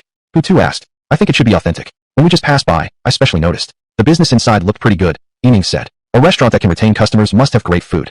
Alright then, let's go there. Behind them, Wei Jing continued running, trying to cut ahead of Hutu and Yining so he could intercept them. Dear, what are you doing? Jiao Jiao's expression showed deep confusion. What's the point chasing after them? Didn't I tell you my relationship with him isn't good? We don't need to entertain them. What entertainment are you talking about? What are you even saying? Wei Jing replied impatiently. Then, without further cooperating with Jiao Jiao's slow-paced steps, he quickened his pace and left her behind. Handsome guy, beautiful lady, please wait. After shouting this, Wei Jing finally caught up to Hutu and Yining. He dashed in front of them, blocking their path. This stranger was someone Hutu and Yining had never met before. Thus, the two exchanged glances knowingly. Instantly, they understood each other's meaning. This man who had stopped them was someone unrelated to both of them. Did you want something? Hutu asked. Why yes. Wei Jing was panting. Then he raised his finger pointing at Hutu, saying, I have a matter with you. What is it? Hutu arched one eyebrow. You? Sir, are you the owner of that Bugatti Dark Knight? I indeed am. Hutu had no qualms about admitting it. Here's the thing, sir. Actually, I myself am also a supercar enthusiast. However, I don't have your wealth to afford a Bugatti Dark Knight worth 160 million yuan. As Wei Jing spoke these words, his girlfriend Jiao Jiao had already arrived behind Hutu and Yining. Therefore, she heard her boyfriend's words just now, that Hutu had bought a luxury car worth 160 million yuan. Then, the muscles on her face subtly twitched. Her eyes, already quite large, widened even more. Even Yining, as a former female co-worker, couldn't believe that this man would actually be a billionaire rich enough to afford a 160 million yuan luxury car. Sir, I'll be frank then. I really like your Bugatti Dark Knight. Without glancing at his girlfriend who had just arrived, Wei Jing kept speaking. Therefore, I was wondering if you might let me borrow your Dark Knight for a while. It won't be long. Just a day, or even half a day would be fine. I just want to experience driving such a top-class luxury car since I've never had the opportunity before. Please be kind enough, sir, to fulfill this wish of mine. Also, regarding rental fees, I'm willing to pay according to normal car rental standards. Naturally, I'd be happy to pay more. After hearing his words, the curiosity on Hutu's face faded. So that was it. He liked his Dark Knight and wanted to rent the car to show off outside. Renting it for a day or half a day, that request I'm afraid I can't agree to, Hutu responded. But giving you a free drive around the block for 10 or so minutes, that would be no problem. Hutu wasn't short on money. How could he possibly rent out his own beloved car for cash? That was practically an insult to his beloved car. That works. 10 minutes is fine, as long as I can drive it for a bit. Wei Jing didn't haggle over the time. That the other had offered a free 10-minute ride was already extremely kind. He immediately thanked him gratefully. Thank you, sir. Thanks for helping me realize a wish. Hutu simply smiled without showing much enthusiasm. Oh, by the way, sir, are you and your girlfriend acquainted with my girlfriend, Jiao Jiao? That was a good way to build rapport. Such an opportunity, Wei Jing naturally wasn't about to miss. Jiao Jiao. This time, the first one to speak was Yining. She stared at Wei Jing in surprise. You're her boyfriend. Yes, I'm Jiao Jiao's boyfriend. My name is Wei Jing. Showing a row of bright white teeth, Wei Jing introduced himself. What's your name, beautiful? And what about you, handsome? Would you mind giving a brief introduction as well? My name is Yining, the Ying from Diligent, and the Ying from Cherry Blossom. I'm Hutu, Tu as in path, and Hu as in surname. Their self-introductions weren't very enthusiastic. Actually, they were even somewhat cold. After all, just earlier, Wei Jing's girlfriend, that Jiao Jiao, had refused to invite them to watch a movie together, and she had come up with an especially strange excuse to justify herself. Something like, I can't entertain classmates and colleagues together, making it sound as if classmates and colleagues were two completely different kinds of beings. Yining, Hutu, we really have great destiny, huh? We met again so quickly. Jiao Jiao, who had been standing behind, now stepped forward and walked to where Hutu and Yining stood. She smiled as she greeted them. Facing this sudden wave of warmth, neither Hutu nor Yining immediately knew how to respond. You're going to drive, right? Let's go then. I'll take you there first. Hutu quickly changed the subject. But you can only drive for 5 minutes. Yining and I are in a rush to have dinner and can't wait long. That's totally fine. As long as I can drive it, even 3 minutes would be okay. Wei Jing happily replied, completely unaware of the awkward little atmosphere between his girlfriend and Yining. Then how about 3 minutes? Hutu said bluntly, even patting the other's shoulder as he added, it was your own words. Don't blame me later. Wei Jing. He really wanted to slap himself. 5 minutes had already been so short, and he went ahead and volunteered to reduce it to 3. Walking behind Hutu for just a couple of minutes, Wei Jing and Jiao Jiao arrived at the place where Hutu had parked his car. That Yao car, the Dark Knight, still remained where it had been before, surrounded by many pedestrians taking photos or videos of it. Hutu took out the car key and tossed it to Wei Jing, saying, here's the key. You can drive it yourself. I suppose you know how to handle a sports car. Chapter 85. Whatever the husband says, goes. I've driven my friend's car before, Wei Jing said confidently, catching the car key. Brother Hu, don't worry. I guarantee my driving skills. Your car won't get scratched. I wasn't going to worry originally, Hutu replied. But now that you mention it, I feel a bit uneasy. Wei Jing.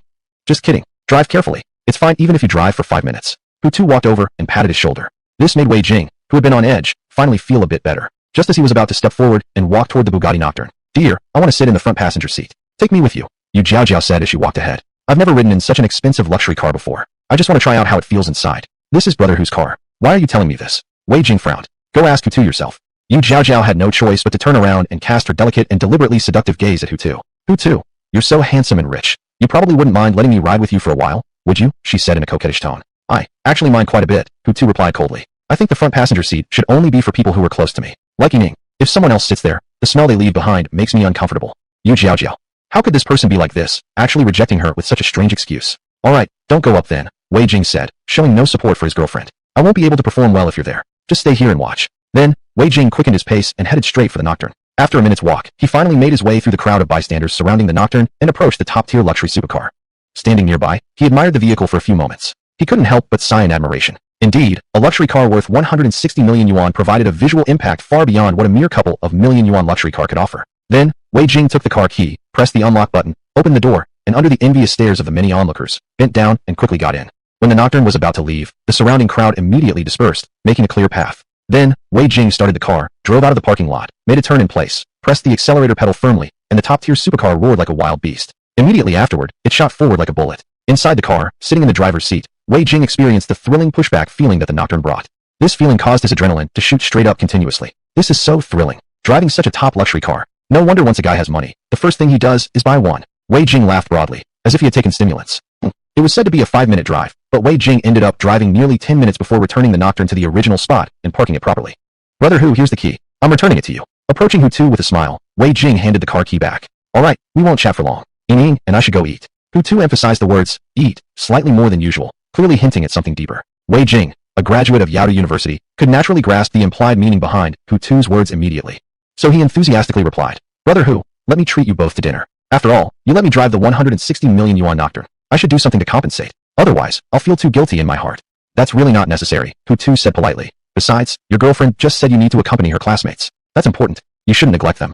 Oh, that's easy to handle. Lifting his hand and waving dismissively, Wei Jing shrugged it off. They're Jiao Jiao's classmates. She can take care of them. I will treat Brother Hu and your girlfriend to dinner. Me and Hutu aren't in a romantic relationship. We're just friends. Ying finally interrupted, her tone quite firm. She had thought Hutu would clarify it himself. But every time Wei Jing mentioned that the two of them were a couple, Hutu showed absolutely no reaction, as if she really were his girlfriend. Oh really? Wei Jing scratched his head with a silly grin. Well, no problem. I think the two of you actually suit each other quite well. You'll end up together eventually. Let's not talk about that. Ying quickly changed the subject. Just take us to have dinner. Sichuan food will do. Hutu said he likes it.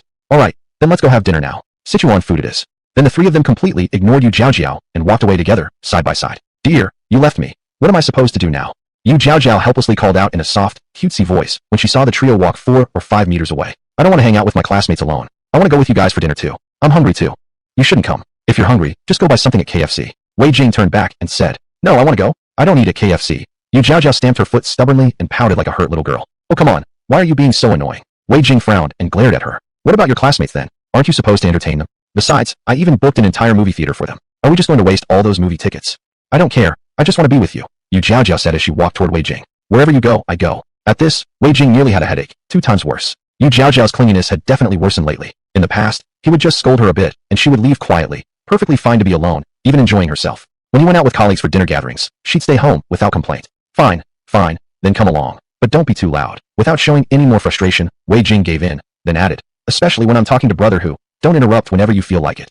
I'll listen to my husband. Whatever the husband says, goes. Yu Jiao happily said as she walked over, immediately hooking her arm through Wei Jing's, nodding enthusiastically with a delighted smile. After that, Yu Jiao sent a message on her high school class WeChat group, saying she wouldn't be available today to meet up with everyone and told them not to come over. She also rescheduled the class reunion to 3 days later. Not long after, Hutu and the group of 4 arrived at the Sichuan restaurant Ying had recommended. The restaurant was packed and bustling with business. When Hutu and his group walked in, nearly 20 tables were all occupied. Chapter 86, I'm not the kind of person you imagine. Excuse me, Wei, I'm sorry, but if you'd like to dine here, you might need to wait a while longer, said a woman in her 30s dressed simply, quickly approaching with an apologetic look. Why don't you go out and have a walk, then come back later? No problem, we'll just go somewhere else to look around, Wei Jing replied. Okay, then take your time leaving. Without available seats, Hutu and the other 3 could only turn around and leave. Sweetheart, let's just go eat at the hotel instead. The hotel has private rooms, and there are definitely not many people there, Yu Jiao suggested, barely out of the Sichuan restaurant. What does Hu brother think? Wei Jing mainly wanted to make sure Hutu was comfortable. Is it okay if we eat at the hotel? That's fine, Hutu said without fussing. It's just a meal after all. To be honest, it doesn't really matter where we go. We could just find any restaurant on the street. How can that work? Hugu is a man who drives a 160 million luxury car. Of course he should dine somewhere decent. Yu Jiaojiao's attitude toward Hutu was obvious to anyone who wasn't clueless, as her demeanor had become noticeably warmer. Sweetheart, we should go to the hotel. Hugo even let you drive his car. There's no question we have to treat him to a proper meal. Jiaojiao's right. Let's go to the hotel. Wei Jing was on the same page as his girlfriend. After all, one meal won't cost much anyway. Only about 4,000 or 5,000. Alright, if you say so, then we'll go to the hotel. Hutu didn't want to argue about such a minor issue. 10 minutes later, the four of them entered a hotel called Shenghua Grand Hotel. Similar to Hutu's Golden Dragon Grand Hotel, it was also a 5-star hotel. After entering the private room, Yu Jiaojiao took the initiative to order dishes for Hutu, ordering as many as 20 before finally handing the menu back to the waiter. Combined, the price of these 20 dishes was easily at least 10,000. Wei Jing didn't care. This was a meal treating his Hu brother. Of course he wouldn't mind spending this amount. Soon enough, the ordered dishes were successively brought in by the hotel waiters. Hugo, Yining, let's start eating. It'll taste worse if we let it get cold. Yu Jiaojiao to Jiaodai, and stood up with enthusiasm, picking up a pair of chopsticks to place a tender, juicy abalone into Hutu's bowl. This abalone tastes really good. You've got to try it. I bet you'll really like it. Yeah, I'll get it myself. You don't need to serve me anymore. Hutu replied rather indifferently. Okay. Feeling a little awkward, Yu Jiaojiao picked one up for Yining too. Come on, Yining, you should try one too. The taste of this abalone is truly amazing. Thank you. Although Yining wasn't particularly fond of Yu Jiaojiao, she still expressed gratitude. It turned out the abalone did taste quite good, tender and fresh, with lots of juice soaked into the flesh, bursting with flavor upon entering the mouth, yet without a trace of fishy smell. After finishing it, Hutu then picked up one for himself. And then, he went on to eat 5 in a row. There were only 7 in the plate. The food from the 5-star hotel was truly incredible, without exaggeration. Even something as common as a regular purple cucumber turned into a delicious delicacy once touched by a 5-star chef's hand. An hour later, the 20 dishes had been eaten about 70 to 80% by the 4, primarily by Hutu and Wei Jing, while the other 2 women ate very little throughout, aiming to keep their slim figures. You all keep eating. I'm going to the restroom. With that, Hutu stood up and turned to walk out of the private room. I'm going to the restroom too. As soon as Hutu left, Yu Jiaojiao stood up and quickly ran out. With all this beer, you naturally have to go to the restroom more often, said Wei Jing slightly drunk, but his drinking skill wasn't that good. But with so many dishes, it won't feel right without drinking a bit of alcohol. Do you agree, Yining? Absolutely. What Wei Gu said is correct. Yining responded calmly, not having touched a drop of alcohol. Upon entering the men's restroom, Hutu turned into one of the stalls. Just as he was about to close the door, a tall woman suddenly rushed in. Before he could react, the well-endowed woman swiftly shut and locked the stall door behind her. What are you doing? Even though Hutu had drunk quite a lot, at this moment he was fully alert and spoke coldly. Hugo, with such a great figure as mine, aren't you interested in having some exciting fun with me? Yu Jiaojiao turned around with a provocative expression. Exciting fun. Hutu raised an eyebrow. What kind of excitement? Hugo, you're so amusing. Yu Jiaojiao was delighted by Hutu's reaction. Then, she took a step forward, moving even closer to Hutu, until only a few centimeters separated them. We're both adults, Hugo. You should understand what I mean, she said softly. No, I don't understand, Hutu replied, shaking his head. Surprisingly, even to himself, he remained unexpectedly noble at this moment, without a trace of lust. He pushed her slightly away, creating some distance between them. You should leave now. I'm not the kind of person you imagine. Don't be like that, Hugo. Yu Jiaojiao wasn't about to back down after coming this far. I just want you, that's all. I don't have any other intentions. I think you just want my money. Hutu bluntly exposed her motive. If I didn't drive a 160 million luxury car today, would you be so eager to throw yourself at me? Hugo, can we not talk about this? A hint of embarrassment flashed across Yu Jiaojiao's face, but quickly turned into seduction again. Just come on. As she spoke, she reached out her hand eagerly. Have a little dignity, will you? Hutu grabbed her hand firmly. Do you think Wei Jing doesn't exist at all? Oh, come on. He won't find out. Yu Jiaojiao scoffed with disdain on her face. I've cheated on him many times behind his back, even with his boss. He's been completely clueless, just like a fool. Just relax, Hugo. That way idiot won't know anything. Don't worry about it. Fortunately, Hutu remained alert. He immediately pushed her away forcefully, opened the bathroom door, and stepped out quickly. What's wrong with this guy? With my figure, he still rejected me. Inside the restroom, Yu Jiaojiao immediately dropped her flirtatious act, instead showing frustration. She had expected that with her beauty and aggressive advances, this man would have surrendered to her in no time. After adjusting her clothes and messy hair, Yu Jiaojiao hurriedly walked out too. Less than 10 seconds after Hutu returned to the private room, Yu Jiaojiao came back as well. She wore a calm expression, as if nothing had happened earlier. Chapter 87. Why am I so stupid? Darling, don't drink anymore. Seeing Wei Jing pick up the glass again, Yu Jiaojiao quickly snatched it away, saying sternly, if your alcohol tolerance is bad, don't drink so much. Drinking too much will hurt your body, and it makes me worry about you. Give it back. Who asked you to interfere so much? Wei Jing tried to grab the glass, but his body swayed unsteadily due to drunkenness. Yu Jiaojiao just stepped back a step, dodging his hand easily. Half an hour later, Hutu and the other 3 had finally finished their meal. When it came time to pay the bill, Yu Jiaojiao was the one who pulled out the money. Since Wei Jing was already practically drunk, after leaving the hotel, Hutu and Yining said their goodbyes to Yu Jiaojiao without lingering or chatting longer. He had been drinking, so couldn't drive. Thus, Hutu and Yining hailed a taxi by the roadside. You two? Nothing happened just now, right? After a moment of hesitation, Yining frowned slightly and finally asked from the back seat of the taxi. You two? Hutu looked at her. Who do you mean by you two? Who else? Obviously, you and Yu Jiaojiao. At the dinner table, I could clearly sense that she has strong feelings for you, Yining said directly. Later, when you went to the restroom, she immediately followed right behind. I guess she must have said something to you when you two were in the restroom. Yeah, we did talk, Hutu admitted honestly. She even tried to seduce me, but I refused. Seduce you? Yining's eyes widened immediately, filled with surprise.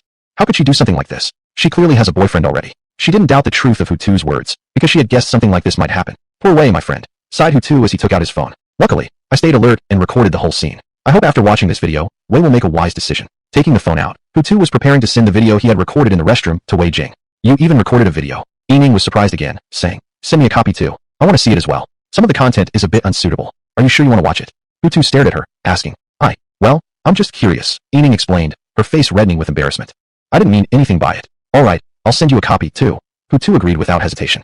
After all, in the video nothing indecent actually happened. Nobody even took their clothes off. It was just the content of their conversation that had been rather bold. So, Hutu first sent the video to Yining, then sent another copy to Wei Jing. He also sent him a WeChat message. Hey Wei, this is your dear beloved. This was her in the hotel restroom trying to seduce me. Wei Jing, who was lying on the bed in the hotel suite, replied immediately. He wasn't that drunk, at least he still had a clear consciousness. After seeing the WeChat message sent by Hutu, he sobered up about 80% all at once. Just watch the video, then you'll understand, Hutu replied. Yeah, I'll watch it right away. Then, Wei Jing, his face darkening and his heart filled with unease, clicked open the video. In the back seat of the taxi, Yining had already finished watching the video Hutu had sent her. Yu Jiao really is such a shame. How could Wei Jing spend 10,000 a month supporting her? Putting down her phone, Yining could not suppress her anger. I wonder what has happened to her in the past 6 months. She used to be perfectly fine when she was a flight attendant. Now, she's turned into something so disgusting. Women who love money usually end up like this, Hutu added. It's quite normal. There are even some cases that would completely destroy your worldview. But I also love money, Yining argued. Yet I would never be like her, selling my body for money. That's because you value your own purity more than money, Hutu explained. But clearly, Wei Jing's girlfriend only values money in her eyes. That does make sense, Yining nodded, eventually siding with Hutu. In Suite 2008 on the 20th floor of Manhwa Hotel, Wei Jing, who had originally been lying on the bed, had already changed positions and was now sitting upright. He had finished watching the video Hutu sent earlier. At the moment, on the surface, Wei Jing seemed even calmer than he had expected himself to be. Certainly, inside, he wasn't feeling particularly upset or shaken, but at the same time, his eyes lost their vibrancy, appearing hollow and soulless. Honey, I'm done showering. You should take one too. At that moment, Yu Jiao, wrapped in a towel, walked out of the bathroom. She still looked provocative without any makeup. Even with a simple glance, she could exude endless charm. What's wrong, darling? Why are you sitting here spacing out? Coming to the edge of the bed, Yu Jiao naturally placed her hands on Wei Jing's neck and coquettishly asked, Did you miss me? Jiao, do you love me? The dazed Wei Jing suddenly came alive, staring into Yu Jiao's seductive eyes and asking, Of course I do, she replied, then kissed him. If I don't love my boyfriend, who else would I love? Then would you be willing to marry me? Wei Jing pressed. Yes, of course, Yu Jiao answered, putting on a blissful expression as she lovingly said, Darling, you've been so good to me. If I don't marry you, I'll never marry anyone else in my life. If you love me and are willing to marry me, then why are you cheating behind my back? Wei Jing's eyes suddenly changed, filled entirely with hatred and fury, all aimed at Yu Jiao. Babe, darling, what are you talking about? Her face showed clear panic. Are you misunderstanding something about me? Misunderstanding? You actually had the nerve to say that. Wei Jing sneered coldly. At dinner just now, you went to the restroom together with brother Hu. Did you really think I didn't know what was happening at that moment? Darling, why are you being so suspicious today? Yu Jiao stood up, pretending to be angry as she pulled her face away. Yes, I went to the restroom with him, but we were only there for less than 2 minutes. What could we possibly do in that time? Not even enough time to say a few sentences. You're really thinking too much. Yu Jiao, am not the kind of person you imagine. When I love someone, I love them faithfully, with the goal of marrying them. I would never, ever commit infidelity. I only realized today how hypocritical you actually are. A bitter smile appeared on Wei Jing's lips.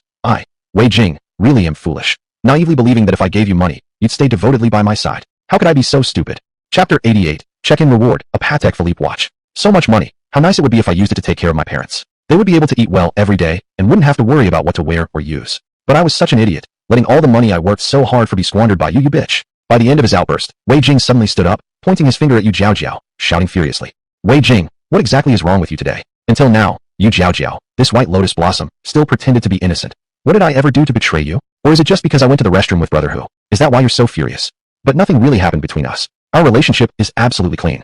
Yu Jiao, swear to heaven. You're nothing but a damn bitch. Grabbing his phone, he opened the video chat and played the video. His face twisted in fury. Wei Jing shouted, Open your damn eyes and take a good look at your pathetic self. You even dared to swear to heaven.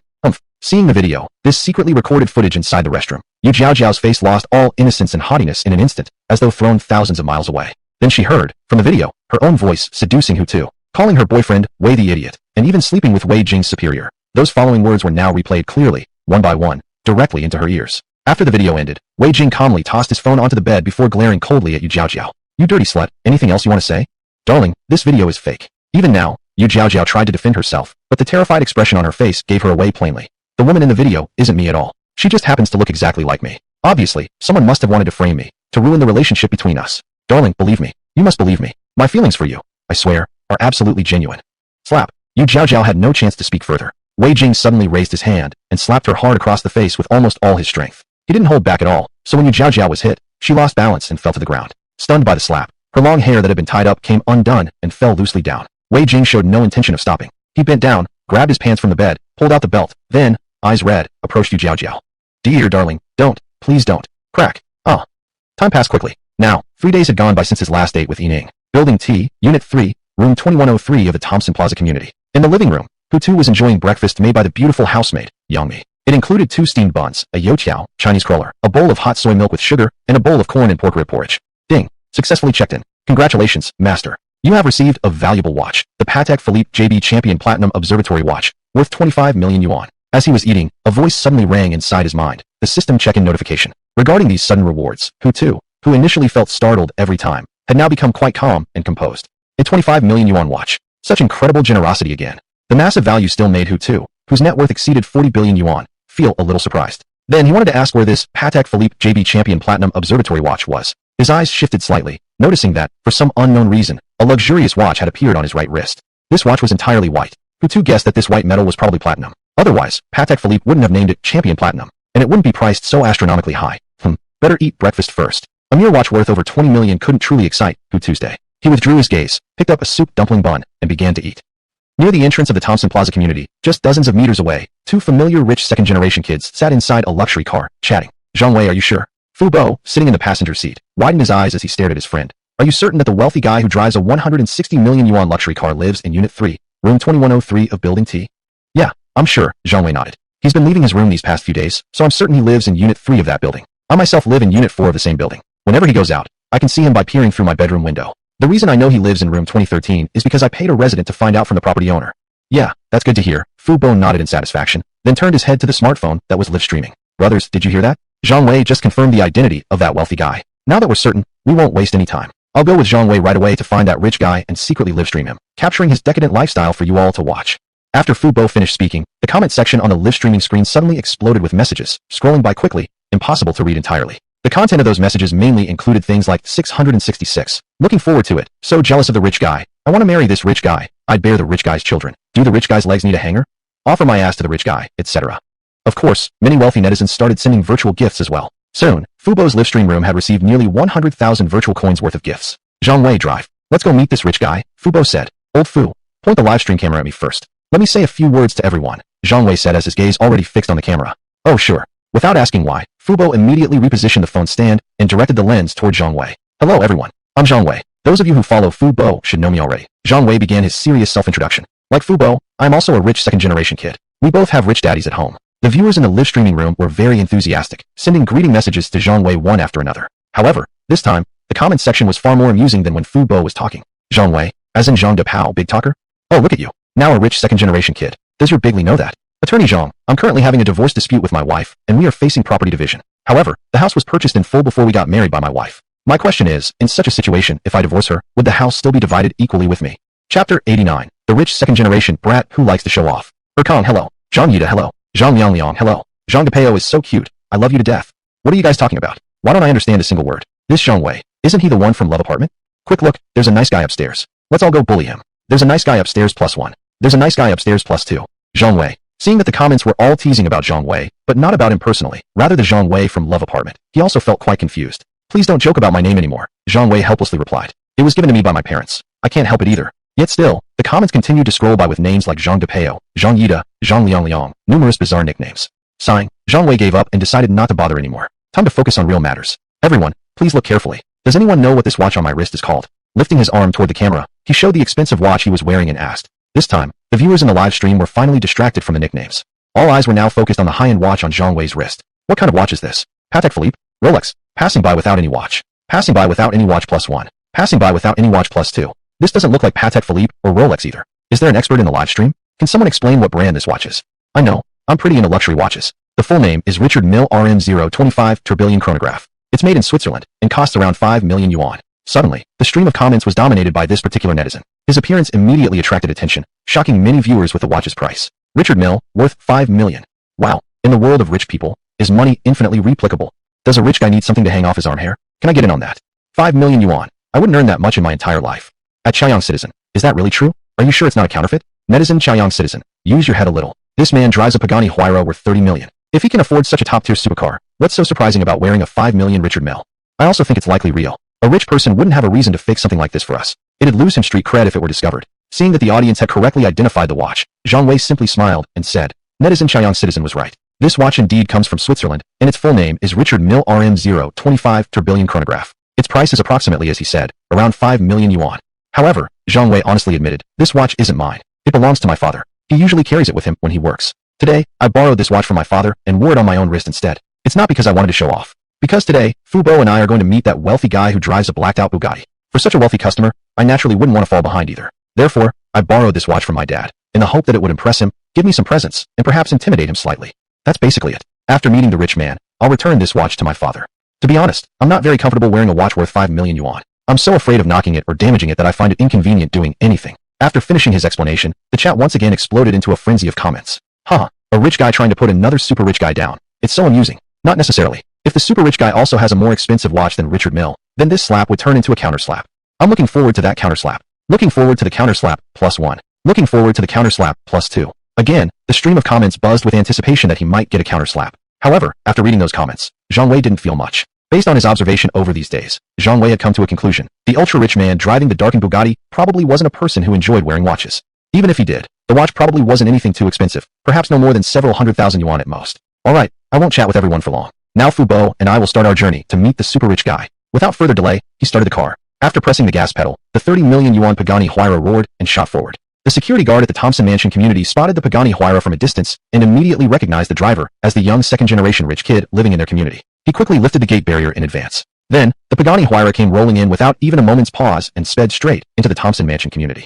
After parking the car, Zhang Wei and Fu Bo got out one after another. Both were extremely familiar with the Thompson Mansion community, so they quickly took the elevator to the 21st floor of Building T, Unit 3. Just as they walked out of the elevator, they saw Unit 2103 right across from them. Everyone, can you see that door across? That's Unit 2103 where the ultra-rich guy lives, said Zhang Wei, pointing at the door of Unit 2103 while speaking. Fu Bo, holding the smartphone, was following closely behind and ensuring that both Zhang Wei and Unit 2103 remained in the camera frame. After taking just a few steps forward, the two reached the door of Unit 2103. Everyone, I'm about to ring the doorbell now. The super rich guy is about to appear, Zhang Wei whispered. Later, remember to take screenshots or record videos to capture his appearance. After muttering that, under the observation of over 10,000 netizens, Zhang Wei slowly raised his hand and pressed the doorbell. Ding dong. Inside the apartment, in the living room, Hutu was still leisurely having his breakfast. Beside him stood Yangmi, the beautiful nanny, silently waiting with respect by his side until he finished his meal so she could begin cleaning up. At this moment, both of them heard the doorbell. Mr. Hu, take your time eating. I'll go open the door, said Yangmi. For something as minor as opening the door, Yangmi, as a top-tier nanny, would naturally never trouble Mr. Hu with such a trivial task. After politely saying that, she turned and walked toward the door. Upon reaching the front door, she didn't open it immediately. Instead, she peeked through the peephole. Then she saw two fashionably dressed young men, one of whom was holding a phone and seemed to be doing something unknown. Who are you? Yangmi asked without opening the door. Hello, miss. Are you Mr. Hu's girlfriend? Replied Zhang Wei. Chapter 90. I don't understand what you're saying. You've got it wrong. I'm not Mr. Hu's girlfriend. I'm the nanny Mr. Hu hired to take care of his daily life, Yangmi explained. Oh, I see, Zhang Wei said. Then is Mr. Hu home? We need to talk to him about something. If he's here, could you please open the door for us? As soon as Zhang Wei finished speaking, there was a clicking sound, and the large gate in front of them opened. Then, a young woman wearing a maid outfit, whose beauty was almost excessive, appeared in their vision. Although Zhang Wei and Fu Bo were both sons of wealthy families, they rarely interacted with beautiful women. Someone like Yangmi, an exceptional beauty with at least a 95-point attractiveness rating and a voluptuous figure, was even more of a rarity. So, in that moment, they felt somewhat nervous. What are your names? And why are you looking for Mr. Hu? Without even blinking, she looked at the two of them and asked two questions in succession. Zhang Wei, having more experience communicating with people from society, was the first to recover. Hello, beautiful, he said. My name is Zhang Wei, and this is my friend Fu Bo. We live in the same Thompson 1 apartment complex. We came to see Mr. Hu to learn a few things from him. We mean no harm, really. We even brought our ID cards, if you want to take a look. So saying, Zhang Wei pulled out his personal ID card and handed it to Yangmi. Fu Bo did the same and handed over his as well. Always cautious and meticulous, Yangmi naturally accepted their ID cards and started to inspect them carefully. Then she took out her mobile phone, opened the camera function, and took two photos of Zhang Wei and Fu Bo's ID cards. One photo was of the front side and one of the back. Okay, here you go. You can go inside now. Yangmi finally stepped aside after finishing. Thank you. After smiling in thanks, Zhang Wei stepped forward and entered the house. Fu Bo followed closely behind, his phone still streaming live. Mr. Hu, do you know these two? They say they need to ask you some questions. After closing the door, Yangmi walked around Zhang Wei and Fu Bo and reported to Hutu. In the living room, Hutu had just finished eating his soup dumpling. Seeing two strangers suddenly entering, he hesitated slightly. I don't know them. Hutu shook his head. Hello, Mr. Hu. I'm Zhang Wei, and like you, I also live in the Thompson 1 apartment complex. Putting on a smile, Zhang Wei walked up enthusiastically and said, Today I came here mainly to learn a bit about you, and especially your car, that Bugatti Black Bream valued at 160 million. Oh, So it's because of my car. The mystery was immediately cleared. Hutu could easily understand young people's fascination with top-tier luxury cars. Please have a seat, he said warmly as he noticed how tense his visitors seemed. No need to stand all the time. Xiaomi, go make these two young men a cup of tea. All right, Mr. Hu. Nodding her head, Yang Mi turned and went back to the kitchen, starting to prepare the tea.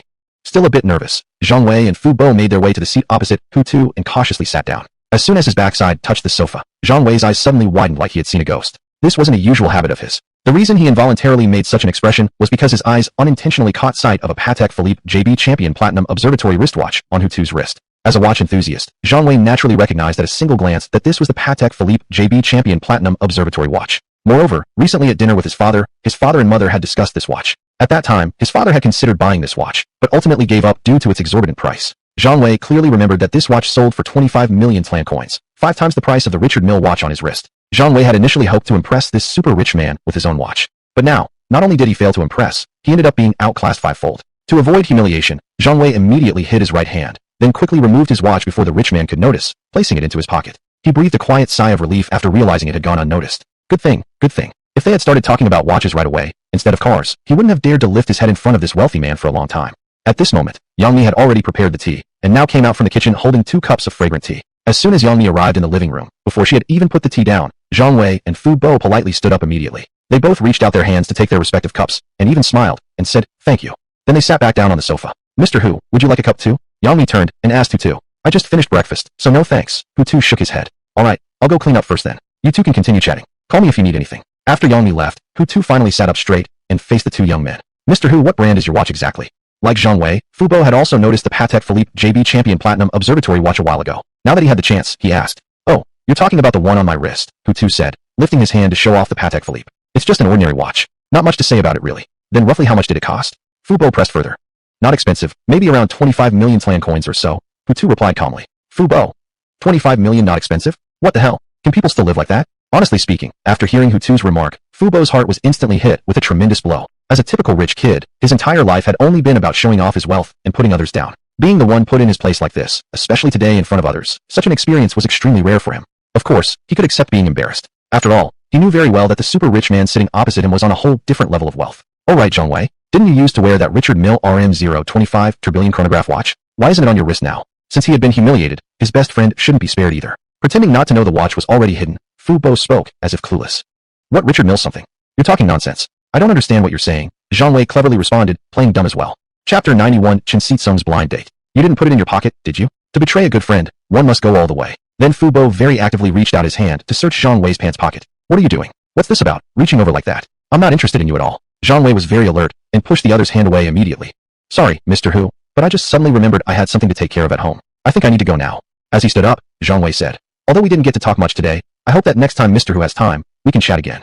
After finishing speaking, unwilling to face any embarrassment, Zhang Wei hurriedly left without waiting for Hutu's response. Soon, he disappeared from sight. Fu Bo was left alone, and it was awkward for him to stay, so he also excused himself. Taking 3 steps before awkwardly turning around and laughing, he finally left the room. He really could have just walked out without turning around to laugh awkwardly. No one was forcing him to. What a strange pair of young people. Hutu, who had remained seated on the sofa the entire time, quietly commented. The tea hadn't even been touched before they left as if their lives depended on it. 5 hours later, after lunch, Hutu was sitting on the balcony soaking in the sun. The temperature was rather low today, only around 7 or 8 degrees Celsius. Although the sun had appeared in the sky, its warmth was minimal. If I look at you one more time, will I still feel anything?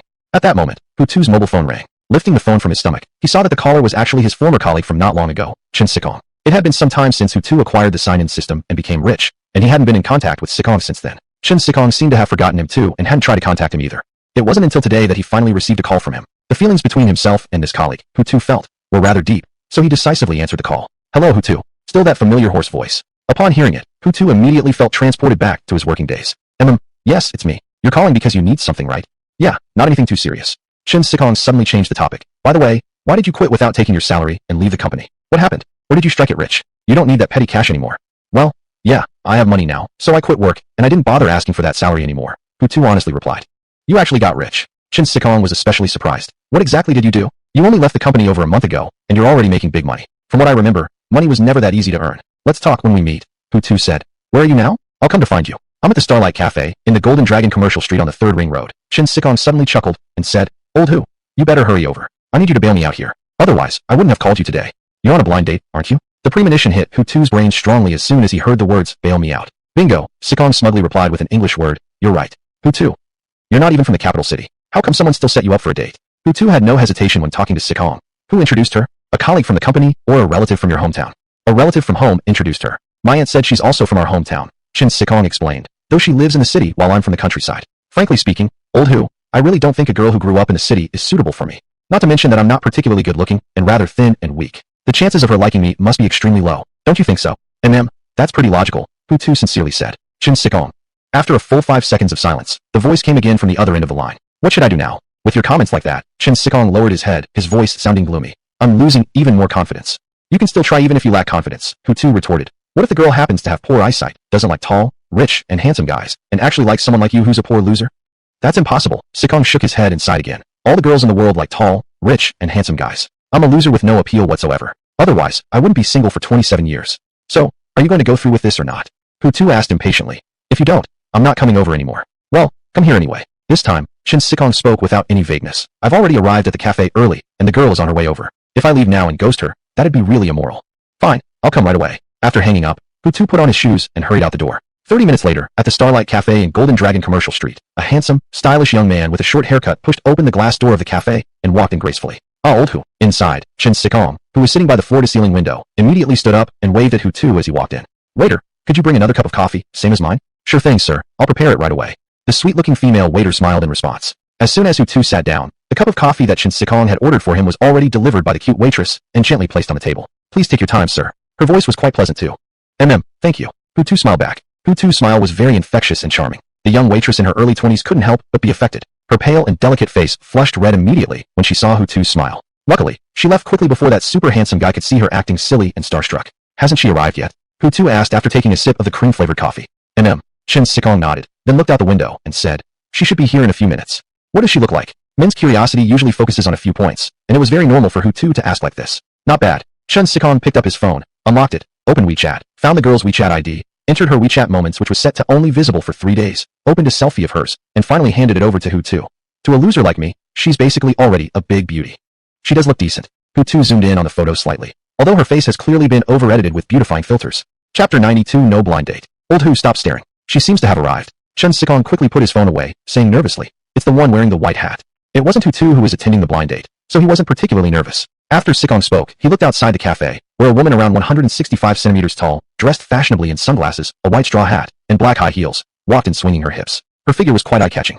Her appearance was quite good overall, attractive enough to stir some interest in the average guy. Her skin was also clearly of the good kind, delicate and smooth to look at. As for her age, Hutu estimated around 30. But what attracted Hutu most was the black Hermes handbag she was carrying. He had seen Yin use a similar one before. The price tag was about 60,000 yuan. Miss Yushan, I'm over here. The moment the Hermes bag-carrying woman pushed open the glass door and walked in, Chin Sikong immediately stood up with a bright smile to greet her. Are you Chin Sikong, who I've been chatting with on WeChat? She politely removed her sunglasses and responded politely. Yes, that's me. I'm Chin Sikong. Facing a beautiful woman, Chin Sikong seemed a bit shy and dared not look directly into her eyes as he said, how different am I from my photos, would you say? Not much at all. Yushan kept smiling. You are just a bit darker in person than in your pictures. Oh really? Sikong scratched his head awkwardly, chuckling. That's because I used some beautifying filters in my selfies. We should sit down first. Let's continue talking after sitting. Sure. Then, in a very gentlemanly manner, Chin Sikong escorted Yushan to the seat near the floor-to-ceiling window, and even mimicking what he'd seen in TV dramas, pulled the chair out for her. What would you like to drink? I'll just have whatever. The same as yours is fine. Great. You wait for a second. I'll order one for you. Following that, Chin Sikong raised his hand and ordered another coffee for Yushan, just like he had for Hutu earlier. The sweet-looking waitress brought the coffee over again, and Yushan's attention finally landed on Hutu, although in reality, she and Hutu had already exchanged nods while Chun was ordering coffee. Oh, he's Hutu's day. He's my friend. Chin Sikong smiled awkwardly as he explained. I came alone, but I was afraid of creating an awkward atmosphere, so I invited him to lighten the mood a bit. Oh, I see. Yushan was a smart woman and didn't ask too much. Old Hu, this is the girl I told you about. Her name is Yushan. Chun excitedly introduced both parties. Go ahead and greet her. Hi, it's a pleasure to meet you. Hutu was quite gentlemanly and extended his hand. Pleasure to meet you too. Yushan shook his hand. By the way, Yushan, after the coffee, shall we go watch a movie? Without waiting even 3 seconds of silence, Chin Sikong proactively suggested. Recently, the movie My Mom Forced Me to Get Married has been really popular. Audiences who have watched it gave pretty good reviews. It has an impressive 8.9 rating on Dubon. No, I still have work to do. Without hesitation, Yushan rejected directly. I might have to leave right after this cup of coffee. Huh, Chin Sikong was taken aback. So soon? Is your work really that busy? Yeah, Yushan nodded. It's really busy. I only get 5 hours of sleep a day, including my lunchtime nap. You? What exactly are you doing? Chin Sikong furrowed his brows and asked. Did you start your own business or something? Not really a boss, just running a barbecue shop and a breakfast place. Yushan stated unreservedly. At night, it's a barbecue place, and in the morning, it becomes a breakfast shop. Chin Sikong. He instantly fell silent. A petite and delicate girl like her was actually in one of the most exhausting industries, food service, and working extremely hard, running businesses both day and night. Looking at her well-put-together appearance, Chin had originally assumed she was one of those women who would complain after doing a little task like washing dishes. It turned out, she was much tougher than he had imagined. Hutu, too, looked at Yushan with renewed interest after hearing her occupation. Actually, his thoughts weren't much different from Chin Sitsong's. He had assumed a woman like her must either be a rich young lady or supported by some wealthy man, someone who couldn't withstand any pressure or difficulties. But now he realized his assumptions were way off. It seems the famous quote from Mr. Lu Sun really holds some truth. You really can't judge a person solely by their appearance. Is this Hermes shoulder bag of yours authentic? Hutu pointed at the black bag resting on the seat. He hesitated slightly before asking the question. Of course not. Yushan smiled. An authentic one costs around 60,000 yuan. Even though I can afford it, spending that kind of money, in my opinion, would be extremely foolish. But even this high-quality replica isn't cheap. It costs over 1,000 yuan. I bought it online. This girl is damn honest, Hutu thought to himself as he formed this impression. The label of being a provocative and insincere girl was now completely erased from his mind. At that moment, an unexpected visitor entered the cafe. He was an elderly man, about 50 or 60 years old. His short hair had completely turned white, but his build remained tall and strong, over 6 feet tall. He walked in energetically, almost like a man in his 30s or 40s. Sir, please come inside. The sweet-looking waitress immediately came forward with a smile to greet the new customer. I'm not here for coffee. Unexpectedly, the white-haired man waved his hand dismissively and said rudely, I'm here to find someone. I'm looking for my daughter. Yushan, who had previously been chatting with Chin Sikong, immediately changed expression when she heard the voice of the man. She turned her head to look. When she saw the old white-haired man, she couldn't help trembling slightly as she whispered, Dad, Dad. Chin Sikong heard Yushan's whisper, then also turned to look at the white-haired man. Is he really your father? Yes, he is. Yushan's face darkened as she answered, but his mind isn't quite right. Huh? Chin Sikong was taken aback again. What do you mean by that? Just say he's not like normal people. Yushan clearly had no intention of elaborating. Sandra, I've already told you not to come to this blind date. Yushan's father, having bypassed the waitress, walked straight toward them, pointing at Chin Sikong and shouting loudly, Look at your blind date partner. What does he even look like? Chapter 93. It's one thing to be ugly, but to be poor too, without a car, a house, or even savings. A man like that, with your excellent qualities, how could he possibly be worthy of you? Come with me. Don't waste your time staying here any longer. He strode over, grabbed Yushan's hand, and Yu Hongji immediately tried to pull her away. Let me take you to meet President Jin. He's wealthy, runs his own company, and is from Yaodu. He's the kind of man who truly deserves you. Dad, what are you doing? Yushan showed no courtesy, struggling fiercely. Let go of me right now. Who I marry is my own business. I don't need you interfering. What do you mean it's none of my business? He glared with wide eyes, his voice as loud as a megaphone. I'm your father, the only family you have in this world. If I don't take care of your marriage, then who will? Then he grabbed Yushan's other hand that had struggled free, holding both tightly. Come with me to meet President Jin. I can let you have your way on everything else, but when it comes to marriage, I must have the final say. As a woman, Yushan's strength was naturally much less than her father's. That's why this time, once her hands were caught, she couldn't, unlike the first time, break free again. Hey, you two, can't you stop sitting there doing nothing? Yushan turned around and shouted at Hutu and Chin Sikong. Come over and help me, will you? This man is a madman. Everything he says about caring for me is a lie. It's just for money. He's determined to force me to marry that 80-year-old old man. An 80-year-old old man. That sentence struck Hutu and Chin Sikong like a thunderbolt. They had thought President Jin, the man Yushan's father had mentioned, would be at most 50, but it turned out he was at an age close to death. They exchanged a glance, and both got up quickly, rushing over together. Facing two young and strong men, Yu Hongji was no longer in control. Very soon, Hutu and Chin Sikong forcibly separated him from his daughter. Shauna, what are you doing? Yu Hongji, his eyes red with anger, shouted. What's wrong with marrying an 80-year-old man? Some women would want to marry him, but won't even get the chance. President Jin has a net worth of 5 billion. Once you're with him, you'll be a rich lady. You can live however you want, and I can enjoy the comfort too, without suffering every day selling barbecues and breakfast. Yushan gritted her teeth, hatred in her eyes as she looked at her father. You're absolutely incorrigible. You better go now. Don't come bothering me again, and don't think just because you're my father you can treat me however you like. Shaner, you're so foolish. Hearing Yushan's response, Yu Hongji immediately became so furious he started trembling. What's most important in a man? Is it being young? Is it loving you, cherishing you? Is it being tall and handsome? No, none of that. What matters most in a man is money. Don't you understand that? As long as you marry a rich man, you'll never regret it for your entire life. All women will envy you. Your father guarantees it. Despite Yu Hongji shouting with all his might, his daughter standing opposite him still wore an indifferent look. She hadn't listened to a single word he said. She would rather marry someone like Chin Sikong, who looked like a loser, than wed an 80-year-old old man. Even if she had absolutely no affection for this guy. Tell me, at your age, why are you interfering in everything? Finally, Hutu, who had held back for a while, couldn't stand it anymore. Glaring angrily at Yu Hongji, he said, Do you think this is still the Qin dynasty? This is 2020 already. The days of fathers arranging marriages are long gone. Seriously, if it weren't because I just met Yushan, I would have punched you already. When Hutu looked angry, he really seemed threatening, like he might lose control and attack at any moment. Yu Hongji was a typical small man, bullying the weak but afraid of the strong. When Hutu shouted like that, he instinctively took 2 steps back in fear. What are you still standing here for? Hutu maintained a stern expression, stepping closer. Yushan already told you to go. Didn't you hear? Don't come over. Every step Hutu took forward frightened Yu Hongji another step back. If you dare to hit me, I'll call the police immediately. As he spoke, he quickly pulled his phone out from his pants pocket. and pressed 011 for the emergency number. Yet Hutu didn't stop moving, and in fact accelerated his pace. Before Yu Hongji could even press the call button, he was forced out of the cafe by Hutu. You little brat, just wait for me. Yu Hongji's eyes immediately changed once he stepped out of the cafe. Glaring at Hutu, he said, daring to interfere in my business with my daughter. Who do you think you are? You can manage today, but I don't believe you can control me forever. After uttering a completely unthreatening line, Yu Hongji immediately turned around and quickly ran off. Hutu naturally didn't bother chasing him. After turning back, he returned to the cafe. Thank you both, Yushan said gratefully, looking at them. If it weren't for you intervening, I might have been dragged away by him today. What are you going to do in the future? Chen Sikong asked with concern. Your father knows where you work. Like he said, he'll definitely come looking for you again.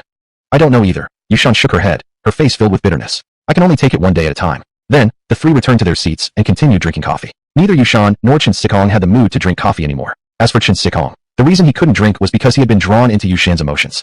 As for Hutu, he could actually sip the coffee with a carefree attitude. As for whether he should continue helping Yushan or not, he felt this opportunity should be left for his best friend Chen Sikong. It was rare for a woman to not dislike him, meaning there might still be room for further development between them. If Chen Sikong kept accompanying her and helped her resist her father, who only cared about money, it wasn't impossible for her to fall in love with him. 10 minutes later, as Hutu and the others were preparing to leave, a familiar figure suddenly pushed open the glass door of the cafe and strode in. Shaner, I've brought President Jean here. You two can talk things over right here. The person who entered was none other than Yu Hongji with a head of white hair. He shouted loudly. President Jean just told me that as long as you agree to marry him, he will give you a house first, located on the third ring of Yaodu, plus a luxury car worth millions. And also, he will give me 5 million as a dowry. In addition, he will give me another house and another car. Together, those two things are almost worth 10 million as well. Chapter 94, Don't be disrespectful to Mr. Hu. Seeing Yu Hongji heading home and acting even more arrogantly than before, Hutu and the other two couldn't help but frown. Don't be afraid, I will protect you, Chen Sikong said in a very proactive manner, placing himself in front of Yushan and speaking in a very masculine tone. Although he was dark-skinned and thin, a statement like that, coming at this moment, would certainly touch any girl slightly. Yushan nodded and blushed slightly. At once, Hutu felt like he had swallowed a ton of dog food. Of course, if Sikong could break his 27 years of bachelorhood with Yushan, as a good friend, he would also feel pleased. After Yu Hongji spoke loudly, the coffee shop's glass door was pushed open again by two men in black suits. After pushing open the door, they didn't enter but stood at the entrance, waiting silently. Shortly afterward, an elderly man whose dyed black hair was obvious entered the coffee shop with his back straight and walked in slowly. The old man was about 70 or 80 years old. His facial skin was mostly sagging, with layers overlapping, and there were several yellow bean-sized age spots. But his pair of aged eyes emitted a sharpness that was more formidable than that of any young person. Despite his age, his gaze was still clear and piercing. This man was the Mr. Jean worth 50 billion mentioned by Yu Hongji. Mr. Jean. Upon his arrival, Yu Hongji quickly went forward to greet him, saying with a beaming smile, I'm truly sorry for troubling you to come in person. It's all my useless daughter's fault. She never listens to me. It's fine, I had nothing to do anyway, Jean Tianying said indifferently. It's not bad to occasionally come to a place like this and sit around. Then, Jean Tianying went straight to a table and slowly sat down. Waiter, what are you standing there for? Yu Hongji, acting like a sycophant, also followed Jean Tianying to his table and called out while waving his hand. Hurry up, our Mr. Jean wants to order some coffee. Yes, sir, I'll come right away. Standing behind the counter, the sweet-looking female waitress immediately rushed over. Mr. Jean, what would you like to drink? Yu Hongji asked with a smile. Just anything will do, no sugar, Jean Tianying said. I don't like sweet food. I see. Yu Hongji then turned to the waitress and said, 1 cup of black coffee, no sugar, and another for me too, the cheapest one you have. All right, sir. Please wait a moment. I'll have my colleague prepare it right away. After the sweet-looking female waitress left, Jean Tianying started conversing with Yu Hongji. Why are you still sitting here? Why don't you call your daughter over now? Oh, right away, Mr. Jean. I'll go immediately. While speaking, Yu Hongji quickly stood up again, before he had even warmed the seat, and turned around to head in Yushan's direction. However, Yu Hongji hadn't even walked 2 steps when he saw his daughter, along with the 2 young men next to her, also walking toward him. You two better not meddle. Yu Hongji glared at Hutu and Chen Sikong. And you should forget any thoughts about my daughter, because neither of you is worthy of her. Even if my daughter had poor eyesight and took a liking to you two, there's no way I would ever approve. I already warned you just now, don't come back. Hutu quickened his pace, his face full of hostility. Are you deaf, or did you treat my words like a breeze? You 2 guards, what are you standing there for? Yu Hongji was still afraid of Hutu and immediately shouted. Come over here quickly to protect me. Hearing Yu Hongji's cry for help, the 2 men in black suits behind Jean Tianying rushed forward swiftly and stood in front of Yu Hongji, shielding him. Young man, this is a civilized society now. We can sit down and talk things over. Why do you have to resort to force? The man with single-fold eyelid said coldly. Which part of my body gave you the impression that I was going to use force? Hutu smiled and said, then continued. I'm just going over to talk, though not with him, but with your Mr. Jean. Saying that, Hutu ignored the 2 men in black suits and walked through them directly, heading toward Jean Tianying. But, before he had even taken 3 steps, the 2 men in black suits rushed forward again and blocked his way. Sir, you cannot meet Mr. Jean just because you want to. The man with single-fold eyelids still spoke coldly. Oh really? Hutu smirked and sarcastically said. Even the boss of the Golden Dragon Group wants to talk to him, but he refuses to meet. What an impressive scene he's making. He's worth only 50 billion, not 5,000 billion. The 2 men in black frowned, feeling that what Hutu said was quite bizarre. This young fellow was so young, yet he claimed to be the boss of the Golden Dragon Group. It was actually embarrassing. However, upon hearing Hutu's words, Jean Tianying's aged gaze shifted toward Hutu. He knew the boss of the Golden Dragon Group, Mr. Hu, very well. Yesterday, when he went to the Golden Dragon Group headquarters for a business meeting, he had even briefly seen that Mr. Hu in person. Although that Mr. Hu hadn't noticed him and quickly took the elevator with several secretaries following close behind. Jin Tanying originally thought that this young man claiming to be Mr. Hu was simply trying to grab his attention. But when his aged eyes laid upon that youthful and handsome face, his pupils immediately widened in shock. Who? Mr. Hu. Jin Tianying's body slightly trembled, which caused his voice to shake as he spoke. The next second, the 80-year-old Jin Tianying rose abruptly, like a young man, and hurriedly walked toward Hutu. Step aside immediately. Jin Tianying sternly scolded from behind the two men in black. Don't you dare disrespect Mr. Hu. Mr. Hu. The two men in black were stunned. They remembered that the boss of the Golden Dragon Group indeed had the surname Hu. If that's the case, then this young man in front of them might actually be Mr. Hu. I'm truly sorry. You're sitting right here and I, an old man, didn't even notice you. Passing between the two men in black and stepping in front of Hutu, Jin Tianying slightly bowed, his face full of apology as he said, "It's all because I'm getting old and my eyesight isn't good anymore. Otherwise, I, Jin Tianying, would have definitely noticed Mr. Hu." Hutu's guess was indeed correct. This old man worth 50 billion actually recognized him. You also have business dealings with my company, right? Yes, Mr. Hu. Jin Tianying nodded. In fact, your Golden Dragon Group under your name holds 30% of my steel company's shares. Chapter 95. I'm the honest guy who's suitable for marriage. What I have achieved today with my steel business, expanding it into a multi-billion scale, would not have been possible without the support from Golden Dragon Group. Therefore, Mr. Hu, you are truly a benefactor in my journey, Jin Tianying. The last sentence clearly contained an element of flattery. Jin Tianying had been in the steel business for nearly 30 years, starting from the 1990s. When he first started out, Golden Dragon Group might not have even been established yet, and as for Hutu, it was even more absurd. His own father and mother might not have even met yet. Therefore, the success Jin Tianying had today was mostly achieved through his own efforts. However, he had indeed received much support from Golden Dragon Group along the way, especially during a period when he was struggling financially, and the group had stepped in to fund him and invest in his company. That particular investment earned Golden Dragon Group a 30% stake in his company. The fact that Golden Dragon had a 30% share in his company came as a slight surprise to Hutu, who knew how much other property Golden Dragon Group still held. Since you consider me your benefactor, I won't beat around the bush either. Hutu, with a stern expression, spoke without a trace of humor. As you've seen, the girl you wish to marry is the girl my friend likes. And yet you were trying to steal her away. Don't you think that's going too far? Yes, Mr. Hu is absolutely right. I was out of line. Jin Tianying dared not argue and nodded immediately. But rest assured, Mr. Hu, starting from today, I will cut all contact with this girl named Yushan. I won't meet her again, nor will I meet her father, Yu Hongji. There were countless beautiful women willing to marry him for money. Therefore, it was absolutely unthinkable for him to offend the powerful boss of Golden Dragon Group over just one woman. Don't pretend in front of me only to go behind my back later. Hutu warned coldly, still expressionless. If I find out you continue to bother Yushan or my friend Shin Sikong in the future, I will make sure your steel company shuts down in no time. Mr. Hu, you can be assured. Who do you think you are? Would I, Jin Tianying, dare to test your Dishan? Though inwardly nervous, Jin Tianying smiled outwardly and said, How about this, Mr. Hu? I'll leave first so that Miss Yushan won't feel annoyed upon seeing me. All right then, leave. Hutu was satisfied with Jin Tianying's current behavior. The sooner the better. Yes, Mr. Hu, I'll depart immediately. Please take care. Then Jin Tianying didn't stay any longer and left the cafe quickly, accompanied by his two bodyguards. Golden Dragon Group, the boss of Golden Dragon Group, Yu Hongji, Yushan's father, upon learning Hutu's identity as the head of the nation's giant real estate company, stared in amazement, his eyes flashing with sudden eagerness. And Mr. Hu, his tone was now entirely different as Yu Hongji approached Hutu, smiling widely. I'm really sorry, Mr. Hu. Earlier, because of Shaner, I may have said some harsh things. Please don't hold it against me. Without needing to look at the greedy eyes of Yu Hongji, Hutu could already guess what was going through his mind. You better not start thinking crooked thoughts. Hutu looked at him coldly. Who Yushan loves and wants to marry is her own decision. It doesn't require your interference. If you meddle any further, there will come a time when you can't meddle anymore. Mr. Hu, please rest assured. I swear to you, from now on I will never interfere in Shaner's marriage again. Yu Hongji promised solemnly without hesitation. If I ever go back on my word, may I suffer a tragic fate and be struck down by lightning. To Hutu, such a solemn oath from Yu Hongji was as meaningless as hot air.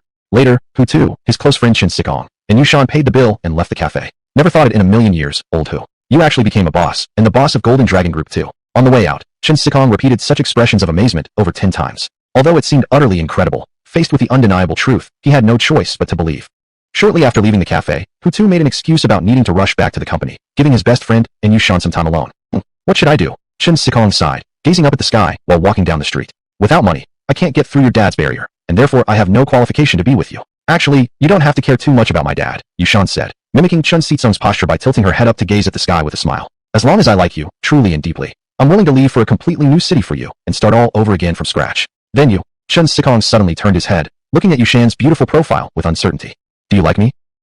Yes I do. Yushan didn't even hesitate before giving her answer. Though maybe I'm not feeling the sparks, I do believe you're the kind of man I can rely on. In other words, Sikong added with self-mockery. I'm the honest, marriageable type, right? Something like that. Yushan nodded, then added playfully. What's wrong with that? That's actually my ideal type. That evening, at exactly 8 p.m., if I see you one more time, would I still feel something? Hutu was lying on the sofa in the living room, Unit 2103, Thompson 1 Plaza, when his best friend Shin Sikong suddenly called him, He frowned slightly before sliding the screen to answer the call. As for why he frowned at the moment, it was just a small habit he had developed. Big boss Hu, long time no see. On the other end of the line, Shin Sikong sounded like he had just won several million in the lottery. Just from his voice, you could tell how happy he was. Just call me Old Hu. Don't go formal on me like that. It makes me uncomfortable. Alright then, Old Hu it is. Did you call for something? Don't tell me you two are already a couple just like that. Bingo, you guessed it right. Though we've only known each other less than a day, we are really a couple now. Who too?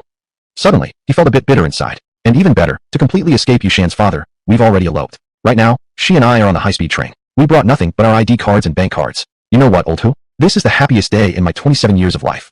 I'm so happy, I don't need anything else. That a girl as great as Yushan is willing to follow me. It feels like the blessing I earned in my past life. Chapter 96, Acquiring 10 Cinema Chains. Shin Sikong was extremely excited and thrilled because he was simply too happy. You must treat her well then, Hutu said, genuinely happy for his friend. And wisely, he didn't ask any further questions, merely reminding him, don't you dare let her down. Of course, Old Hu. Shin Sikong replied firmly, his eyes determined. From now on, I'll work hard and earn more money. I will definitely give Yushan a happy and prosperous family, and I'll never let her suffer even a bit of mistreatment.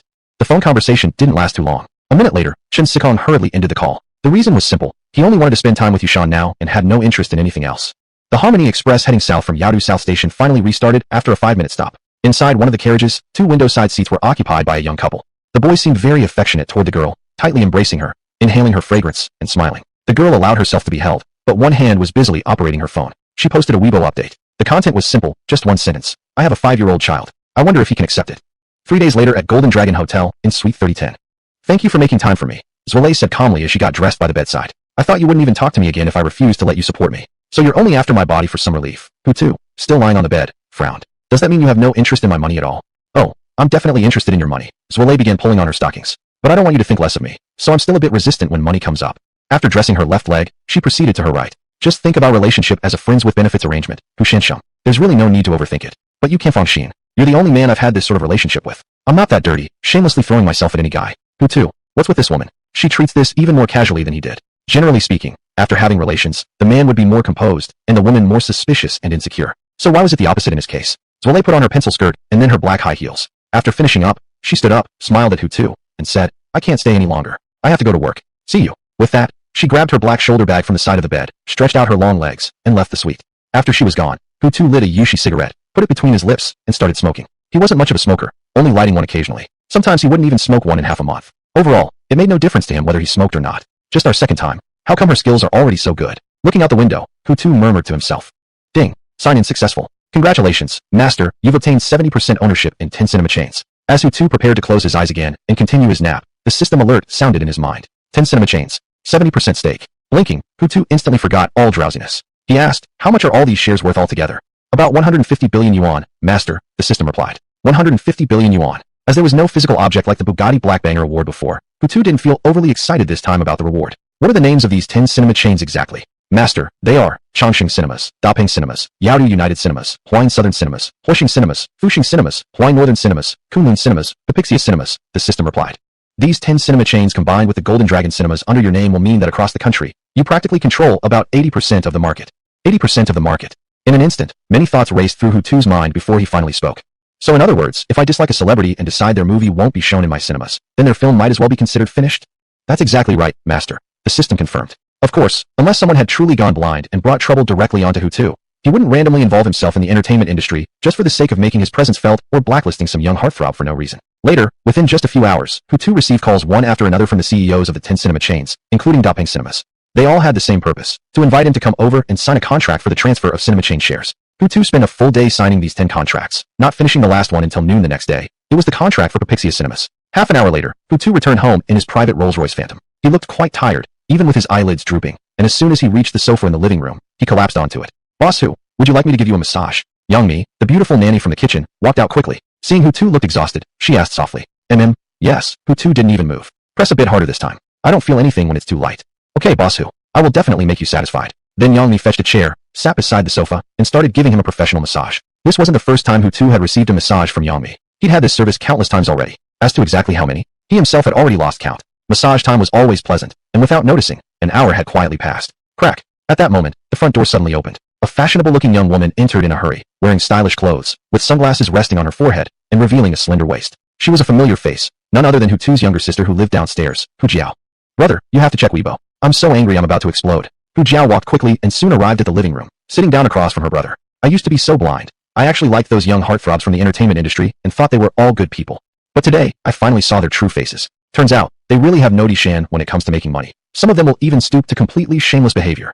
As she spoke, Hu Jiao became angrier and angrier, her flat chest beginning to rise and fall visibly with emotion.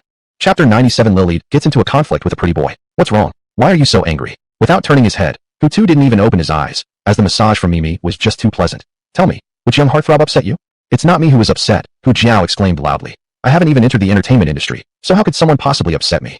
That Xiao Bailang upset our Lilith. As you know, our Lilith has been preparing to film a movie recently. There's a character in her script named Huang Mao, a young guy in his 20s. But this Huang Mao is a seriously ill patient, so this role is somewhat difficult to portray. At first, Lily wanted to find a young actor with real acting ability. But considering the box office potential and future promotions, she eventually decided to cast a young heartthrob instead. Even though those people don't really know how to act, and can't even perform basic singing and dancing properly. With Lily personally coaching him, it wouldn't be hard for him to reach her acting standard. But this guy was ungrateful. He actually asked for 100 million yuan as a paycheck. Wow, how could someone be so shameless? Does he even know his own worth? If it weren't for his looks and the fan base of blind admirers he's collected, what exactly is he? Nothing better than an average nobody. At this point, Hu Jiao paused for a moment, gently stroking her flat chest. A motion meant to soothe the frustration she felt from anger, trying to relieve the heavy feeling in her chest before continuing. Bro, don't think that's all. It gets worse. Coldly smiling, Hu Jiao continued. Worse still, his fans somehow found out that our Lily wanted to cast this pretty boy in the role of a seriously ill patient. Originally, it's totally normal to invite an artist to shoot a movie. However, the idiot fans of this heartthrob accused Lilith of indirectly mocking their idol by suggesting that he looks like a terminally ill patient. Then all of his idiot fans gathered under our Lilith's Weibo comments, personally attacking her. They cursed her with every imaginable insult, from hoping she gets struck by lightning or hit by a car, to wishing her parents dead. There's nothing they won't say. They mocked our Lilith too, saying that she's an unknown actress from the bottom ranks trying to switch careers and direct a movie. They even claimed she would end up squandering investors' money. They even coordinated a boycott of Lilith's film, saying they'd never buy a single ticket if it ever got released. They even claimed they would give her film 5-star reviews on Douban, 1 star each day, installment by installment, and never miss a payment. What's even worse is that the young actor himself, fully aware that our Lily was being utterly torn apart by his female fans, didn't show any sign of apology at all. His studio didn't issue any official statement either. I even suspect that the rumor Lily insulted him by implying he looked like a terminally ill patient was planted by his own studio. Then they hired online trolls to hype the topic and draw everyone's attention. While getting a massage earlier, Hutu was enjoying himself, but as his sister continued revealing the story, he became increasingly angry and lost interest in the massage from Mimi. He was no longer lying on the couch. He had sat up. What's the young heartthrob's name? Wu Zhangquan, said his sister. Wu Zhangquan. Hutu frowned involuntarily. Is he really that famous? I haven't even heard of him before. Yes, he's extremely popular, his sister nodded. Just because he participated in an idol audition show, he became a sensation overnight. At first, his fan base was only in the tens of thousands. But after appearing on that show, his followers soared to over 30 million. And every one of his Weibo posts gets millions of likes and comments. Retweets are no different. Truthfully, I used to like him a little too. But ever since he started badmouthing Lilith, I've completely lost respect for him. I'm even ashamed of my former self for ever having a crush on such a faggot-looking guy. To emphasize how much she hated him, his sister even mimicked a vomiting motion. Millions of likes and retweets per post. Hutu relaxed his frown, sighed. Women in this era really go crazy over stars. Bro, stop sighing like that, his sister pouted. You need to think of a way to help Lilith soon. If she keeps getting attacked like this by Wu Zhangquan's idiot fans, she might end up having a mental breakdown. Don't worry, I'll step in, Hutu said firmly, his eyes determined. Lilith's movie will definitely be filmed properly, and I believe in her. She'll make a great film and won't be affected by public opinion. Even if it doesn't turn out well, it doesn't matter. After all, we're not short on money. If this one fails, I'll just invest another 100 million and let her shoot another one. Bro. His sister opened her eyes wide, murmuring in admiration. You really are generous toward Lilith. I'm only generous a few times, Hutu replied seriously. If she fails 2 films and asks for more money, that's impossible. Unless it's a low-budget film costing just 10 or 20 million yuan. We somehow ended up talking about money again. His sister suddenly realized that the conversation had veered off topic. Quickly steering it back, she said, Bro, hurry up and use whatever connections you have to help Lily get through this crisis first. Online trolls are really terrifying. They can say the most disgusting, morality-destroying things imaginable. But Lily has never gone through something like this before. Whether she can withstand such pressure is still unknown. I know what to do. Hutu remained calm and composed. Don't worry so much. Go do whatever you were supposed to be doing. Alright then, I'll leave this matter to you, bro. Her worries instantly gone. His sister stood up and cheerfully said, I made plans with Chen Shui. We're going skydiving today. It's almost time to leave, so I need to go now. Bro, you absolutely must handle Lilith's problem properly. Eldest brothers are like fathers. Since our parents aren't in Yaodu, you're the father figure for both me and Lilith. And equally, you're the hope and reliance for both me and Lilith. After saying the last sentence with visible seriousness, Hu Jiao, who had already walked to the door, opened it and turned to leave. Not long after Hu Jiao left, Hutu, still sitting on the living room sofa, dialed the mobile number of Lu Peng, the CEO of Daping Cinema Line Company. Is this Mr. Hu? Lu Peng, who had been about to take a nap, immediately lost all sense of sleepiness upon receiving an unexpected call from major shareholder Mr. Hutu.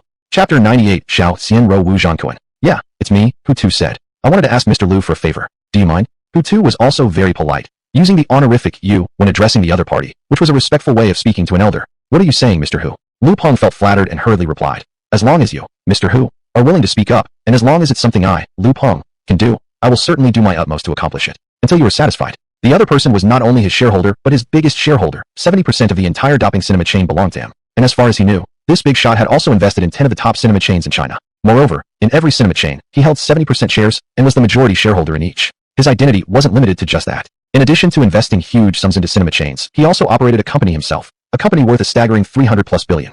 Faced with such a big shot, Lu Peng, despite his usual arrogance and pride, had completely lost all his ego and was willing to accept the reality that he really wasn't on the same level as the other man. Well then, if you say that, I can rest assured. Without further ado, Hutu got straight to the point. It's like this, there's a young and fresh celebrity recently who's become quite popular. His name is Wu Zhangquan. Can you use your connections to take care of him, get him blacklisted so he never appears on the big screen again?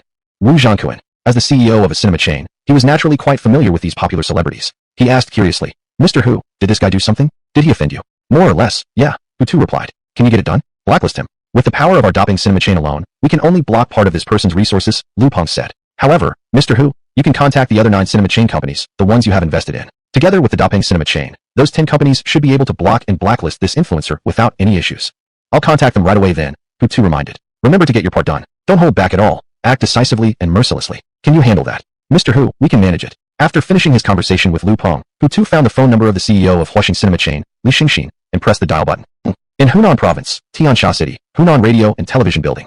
Inside the building, within a backstage dressing room, a young man with dyed blonde hair, stylishly dressed, with fair, delicate skin and finely featured face was being encircled by a dozen people. The people surrounding him busied themselves with the finely featured young man, some fixing his hair, others applying his makeup, feeding him food, attaching his earrings, and 2 stylists adjusting his clothes.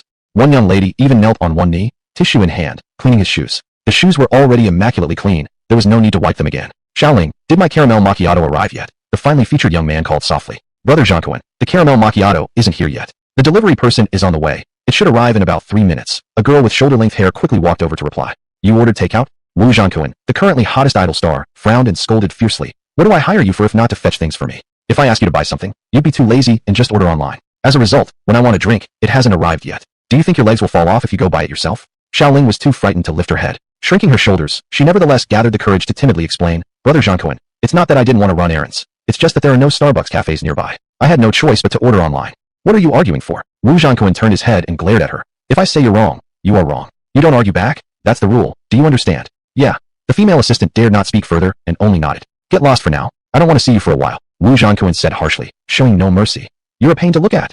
What could the female assistant say now? Naturally, she couldn't say anything and obediently turned and hurried away. Not even a minute had passed after the assistant left when Wu Zhangquan's mouth began to spew again. Do you even know how to style hair? Wu Zhangquan, his eyes done up in makeup, stared at the hairstylist reflected in the mirror. Look at this hairstyle of mine. What is this supposed to be? A bird's nest. I don't even know how you became a hairstylist. Your sense of aesthetics is that bad. The hairstylist standing behind Wu Zhangquan had an extremely unpleasant and awkward expression. The hands holding the hairdryer and hairspray were frozen in midair, unsure of how to move. Nijia, come here for a second, Wu Zhangquan called. After he shouted, a gender-ambiguous person wearing black high heels hurried into the room. What's going on, Kun? As soon as the person reached Wu Zhangquan's side, he quickly asked, did something happen? Nijia, please help me replace this hairstylist. Wu Zhangquan pointed at the hairstylist behind him with a disgusted tone. I suspect he doesn't know how to do hairstyles at all. At best, he's just a barber from a small village hair salon. In short, his sense of aesthetics is too low. It doesn't match my high-end style at all.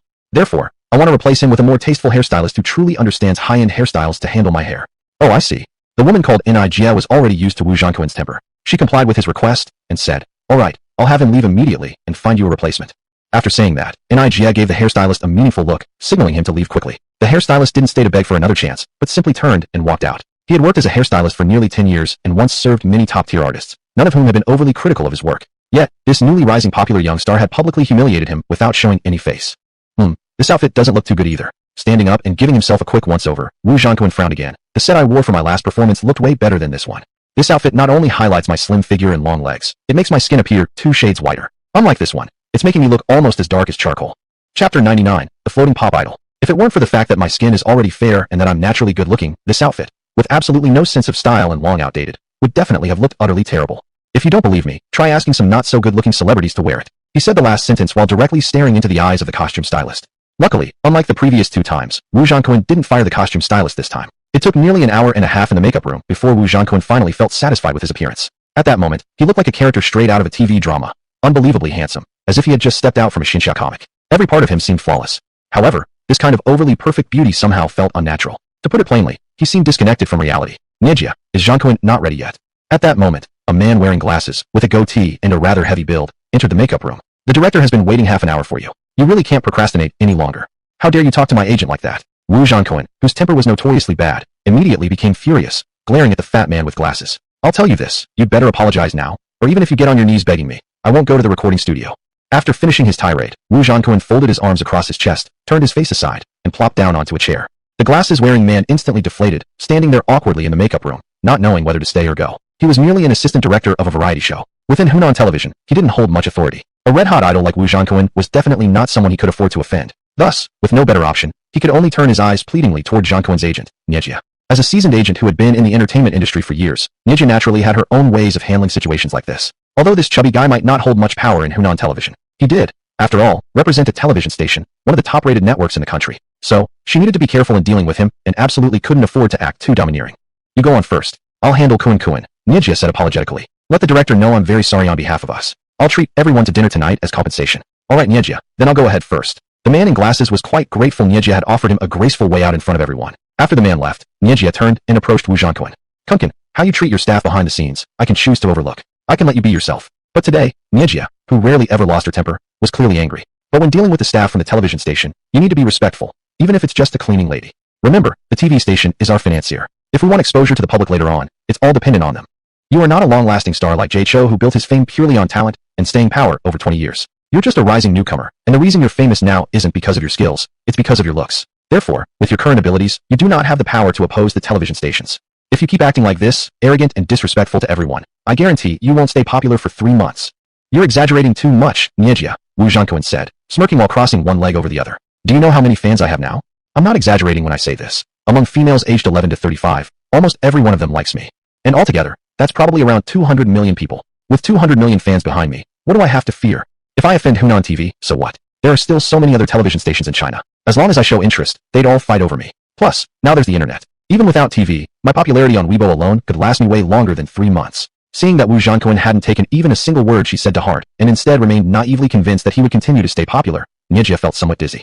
She had been in the entertainment business for over 20 years and had seen countless performers, TV actors, movie actors, cross-style performers, singers, the top tier among them. Even someone like Jay Cho never acted as self-obsessed as Wu Jean-Cohen. Instead, those top stars were humble and knew how to behave themselves. People with such incredible talent hadn't allowed their tails to rise to the sky like his.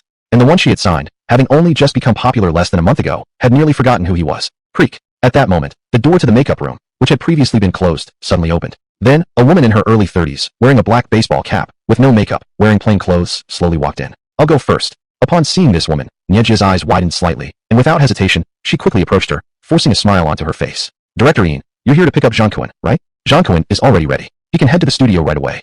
There's no need. However, the female director Ian calmly raised a hand and said, Nyejia, let me tell you this. We won't be inviting Jean-Cohen anymore. This is a directive from our upper management. I just received notice about it a moment ago. I've come here specifically to inform you. I've said what I needed to say, so I'll be taking my leave now. Just as she turned around, the female director paused, then turned her head back once again. Oh, by the way Nyejia, please try to vacate the makeup room as soon as possible. We're in a hurry to use it. Thanks. This time, after speaking, she truly left without saying another word. Nyejia, at this moment, was completely stunned. Her eyes looked empty, and her face turned sour, clearly showing discomfort. Nyejia, if they're not recording anymore, then fine. My schedule isn't limited to just Hunan TV anyway. Wu Jean-Cohen, just as arrogant as before, still had an expression full of self-pride. His eyes looked down on everything. Didn't Blue Star Television also invite me to appear on a music-themed variety show? We can change plans and go to Blue Star TV instead. Don't worry Nyejia. As long as you keep representing me, I'll definitely bring you profit and generate a huge amount of money for you. Right after Wu Jean-Cohen finished speaking, his Apple phone, which had been lying on the makeup table, suddenly rang. It was an incoming call. The ringtone belonged to a number labeled Jiang Chun, director of the Summer Nation's Got Talent program team. Nyejia, look. It's a call from Director Jiang of the Summer Nation's Got Talent program team at Blue Star Television. Chapter 100. The young heartthrob loses his job. A self-satisfied smile appeared on Wu Jean-Cohen's face as he picked up his phone and showed it to Sister and I. The third season of New Voice must be starting preparations for recording. This call from Director Jiang must be inviting me over. Then, feeling confident, Wu Jean-Cohen answered the call. Hello, is this Director Jiang? Jean-Cohen, right? A middle-aged man's voice came from the other end. Yes, Director, it's me, Wu Jean-Cohen said while casually shaking his leg. Director, you're calling about recording the third season of New Voice, right? But Director, I'm currently in Hunan province, busy with work. If I'm to come to you, I'm afraid I can only do it tomorrow. I can't rush over immediately. Oh, there was a pause on the other end before the voice resumed. You misunderstood, Jean-Cohen. I called you indeed about the third season of New Voice. But, it's not to ask you to come for recording. We just want to let you know that our production team is going to replace you. We won't be using you anymore. This is a decision from above, Zhang. We don't have a say in it. We can only follow orders. Wu Zhang had been casually shaking his leg, but after hearing Director Zhang's words, his leg abruptly stopped, as if hitting the emergency brake of a car, coming to an immediate halt. The smile on his face also vanished completely. Zhang, did you hear what I just said? The director's voice came again. I said our higher-ups have decided to replace you, and we don't plan to invite you to record the third season of New Voice anymore. Why? Snapping back to reality, Wu Zhang suppressed his anger and demanded, say you're replacing someone, and you just replaced them like that? There must be a reason, right? I'm sorry, Zhang. They didn't tell us much, just instructed us to follow their orders. Oh, and tell sister and I about it, the director added before ending the conversation. That's all. Goodbye, director. Beep, beep, beep. TSK, who cares if you don't record it? Act like I care, Wu Zhang muttered, tossing his phone onto the dressing table as he leaned back and said, I don't need variety shows. I can still survive acting in movies and TV dramas.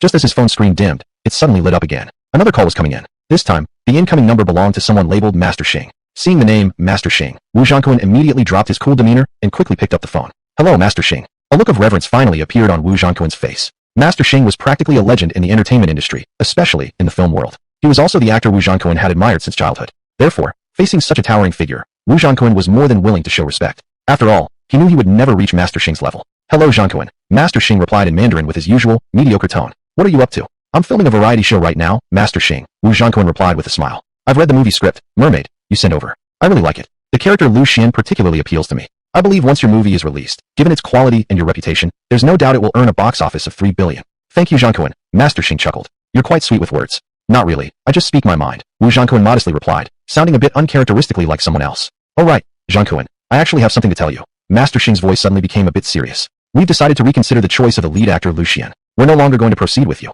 It's not that you're bad. It's just that your portrayal of Lu Xian isn't quite what I imagined. You're too young and impetuous. But Lu Xian is supposed to be a wealthy man who has been around the block and acts quite mature. That's just how it is, Zhang. I still have work to do, so I won't chat long with you. You can continue filming your variety show. Well then, goodbye. Without waiting for Wu Zhang to respond, Master Xing hung up the phone. Wu Zhang.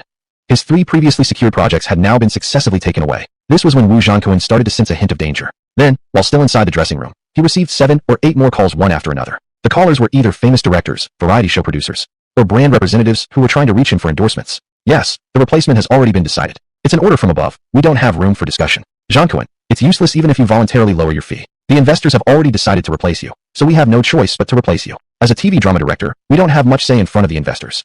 Yes, Mr. Wu, our phone brand really feels that you no longer fit the image we're aiming for, which is why we've decided to drop you. Kunkin, even if you try to be cute and plead with Sister Jia, it won't help. I'm just an employee, not the boss. If he says he doesn't want you anymore, there's nothing I can do. And his attitude was very firm, leaving absolutely no room for negotiation. Wu Zhang answered nearly 20 calls in a row, and each of these calls, from the other end, seemed to be orchestrated in advance, all rejecting his previously scheduled work, even something as short as a half-hour interview program. And Jia, do I still have any work left now? Wu Zhang asked in a daze. Please help me check for me. No. Surprisingly, Sister and I gave a straightforward reply. You have no work left now. All your previously scheduled activities, which were arranged 2 years in advance, are now all gone. Upon hearing these words, Wu Zhang, already drained of energy, shivered visibly. His face turned pale as if he had become a lifeless corpse. Why? He couldn't comprehend at all, which caused his emotions to start spiraling out of control. Tell me, what exactly is going on? And Jia, why have all the work I scheduled 2 years ago suddenly been cancelled? You're asking me? Sister Ni's expression was extremely cold. Then who should I ask? She also wanted to find out who was secretly pulling the strings behind all this. It was understandable that after offending Hunan Satellite TV, they cancelled Wu Zhang's job because they wanted to protect their TV station's dignity. But for other jobs, films, TV dramas, and commercial endorsements that were unrelated to Hunan Satellite TV, they were also cancelled at exactly the same time. That was enough to prove that this incident had nothing much to do with Hunan Satellite TV. The one who wanted to ruin Wu Zhang must be someone else entirely. Chapter 101. I just happened to have a little money. Pulling out her phone, Xiaoning found the phone number of a well-known producer. With a nervous heart, she pressed the call button. After 2 rings, the call connected. What's going on, Xiaoning? Came the voice of an elderly man on the other end, sounding somewhat weary. What does an old man like me owe the honor of your call? Mr. Hong, one of the artists under my management, Wu Zhang, seems to have been blacklisted, said Xiaoning respectfully. Do you happen to know who is behind this? I've heard a little about it, replied Mr. Hong directly. The big shot even sent word to me not to offer Zhang any opportunities. So it was true that Wu Zhang had offended someone powerful to land himself in such a situation. Mr. Hong, do you know exactly what Zhang did wrong? I've heard some rumors, Mr. Hong said slowly. Apparently, Zhang turned down a film role. That particular role was that of a terminally ill patient. Of course, that wasn't the main issue. The bigger problem was that Zhang had the audacity to demand 10 million yuan as payment. And obviously, the other party had no intention of paying such a large sum. So from that, they developed a grudge. To take revenge, the actress Hu Li reached out to her younger brother for help. Her younger brother is apparently a very powerful figure. He's not only rich, but also has immense influence in the entertainment industry. There's practically nothing he can't do. Sighing deeply, Mr. Hong continued. Xiaoning, your artist is basically done for. If he wants any chance of staying in showbiz, he should go apologize properly to Hu Li and her younger brother. As for whether they will actually forgive him, that I can't say. Hearing the truth left Xiaoning dazed for a while. She didn't snap out of it until Mr. Hong hung up. Xiaoning, did you find anything out? Wu Zhanquan's face was still pale. Who exactly is blacklisting me? It's the actress you look down upon, the bit player Hu Li. Xiaoning's gaze suddenly turned icy cold as she glared at Wu Zhanquan, nearly shouting. Why didn't I know she reached out to you for filming? Fine, whatever. But you had the nerve to ask for 10 million yuan from her. Have you completely lost your mind? Take a good look at yourself. You think you're Andy Lau or something. In the past, if Xiaoning spoke to him like that, Wu Zhanquan would have immediately snapped back. But now, he couldn't utter a single word. Even harder for him to believe was that this mysterious person who blacklisted him was just that obscure little actress, Hu Li. Get up right now, we're going to apologize to Hu Li, Xiaoning said angrily. And her younger brother as well. Her younger brother is the one who really holds the power. Gaining his forgiveness is what truly matters. Yaodu, a third-ring location, Xinyu apartment. 4th floor, room 403. Hutu was chatting with his older sister, Hu Li. He's really gone. Zhang Kuan disappeared from the 3rd season promotion page of Singing Mania. Hu Li, who had been scrolling through Weibo on her phone, said in astonishment. I told you so. Once blacklisted, there's no way he's getting back on TV, said Hutu calmly from the sofa. Truthfully, even Hutu was a little surprised that the executives from those 10 cinema companies had connections reaching into the television networks. With the most widespread mediums, film and variety shows, completely blocked off for Wu Zhanquan, he now had 0 opportunities for exposure. That meant he was entirely erased from the entertainment scene. With just one word from you, you've managed to wipe out a rising star like Wu Zhanquan. In the entertainment world, are you practically a god now? Hu Li looked up from her phone, watching her increasingly mysterious younger brother. Don't flatter me so much, Hutu modestly replied. I'm no demon or monster. I just happen to have a little money. Enough to convince people to help me out willingly. Hutu wasn't bragging. He genuinely thought he was simply stating a fact. That he could erase Wu Zhanquan with a word really was just due to money. He hadn't resorted to any dirty tricks. Hu Li didn't press further. If her younger brother had such ability, she should be proud, not suspicious. Half an hour later, Hutu, quickly check Weibo. Wu Zhanquan actually apologized to me. Hu Li, who rarely parted from her phone, suddenly said. His studio and his official global fan account also released public apologies. Wu Zhanquan even posted an apology video on his own Weibo page. In the video, he actually said that when he asked for a 100 million yuan salary, it was just a joke. He didn't really mean it. He hopes I can forgive him. At the end of the video, he even said he's willing to star in my movie for free. No matter what role I give him, he doesn't mind.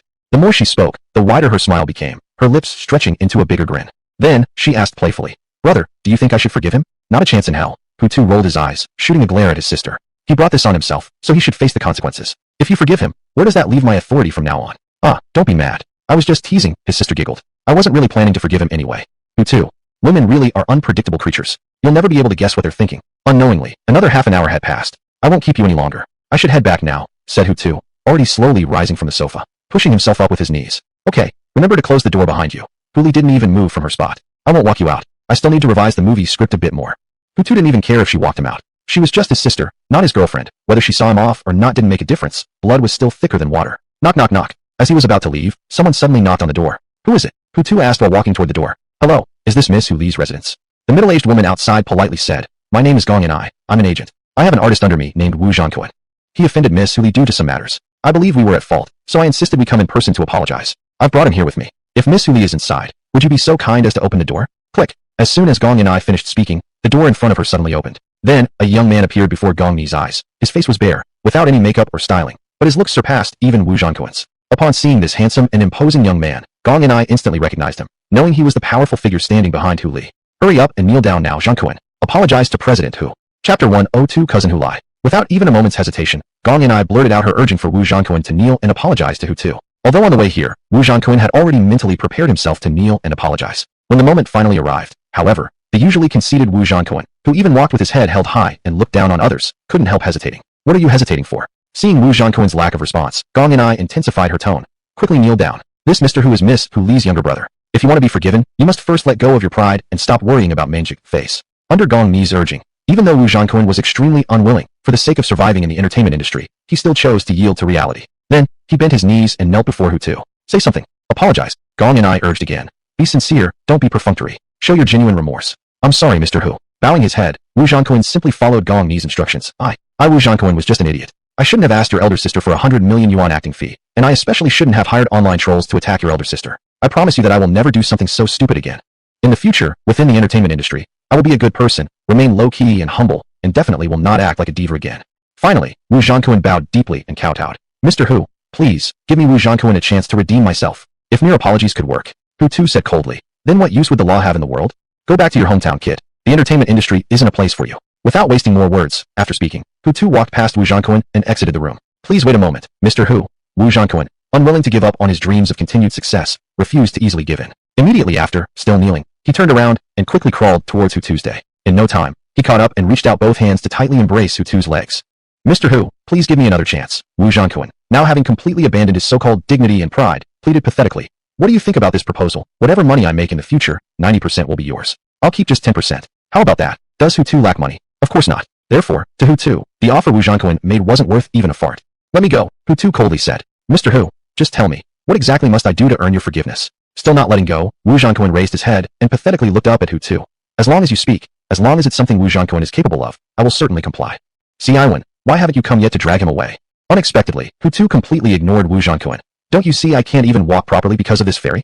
Right after his words, a tall and muscular man suddenly appeared from the staircase area. The moment he appeared, the man marched boldly towards Hutu and apologized. I'm sorry, Mr. Hu. I didn't show myself because this man posed no threat to you. But I will handle him now. Please wait just a moment. After striding forward for about 7 or 8 steps, Kaiwan finally approached, and then, like handling a chick, he forcibly pried apart Wu Zhangquan's hands and quickly dragged him aside, preventing him from clinging onto Mr. Hu again. With his legs now freed from restraint, Hutu felt immediately more at ease. Without further delay, he promptly walked off. Don't leave, Mr. Hu. Wu Zhangquan, pressed down by Kaiwan, screamed desperately. Come back, Mr. Hu. Give me one chance to change myself. Please, please. 10 days had already passed since Wu Zhangquan's blacklisting. During these 10 days, the previously always trending Wu Zhangquan had suddenly disappeared, without any more topics or mentions appearing. His Weibo account had also stopped updating 10 days ago. The last posted message was still the video Weibo where he apologized to Hu Li. Unit T, Building Number 3, Apartment 2103 of the Thompson Riviera residential compound. In the living room, at the balcony area, Hutu was lying there soaking in the sun. The sun's warmth was just right, not overly hot. Its rays making Hutu feel as if he were soaking in a hot spring. If I see you once again, would there still be feelings? As soon as his phone rang, Hutu picked it up, swiped the screen, and answered the call. Tugu, my dad and I have already boarded the plane. We'll be landing at Yaodu International Airport in about an hour. On the other end of the phone, a female voice could be heard. Judging from the sound of her voice, she was likely quite young. Have you left yet? Will you be able to meet us when we get off the plane? You'll see me. Hutu replied. From where I am, it's only about 40 or 50 minutes by car to the international airport. I'm leaving right now. Okay then, be careful on the road. The girl said gently. Don't drive fast just to pick up me and my dad. Don't run red lights or break traffic rules. Yeah, I'll hang up first. You can contact me when you arrive. Okay, got it. After hanging up, Hutu suddenly stood up quickly, tidied himself up, grabbed the key to his Rolls-Royce Phantom, and hurried out the door. The girl he had been chatting with on the phone just now was his cousin, Hu Li. She was only 19 this year, currently a freshman at university, but not studying in Yaodu. Exactly which city it was, Hutu didn't quite remember clearly, just that it was a provincial capital city categorized as second tier. This cousin was indeed his true cousin. Her father and his father were blood brothers. With Hu Li, Hutu couldn't behave the same way he did toward his own biological sister, Hu Jiao, being able to do anything he wanted to with her. Regarding Hu Li, he mostly treated her as a guest. After a while, Hutu smoothly drove out of the gate in the Rolls-Royce Phantom. Originally, he had intended to take the Bugatti Chiron Supersport 300, but this top-tier supercar only had 2 seats, and its interior space was extremely small, clearly not enough room to fit his cousin and her father. So, he chose the much more spacious Phantom instead. At 10,000 meters in the air, a passenger jet flew rapidly. Inside the cabin, in economy class, at a couple of seats, a girl who looked youthful, energetic, and vibrant was chatting with a middle-aged man whose hair was mostly white and whose back was slightly hunched. A lie. Is it okay to bother your cousin like this? The middle-aged man frowned. He's been struggling in Yaodu all these years without even earning much money, and he has to work every day. How could he have time to take care of us? Chapter 103. Xiaotu, you've changed. And even if he's willing to take care of us, we shouldn't bother him too much. After all, he's just a cousin, not a real brother.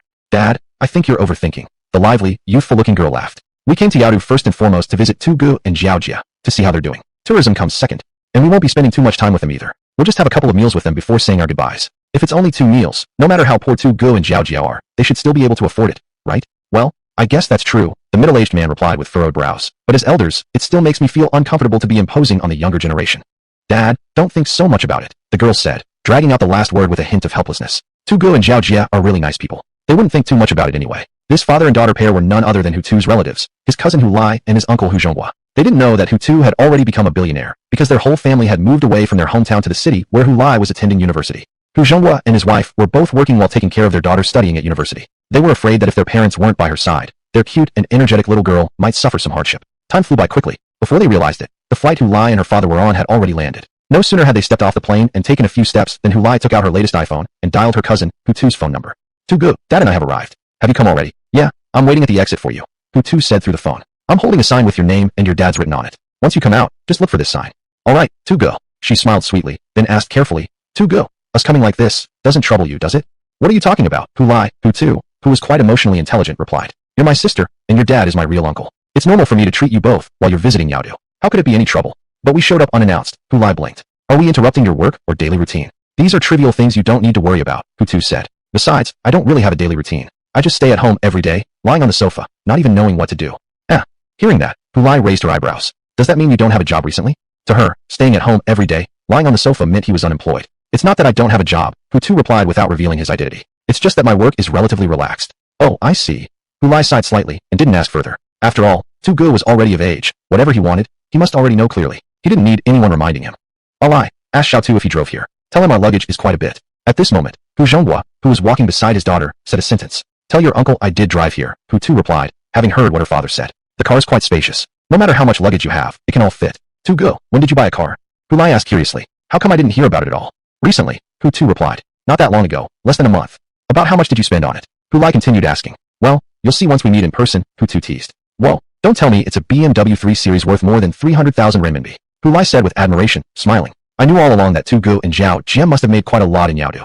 True, we did make a little money, Hutu humbly replied. Though not extravagantly much, just enough for our daily living and retirement. Did you switch to business, Tugu? Hulai widened her eyes and boldly guessed. And in just a few years, have you made millions?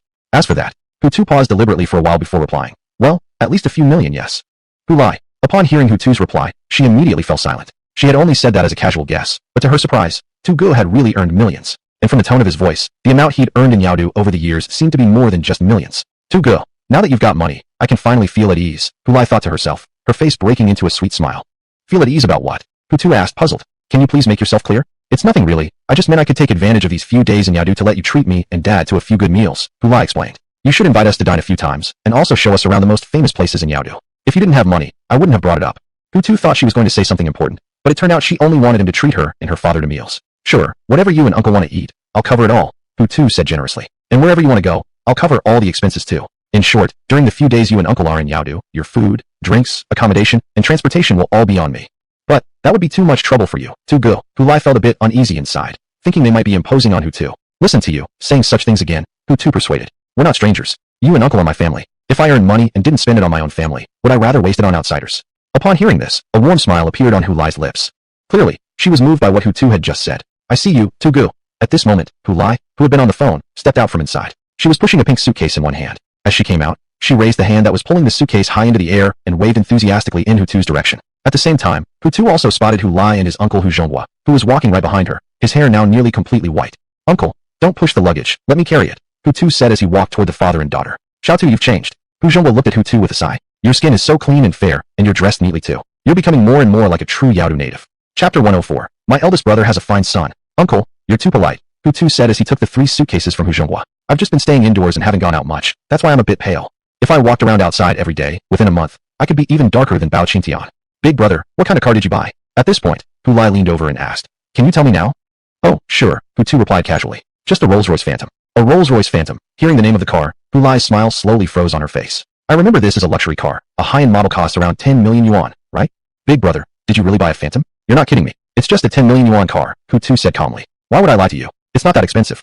Not that expensive. This sentence from Hutu echoed continuously in Hulai's mind. How much money had her cousin actually earned? He bought a luxury car worth 10 million and still said it wasn't expensive. Under Hutu's lead, Hulai and Hu Zhonghua quickly exited the airport and arrived at where Hutu had parked his car. When she saw that her big brother's car was indeed the Rolls-Royce Phantom and that he hadn't lied to her, Hulai's gaze towards Hutu changed completely. Suddenly, she felt that her big brother was somehow mysterious, someone she couldn't begin to understand. They stuffed the luggage into the car, tidied it up, and then the 3 got in. At the driver's seat, Hutu started the engine, and the Phantom pulled away slowly. Uncle, Hulai, are you guys hungry? Hutu glanced at the father and daughter sitting in the back through the rearview mirror and kindly asked, should I take you somewhere to eat first? No thanks, big brother, Hulai declined. Let's go home first. I feel sticky all over, and I want to take a shower and wash myself properly. Yeah, Lai's right, Hu Zhonghua also said. I also want to take a shower early. I feel like there's an odor clinging to me, and if I don't wash, I just can't feel comfortable. Okay then, I'll take you guys to where I live first, Hutu agreed. Big brother, have you already bought a house in Yaodu? Blinking her eyes, Hulai asked. If he could afford a luxury car close to 10 million, buying a house in Yaodu wasn't something difficult in her mind.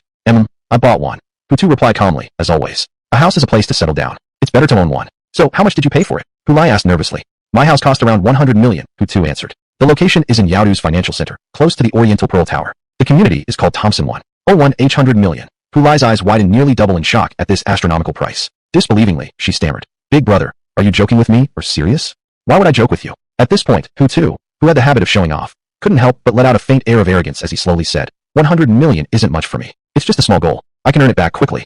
Hulai, well, she really didn't know what to say anymore. 100 million was only a small target and he could make it back in no time. These words made Hulai feel that, without even realizing it, a distance had unknowingly formed between her and her cousin. 40 minutes later, Hutu drove the Rolls-Royce Phantom into the Thompson 1 community. So this is the legendary Thompson 1.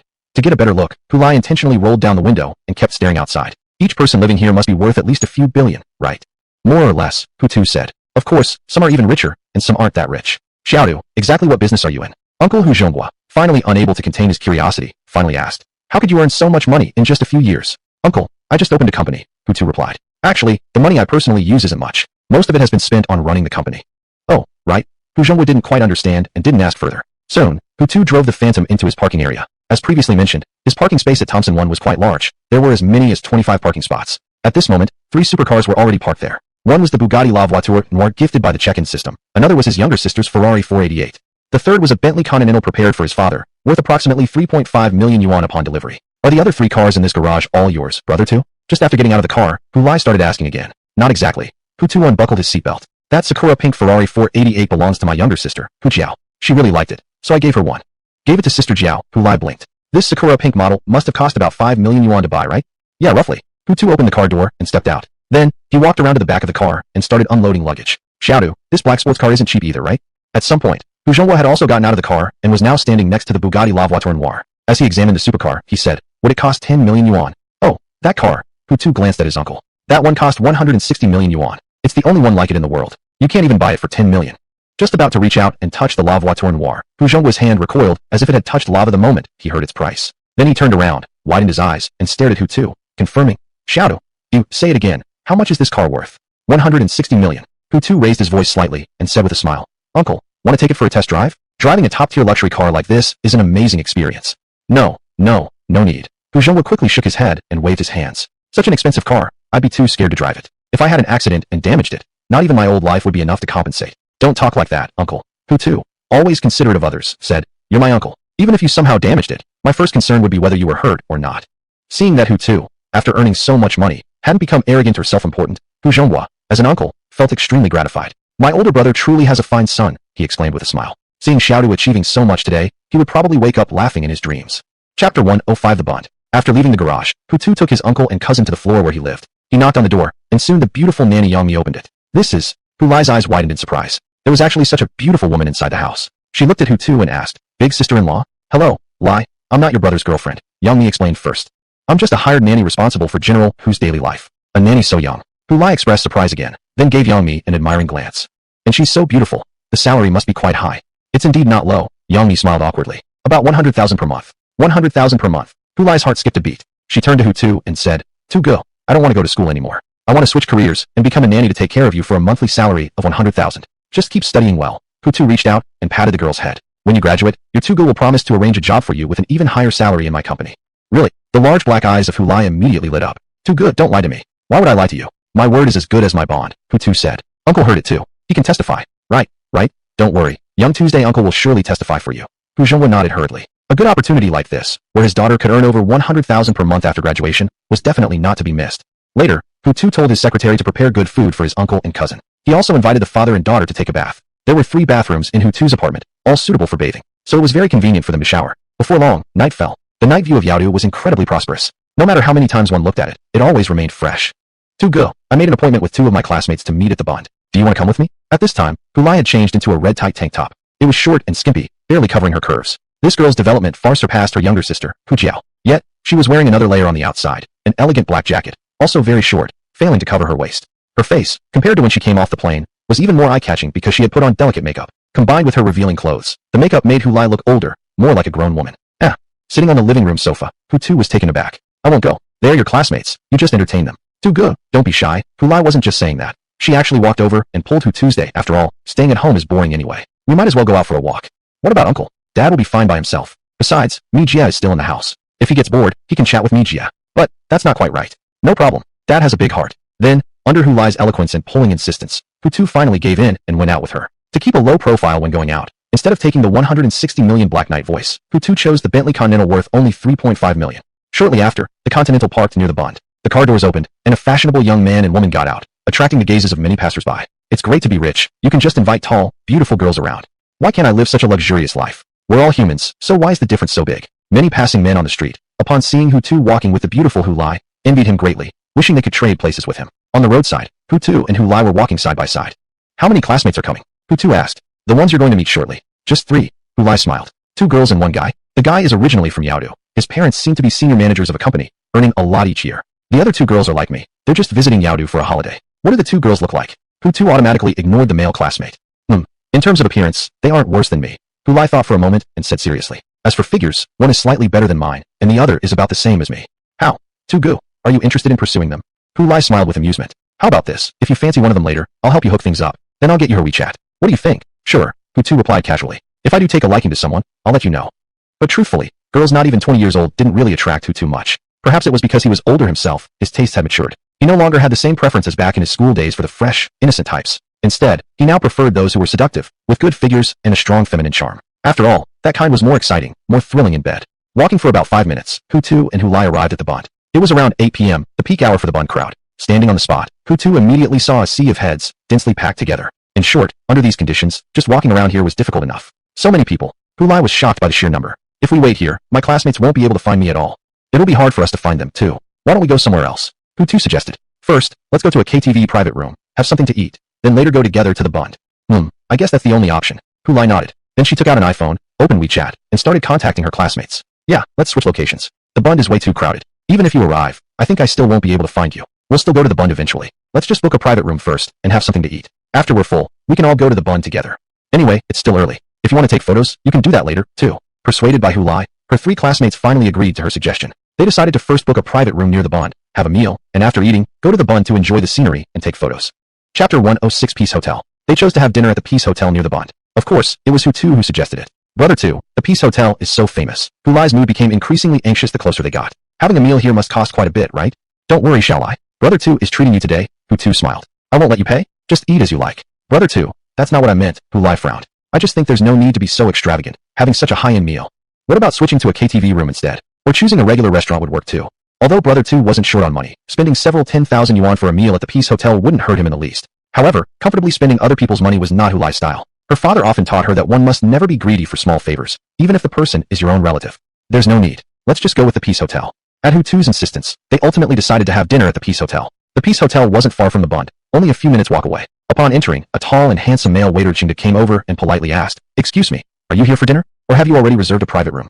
"We're here to have dinner." Hulai, who wasn't rich, didn't even dare to speak. It was Hutu who replied, "Please arrange a private room for us." "Certainly, sir." The male waiter kept bowing slightly while inviting, "Please follow me." Then, Hutu and Hulai followed the male waiter deeper into the restaurant. The Peace Hotel is famous because it was established as early as the Republic of China era. Moreover, its architectural style has always maintained the characteristics of that era. Over the years, although it has undergone multiple renovations, its appearance has basically remained unchanged, still possessing great value for sightseeing. They chose a room on the 2nd floor. The room number was 2023. Before the male waiter left, Hutu handed him 100 yuan as a tip. For a male waiter, Hutu considered giving 100 yuan a generous gesture. "By the way, 3 of my friends will be coming later. If they're looking for Hu Jiao, please let them know to come to this private room." Hutu quickly reminded the waiter before he left. "All right, sir. I'll keep an eye out for them." The male waiter was still very polite. As he left, he carefully closed the door of the private room without making the slightest sound when shutting it. After waiting for about 10 minutes, Hulai's 3 classmates still hadn't arrived. Hulai became somewhat anxious and took out her phone, opened WeChat, and began to push them urgently. Luckily, after waiting another 3 or so minutes, these 3 important people finally arrived. Just as Hulai had described, 2 of them were girls, and 1 was a boy. The boy was tall and slim, with fair and clean skin, his neat hair styled in a middle parting, and he was a bit handsome. In terms of clothing, he dressed according to his age, mainly in fashion, AJ shoes, a GXG plaid jacket, and Visa jeans. Just the set of clothes alone was worth almost 10,000 yuan. As an undergraduate student, this was already a rather high level of spending. The other 2 female students were exactly as Hulai had described, quite attractive, with scores above 80. The one closer to 1.7 meters tall, with a more delicate and curvaceous figure, had a higher first impression score in Hutu's eyes, the ultimate straight man, as 85. Of course, the other girl wasn't short either. Even wearing Converse canvas shoes, she still looked tall. However, this girl was somewhat androgynous looking, with a slightly arrogant expression. With a front figure that wasn't impressive either, such an outfit naturally often made guys treat her more like a buddy. "Let me introduce you to the one I mentioned on WeChat," Hulai, having just welcomed the 3 in, enthusiastically introduced. "This is my cousin Hu Tuesday. You can call him Brother Tuesday. We're having dinner today at the Peace Hotel because he's treating us. Quickly greet him and get to know each other." After Hulai finished speaking, both girls gave a nod. Since someone was treating them to dinner, of course they needed to be a little polite. "Hello, Brother Tuesday. I'm Su Xiangqing, the Xiang from Perfume, and Qing from Sunny Sky. Hello, Brother 2. I'm Gu Qishan. Qi means devoted, and Shan means coral." Hutu did not ignore either of them. He already stood up and smiled at the 2 female university students. "Hello, Brother 2. I'm Chu Yunqin. Yin is from the name of actor Zhang Ruiyun, and Chun means dust." Chu Yunqin's introduction was more direct compared to the 2 girls. He said, "Actually, Brother 2 doesn't need to treat us. Although the Peace Hotel is a bit expensive, I can afford to splurge once in a while. So today, let me be the host. After all, Most of the people here are my classmates, and I'm also a local from Yaodu. As for you, brother two, we're not in the same circle. It's just not right for you to pay. Yin-shun, let my brother treat us. Hulai also considered the other's perspective. My brother has already entered the workforce and earned some money. A meal here is nothing to him, but we're just students. Even the money we spend on meals at school comes from our parents. We don't have extra money lying around, and a meal here won't cost less than 20 or 30,000 yuan. For students like us, that's no small amount. Hulai, if you understood my family background and knew what my parents do, you definitely wouldn't say that. Chu Yin-shun wasn't the least bit intimidated by the price tag of 20 or 30,000 yuan for dinner. He insisted, in any case, I have the money for the meal. You don't need to worry about it. You don't need to worry either, brother two. Chu Yin-shun turned to Hutu again. I hope you'll give me the honor and let me treat this dinner. All right, if you insist, said Hutu, not one to argue over trivialities. It doesn't matter who treats. The main point is that we all get together and have a meal. Brother two truly is someone who's experienced. Chu Yin-shun smiled and walked over, giving Hutu a hug. If it were someone my own age, they certainly wouldn't give me, Chu Yin-shun, this kind of face. After the hug, the two parted ways. The next step was ordering the dishes. In this aspect, both Hutu and Chu Yin-shun acted like gentlemen, letting the three female students choose and order whatever they liked. Men tend to be more casual about food. As long as it's edible for an average person, they can eat it. Oh my, this is so expensive, Su Xiangqing, the girl with the better figure, said as she held the menu, her hands slightly trembling. Even a dish of marinated cucumber costs over 100 yuan. Chapter 107, Reasons Not to Eat. It's definitely quite expensive. Gu Qishan nodded in agreement, her eyes fixed on a vegetable dish listed on the menu. Even a simple vegetable dish costs 90 yuan. Qishan, Xiangqing, don't order these, Chu Yin-shun said, as the one hosting the meal. Wanting to show off a bit in front of the three very pretty girls, he added with a bit of pride, you should flip through the front pages and pick some meat dishes. Just go ahead and order whatever you like. Don't worry about the price. Money isn't a problem for me. So saying, he even stood up to help the three girls flip through the menu himself, turning to the beginning where all the meat dishes were listed. The cheapest meat dishes here were still more than 400 yuan. Things like lobster, sea crab, spare ribs, pig's feet were even more expensive, especially seafood, which often went into thousands of yuan. Under Chu Yin-shun's guidance, they ordered nearly 20 dishes before finally handing the menu back to the waiter who had been waiting patiently, letting her arrange for the dishes to be served. Did we order too much? Su Xiangqing frowned slightly. I roughly calculated, these 20 dishes will cost around 28,000 yuan. Xiangqing, don't mention how much it costs, Chu Yin-shun chuckled, sincerely saying, you, Qishan, and Hulai are visiting Yaodu for the first time. As a genuine native of Yaodu, it's my duty to properly host you when good friends come from afar, right? Would it look proper if for our first meal together, I had taken you to a roadside eatery? Definitely not. Yeah, Xiangqing, don't worry about it. Gu Qishan was more open-minded than Su Xiangqing, and she said boldly, how often does Chu Yin-shun show this much thoughtfulness? How could we possibly disappoint him? Su Xiangqing didn't speak further, but remained somewhat reserved. She had known since childhood one truth. Once you accept something from someone, you lose a bit of your standing with them. She felt as though accepting such a costly meal from Chu Yin-shun, costing over 20,000 yuan without any reason, put her in his debt. Even though Chu Yin-shun wouldn't directly say that because he had treated them, Su Xiangqing owed him something. But what if later on, he brought it up? How would she respond then? Thinking it over, Su Xiangqing decided she should give Chu Yin-shun something as a return after dinner, something a little more valuable, maybe around 3,000 yuan worth. Something more expensive was not an option, due to financial constraints. Brother two, I assume you've got a pretty decent job here in Yaodu? Chu Yin-shun steered the conversation toward Hu Tuesday. Would you like to tell us students something about your work? Tell us a bit about it. Me? Hutu took a sip of tea and modestly replied, I'm not really skilled at much. I just started a small company and became a small boss. You started a company. Chu Yin-shun's pupils widened slightly as he inquired further. What kind of company? Just roughly speaking. Let's put it this way. Hutu thought it best to respond like this. You could say I'm in the transportation business. Oh, I get it. Chu Yin-shun immediately grinned, and he stopped asking further. When it came to the transportation industry, obviously he meant delivering parcels. Most likely a local branch of a courier company. Otherwise, Hulai's older cousin wouldn't have introduced himself as a small boss. As they chatted, the dishes they ordered were successively brought out by the waiters, one plate after another. Once the first dish was served, the second, third, fourth followed quickly, and before long, more than half of the 20 dishes were already on the table. Hutu, Hulai, and their classmates had already started eating with chopsticks. The dishes were pretty good, satisfying a broad range of tastes. Even a seemingly simple vegetable dish was made with elegance and a sense of sophistication, making people feel like they couldn't afford it. Of course, both the taste and the ingredients of those vegetables were top-notch. Ah, what a pity. As they were eating, Gu Qishan suddenly let out a long sigh. Looking troubled, she clearly had no mood to continue eating. What's wrong, Qishan? Su Xiangqing, sitting beside her, asked with concern. Are you feeling unwell in your stomach or somewhere else in your body? No, I'm fine physically. Gu Qishan shook her head and explained. I'm just really disappointed. We made this trip to Yaodu with so much anticipation, but I won't be able to attend my idol Lu Sun's concert. Before I came to Yaodu, I specifically camped online to grab tickets for his concert. But I stayed up the whole night for nothing. When I finally got to the ticketing window, my phone screen froze. By the time it responded and I managed to get to the window where tickets were being sold, they were already all sold out. My phone was frozen for less than 10 seconds. Yet how could those girls be so crazy? Why couldn't they leave even one ticket for me? It's just a celebrity. There's no need to make such a big deal out of it. Su Xiangqing really felt speechless about Gu Qishan's reason for not eating. Frankly speaking, she herself could never act fanatically towards a man who didn't even exist in her life. Xiangqing, how can you say that? Gu Qishan immediately got upset and straightened her posture to say, what do you mean, just a celebrity? Yes, I admit, Lu Sun is a star. But Lu Sun is completely different from those superficial pop stars like Wu Zhanquan. Wu Zhanquan became popular solely because of those young girls who only care about good looks. They're too young to tell right from wrong. But as for our Lu Sun, his popularity almost entirely comes from himself. Do you know? Before becoming famous, he was a trainee in Korea, called Goryeo Kingdom Abroad, for nearly 10 years. During those 10 years, aside from eating and sleeping, he spent every moment practicing, either singing, dancing, or learning musical instruments. And even after achieving fame, he never stopped striving, continuously learning and improving just like before, always trying to show us his best side. There was once when Lu Sun was filming a TV drama called Plot to Swallow the Heavens. During filming, there was a scene where he needed to perform a sword dance. To enhance the visual effects of the sword dance, he, a complete novice who had never held a sword before, practiced nonstop for 3 days without eating, sleeping, or resting. Although, in the end, Lu Sun's sword dance remained merely average. But compared to those who only rely on stunt doubles, he was thousands of times better. Another time, during the recording of a variety show, while playing a game, his finger accidentally got cut by a sharp object, leaving a wound nearly 3 centimeters long. At that time, the production crew, the on-site host, as well as Lu Sun's agent and assistants were all very concerned about his safety, suggesting he go to the hospital for a checkup.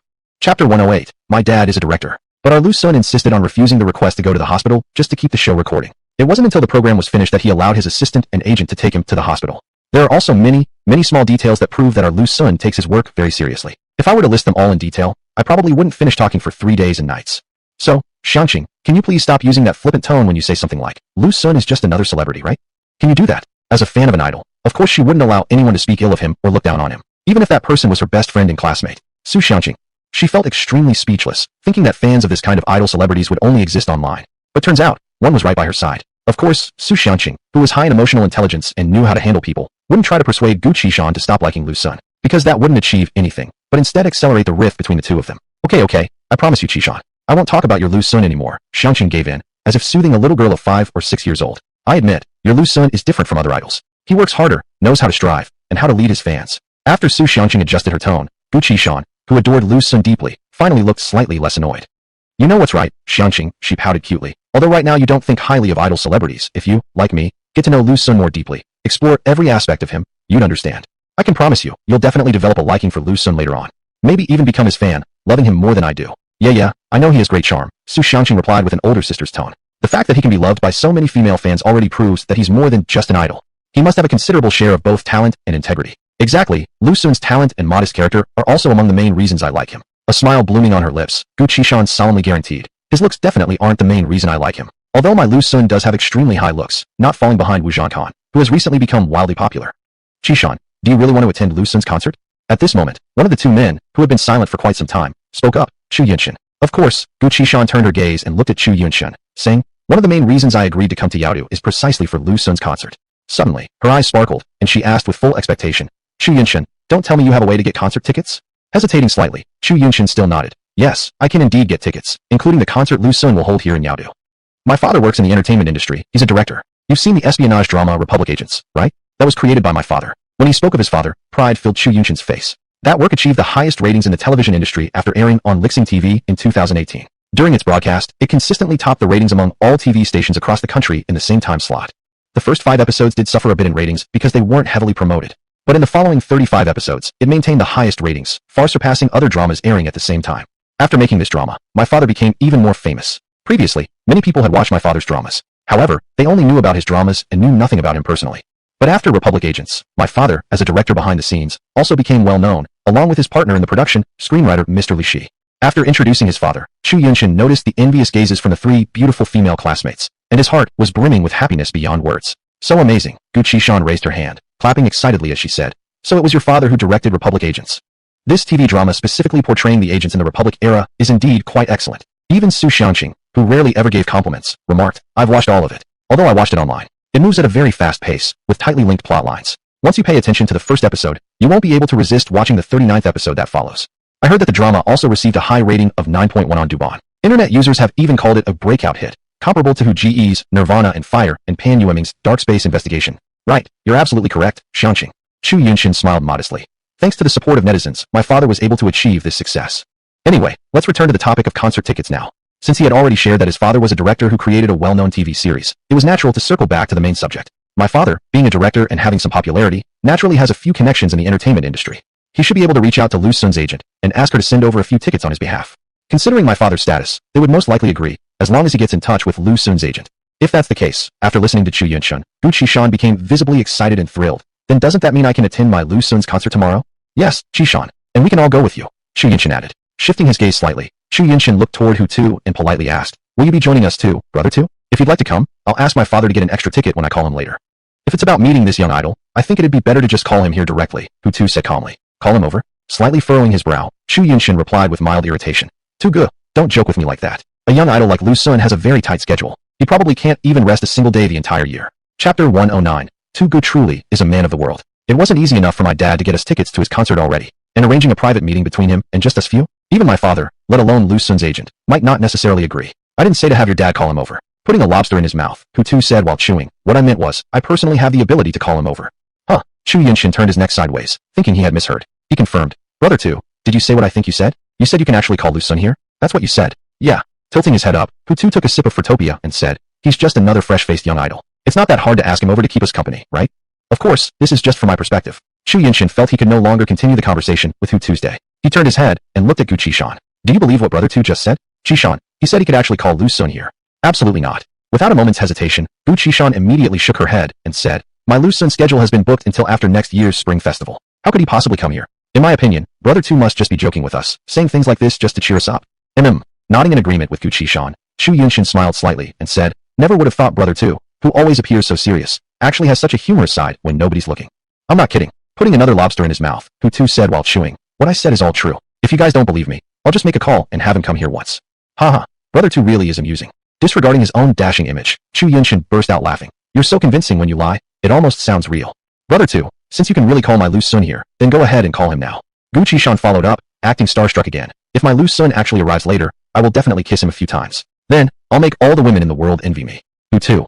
He could only feel stunned by such a crazily fanatical woman. But still, it was understandable since they were only about 18 or 19 years old. Back when Hu Tu was around their age, he himself had favorite celebrities too. People like Su Song, Jay Cho, Stephen Chow, and so on. Back then, he had been really crazy about these three stars. But as he grew older, this kind of admiration had gradually become more and more mellow, eventually turning into a quiet fondness like now. Alright then, I'll make a call to summon this Lu Sun to come here once. Speaking, Hu Tu had already reached into his pants pocket, pulling out his phone. Later, when he comes, I'll also fulfill your wish and let you kiss him a couple of times.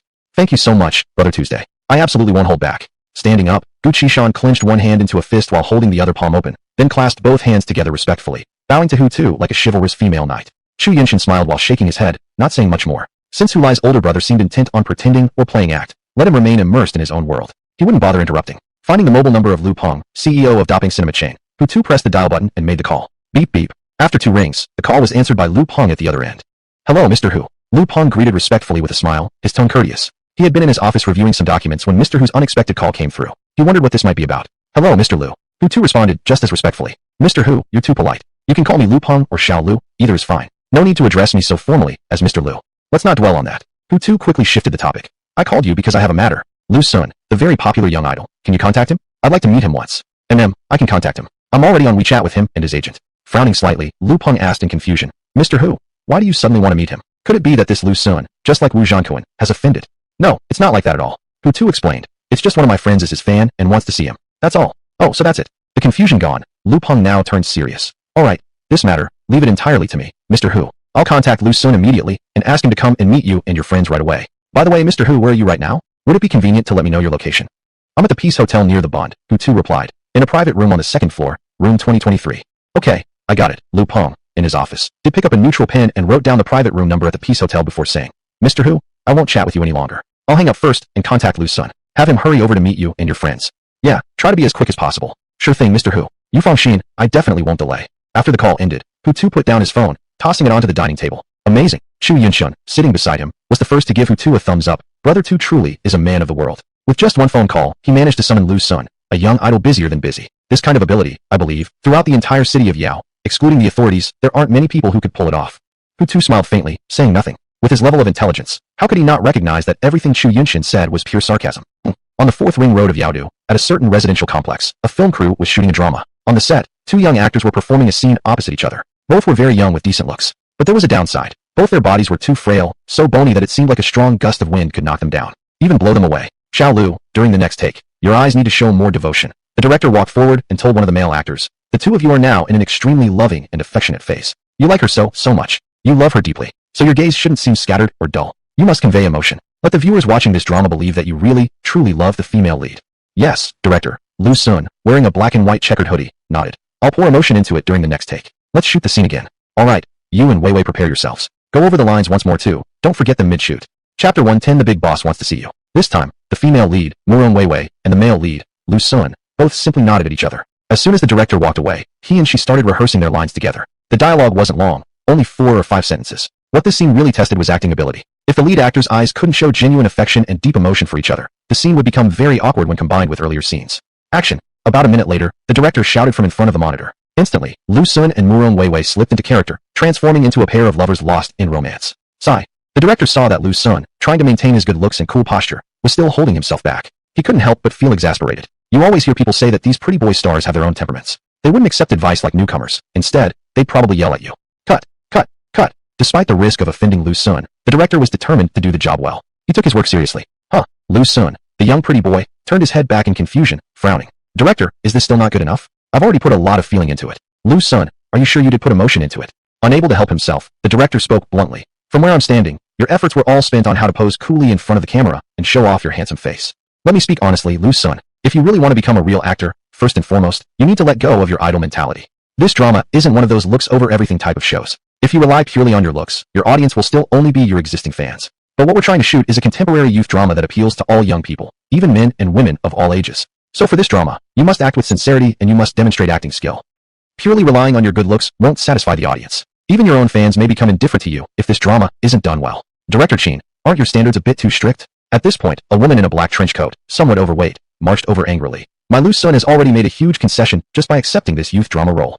Now you want to train him here on set, and push him to reach the acting level you're satisfied with. As an idol, how could he possibly manage that? The woman in the black coat was Lu Sun's agent, Kong Zhu. Not particularly old, she appeared about mid-30s. Yet, this woman had a pair of eyes sharper than most men's, clearly a tough woman to deal with. Alright, let's do it your way then. After failing to teach someone, and instead getting lectured himself, Director Chin no longer felt like wasting energy trying to shoot properly. Kong Jia, please go back to the production van. Leave the set work to us. Lu Sun's response, however, was completely different from his agent's. Having been in the entertainment circle for so long, he'd grown tired of all the flattery. Most of these compliments were just people kissing up because he was popular. As for their real opinions, who would reveal that on camera? Now, there was a director willing to remain objective and point out his shortcomings without hesitation just because he was famous. Lu Sun realized this director could provide immense help to him. After all, he was no longer the young rookie when he first debuted. He was now a man approaching 30. If he continued relying solely on looks without cultivating real ability, sooner or later he would lose his foothold in the acting world and eventually be forgotten. Additionally, the sudden rise of Wu Zhankun recently made Lu Sun more convinced than ever that internet celebrity actors, as netizens joked, were just flash-in-the-pan phenomena. Such celebrities could only remain popular for a few years while their looks were still at peak condition. Once their looks faded or viewers tired of seeing them, they'd quickly get cast aside by the market. Moreover, even during the peak of their appearance, one would constantly worry about which other stars might suddenly become overnight sensations. Then they'd find themselves beaten down by someone standing atop them. So currently, Lu Sun genuinely wanted to transition, to become a method actor. When it came to music, he clearly understood he had no natural talent in that field. So naturally, he needed to seek a breakthrough point in acting. Xiao Lu, are you telling me to go back to the van? Kong Zhu pointed at herself in disbelief. Yes, I hope Kong Jie can respect me enough to let me finish shooting this drama well, Lu Sun replied. Okay then. Kong Zhu was an extremely intelligent woman. From the look in Lu Sun's eyes alone, she could already guess what this internet-famous actor was thinking. So she didn't bother him further and rationally turned around and left. Director Chin, please continue according to your own standards. Don't lower your requirements. Turning his head, Lu Sun said to the director, if 1 or 2 takes aren't good enough, we'll shoot 10 or 20 takes. Alright, Lu Sun's attitude toward acting reignited the temporarily exhausted Qin Dao with new energy. He even smiled and said, then let's continue. Remember, forget you're an idol. Relax and focus all your attention on the female lead. You can even imagine yourself as a pervert, staring at her with lustful and desperate eyes. Of course, don't overdo it or you really will become a stalker. Alright, director, I'll give it a try, Lu Sun said, giving an okay sign. Just as they were about to begin filming again, Kong Zhu, who was slightly overweight, hurried over once more. Xiao Lu, come here first. Don't shoot for now. Barely catching her breath, Kong Zhu waved and shouted, this is something really important. We can't afford to delay it. Lu Sun didn't immediately walk over. Instead, he turned to the director, who chose not to be stubborn at this moment. The director simply raised his hand and motioned for Lu Sun to go. Lu Sun then jogged over to where his agent Kong Zhu was. Kong Jia, what's going on? Lu Sun asked. It must be quite urgent for you to come rushing over like this. It's something really big. I really had to rush, Kong Zhu panted. Listen, a big boss wants to see you. Reportedly, this big boss has a close female friend who absolutely adores you. She's a big fan and wants to meet you. And the big boss has agreed to his friend's request. Kong Jia, Lu Sun frowned slightly. Meeting a fan privately doesn't seem appropriate. Plus, no discussion. You must go. Kong Zhu almost snapped decisively. This big boss isn't just anyone. From what some in the industry say, he can rule the entire entertainment business with one hand. If he wants to black someone out, they vanish. Chapter 111. Lu Sun really came. Hearing this, Lu Sun's expression slightly changed as he nervously asked, Miss Kong, could the person you're talking about be the same boss who recently blacklisted the rising hot star Wu Zhankun, Mr. Hu? Kong Zhu nodded heavily. Yes, exactly him. That's why I was in such a rush to come find you. Alright, I understand. I'll go with you right away to meet Mr. Hu. Let me first go say something to Director Chin. Lu Sun went to Director Chin and explained the situation. Upon hearing that Mr. Hu, that mysterious powerful figure, wanted to see Lu Sun, the director was greatly surprised. He naturally didn't dare delay Lu Sun any further or try to keep him to continue filming. Otherwise, he himself would end up just like that red-hot young star, Wu Zhanquan, blacklisted from the entertainment industry, never again able to work as a director. After bidding farewell to Director Chin, Lu Sun and his agent Kong Zhu quickly headed toward the subway station in a minivan. Yes, Lu Sun had decided to take the subway since it was faster. From the 4th Ring Road to the Bund, it only took about 30 minutes. But if they took the roads by car, even without traffic jams, it would take almost 2 hours. And in case of a jam, the time would be even longer. At the Bund, at the Peace Hotel, in private room 2023 on the 2nd floor. By now, it was already half an hour later. More than 20 dishes on the table had already been almost completely eaten. Only some soups, bones, and 1 or 2 meat dishes left. Dishes that just didn't suit everyone's taste. One was soft-shelled turtle, and the other was maggots. Yes, you read that right. The final dish was indeed maggots. The kind you'd see moving around in old-fashioned rural toilets without septic tanks. That dish was quite expensive, costing no less than $900. However, the issue wasn't that it tasted bad. It was simply a bit too disgusting to look at, making it hard for people to feel hungry. Everyone's about full, right? Chu Yinshin glanced back and forth between the others as he said, "If you are, then I'll just pay the bill. If not, I can order a few more dishes." "We're full. I'm stuffed already," Su Xiangqin quickly said, fearing Chu Yinshin might order more. "Don't order anything else anymore. Even if you do, we couldn't eat it." Xiangqin's right. I feel like I wouldn't even need a midnight snack tonight," Gu Qishan said, gently rubbing her slightly bulging belly. "Okay then, if everyone's full," Chu Yinshin stood up and said, "then I'll ask the waiter to come over and settle the bill." When it came time to pay, Chu Yinshin acted quite generously. The total bill came to around 26,000 yuan. Without even glancing at the bill presented by the waiter, he directly asked the waiter to scan a QR code and paid via WeChat. "Well then, shall we go now? Let's first go to the Bund and take some photos," said Hutu, who had been supposed to invite the young idol Lu Sun, a matter everyone seemed to have forgotten. Still taking charge, Chu Yinshin suggested, "After taking photos, we can then head to the Oriental Pearl Tower to see the night view of the Metropolis Financial District." I agree with Chu Yinshin," Gu Xiangqing said with a smile. "When you come to Yaodu, these two are must-dos. Otherwise, what's the difference between coming and not coming?" "Exactly, so let's hurry up then," Chu Yinshin urged. As he spoke, Chu Yinshin had already stood up and moved his chair aside, then turned to Hutu, who hadn't risen yet. "Brother Tu, don't dawdle anymore. Hurry up and stand. As for the big star Lu Sun, we'll skip meeting him today. Tomorrow, when he performs at his concert, I'll bring all of you again. Then, we can stare at him however much we want." "All right." Hutu, having no mood to wait any longer, also stood. "Let's go to the Bund. The room was stuffy anyway. I wanted to go outside for some fresh air for a while." After Hutu got up, Hulai, who usually didn't speak much, also stood. At this moment, there was a slight sense of disappointment in Hulai's heart. She had thought, assuming her cousin said he could summon young heartthrob Lu Sun, maybe the guy really would come. After all, her cousin was such a rich person. But in the end, things didn't turn out as she had imagined. Just as the 5 had one by one stood up and were heading out of the private room, the tightly closed door was suddenly knocked. Dong, dong, dong. "Is Mr. Hu inside?" Standing at the door was a slightly fat woman, none other than Lu Sun's agent, Kong Zhu. I'm here." The other 4 remained silent while only Hutu calmly answered, "Come in, the door isn't locked." "Yes, okay, Mr. Hu." With that, the private room door was pushed open. Following this, a woman wearing a black trench coat and a man wearing a black baseball cap, black mask covering his mouth, sunglasses over his eyes. In fact, almost his entire face was covered. Both entered in a hurried manner. After entering, the fat woman quickly closed the door behind them and locked it from the inside. "Who are you two?" As the only man present, Chu Yinshin immediately stepped forward, placing himself in front of the 3 girls, and coldly said, "Take off your masks and sunglasses. Don't try to be so mysterious." Even without Chu Yinshin saying so, Lu Sun and Kong Zhu would have removed their sunglasses and masks. After all, the person standing before them was a powerful entertainment industry tycoon. Lu Sun moved quickly, taking off both his sunglasses and mask simultaneously with both hands. Then, his clean, handsome face was revealed. Even without makeup, and even though he was nearly 30 years old, he still looked extremely attractive, very much like a young boy. "Mr. Hu, nice to meet you. I am Lu Sun." Lu Sun immediately approached Hutu and politely bowed slightly as he apologized. "Sorry I'm a bit late. I was filming at the 4th Ring Road. Luckily you and your friends are still here. If I had arrived just a moment later, that would have been a real problem." "I see," said Hutu calmly. "That explains why you were so late. I've been wondering. Truly sorry, Mr. Hu. Next time if you want to meet me, I promise to come as fast as I possibly can." And in fact, Lu Sun explained, to arrive earlier this time, Miss Kong and I actually took the subway. "I can understand." Hutu, not being unreasonable, said, "I don't blame you. Thank you for your understanding, Mr. Hu. Thank you so much." Lu Sun bowed twice in deep gratitude. While speaking, his breath was quite short, clearly out of breath, indicating that he had indeed run part of the way. Meanwhile, Chu Yinshin, Gu Qishan, Su Xiangqing, and Hulai stared in shock as the well-known young idol, Lu Sun, actually appeared right in their private room. For a moment, all 4 of them were stunned. They could hardly believe this was real, especially Gu Qishan, who secretly admired Lu Sun and considered him her idol. Chapter 112 The Big Star and the Fan. "It's actually, really happening," Chu Yinshin said, his face full of disbelief and surprise. "Who exactly is Hulai's older brother? A delivery guy with such powerful connections? All right, don't just talk to me." Hutu, pulling Lu Sun along, brought him to a group of girls. "Communicate with them a little, especially her. She's your fan, and she really admires you." Hutu pointed at Gu Qishan. This time, Gu Qishan became shy instead. Facing her idol standing in front of her, how could she possibly stay calm? She immediately lowered her head and fixed her eyes on the ground. Her face and neck had turned completely red from Lu Sun's presence. Hello, I'm Lu Sun. Facing the three girls, Lu Sun politely introduced himself. My profession is that of a celebrity, but in the future, I hope the public, upon hearing the name Lu Sun, will instantly associate it with him being an actor. This introduction was only really heard by Hutu, who remained sober-minded, and Kong Zhu, Lu Sun's agent. The girls, however, were too nervous to pay much attention to what he was saying. After all, it was the first time they had met such a popular young star. Can I take a photo with you? Su Xianqing, who previously claimed to have no particular interest in young heartthrobs, was the first one to speak up, pulling out her newly bought fruit-scented smartphone.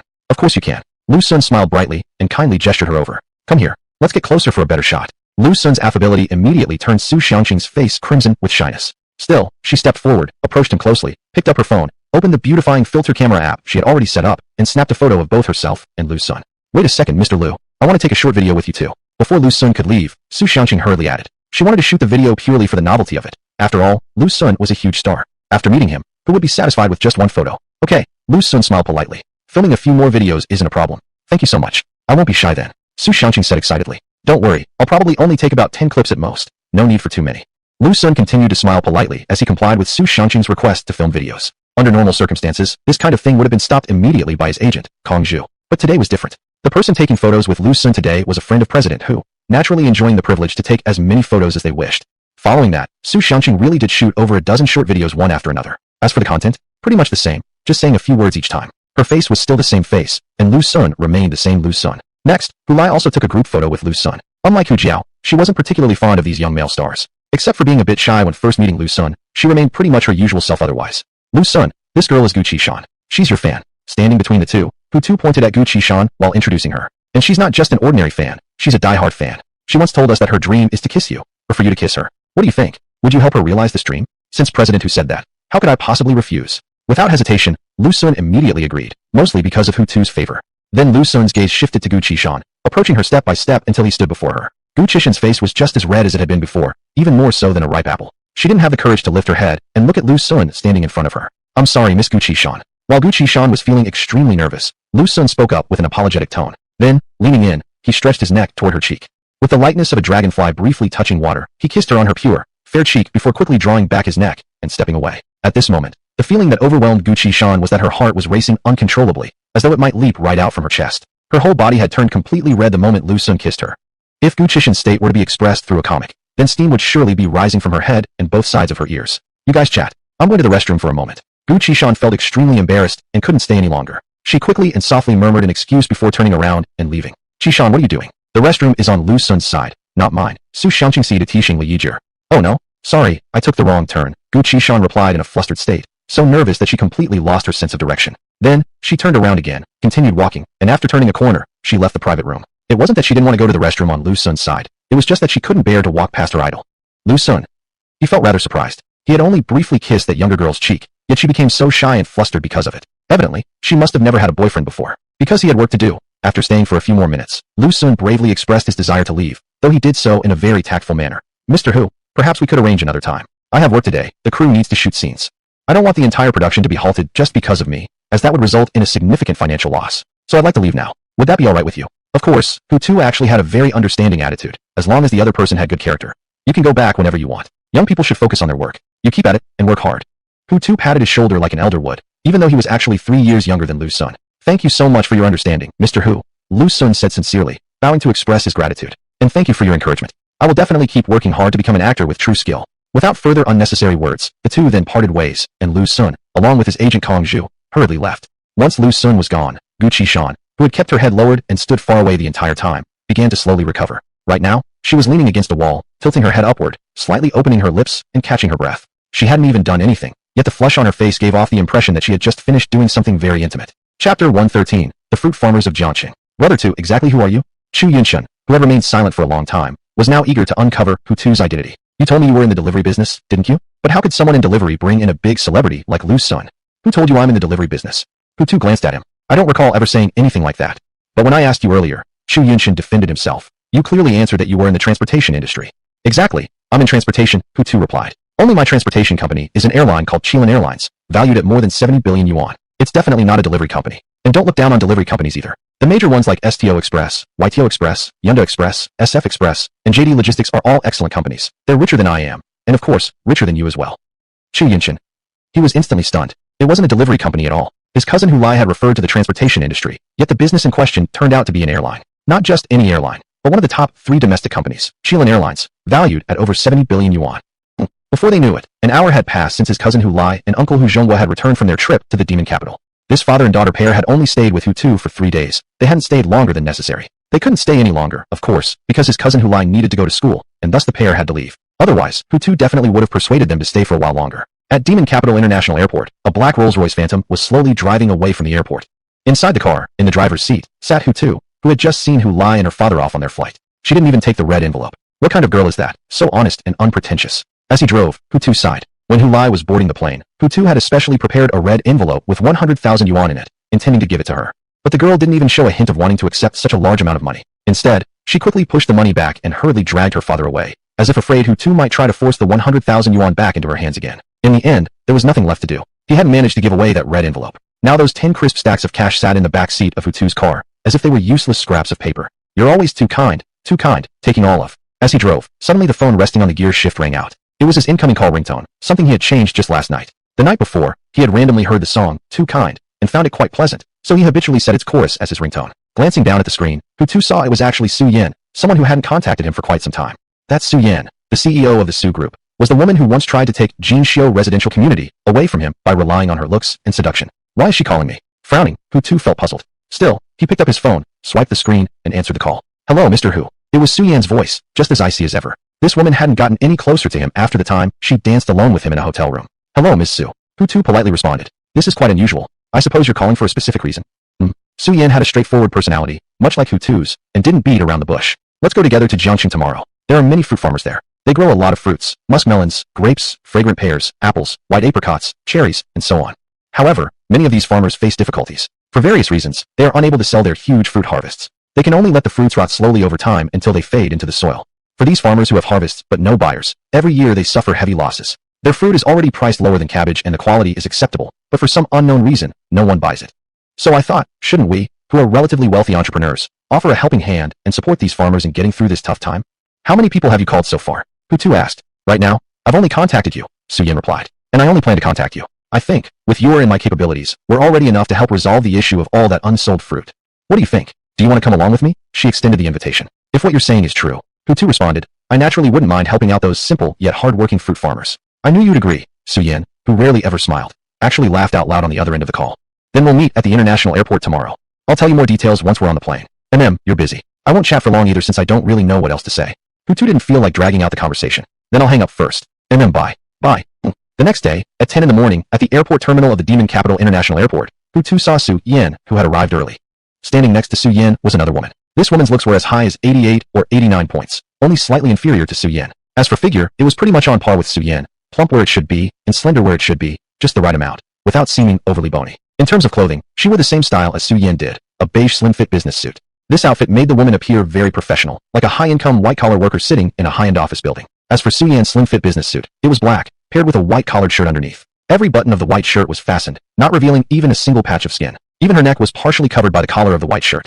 But the parts that were meant to stand out still stood out clearly. After all, certain things really existed, no matter how you tried to hide them. As a man, Hutu dressed relatively casually. His main outfit was still a black casual suit, and on his feet were a pair of white sneakers. Chapter 114. Are they really that rich? President Su. Hutu, approaching alone, waved to Sure as he was still chibubi away, smiling and calling out, Can you see me? President Su. Sure had certainly noticed, but her personality and the upbringing she had received since childhood prevented her from shouting in the airport like Hutu, who didn't care about others' gaze.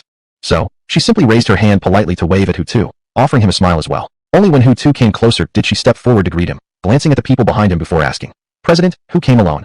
Yeah, just me. Hutu extended his hand and shook hers. It feels more comfortable coming alone. Sure didn't dwell too much on that topic. Whether or not Hutu brought others was his own affair and had nothing to do with her. Oh, by the way, who is this? Hutu's gaze turned to the good-looking female secretary. Just call her Xiaotong. She's my assistant, Su Yan said. Oh, Xiaotong, right. Then, the assistant named Xiaotong didn't even introduce herself, only nodding politely at Hutu and greeting him formally. Hello, President Hu.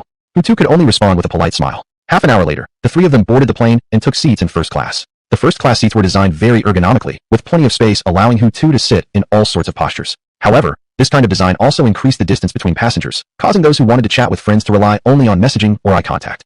Time on the plane was quite dull and boring. About 3 hours later, the plane arrived at its destination and landed at Jiangxing Airport. President Hu, should we first find a hotel and take a rest? Su Yan came over as soon as they got off the plane. asking, "Or should we rent a car and go meet the fruit farmers first, along with their fruits?" "Let's go directly to meet the fruit farmers," Hutu said. "Anyway, we can also rest when we get to their place." "Okay, then we'll head directly to meet the fruit farmers." After that, the three left the airport and paid to rent a minivan and also hired a driver, asking him to take them to visit the fruit farmers in Jiangxing. Jiangxing covered an extremely vast land area. Within the country, in terms of land size, it was definitely the largest one. The minivan drove for 5 or 6 hours straight, passing through a desolate desert before finally arriving at a small county showing signs of human habitation. "This is Malashu County." The driver, slowing the vehicle slightly, said, "Is this where you wanted to go?"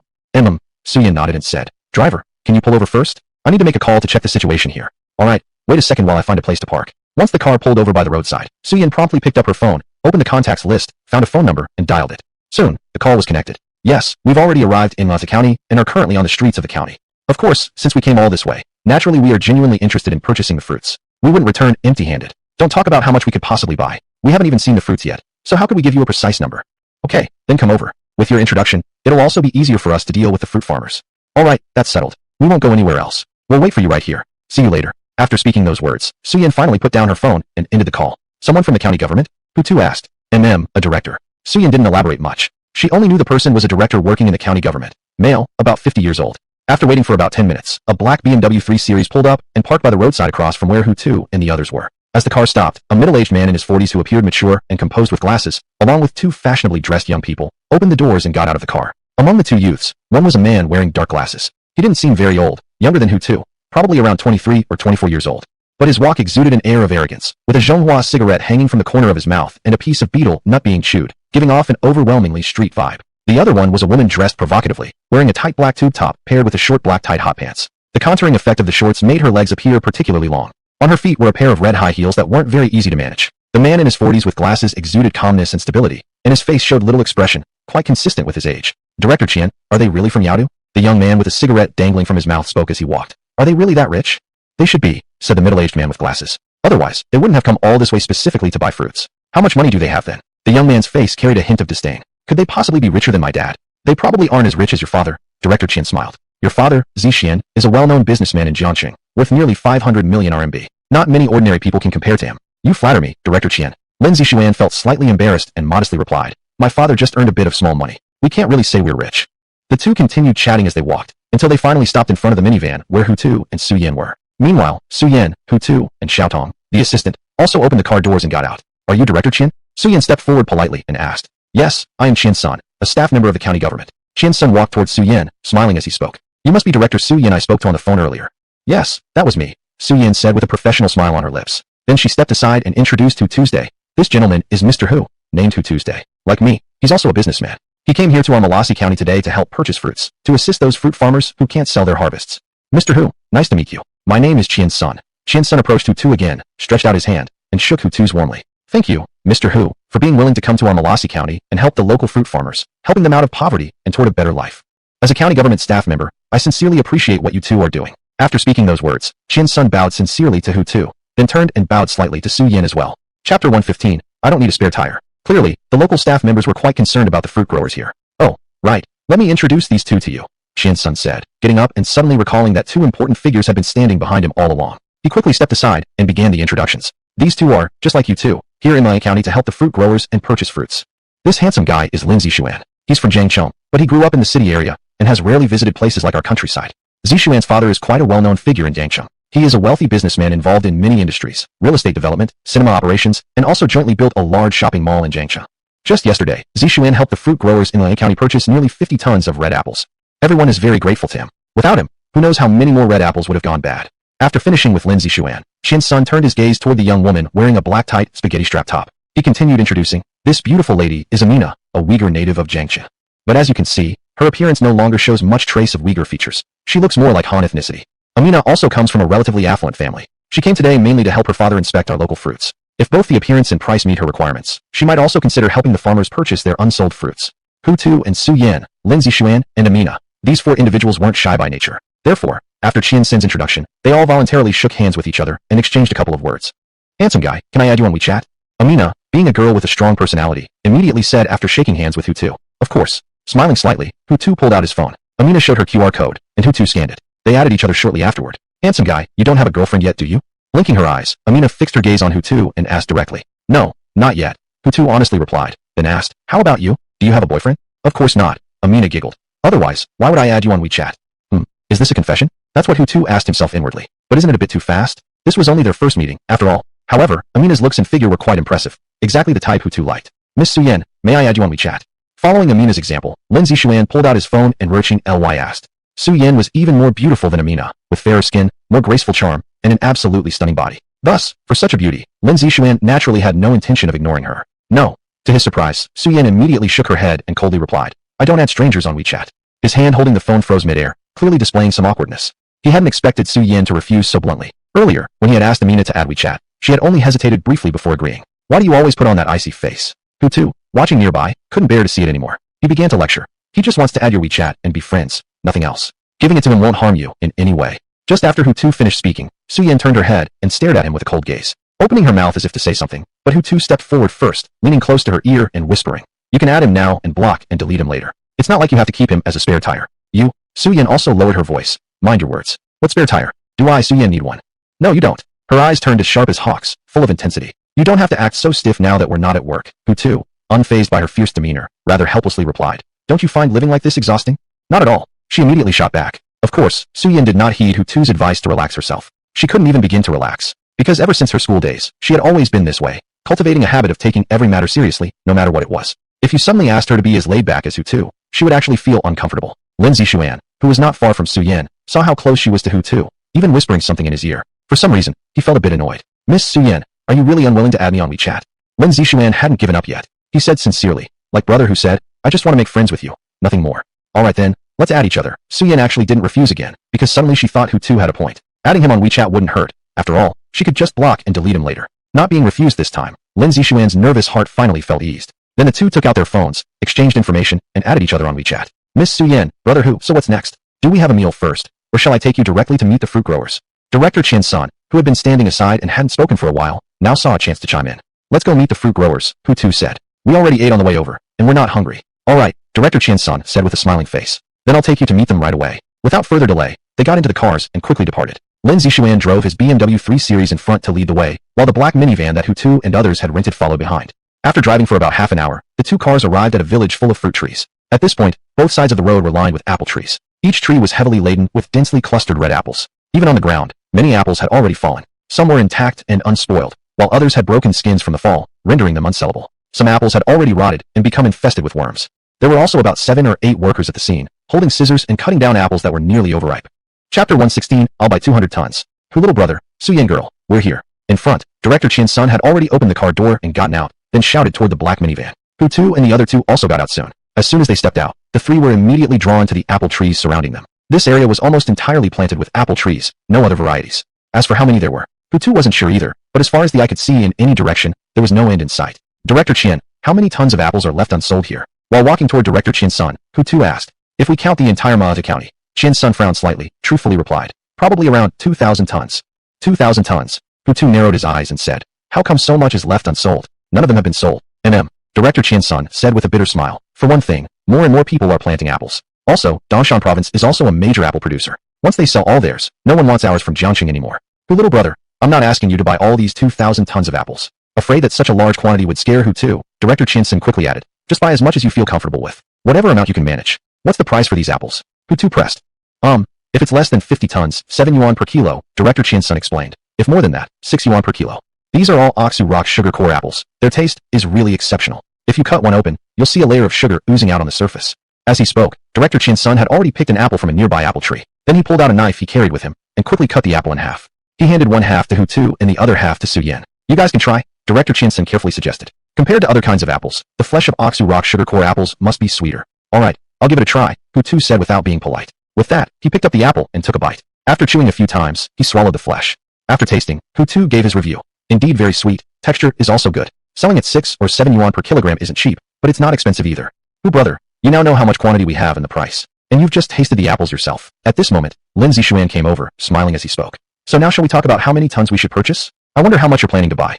Lin Zishuan wore a smug expression, as if he might make sarcastic remarks should Hutu buy less. How much are you planning to buy? Hutu didn't respond, instead counter-questioned. Me? Lin Zishuan lifted his chin up, then cast a sideways glance at Suyen, acting a bit showy as he said. I guess I'll just buy another 200 tons. My bank account has only about 1.2 million yuan left anyway. I can't afford more than that. 200 tons converted to kilograms would be 200,000 kilograms. 200,000 kilograms times 6 yuan exactly equals around 1.2 million yuan. When Qiansun heard that Lin Zixuan wanted to buy another 200 tons, his eyes widened involuntarily. Zixuan, are you serious? Director Qian confirmed. Yesterday you already bought 50 tons. Are you certain you want to buy another 200 tons today? Director Qian, I'm absolutely serious. Lin Zixuan stole a glance at Su Yan again, hoping to see her reaction, only to find her still wearing that cold expression and not showing the admiration he expected. Then he turned back to Qiansun and smiled. Helping the farmers solve the problem of unsold fruits is something I've always wanted to do. Unfortunately, there's only 1.2 million yuan left in my card. If I had more funds, I would definitely buy even more. What a fine son Mr. Lin indeed raised. With Lin Zixuan helping to resolve the problem of 200 tons of unsold apples, Director Qiansun couldn't help expressing his heartfelt gratitude. Zixuan, on behalf of all the fruit farmers in Lao County, let me thank you first. You are our county's benefactor. Without regard for his own dignity, Director Qiansun thanked Lin Zixuan while bowing to him. There's no need to be like this, Director Qian. Lin Zixuan quickly stepped forward to help Qiansun stand up, saying, I am from Jiangqing, and the fruit farmers in Lan County are also Jiangqing people. Now that our fellow townspeople are facing difficulties, I just spent a bit of money to help my own fellow Jiangqing citizens, which is totally normal, right? Could I possibly stand by and watch helplessly as the fruits of our fellow villagers' hard labor rot away? Let all their efforts throughout the year go to waste. If I really did that, then what meaning would my existence have? How could I still dare call myself a Jiangqing native? Although Lin Zixuan's words were somewhat exaggerated, Director Qiansun still listened carefully, and even took them deeply to heart. At that moment, he felt truly moved. Tears even welled up in his eyes. Well said. Very well said. Qiansun raised his head, straightened his back, and gave Lin Zixuan's shoulder a few firm pats. The Lin group will surely be proud of you, Zixuan. Your contribution will definitely be reported to the city authorities by the county leadership. And when we select this year's outstanding young people for our city, your name will certainly be on that list. Lin Zixuan hesitated slightly. In truth, he didn't particularly care about being recognized as an outstanding young person, but he quickly expressed his thanks. Thank you, Director. If I, Lin Zixuan, truly can be recognized as one of the city's outstanding young people, I'll certainly come visit you again. As for that, beside them, Hutu couldn't help interrupting. Let's talk about the outstanding young people selection on that day itself. Today, our main task is to discuss the purchase of the fruits. Don't you agree, Director Qian? Yes. Director Qian suddenly remembered that there were still 2 other merchants present wanting to buy fruits, and quickly got back on track. Hu young brother, the apples we have left unsold here in Malice County amount to only this much. Of course, besides apples, there are also large amounts of honey melons, grapes, pomegranates, and fragrant pears that remain unsold as well. But the biggest unsold portion is mainly apples. After Zixuan has already purchased 200 tons, we still have about 17 or 1800 tons left. Hu brother, as soon as Qiansun finished speaking, Lin Zixuan jumped in. Since you've come all the way from Yaodu, I think you must, at the very least, buy as much as I did, 200 tons minimum. What do you think? Chapter 117, do I look like a big boss who can't even come up with 1 or 200 million? 200 tons. Hutu blinked his eyes. What? Too much. Lin Zixuan's lips curled into an even more noticeable smile. He said, if you don't have that much money and can't buy that many, then buying about 100 tons should be no problem, right? 100 tons. Hutu couldn't help but frown. Come on. Lin Zixuan exaggerated his expression further. Brother Hu, could it be you don't even want to buy 100 tons? You're from Yaodu, the capital of our Xian nation. I, being from Jiangqing, have already bought 250 tons. You, as a capital resident, should technically buy even more than me. But now, you don't even have the money for 100 tons. Can you at least let me finish speaking? Finally, Hutu could barely restrain himself anymore and forcefully interrupted. How do you know I don't want to buy even 100 tons? Have I ever said that? Lin Zixuan was taken aback momentarily before replying. Alright, brother Hu didn't say that. So, brother Hu, tell me now exactly how many tons you'd like to buy. All of it. At this point, Hutu did not intentionally hold back and firmly said, whether it's the unsold apples or other fruits, I'll buy them all. As much as there is, I'll take all of it. Lin Zixuan. As much as there is, I'll take all of it. This phrase seemed to swirl around in his mind multiple times. Blinking his eyes, he confirmed. Brother Hu, what you're saying is, you want to buy up all the unsold fruits in Jiangqing, right? How? You don't believe me? Hutu gave him a sidelong glance, coldly saying, do I look that poor to you? Do I look like a big boss who can't come up with 1 or 200 million? Lin Zixuan was stunned again, not knowing how to respond. If this guy, who didn't seem much older than himself, could actually come up with 1 or 200 million to buy all the unsold fruits in Jiangqing, then he'd be completely proven wrong. And quite severely at that. We had an agreement. No hogging all by yourself. Su Yan, who had been silent for a long time, finally spoke up. Let's each buy half of the unsold fruits from Jiangqing. Although you aren't short on money, I also have my own use for these fruits. Therefore, I must insist on buying half, and I hope you can understand. What use do you have? Hutu asked her. That's a secret, Su Yan replied. I can't tell you right now. Fine. Hutu didn't feel like pressing further. Prying to the bottom of things was simply not his style. Director Qian, Hutu's gaze returned to the front. About these unsold fruits, let's settle it like this. Except for the 200 tons of apples that Lin Zixuan has already taken, the rest will be considered ours. You have all the local farmers prepare. Figure out exactly how much fruit each family has. After that, Su Yan and I can proceed to pay them accordingly. You and Miss Su. Director Qiansun's pupils widened like he had seen a ghost. You really intend to buy all the unsold fruits of our Manhwa County? Yeah, buying all of them probably won't cost even 100 million. Hutu calmly smiled. Since it's not that much money anyway, naturally I'll buy everything. Saves the hassle of going to other places for fruit purchases in the future. Hearing this response, Director Qiansun, who in recent times had aged 5 or 6 years due to the issue of unsold fruits, instantly felt the heavy clouds above him dispersing. Moreover, streams of dazzling sunlight poured down from the sky, and all of them fell right on him. And these rays of light revived the once declining director, Qian's son, as if from the brink of death. General Manager Hu, thank you so very much. Perhaps because of excitement, as soon as he calmed down, Qian's son tightly gripped Hutu's hand and gratefully said, the fruit farmers of our county encountering a young and capable man like General Manager Hu is truly the greatest honor of our lives. Director Qian's words were still dramatically exaggerated, but his emotion was genuine and deep. Right now, he had already been moved to tears by Hutu's actions, drops of tears sliding continuously from his eyes like an endless spring. As for Hutu, he immediately took out a pack of tissues, pulled one out, and started wiping the director's tears. While wiping, he smiled and said, Director Qian, would you please stop crying? I think it'd be better if you went to inform the local farmers first and let them get ready. Otherwise, when I bring the trucks, they might not even be done packing yet. Don't you think so? As soon as Hutu said this, Director Qian's tears immediately stopped flowing, just like water from a tightly minging faucet. Then, switching to a smiling face, he nodded eagerly and said, General Manager Hu is absolutely right. This isn't the time to cry. I should go inform the local fruit farmers and let them prepare their fruits. Mr. Hu, then I'll excuse myself for a moment. I'll go make a phone call to instruct the county staff to deliver the notification about your arrangement as quickly as possible. Let all the fruit farmers in the county know that their fruits have been purchased by a big boss. You go ahead. Hutu waved his hand. Yes, okay. As soon as Director Qian left, only the four of them remained on the scene, looking at each other in silence. Lin Zixuan, who had been confident at first, now turned into an embarrassed young man who could barely lift his head. He never imagined that this young man surnamed Hu from Yaodu would be so generous, buying up all the unsold fruits of Mars County outright. He roughly estimated that the money involved couldn't be less than 70 to 80 million. Another reason making him feel ashamed to lift his head again was Su Yan.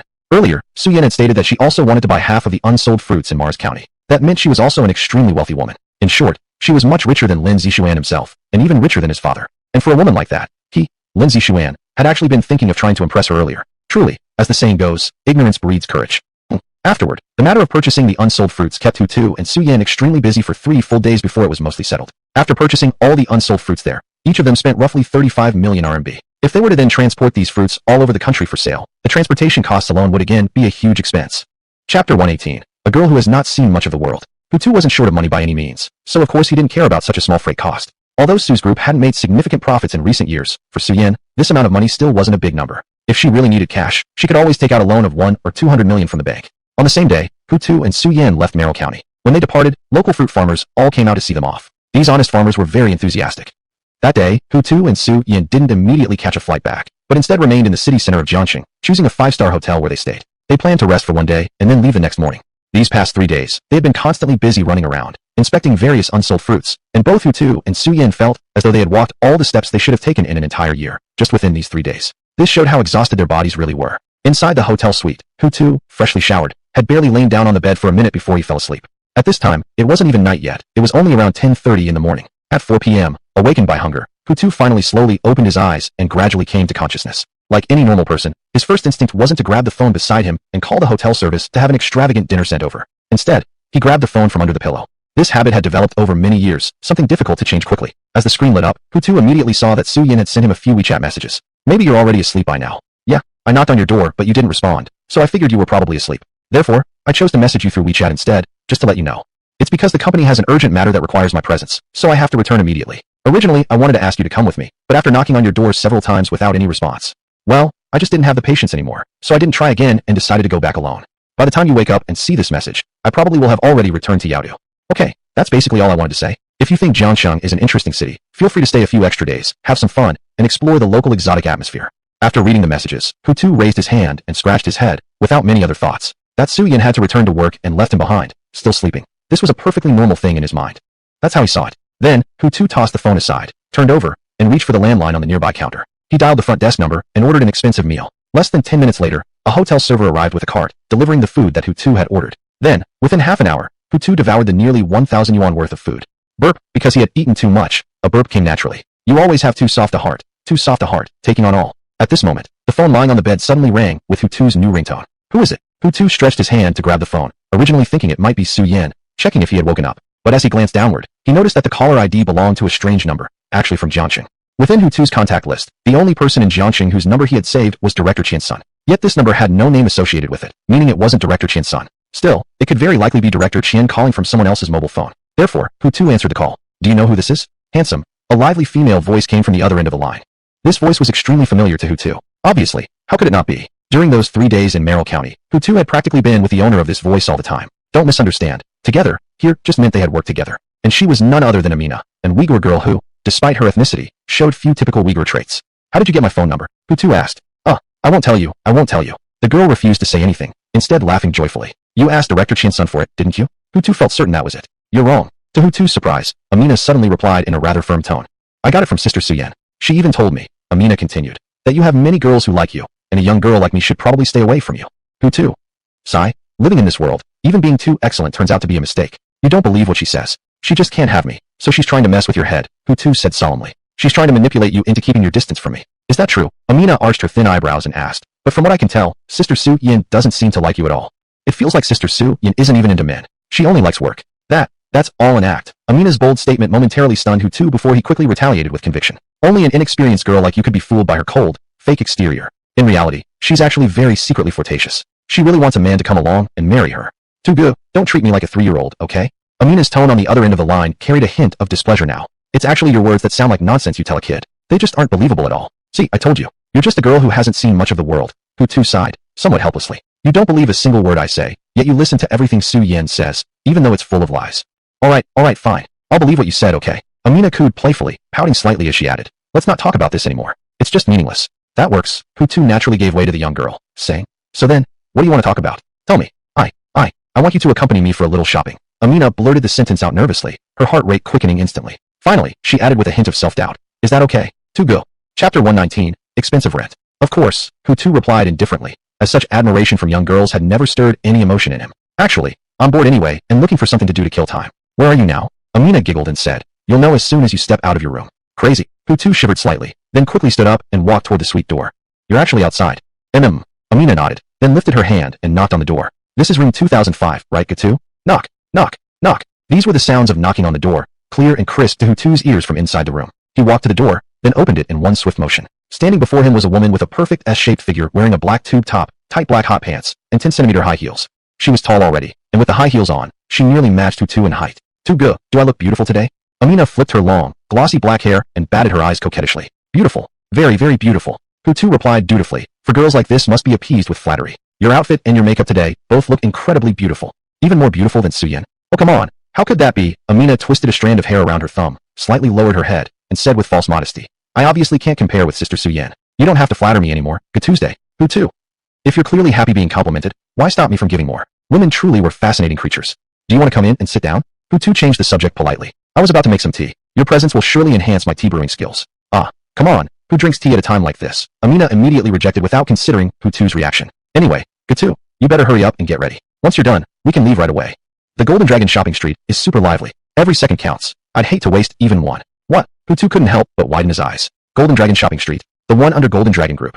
Yes, Amina replied calmly. Xing City is the capital of Daxiao province, at least third tier, if not second tier. If a rich company like Golden Dragon wants to invest here and build a shopping street, what's so surprising about it? There's nothing strange about that. Hutu shook his head slightly, wiping the surprise from his face. I'm just a bit surprised that Golden Dragon Group's operations have expanded this far into Daxia. Hutu, there's no telling how many surprises Xing City holds for you. Just focus on moving forward for now. Seeing Hutu dragging his feet, Amina grew increasingly impatient.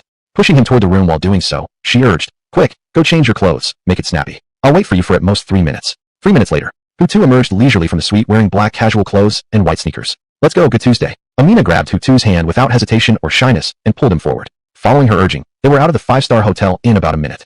Amina had driven her own car over, a white Mercedes-Benz E-Class, mid-range configuration, priced at over 500,000 yuan when registered. After they both got in the car and fastened their seatbelts, Amina started the engine. This girl drove rather well, maintaining a steady pace without any urgency. She appeared rather relaxed and, dare one say, even seemed a bit enjoying herself.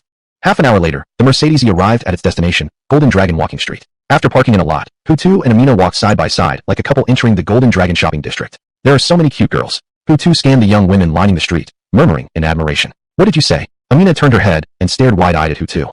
Nothing, Hutu shrugged and complimented. Just that there are indeed so many gorgeous girls in Xing City. Psish, hearing this, Amina rolled her eyes dramatically. Men, every single one of you are the same. The minute you're out on the street, all you think about is checking out women. It's like none of you have seen women in 800 lifetimes.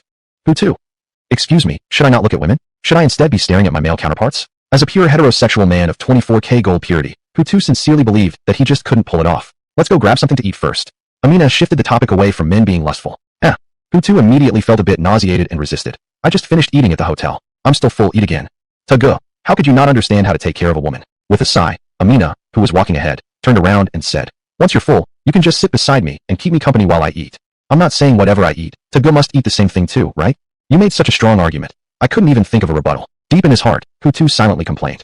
And so, to accommodate Amina, Hutu accompanied her to get something to eat first. After walking for barely 2 minutes, he and she arrived at a buffet hot pot restaurant. This hot pot place wasn't particularly large, covering about 100 square meters, with only 15 tables set up. Certainly, if you included the kitchen and storage room, the area would be even larger. Oh, Mina, you're here again. A female waitress wearing a black uniform greeted Amina with a warm and friendly smile the moment she walked in. Yeah, I got hungry, so I came over. Amina, obviously familiar with the woman, responded naturally. Jinjie, how are you doing lately? How's the business? Just as you can see, the woman called Jinjie replied with a bitter smile. I just make a bit of pocket money every month, enough to cover my own expenses. The rent on Golden Dragon Walking Street keeps getting more expensive. According to the owner of the clothing store next to us, starting next month, all the storefronts on this street will go up another 500. After sighing, Jinjie shook her head again in exasperation. If it keeps going up like this crazily, the monthly rent for my shop will hit 40,000 yuan. After paying the wages of the 3 employees every month and covering the electricity, water, and rent fees, sometimes I even end up at a loss. Chapter 120 Maybachs. What's the point of continuing this kind of business? With a face full of worry, Jinjie said, and immediately afterward, she looked like a deflated balloon. Her soul seemed to have left her body. But just as quickly, Maybachs regained her usual composure. She raised her head and apologized with a faint smile. Sorry, Mina, I complained too much. You don't need to stand there. Come in and sit down. I'll bring up the hot pot ingredients right away.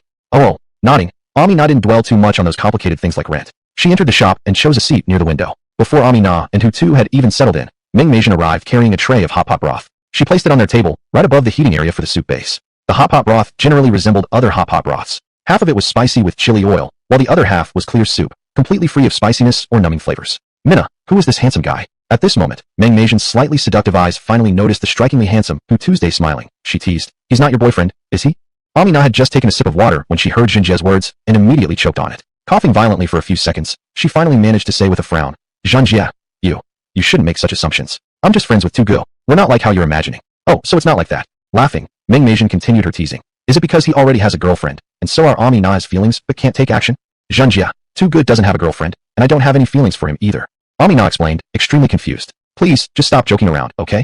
Then she nudged Hutu with her elbow. Hey, Tago, why don't you say something? Keeping silent and acting aloof and cold like this is pretty silly, you know? I mean, this isn't the early 2000s anymore. Any guy who looks handsome will naturally have girls who like him. Finally, Hutu showed some reaction. He tilted his head slightly and said, Sorry, I was thinking about something just now and didn't quite catch what you two were saying. Can you repeat it? Amina. She immediately had the urge to strangle Hutu's day. Meanwhile, her emotions were swinging up and down like a roller coaster due to Jinjie's comments, soaring one moment and plummeting to the ground the next. She felt completely shaken. However, the other party involved acted like absolutely nothing had happened, even offering a look of polite apology. I couldn't hear what you two were saying earlier. Can you repeat it? You didn't even hear us, even though we were speaking so loudly? Are you seriously treating us two beautiful girls like air? But Hutu really hadn't heard because just earlier, Maybachs had mentioned how expensive the rent was on Golden Dragon Commercial Street. As the owner of Golden Dragon Group, the master of the street itself, upon hearing tenants struggling because of excessively high rent, naturally, he couldn't help but pay attention. We didn't say anything. Just keep on dreaming. Hutu's flippant attitude completely enraged Amina. Without another word, she stood up and walked away. Of course, the girl wasn't really leaving. She just felt hungry and wanted to get some ingredients to cook in the hot pot broth and fill her stomach quickly. I'm Hutu's day. Without bothering with the girl's temper, Hutu politely and gallantly introduced himself to the restaurant owner, Maybachs. Sure enough, Hutu preferred older women. Because compared to younger girls, older women had better temperaments, more mature figures, and knew exactly how to take care of others. Yes, hello. Maybachs wasn't actually that much older than Hutu's day. She was only 28 or 29, barely a year or two apart in age from him. So, when speaking with Hutu, she naturally became more reserved. My name is Maybachs, and I'm the owner of this all-you-can-eat hot pot restaurant. Mina comes here often when she has free time to eat hot pot. After so many times, we naturally became friends. How did you two meet? She proactively brought up a topic. We met while buying fruit, Hutu replied briefly. Buying fruit? Maybachs' large eyes sparkled with curiosity. You met while buying fruit? Are you sure? Yes, absolutely. Hutu said. Mina is very outgoing. Her personality matches her style of clothing, very open and easygoing, getting along well with anyone. A few days ago when we met, she saw my good looks and came over to chat, even taking out her phone to add me on WeChat. After a few more days of chatting back and forth, we naturally became friends. Just like now, being able to make plans and have dinner together. Young people are truly amazing. Maybachs glanced at Ami, now who was busy picking ingredients. Rather than showing disdain at Hutu's comment about his own handsomeness, she instead sighed with admiration. If I encountered a boy on the street who made my heart race, I wouldn't have the courage to approach him. And asking for his WeChat? That's completely out of the question. Because just thinking about the possibility of being rejected makes me feel extremely awkward, incredibly ashamed, and utterly humiliated. I can understand that. Hutu didn't laugh at her, but instead stood on the same side as her. Men are more or less the same. No one feels good after being rejected. Upon hearing that, Maybachs' beautiful eyes flickered with surprise, and her opinion of Hutu changed slightly. She had thought that a tall, handsome guy like him wouldn't have a deep understanding when it came to matters of love and relationships. She expected him to believe that as long as he looked good, the whole world of women would revolve around him. But through their conversation earlier, Meng Meijin could now see that this big boy had, at some point, truly devoted himself emotionally. Otherwise, when he spoke about how nobody would feel good after being rejected, there wouldn't have been that hint of helplessness and bitterness in his tone. Boss lady, business is pretty good today, huh? At this moment, several tall men dressed in black strode into Jean Jie's hot pot restaurant. There were 5 of them altogether, each sporting trendy hairstyles, some with middle partings, some with slick back styles, some with 7 parts, and others with loose bowl-cut hairdos. They averaged above 180 centimeters in height and were dressed particularly well, like the kind of guys you'd find working at a karaoke bar. The man standing at the front had his hair slicked back. Both hands were casually shoved into his pant pockets. He looked arrogant, yet seemed to think he was extremely attractive. Looking at Meng Meijin, he said with a somewhat unfriendly tone, "You know why I, Xiao Yun, came today, right?" Chapter 121. I'm just a bit nervous. Hutu and Meng Meijin both immediately noticed the 5 men whose appearances were extremely reminiscent of ducks. Who are they? Hutu asked. You don't need to worry about that. Just eat your meal, Meng Meijin replied without any intention of explaining further. I'll get rid of them. Having said that, she stopped paying attention to Hutu and walked straight toward the 5 duck-like men. Xiao Zhui, I've told you countless times already. I don't have the slightest feeling for you, she said coldly. Her attitude now was completely different from how she treated Hutu, and her pretty face wore an expression as sour as could be. If you're here to eat hot pot, I welcome you anytime, she continued icily. But if you come here frequently to cause trouble or harass me, then I, Meng Meijin, will definitely not let you off easily. Don't be so harsh, Meijin. Xiao Zhui, the man who had introduced himself as such, grinned and said, I'm not a bad guy who just barges in and smashes things up in your store. I just came to talk and have a little chat with you. We have nothing to talk about, Meng Meijin said coldly. If you aren't here to eat hot pot, please leave. My place is too small to accommodate such big presences as you.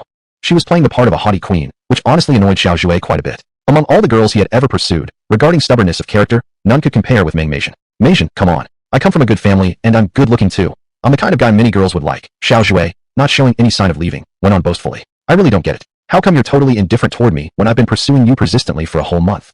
I mean, you're already in your late 20s. It's about time you got married. But when it comes to choosing guys, you're still so picky and have so many demands. Seriously, if you keep this up, don't say I didn't warn you. You'll really end up alone your whole life, living in loneliness until death. What a tragic life that would be. Don't you think so? Whether I find a boyfriend or end up alone for life is none of your business. You don't need to concern yourself about that, Meng Meijin replied, her eyes full of disdain specifically directed at Xiao Zhui. You'd better leave now. If you continue to stay here and disrupt my business, I will call the police. So saying, she took out her mobile phone. Oh no, Meijin, can't we just stay and eat hot pot then? Seeing that the girl had already dialed the emergency number 110, Xiao Zhui temporarily stopped his verbal teasing and led his 4 companions to sit down at the nearest table. Grab whatever you want to eat. Today I'll treat you all. His 4 companions weren't shy at all. They got up and went to select ingredients, and someone even went to fetch some beer.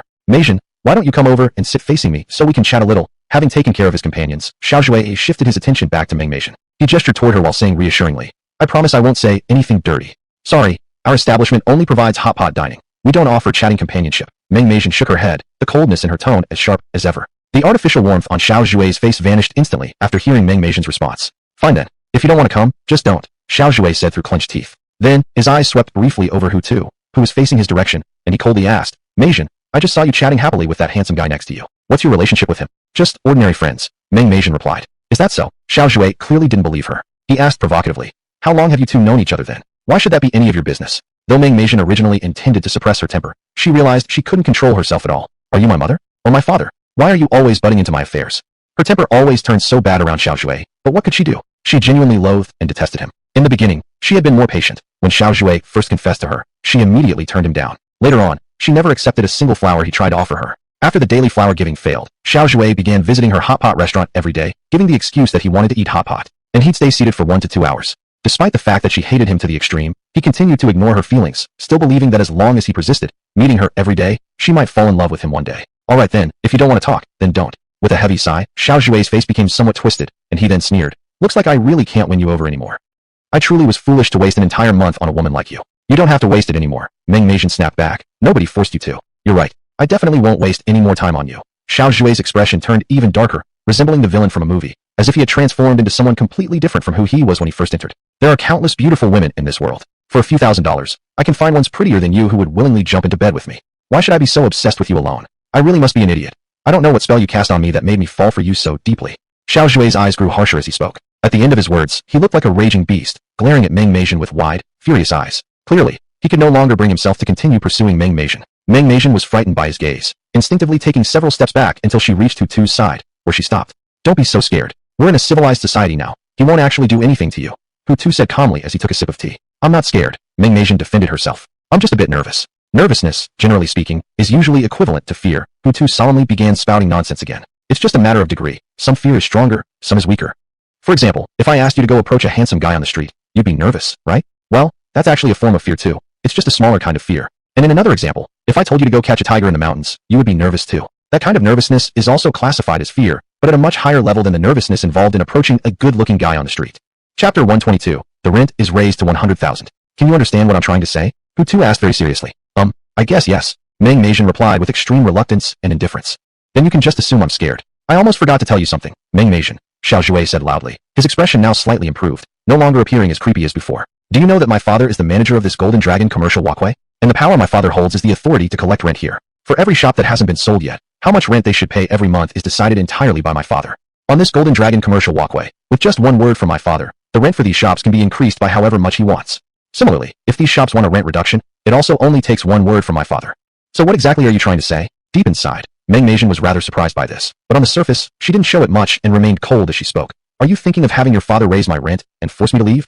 You guessed it. I do plan to have my father raise your rent. Xiao Zhui grinned widely, his facial expression looking extremely sinister. My mind is really that narrow-minded. You made me feel bad, so naturally, I also want to make you feel bad. I remember your current rent is about 38,000, right? With only 38,000, you're renting a space over 100 square meters located in such a high foot traffic area. That's clearly too low. Based on today's market price, for this kind of shop, I, Xiao Zhui, think it's definitely worth no less than 100,000. Xiao Zhui spoke extremely smugly. Luckily, there weren't many customers in the store, otherwise they surely would have been frightened by his appearance. As for Meng Meijin, when she heard Xiao Zhui plan to raise her rent to 100,000, her expression started to slightly change. What you're doing is illegal. However, Meng Meijin still didn't choose to yield. If you really dare to raise the rent, I'll call the police and let them handle this matter. Let them come and settle it. Go ahead, I'd like to see who the police will side with. Xiao Zhui wasn't the least bit fearful, he spoke confidently. The shop belongs to my father. How much he wants to increase the rent is entirely his own decision. If you think it's too expensive, well, you can simply move out. My father won't force you to keep renting. How is this transaction, with clear pricing and mutual consent, considered illegal? Shot back like this, the usually arrogant Meng Meijin was instantly at a loss for words. Actually, just as Xiao Zhui had said, if, under his instigation, his father truly raised the shop's rent from 38,000 to 100,000, even if she called the police, nothing effective would likely come of it. Because the other party wasn't forcing her to keep renting, and their contract was about to expire next month, they could easily refuse to renew without any explanation. All these factors combined made the situation far more disadvantageous for her. Seeing Meng Meijin, who had lost her former wildness and appeared much more obedient now, Xiao Zhui couldn't help feeling a great sense of satisfaction. He particularly enjoyed watching this kind of strong-willed woman suddenly becoming powerless, because every time he saw it, he would feel especially accomplished. Meng Meijin, how about this? He began speaking casually again, starting the next stage of his plan. You just agree to date me. From now on, the two of us can live together properly. Then, I won't even mention the matter of raising the rent. In fact, you could even enjoy total rent exemption for your store under the status of being my girlfriend. That way, from this day forward, you won't need to worry about expensive rent anymore.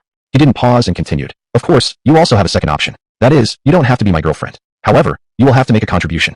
And that contribution is simply spending one night with me today. Upon reaching this point, Xiao Zhui's pair of big eyes clearly lit up. His eyes scanned Meng Meijin's body, and only then did he continue. If you're willing, I won't mention the rent increase either. Moreover, I can promise you that from now on, I, Xiao Zhui, will definitely never come to your shop to bother you again. What do you think? Aren't both of these options quite generous? Xiao Zhui, you son of a bitch, came a furious shout, naturally from the very person herself, Meng Meijin. As she finished speaking, she picked up the pot of boiling hot pot broth from the dining table. With both hands gripping it firmly and a twist of her waist, she flung the scalding hot pot broth directly toward Xiao Zhui. But Xiao Zhui was no fool, sitting there motionless. The moment he saw Meng Meijin moving toward the hot pot, he leaped up swiftly, as agile as a monkey. By the time Meng Meijin hurled the pot forward, he had already rushed out of the hot pot restaurant. Outside, the scalding broth naturally could no longer harm him. Are you insane, Meng Meijin? If you don't agree, just say no. How could you actually throw boiling broth at me? Standing at the entrance, Xiao Zhui didn't seem in the least bit ready to leave, yelling loudly toward the doorway. You think you could have injured me, and you'd be able to afford it? Hell no. Fine. I understand your attitude clearly now. Xiao Zhui took a few heavy breaths, not having finished venting his rage yet, continuing his verbal attack. Since you still refuse to consider me, Xiao Zhui, then by the end of this month, pack all your stuff and get the hell out of here with your hot pot shop. After shouting that, Xiao Zhui finally came to his senses and didn't stick around any longer. He turned around and stormed off. Inside the hot pot shop, he still dared not step inside. After all, if Meng Meijin had gone crazy again, grabbed the boiling broth, and hit him with it, Xiao Zhui, who had always valued his looks more than life itself, would likely not survive. After Xiao Zhui left, his few hangers-on also quickly exited the hot pot shop and soon vanished without a trace. I'm so mad I could die. Inside the hot pot shop, Meng Meijin stood with her hands on her hips, practically out of breath. Well, if she doesn't want to continue, then forget it. It wasn't making much profit anyway. I'll just quit and find another job. Keep the shop running. Hutu, who had remained seated without rising, finally spoke. The rent won't increase, and I can guarantee that. And actually, it won't just stay the same. The rent will decrease by 20%. Not only will your shop's rent be reduced by 20%, every single shop along the Golden Dragon commercial walkway will also see their rents drop by 20%. Chapter 123. The rent in Jiangxing is too high. Meng Meijin. She stared at Hutu with a puzzled look on her face, completely unable to understand what he was talking about. Reduce the rent? By 20%? Is that possible? Of course not. The Golden Dragon Commercial Pedestrian Street had been established for almost 10 years now, and during that time, rents had never gone down. Instead, they kept increasing along with rising housing prices. Then, as they kept rising year after year, rents had reached the absurdly high levels of today. It was even said that in Jiangxing's Golden Dragon Commercial Pedestrian Street, the monthly rent for shops had already surpassed those in the Yaodu Golden Dragon Commercial Pedestrian Street. Of course, this was just an exaggerated statement. In reality, the rents in Yaodu were still a bit higher. However, the gap between the two was indeed narrowing. If the rent kept rising at this rate every year, it was only a matter of time before Jiangxing caught up to Yaodu. Reduce the rent. Meng Meijin blinked and said earnestly, Hutu, I know you're trying to help me, trying to make me feel better. But you really don't have to use this kind of approach, because hearing this doesn't really make me feel much better. You wouldn't feel better. Hutu saw through her thoughts immediately. Because you obviously don't believe what I said about reducing the rent. And how could that possibly be true? Meng Meijin immediately questioned, widening her beautiful eyes and staring straight at Hutu. It is true, Hutu shrugged casually. Otherwise why would I say so? Meng Meijin. Well, she didn't know what else to say in response. But right now, she felt like this friend of Amina's was kind of putting on an act. And people like that, to be honest, Meng Meijin disliked, even if he was handsome. That little thought in Meng Meijin's mind still couldn't escape Hutu's eyes. But Hutu had no intention of explaining it, because explanations were usually the weakest and emptiest thing. No matter how much you said, unless she believed every word, she must have something wrong in her head. So, as usual, Hutu reached into his pants pocket and pulled out his domestic mobile phone. He entered the password, unlocked it, and opened the contact list. Then he found the phone number of Zhang Shuai, the general manager in charge of managing the Golden Dragon Commercial Street, and pressed the call button. Zhang Shuai, as the general manager of Golden Dragon Commercial Pedestrian Street, had the job of managing all such streets nationwide. However, his workplace was in the main headquarters in Yaodu, though he frequently traveled across the country to inspect the Golden Dragon commercial streets in various cities. Naturally, Zhang Shuai also knew who boss Hutu was. Recently, Hutu would occasionally drop by the company to walk around and get to know the senior executives better. Among those executives he had met, Zhang Shuai was one. After the call was dialed, it rang twice before Zhang Shuai picked up on the other end. At this time, Zhang Shuai was sitting in his office. He had been going through reports on the Golden Dragon commercial streets across the country, trying to understand how their rents had changed. But he had barely gotten halfway through when a sudden call from President Hutu came in. Zhang Shuai would never dare to delay with such an important leader, so he immediately put down the documents he was reading and answered the call. Hello, President Hu. I'm Zhang Shuai, the general manager in charge of the nationwide Golden Dragon commercial streets. Zhang Shuai quickly introduced himself upon answering, afraid that the important figure might have forgotten him. I know, Hutu replied. Nodding, Zhang Shuai politely asked, President Hu, may I ask what you need me for? It's like this, Hutu said directly. I'm currently in Jiangcheng, and I've come to the Golden Dragon commercial street here. But I found that the rent here seems clearly too high. It doesn't fit the local market conditions at all. This has caused a lot of difficulties for many of the merchants operating here. So, I want to talk to Manager Xiao, who is in charge of this commercial street. You contact him for me, and tell him to come here immediately. I don't like people who procrastinate, nor do I like waiting for people for long. So when you tell him to come, remember to remind him to hurry. Yes, President Hu. I'll take care of it right away. I won't keep you waiting for long. Without asking for any details, Zhang Shuai acted according to instructions from President Qin Yan, who had told him clearly that whenever President Hu needed something done, just do it without hesitation. Well then, let's leave it at that. I'll send you the address via WeChat later. You go on and do your thing. I'll hang up now. After ending the call, Hutu noticed Meng Meijin staring at him like he was some kind of rare treasure, unable to tear her eyes away. I know I'm handsome, but you don't need to look so intently, Hutu said jokingly, although he clearly knew that Meng Meijin wasn't staring at him because he was extremely good looking. Still, he couldn't resist teasing her a bit. As expected, after hearing this, Meng Meijin immediately turned her gaze away, as if she was about to roll her eyes. Who were you just talking to on the phone? Meng Meijin ignored Hutu's comment entirely and asked her own question. One of my employees, Hutu replied. Employee, Meng Meijin's eyes flickered with surprise. She said, so, does that mean you're actually a boss? Correct. Hutu didn't act modest at all and admitted directly. Yes, I really am a boss. Meng Meijin wasn't the type of woman who had insatiable curiosity, so she didn't continue asking what this man's occupation was, how much money he made each year. She felt these were irrelevant since they had nothing to do with her anyway. Why waste time talking about it? At this moment, near the Golden Dragon commercial pedestrian street in Jiangcheng, by the roadside, a black Maybach sat parked, modest in appearance, yet exuding luxury. Inside the car, on the back seat, sat two men. One was a middle-aged man with slightly gray hair, and the other was a young man with a neatly combed slicked-back hairstyle. This young man was Xiao Zhui, the troublemaker who had caused a scene in Meng Meijin's shop just minutes ago. Dad, you must help me with this, Xiao Zhui said, acting almost like a drama queen, grabbing the middle-aged man's arm as he pleaded. I already threatened her publicly. If her rent doesn't go up, how will your son save face in front of all his brothers from now on? Chapter 124 Hurry up and meet with Director Hu. Dad, you're definitely going to help me, right? After all, I'm your dearest, most beloved son. Plus, the request I'm making is only a minor, insignificant thing, not asking you for a few $1,000,000 to buy a sports car or something like that. Xiao Jian, as a father, was always overly indulgent towards his son and had long been accustomed to spoiling him. Therefore, when his son made such a request, he didn't even consider rejecting it. Because, just like his son had said, it really was a small matter. At least for him, it certainly was. Zhui'er, raising the rent is indeed a small matter for me as your father, Xiao Jian said without immediately agreeing, first delivering a lecture. However, increasing it by 100,000 is simply too much. Furthermore, once word of this gets out, it will greatly affect the Golden Dragon commercial pedestrian street. Although we aren't raising the rents for other businesses right now, who can guarantee the next unfortunate one won't be them? Therefore, father needs you to promise me first. You must never cause trouble in our pedestrian street again, nor should you threaten others using the excuse that your father owns the street. Your first time getting away with it might not cause a problem, but if it happens a second or third time, eventually, the entire street will find out, and then, we won't need to bother operating the pedestrian street anymore. The more he spoke, the more serious Xiao Jian's expression became. Obviously, he strongly disapproved of increasing the rent, particularly raising it to such an exorbitant amount. Dad, I can promise you this. If you raise the rent of that hot pot restaurant, your son will never cause trouble in the pedestrian street again, and I'll definitely be a good person. Of course, Xiao Zhui knew that increasing the rent would cause significant repercussions on the Golden Dragon commercial pedestrian street. But even more than that, he couldn't stand the disappointment and frustration of having made a bold threat that couldn't actually be fulfilled. Put plainly, he valued his pride and dignity far more. Alright then, for your sake, sure, I will adjust the rent at that hot pot restaurant as you said, raising it to 100,000 yuan. Xiao Jian didn't prolong the conversation further, agreeing readily. When we collect the rent at the end of the month, I'll have my people inform the owner of that restaurant. Dad, I always knew you loved me the most, Xiao Zhui immediately exclaimed, delighted like a 3-year-old child, flinging his arms wide and giving his father a tight hug. You silly child. Smiling kindly, Xiao Jian lovingly caressed Xiao Zhui's head as he spoke. You're my son. If I don't treat you well, should I be nicer to others? Just at that moment, the mobile phone in Xiao Jian's pocket suddenly rang. Sure, let go of Dad first. Someone's calling. Let me answer this call. All right, Dad. Immediately, Xiao Zhui pulled his arms back and returned to his own seat. Noticing that his father had taken the phone out, and, upon seeing the caller ID, turned serious with a sudden change of expression, Xiao Zhui frowned and curiously stretched his neck forward to ask, Dad, who is it? Sure, Xiao Jian glared at his son. Don't speak. Toward his powerful and wealthy father, Xiao Zhui occasionally felt fear, just like right now, when a single glare from his father silenced him instantly and made him retract his curious head. President Zhang, hello. As soon as Xiao Jian answered the call, his face broke into a warm, respectful smile as he spoke. Are you? The general manager on the other end of the line, President Zhang Shuai, inquired. The manager of the Golden Dragon Commercial Pedestrian Street in Jiangcheng, Dajiang Province. Xiao Jian, is that correct? Yes, exactly, President Zhang. I am Xiao Jian. Xiao Jian responded promptly. I have been managing this Golden Dragon Commercial Street here for almost 10 years now. Oh, quite a long time indeed. You, President Zhang paused briefly, realizing suddenly. He wasn't calling Xiao Jian to discuss the details of the Golden Dragon Commercial Street in Jiangcheng. No, he needed to inform him immediately to go to the Zaimanu's self-service hot pot restaurant to meet President Hu. This couldn't be delayed. After all, President Hu himself had specifically emphasized on the phone that he should remind Xiao Jian to go and meet him right away. To put it simply, Xiao Jian, our boss, the owner of the Golden Dragon Group, President Hu, is currently in Jiangcheng and, in fact, currently visiting your Golden Dragon Commercial Street. Adjusting his demeanor, President Zhang started to get down to business. The reason I'm calling you now is exactly because of President Hu.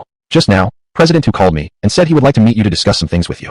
Xiao Jian, who usually didn't experience much emotional fluctuation, felt his heart rate suddenly accelerate several times upon hearing that even the owner of the Golden Dragon Group, that mysterious man surnamed Hu, had come to Jiangcheng and was currently at the Golden Dragon Commercial Street under his management. Hu? President Hu? Xiao Jian's pupils involuntarily widened. You're serious about this, right? President Zhang. Of course I'm serious. Otherwise, do you think I have time to call you for no reason? Sorry, President Zhang. That's not what I meant at all, Xiao Jian hurried to explain. I just found it too unbelievable, so I wanted to confirm once. Enough said. You don't need to explain much to me, Zhang Shuai replied seriously. You must go immediately to a self-service hot pot restaurant called Zaimanu, where President Hu is waiting. Remember to move quickly. President Hu absolutely hates waiting. You must not, under any circumstances, make him wait too long. He stressed the words, absolutely, almost gritting his teeth as he spoke. He wanted to make Xiao Zhui clearly understand. On your way here, you absolutely cannot delay. Any delay wastes President Hu's time, and afterward, you might end up in serious trouble. Alright, President Zhang. I understand. I'll go there immediately. Absolutely, I won't keep President Hu waiting for long. Even without Zhang Shuai reminding him, with Xiao Jian's emotional intelligence, there was no way he would deliberately delay on his way to meet such a powerful figure. He considered deliberately postponing something like this the kind of ignorant action only someone missing a few brain cells would do. After hanging up, Xiao Jian didn't even glance at his son beside him. He stretched out his hand, opened the car door, and quickly climbed out. Then, his legs strode forward hurriedly toward the Golden Dragon Commercial Pedestrian Street. Dad, where are you going? Inside the car, Xiao Zhui rolled down the window and shouted toward his father's retreating figure. But he received no reply from his father. Xiao Zhui then simply opened the car door, climbed out quickly, and began running, trying to catch up with his father. Chapter 125. Who exactly is this man? Jiangcheng, Golden Dragon Commercial Pedestrian Street, the Xiaomingyo, all-you-can-eat hot pot restaurant. Inside the restaurant, Hutu and Anima had already picked up their chopsticks and started eating hot pot. The taste here wasn't particularly amazing, but likewise, it wasn't terribly bad either. It was about the same as most hot pot restaurants, an authentic Sichuan cuisine hot pot place. Meng Meijian, the owner of the restaurant, wasn't sitting around chatting with Hutu all the time. She had long since returned to work mode and was now helping the staff welcome new customers. It's really sad for Sister Jean. Anima, sitting across from Hutu, commented while eating. Opening a hot pot restaurant in the first place doesn't earn that much money anyway. And now she still has to deal with harassment from some rich second-generation brat. We pretty girls in this world, no matter what we do, seem to always end up making a mistake. I wonder what's wrong with this world. Anima's rambling entered Hutu's left ear and immediately exited from the right. Anyway, he didn't take the girl's words seriously. Dad, why are you here now? Just then, a familiar voice came from the entrance of the restaurant. If it's about raising the rent, just have your employees handle it. There's no need for you to come here in person. The speaker was Xiao Zhui himself, returning home. He didn't know his father's real intention for coming to Xiao Meinyo Hot Pot restaurant. On the way here, Xiao Jiansu hadn't explained anything to him. Just as before, Xiao Jian still didn't acknowledge his son. He simply raised his head and looked at the restaurant sign, confirming the characters Xiao Meinyo were indeed written on it. Only then did he stride forward, entering the establishment with big steps. His son Xiao Jue followed closely behind. President Xiao Mengmeishan, who was preparing ingredients in the restaurant, saw the owner of the entire Golden Dragon commercial street, Xiao Jian, walk in, causing her heart to tremble violently. There are still 5 days until the end of this month. If there's going to be a rent increase, it should happen then. What does he mean by bringing his dad here already? Putting down the ingredients in her hands, Mengmeishan showed no fear whatsoever. Instead, she stepped forward to meet the father-son pair directly. However, Xiao Jian didn't seem to notice Mengmeishan, or perhaps he had noticed but simply chose to ignore her. He hadn't come here looking for women or to help his son deal with some trivial matter. He came for a meeting, specifically, to see his real boss, Mr. Hu. Scanning the interior of the restaurant briefly, Xiao Jian's eyes immediately lit up as he stopped scanning altogether. He'd already found the man, a young person possessing billions of dollars in wealth. Then, Xiao Jian headed toward the man, quickening his pace to almost a small jog. Dad, the owner of this place is this gentleman. Seeing his father clearly notice Mengmeishan, yet deliberately ignore her, Xiao Jue felt confused and tried reminding him. However, his father once again ignored him. After taking about 7 or 8 steps, Xiao Jian finally reached Hutu's side. He then slightly bowed and respectfully said, President Hu, hello. I'm the manager of this Golden Dragon commercial street. My name is Xiao Jian. Xiao Jian's sudden appearance caused Hutu's hand, extended toward the pot, along with the chopsticks holding a piece of meat, to pause momentarily. Still, Hutu continued plunging his chopsticks into the hot pot, and picked up a slice of meat before replying. You came quickly. It hasn't even been 3 minutes since I called President Zhang. That's only natural. When President Hu requests to see me, I, Xiao Jian, of course must rush over at the fastest possible speed. Xiao Jian remained slightly bowed, clearly intending to maintain his respectful posture. Back inside the restaurant, Xiao Jue and Mengmeishan witnessed Xiao Jian's extraordinary respect toward Hutu, and both were stunned into silence. He addressed this man so humbly, calling him President Hu. Who exactly was this man? President Hu, President Zhang told me you wanted to meet me, asked a somewhat nervous Xiao Jian, continuing, May I ask what it is you'd like to discuss with me? You can sit down first. Hutu, being considerate, couldn't bear to see the other man stand the whole time. We can talk after you're seated. Oh, okay. Nodding in agreement, Xiao Jian stiffly sat on the chair to Hutu's right. Facing such a powerful figure, even though he'd worked in the corporate world for decades, Xiao Jian still couldn't help but feel nervous. Perhaps the main reason was that his livelihood fundamentally depended on this man. Therefore, faced with such a benefactor, he could not relax at all. Naturally, his body appeared tense and awkward. There's only one thing I want to talk to you about, and that's the rent, Hutu said, stuffing a piece of chicken into his mouth. I heard the rent here is extremely high. Take this hot pot restaurant I'm currently in, for instance. The monthly rent must be as much as 38,000. That's right, isn't it? Yes, that's correct, Xiao Jian admitted without denial, then explained, President Hu, the high rent in Jiangxing isn't something I intentionally raised. It's simply how the Jiangxing market is. The stores in the pedestrian streets of other places are also about the same as ours. If I keep maintaining the original price, the owners in other places will definitely be dissatisfied. After all, this is the rule here. I can't possibly break the balance and refuse to follow it, can I?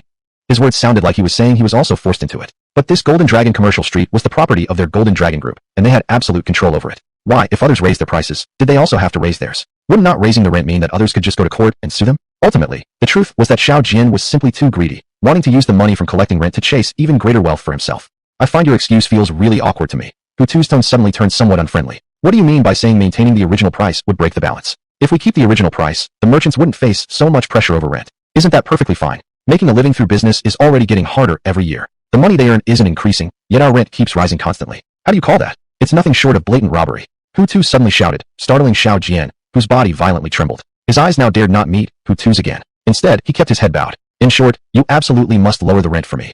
Hutu continued after adjusting his tone slightly. For every single shop along the entire Golden Dragon commercial street, you must reduce the rent by 20%. Chapter 126 Compensation of 1 million. If you don't carry out my orders, then I will bring in other people to complete this task. Mr. Hu, what are you saying? This whole street belongs to you. If you say to reduce the rent, even by 30%, I wouldn't have any objection. Xiao Jian, afraid of losing his job, quickly raised his head and said firmly, How could I possibly oppose any order from you, Mr. Hu? On the surface, Xiao Jian showed great obedience, but deep inside, he was bleeding. You must understand, by deliberately raising the rent on the shops, he had been able to pocket hundreds of thousands every month from the rental income. A number of stores were not even reported to the head office at the new increased price. The old rates remained. That meant he could practically pocket all of the increased rent. Fine, since you can handle it, that's good. At this moment, Hutu did not mention launching an investigation into how much profit had been made over the years by Jinlong Business Street in Jiangxing. He would later assign Zhang Shui to look into and investigate everything carefully. If Xiao Jian had embezzled company rental income, he would use legal means to protect his interests. This matter cannot wait. Hutu added decisively. Tomorrow, you must announce the rent reduction so that all the merchants on this street will know. Rest assured, Mr. Hu. Tomorrow, I will certainly spread the news, Xiao Jian immediately replied, letting everyone know that our Jinlong Business Street will be reducing rents by 20% starting next month. There's no need to wait until next month, Hutu corrected. This month, when collecting rent, cut all rents by 20%. Yes, Mr. Hu. I will do exactly as you said. Xiao Jian hurriedly nodded in agreement. Inside, however, he was bleeding again, because this month alone, Hutu's statement meant a loss of several $100,000 for him. Oh, there's also another matter. After finishing discussing the rent reduction, Hutu shifted the topic to another issue. Xiao Zhe had unjustly increased the rent on Meng Meijian's hot pot restaurant to $100,000 per month. Another matter? Xiao Jian frowned slightly. May I ask what matter you're referring to, Mr. Hu? It's about your son, isn't it? I think his name is Xiao Zhe. Thirsty, Hutu picked up a cup of drink and took a sip before continuing. Earlier, your son came here and caused trouble at my friend's store. He said that if my friend refused to date him, he would increase the rent on her hot pot restaurant to $100,000. He wants to force my friend out of business using this method. Did you, as a father, know about this? After hearing Hutu's words, Xiao Jian's wrinkled face turned ashen. Like his wife was about to give birth, his expression became especially grim. His palms even started to sweat due to nervousness. When he entered this hot pot restaurant, he had kept praying in his heart that the noble mister who had only come here simply to eat some hot pot, and that he wouldn't have any kind of relationship with the owner of this hot pot shop. Otherwise, the mess created by his son would fall on him to clean up. In the end, after a long time of anxiety, the very thing he feared most had come to pass. Mr. Hu, I truly had no idea, Xiao Jian replied cautiously, and I would certainly never agree to such an unreasonable request from him. Tenants are our customers. How could I anger them and deliberately raise the rent for the sake of my own son? All right then, if you say you didn't know, then you didn't know, Hutu said without forcing him to admit anything further and continued. But this matter cannot just be left like that. You agree, right? So, how do you think your son should resolve this issue and win back my friend's forgiveness? Firstly, my son should apologize to this female manager. That's a must-do, Xiao Jian said after a brief silence. Secondly, I think we can reduce the monthly rent for her a bit. Or maybe directly waive the rent entirely for 3 months or half a year. Why waive the rent as a form of compensation? Hutu's face turned cold, his tone equally sharp. Jinlong Business Street is Jinlong Group's property, not your son's personal possession. Using the Jinlong Group's profits to compensate my friend on behalf of your son, isn't that essentially me apologizing to my own friend? Does this make any sense to you? Hutu coldly questioned. Or do you really believe that the Jinlong Group should exist just to serve your son? No, Mr. Hu, I didn't mean that at all. Xiao Jian's heart started pounding rapidly, beating 3 to 4 times per second, as he fearfully replied, I just misspoke earlier. What I meant was, I genuinely wanted to compensate this female owner. But this compensation absolutely does not mean having the Jinlong Group pay for my son's actions. Upon hearing this, Hutu's face slightly softened, though only slightly, and then he said, well then, how much do you think should be compensated to my friend, for it to be considered fair? 30,000 yuan, hesitated for a moment, as even 30,000 seemed somewhat excessive to Xiao Jian. 30,000 is already 8 months worth of rent. I believe this female owner should be able to accept it. That's too little. Unexpectedly, Hutu directly rejected him, saying, what's 30,000 really worth? It can't buy an apartment, nor a car, and certainly not a commercial storefront. Giving her just this amount, what use would it even be? Xiao Jian knew clearly that Mr. Hu was trying to take advantage of the situation on behalf of his friend, squeezing both father and son, but as a subordinate, he had no courage to show any dissatisfaction. He then asked, then, Mr. Hu, how much do you think should be an appropriate amount of compensation? Just make it a round number, Hutu said straightforwardly, 1 million yuan.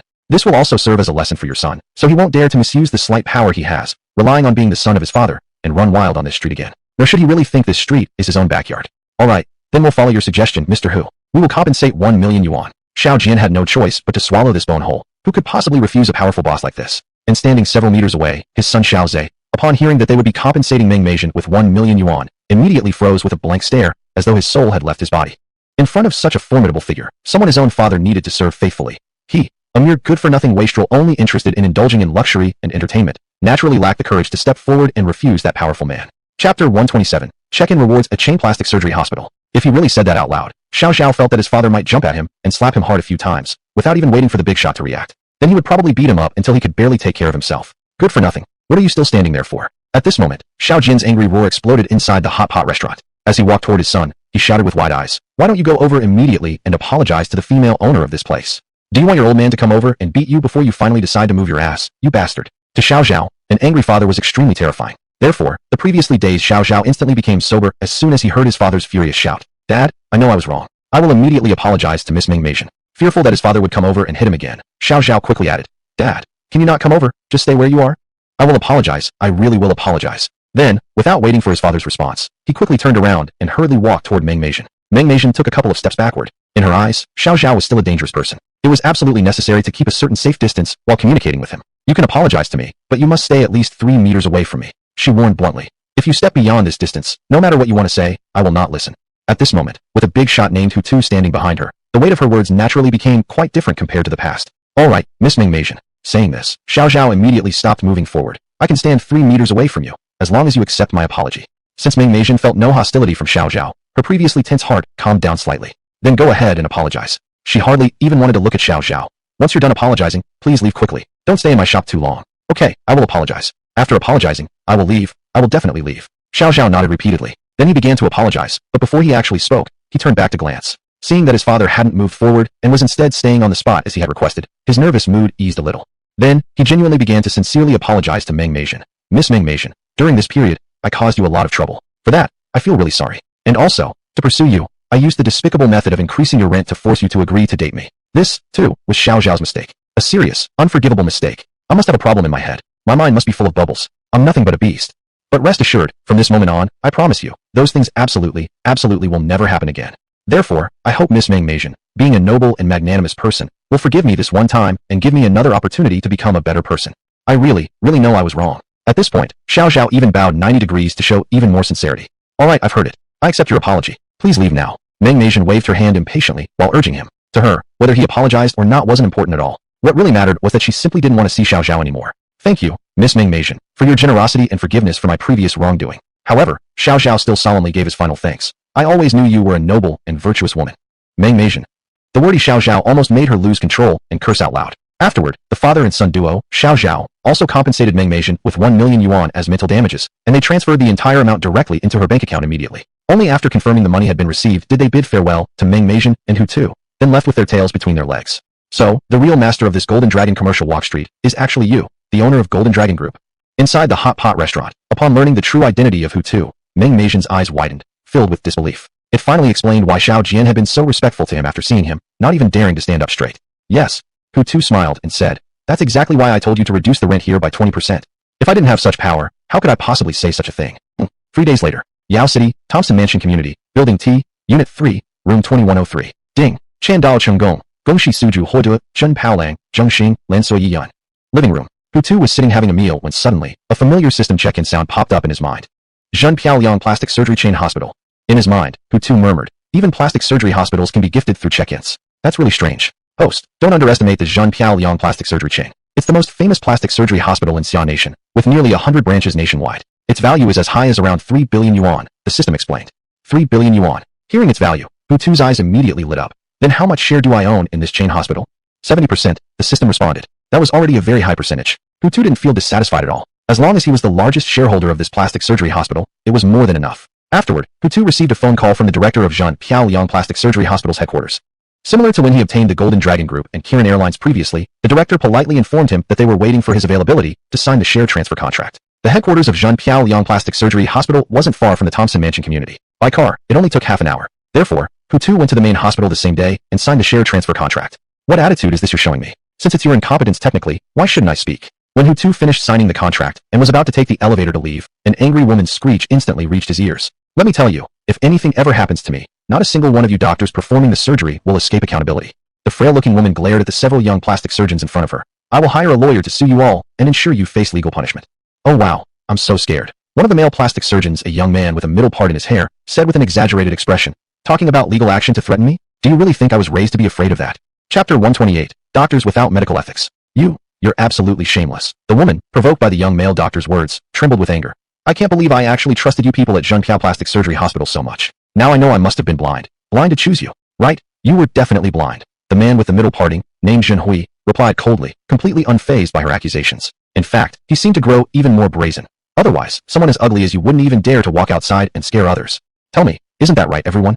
The two young doctors who stood beside him immediately nodded in agreement. Dong and I was even more furious. Her eyes reddened, and she glared at Zhenhui intensely. She knew she was just ordinary looking. Nothing special to write home about. But being mocked so brutally, right to her face, by someone calling her ugly, wouldn't anyone feel indescribable rage in her place? You even thought that breast augmentation would make you more attractive. Zhenhui sneered as his eyes swept over Dong Ni's artificial, oversized chest. Let me tell you, Missy, someone like you will never be considered attractive, no matter how much surgery you undergo. And why on earth are you not satisfied with the way you are now? You asked for a C cup, I gave you an E. I gave you a full 2 extra cup sizes and didn't even charge you for it. See, that's a favor you received, alright. And now you're acting all victimized, making it seem like we're the ones bullying you or something. Now go on, Scram. Don't keep yelling around here. We're busy and don't have time to play games with you. He waved his large hand impatiently as he tried to usher her away. Dong and I understood well the logic behind the phrase, one against many. Plus, as a woman, she knew that trying to defend herself and claim justice against this kind of group dynamic, only using her voice, was almost impossible. Alright then, wait for me. We'll settle this in court. She refused to show weakness or bow her head, uttering that fierce threat with a menacing expression, before turning to leave and refusing to waste another second here. Coming to this hospital for a breast augmentation had definitely been the worst experience of her life thus far. The doctors already lacked medical ethics, but to make matters worse, they'd gone and altered the implant size without her consent, increasing it by 2 cup sizes. Now, the resulting proportions of her body and those 2 massive silicone implants looked extremely off. To her, those oversized silicone lumps no longer looked like assets to her figure. Instead, they become burdens weighing her down. I knew it was you. Dong and I, still furious, muttered under her breath. Yet, she had barely taken 5 steps away when a handsome man appeared in front of her, blocking her path. The man, truly deserving of the term, handsome to the point of intimidation, was none other than our protagonist, Hutu. He cast a glance at Dong Ni's disproportionately oversized chest before saying, "Do you remember me? I'm Hu Li's younger brother, Hu Tuesday." Lifting her head to look at this man who towered more than half a head taller than her, Dong and I, who had just been angry, widened her eyes momentarily, and then tensed up. She quickly looked away and, a bit awkward yet slightly shy, replied, I remember you. Hu Li has mentioned you a few times lately." It was indeed true that Hutu and this woman named Dong and I were acquainted, and it was none other than his older sister, Hu Li, who had served as their bridge of introduction. Don't let Dong Ni's appearance fool you. Though her looks were nothing special, she actually worked as an actress. She wasn't, however, one of those classically trained performers from acting schools. Rather, she had taken the path midway, signed with a company, and chosen acting merely as a means to earn money. That very company happened to be the one where Hutu's older sister was currently working. Actually, his older sister wasn't just working there. She had risen to the position of the company's CEO, naturally with the help of her capable younger brother, Hutu. What happened here? Although slightly awkward, Hutu still raised his hand and pointed toward the silicon enhancements, trying to better understand the situation. You've had a breast augmentation, right? Dong and I lowered her head, even further in embarrassment. Her face was now practically buried into her chest. I heard everything you just said to those doctors, Hutu said. They deliberately made them this large, right? Without your consent. Feeling no mockery from Hutu's tone, Dong and I felt slightly better as she replied. I originally wanted a C-cup, but during the surgery, they claimed that the C-cup implants had already been used up by another woman. They could have stopped the surgery and waited until the C-cup implants arrived to perform the procedure again at a later date. However, this hospital only cares about making money. They completely ignored my feelings and went ahead on their own, implanting E-cup silicone implants into my body. Now look at me. I've become this weird creature, neither human nor ghost. As she spoke of this, Dong and I was still filled with rage, her eyes red with fury. If killing someone weren't a crime, she would certainly grab a dagger and stab that pig of a surgeon who operated on her, mercilessly. I see. So that's how it was, Hutu said, his eyes darkening as he replied. To be a doctor like that, there's really no one worse. Hutu didn't have anything against doctors as a group. In fact, he deeply respected them. After all, they save lives every day and truly deserve the public's respect. Of course, the caring nurses who attended to patients were also included. However, the situation now was that at this particular plastic surgery clinic, there existed a doctor who disregarded the health of clients and who operated on them without consent. This kind of person clearly did not deserve any respect. No wonder he could only work in a plastic surgery clinic. If he were operating in a regular grade A tertiary hospital, just imagine how pitiful the patients under his scalpel would be. Hutu, this is my own problem. I don't need you to get involved. Dong and I, who held her dignity dearly, made it clear without any intention of asking for help. I'm leaving first. I have some things to take care of and can't stay here any longer. After saying that, Dong and I turned to leave. But before she even took a step, her shoulder was forcefully gripped by a strong and powerful hand. The force immediately brought her steps to a halt. We're friends, Hutu looked at her calmly and said. So how could I not step in when you've been wronged and bullied? Come on, let's go see those doctors who operated on you again. Hutu, acting a bit forcefully, grabbed her hand without caring whether she agreed, and then pulled her along toward the doctor named Junhui. Chapter 129, My Father is the Dean. Hutu's appearance was clearly seen by Junhui and his 2 colleagues. Seeing Dong and I, who had originally wanted to leave, being pulled back by her, and then returning with an aggressive attitude, the expressions of ease and relaxation on the faces of the 3 immediately disappeared. Yet the 3 didn't show fear, especially Junhui, who sneered sarcastically. Oh, called your boyfriend over? And looking so fierce too. What are you trying to do? Do you even dare to lay hands on us? Hutu isn't my boyfriend, Dong and I replied, her face twisting with disgust as she looked at Junhui again, explaining, we're just ordinary friends. Who would believe that? Without thinking about the consequences, Junhui jeered. You probably even got breast implants for this guy. But clearly, this guy isn't impressed. Because with your looks, not many men would be interested anyway. You, Dong Ni's anger flared up again. Honestly, she was really tempted to charge forward and cut this bastard, who had been insulting her, into hundreds of pieces. How dare you talk about other people like that? At this point, as a man, Hutu couldn't just sit back and watch. Have you ever looked in the mirror? Do you think you're really that good looking? So that's why you can't see how ugly you really are. Kid, watch your language. Junhui, being insulted about his appearance, reacted even more intensely than Dong and I. Don't think I'll be intimidated just because you're tall and handsome. To be honest, Hutu wasn't in the mood to entertain this nonsense anymore. Thus, after walking over, he directly stood in front of Junhui and asked, enough talk. Now, tell me, how do you plan to resolve this issue with my friend? What resolution are you talking about? Junhui retorted self-righteously. I didn't do anything to her. I actually made her look even better than she imagined. Instead of thanking me, she's blaming me. That's a problem with her head. You're the one with the problem. Emboldened by Hutu's presence, Dong and I became much braver than earlier and immediately shot back. Your whole family has a problem up here. You, shut up. As Junhui was about to speak, Hutu forcefully interrupted him and said, I'll ask you one last time. So you really don't intend to give any explanation at all? Even if you ask me 10 times or 100 times, my answer remains the same. Junhui shouted furiously. I haven't done anything wrong, so why should I give you any explanation? Well then, since your attitude is so arrogant, Hutu narrowed his eyes, saying coldly, I'll just call your dean here and let him handle this matter. At the mention of calling the dean, Junhui didn't show any fear. Instead, he laughed. He laughed so smugly, saying, calling the dean? Then go ahead. I want to see what choice he'll make when my father gets here. Will he take your side or mine? The reason why Zheng Hui was unafraid was just as he had said. The dean of the True Beauty Plastic Surgery Hospital was his real father. Being a father, of course, he would naturally favor his own son instead of taking sides with outsiders. Oh, upon hearing that, Hutu couldn't help but smile. So the dean is your father. No wonder you speak so cockily as if you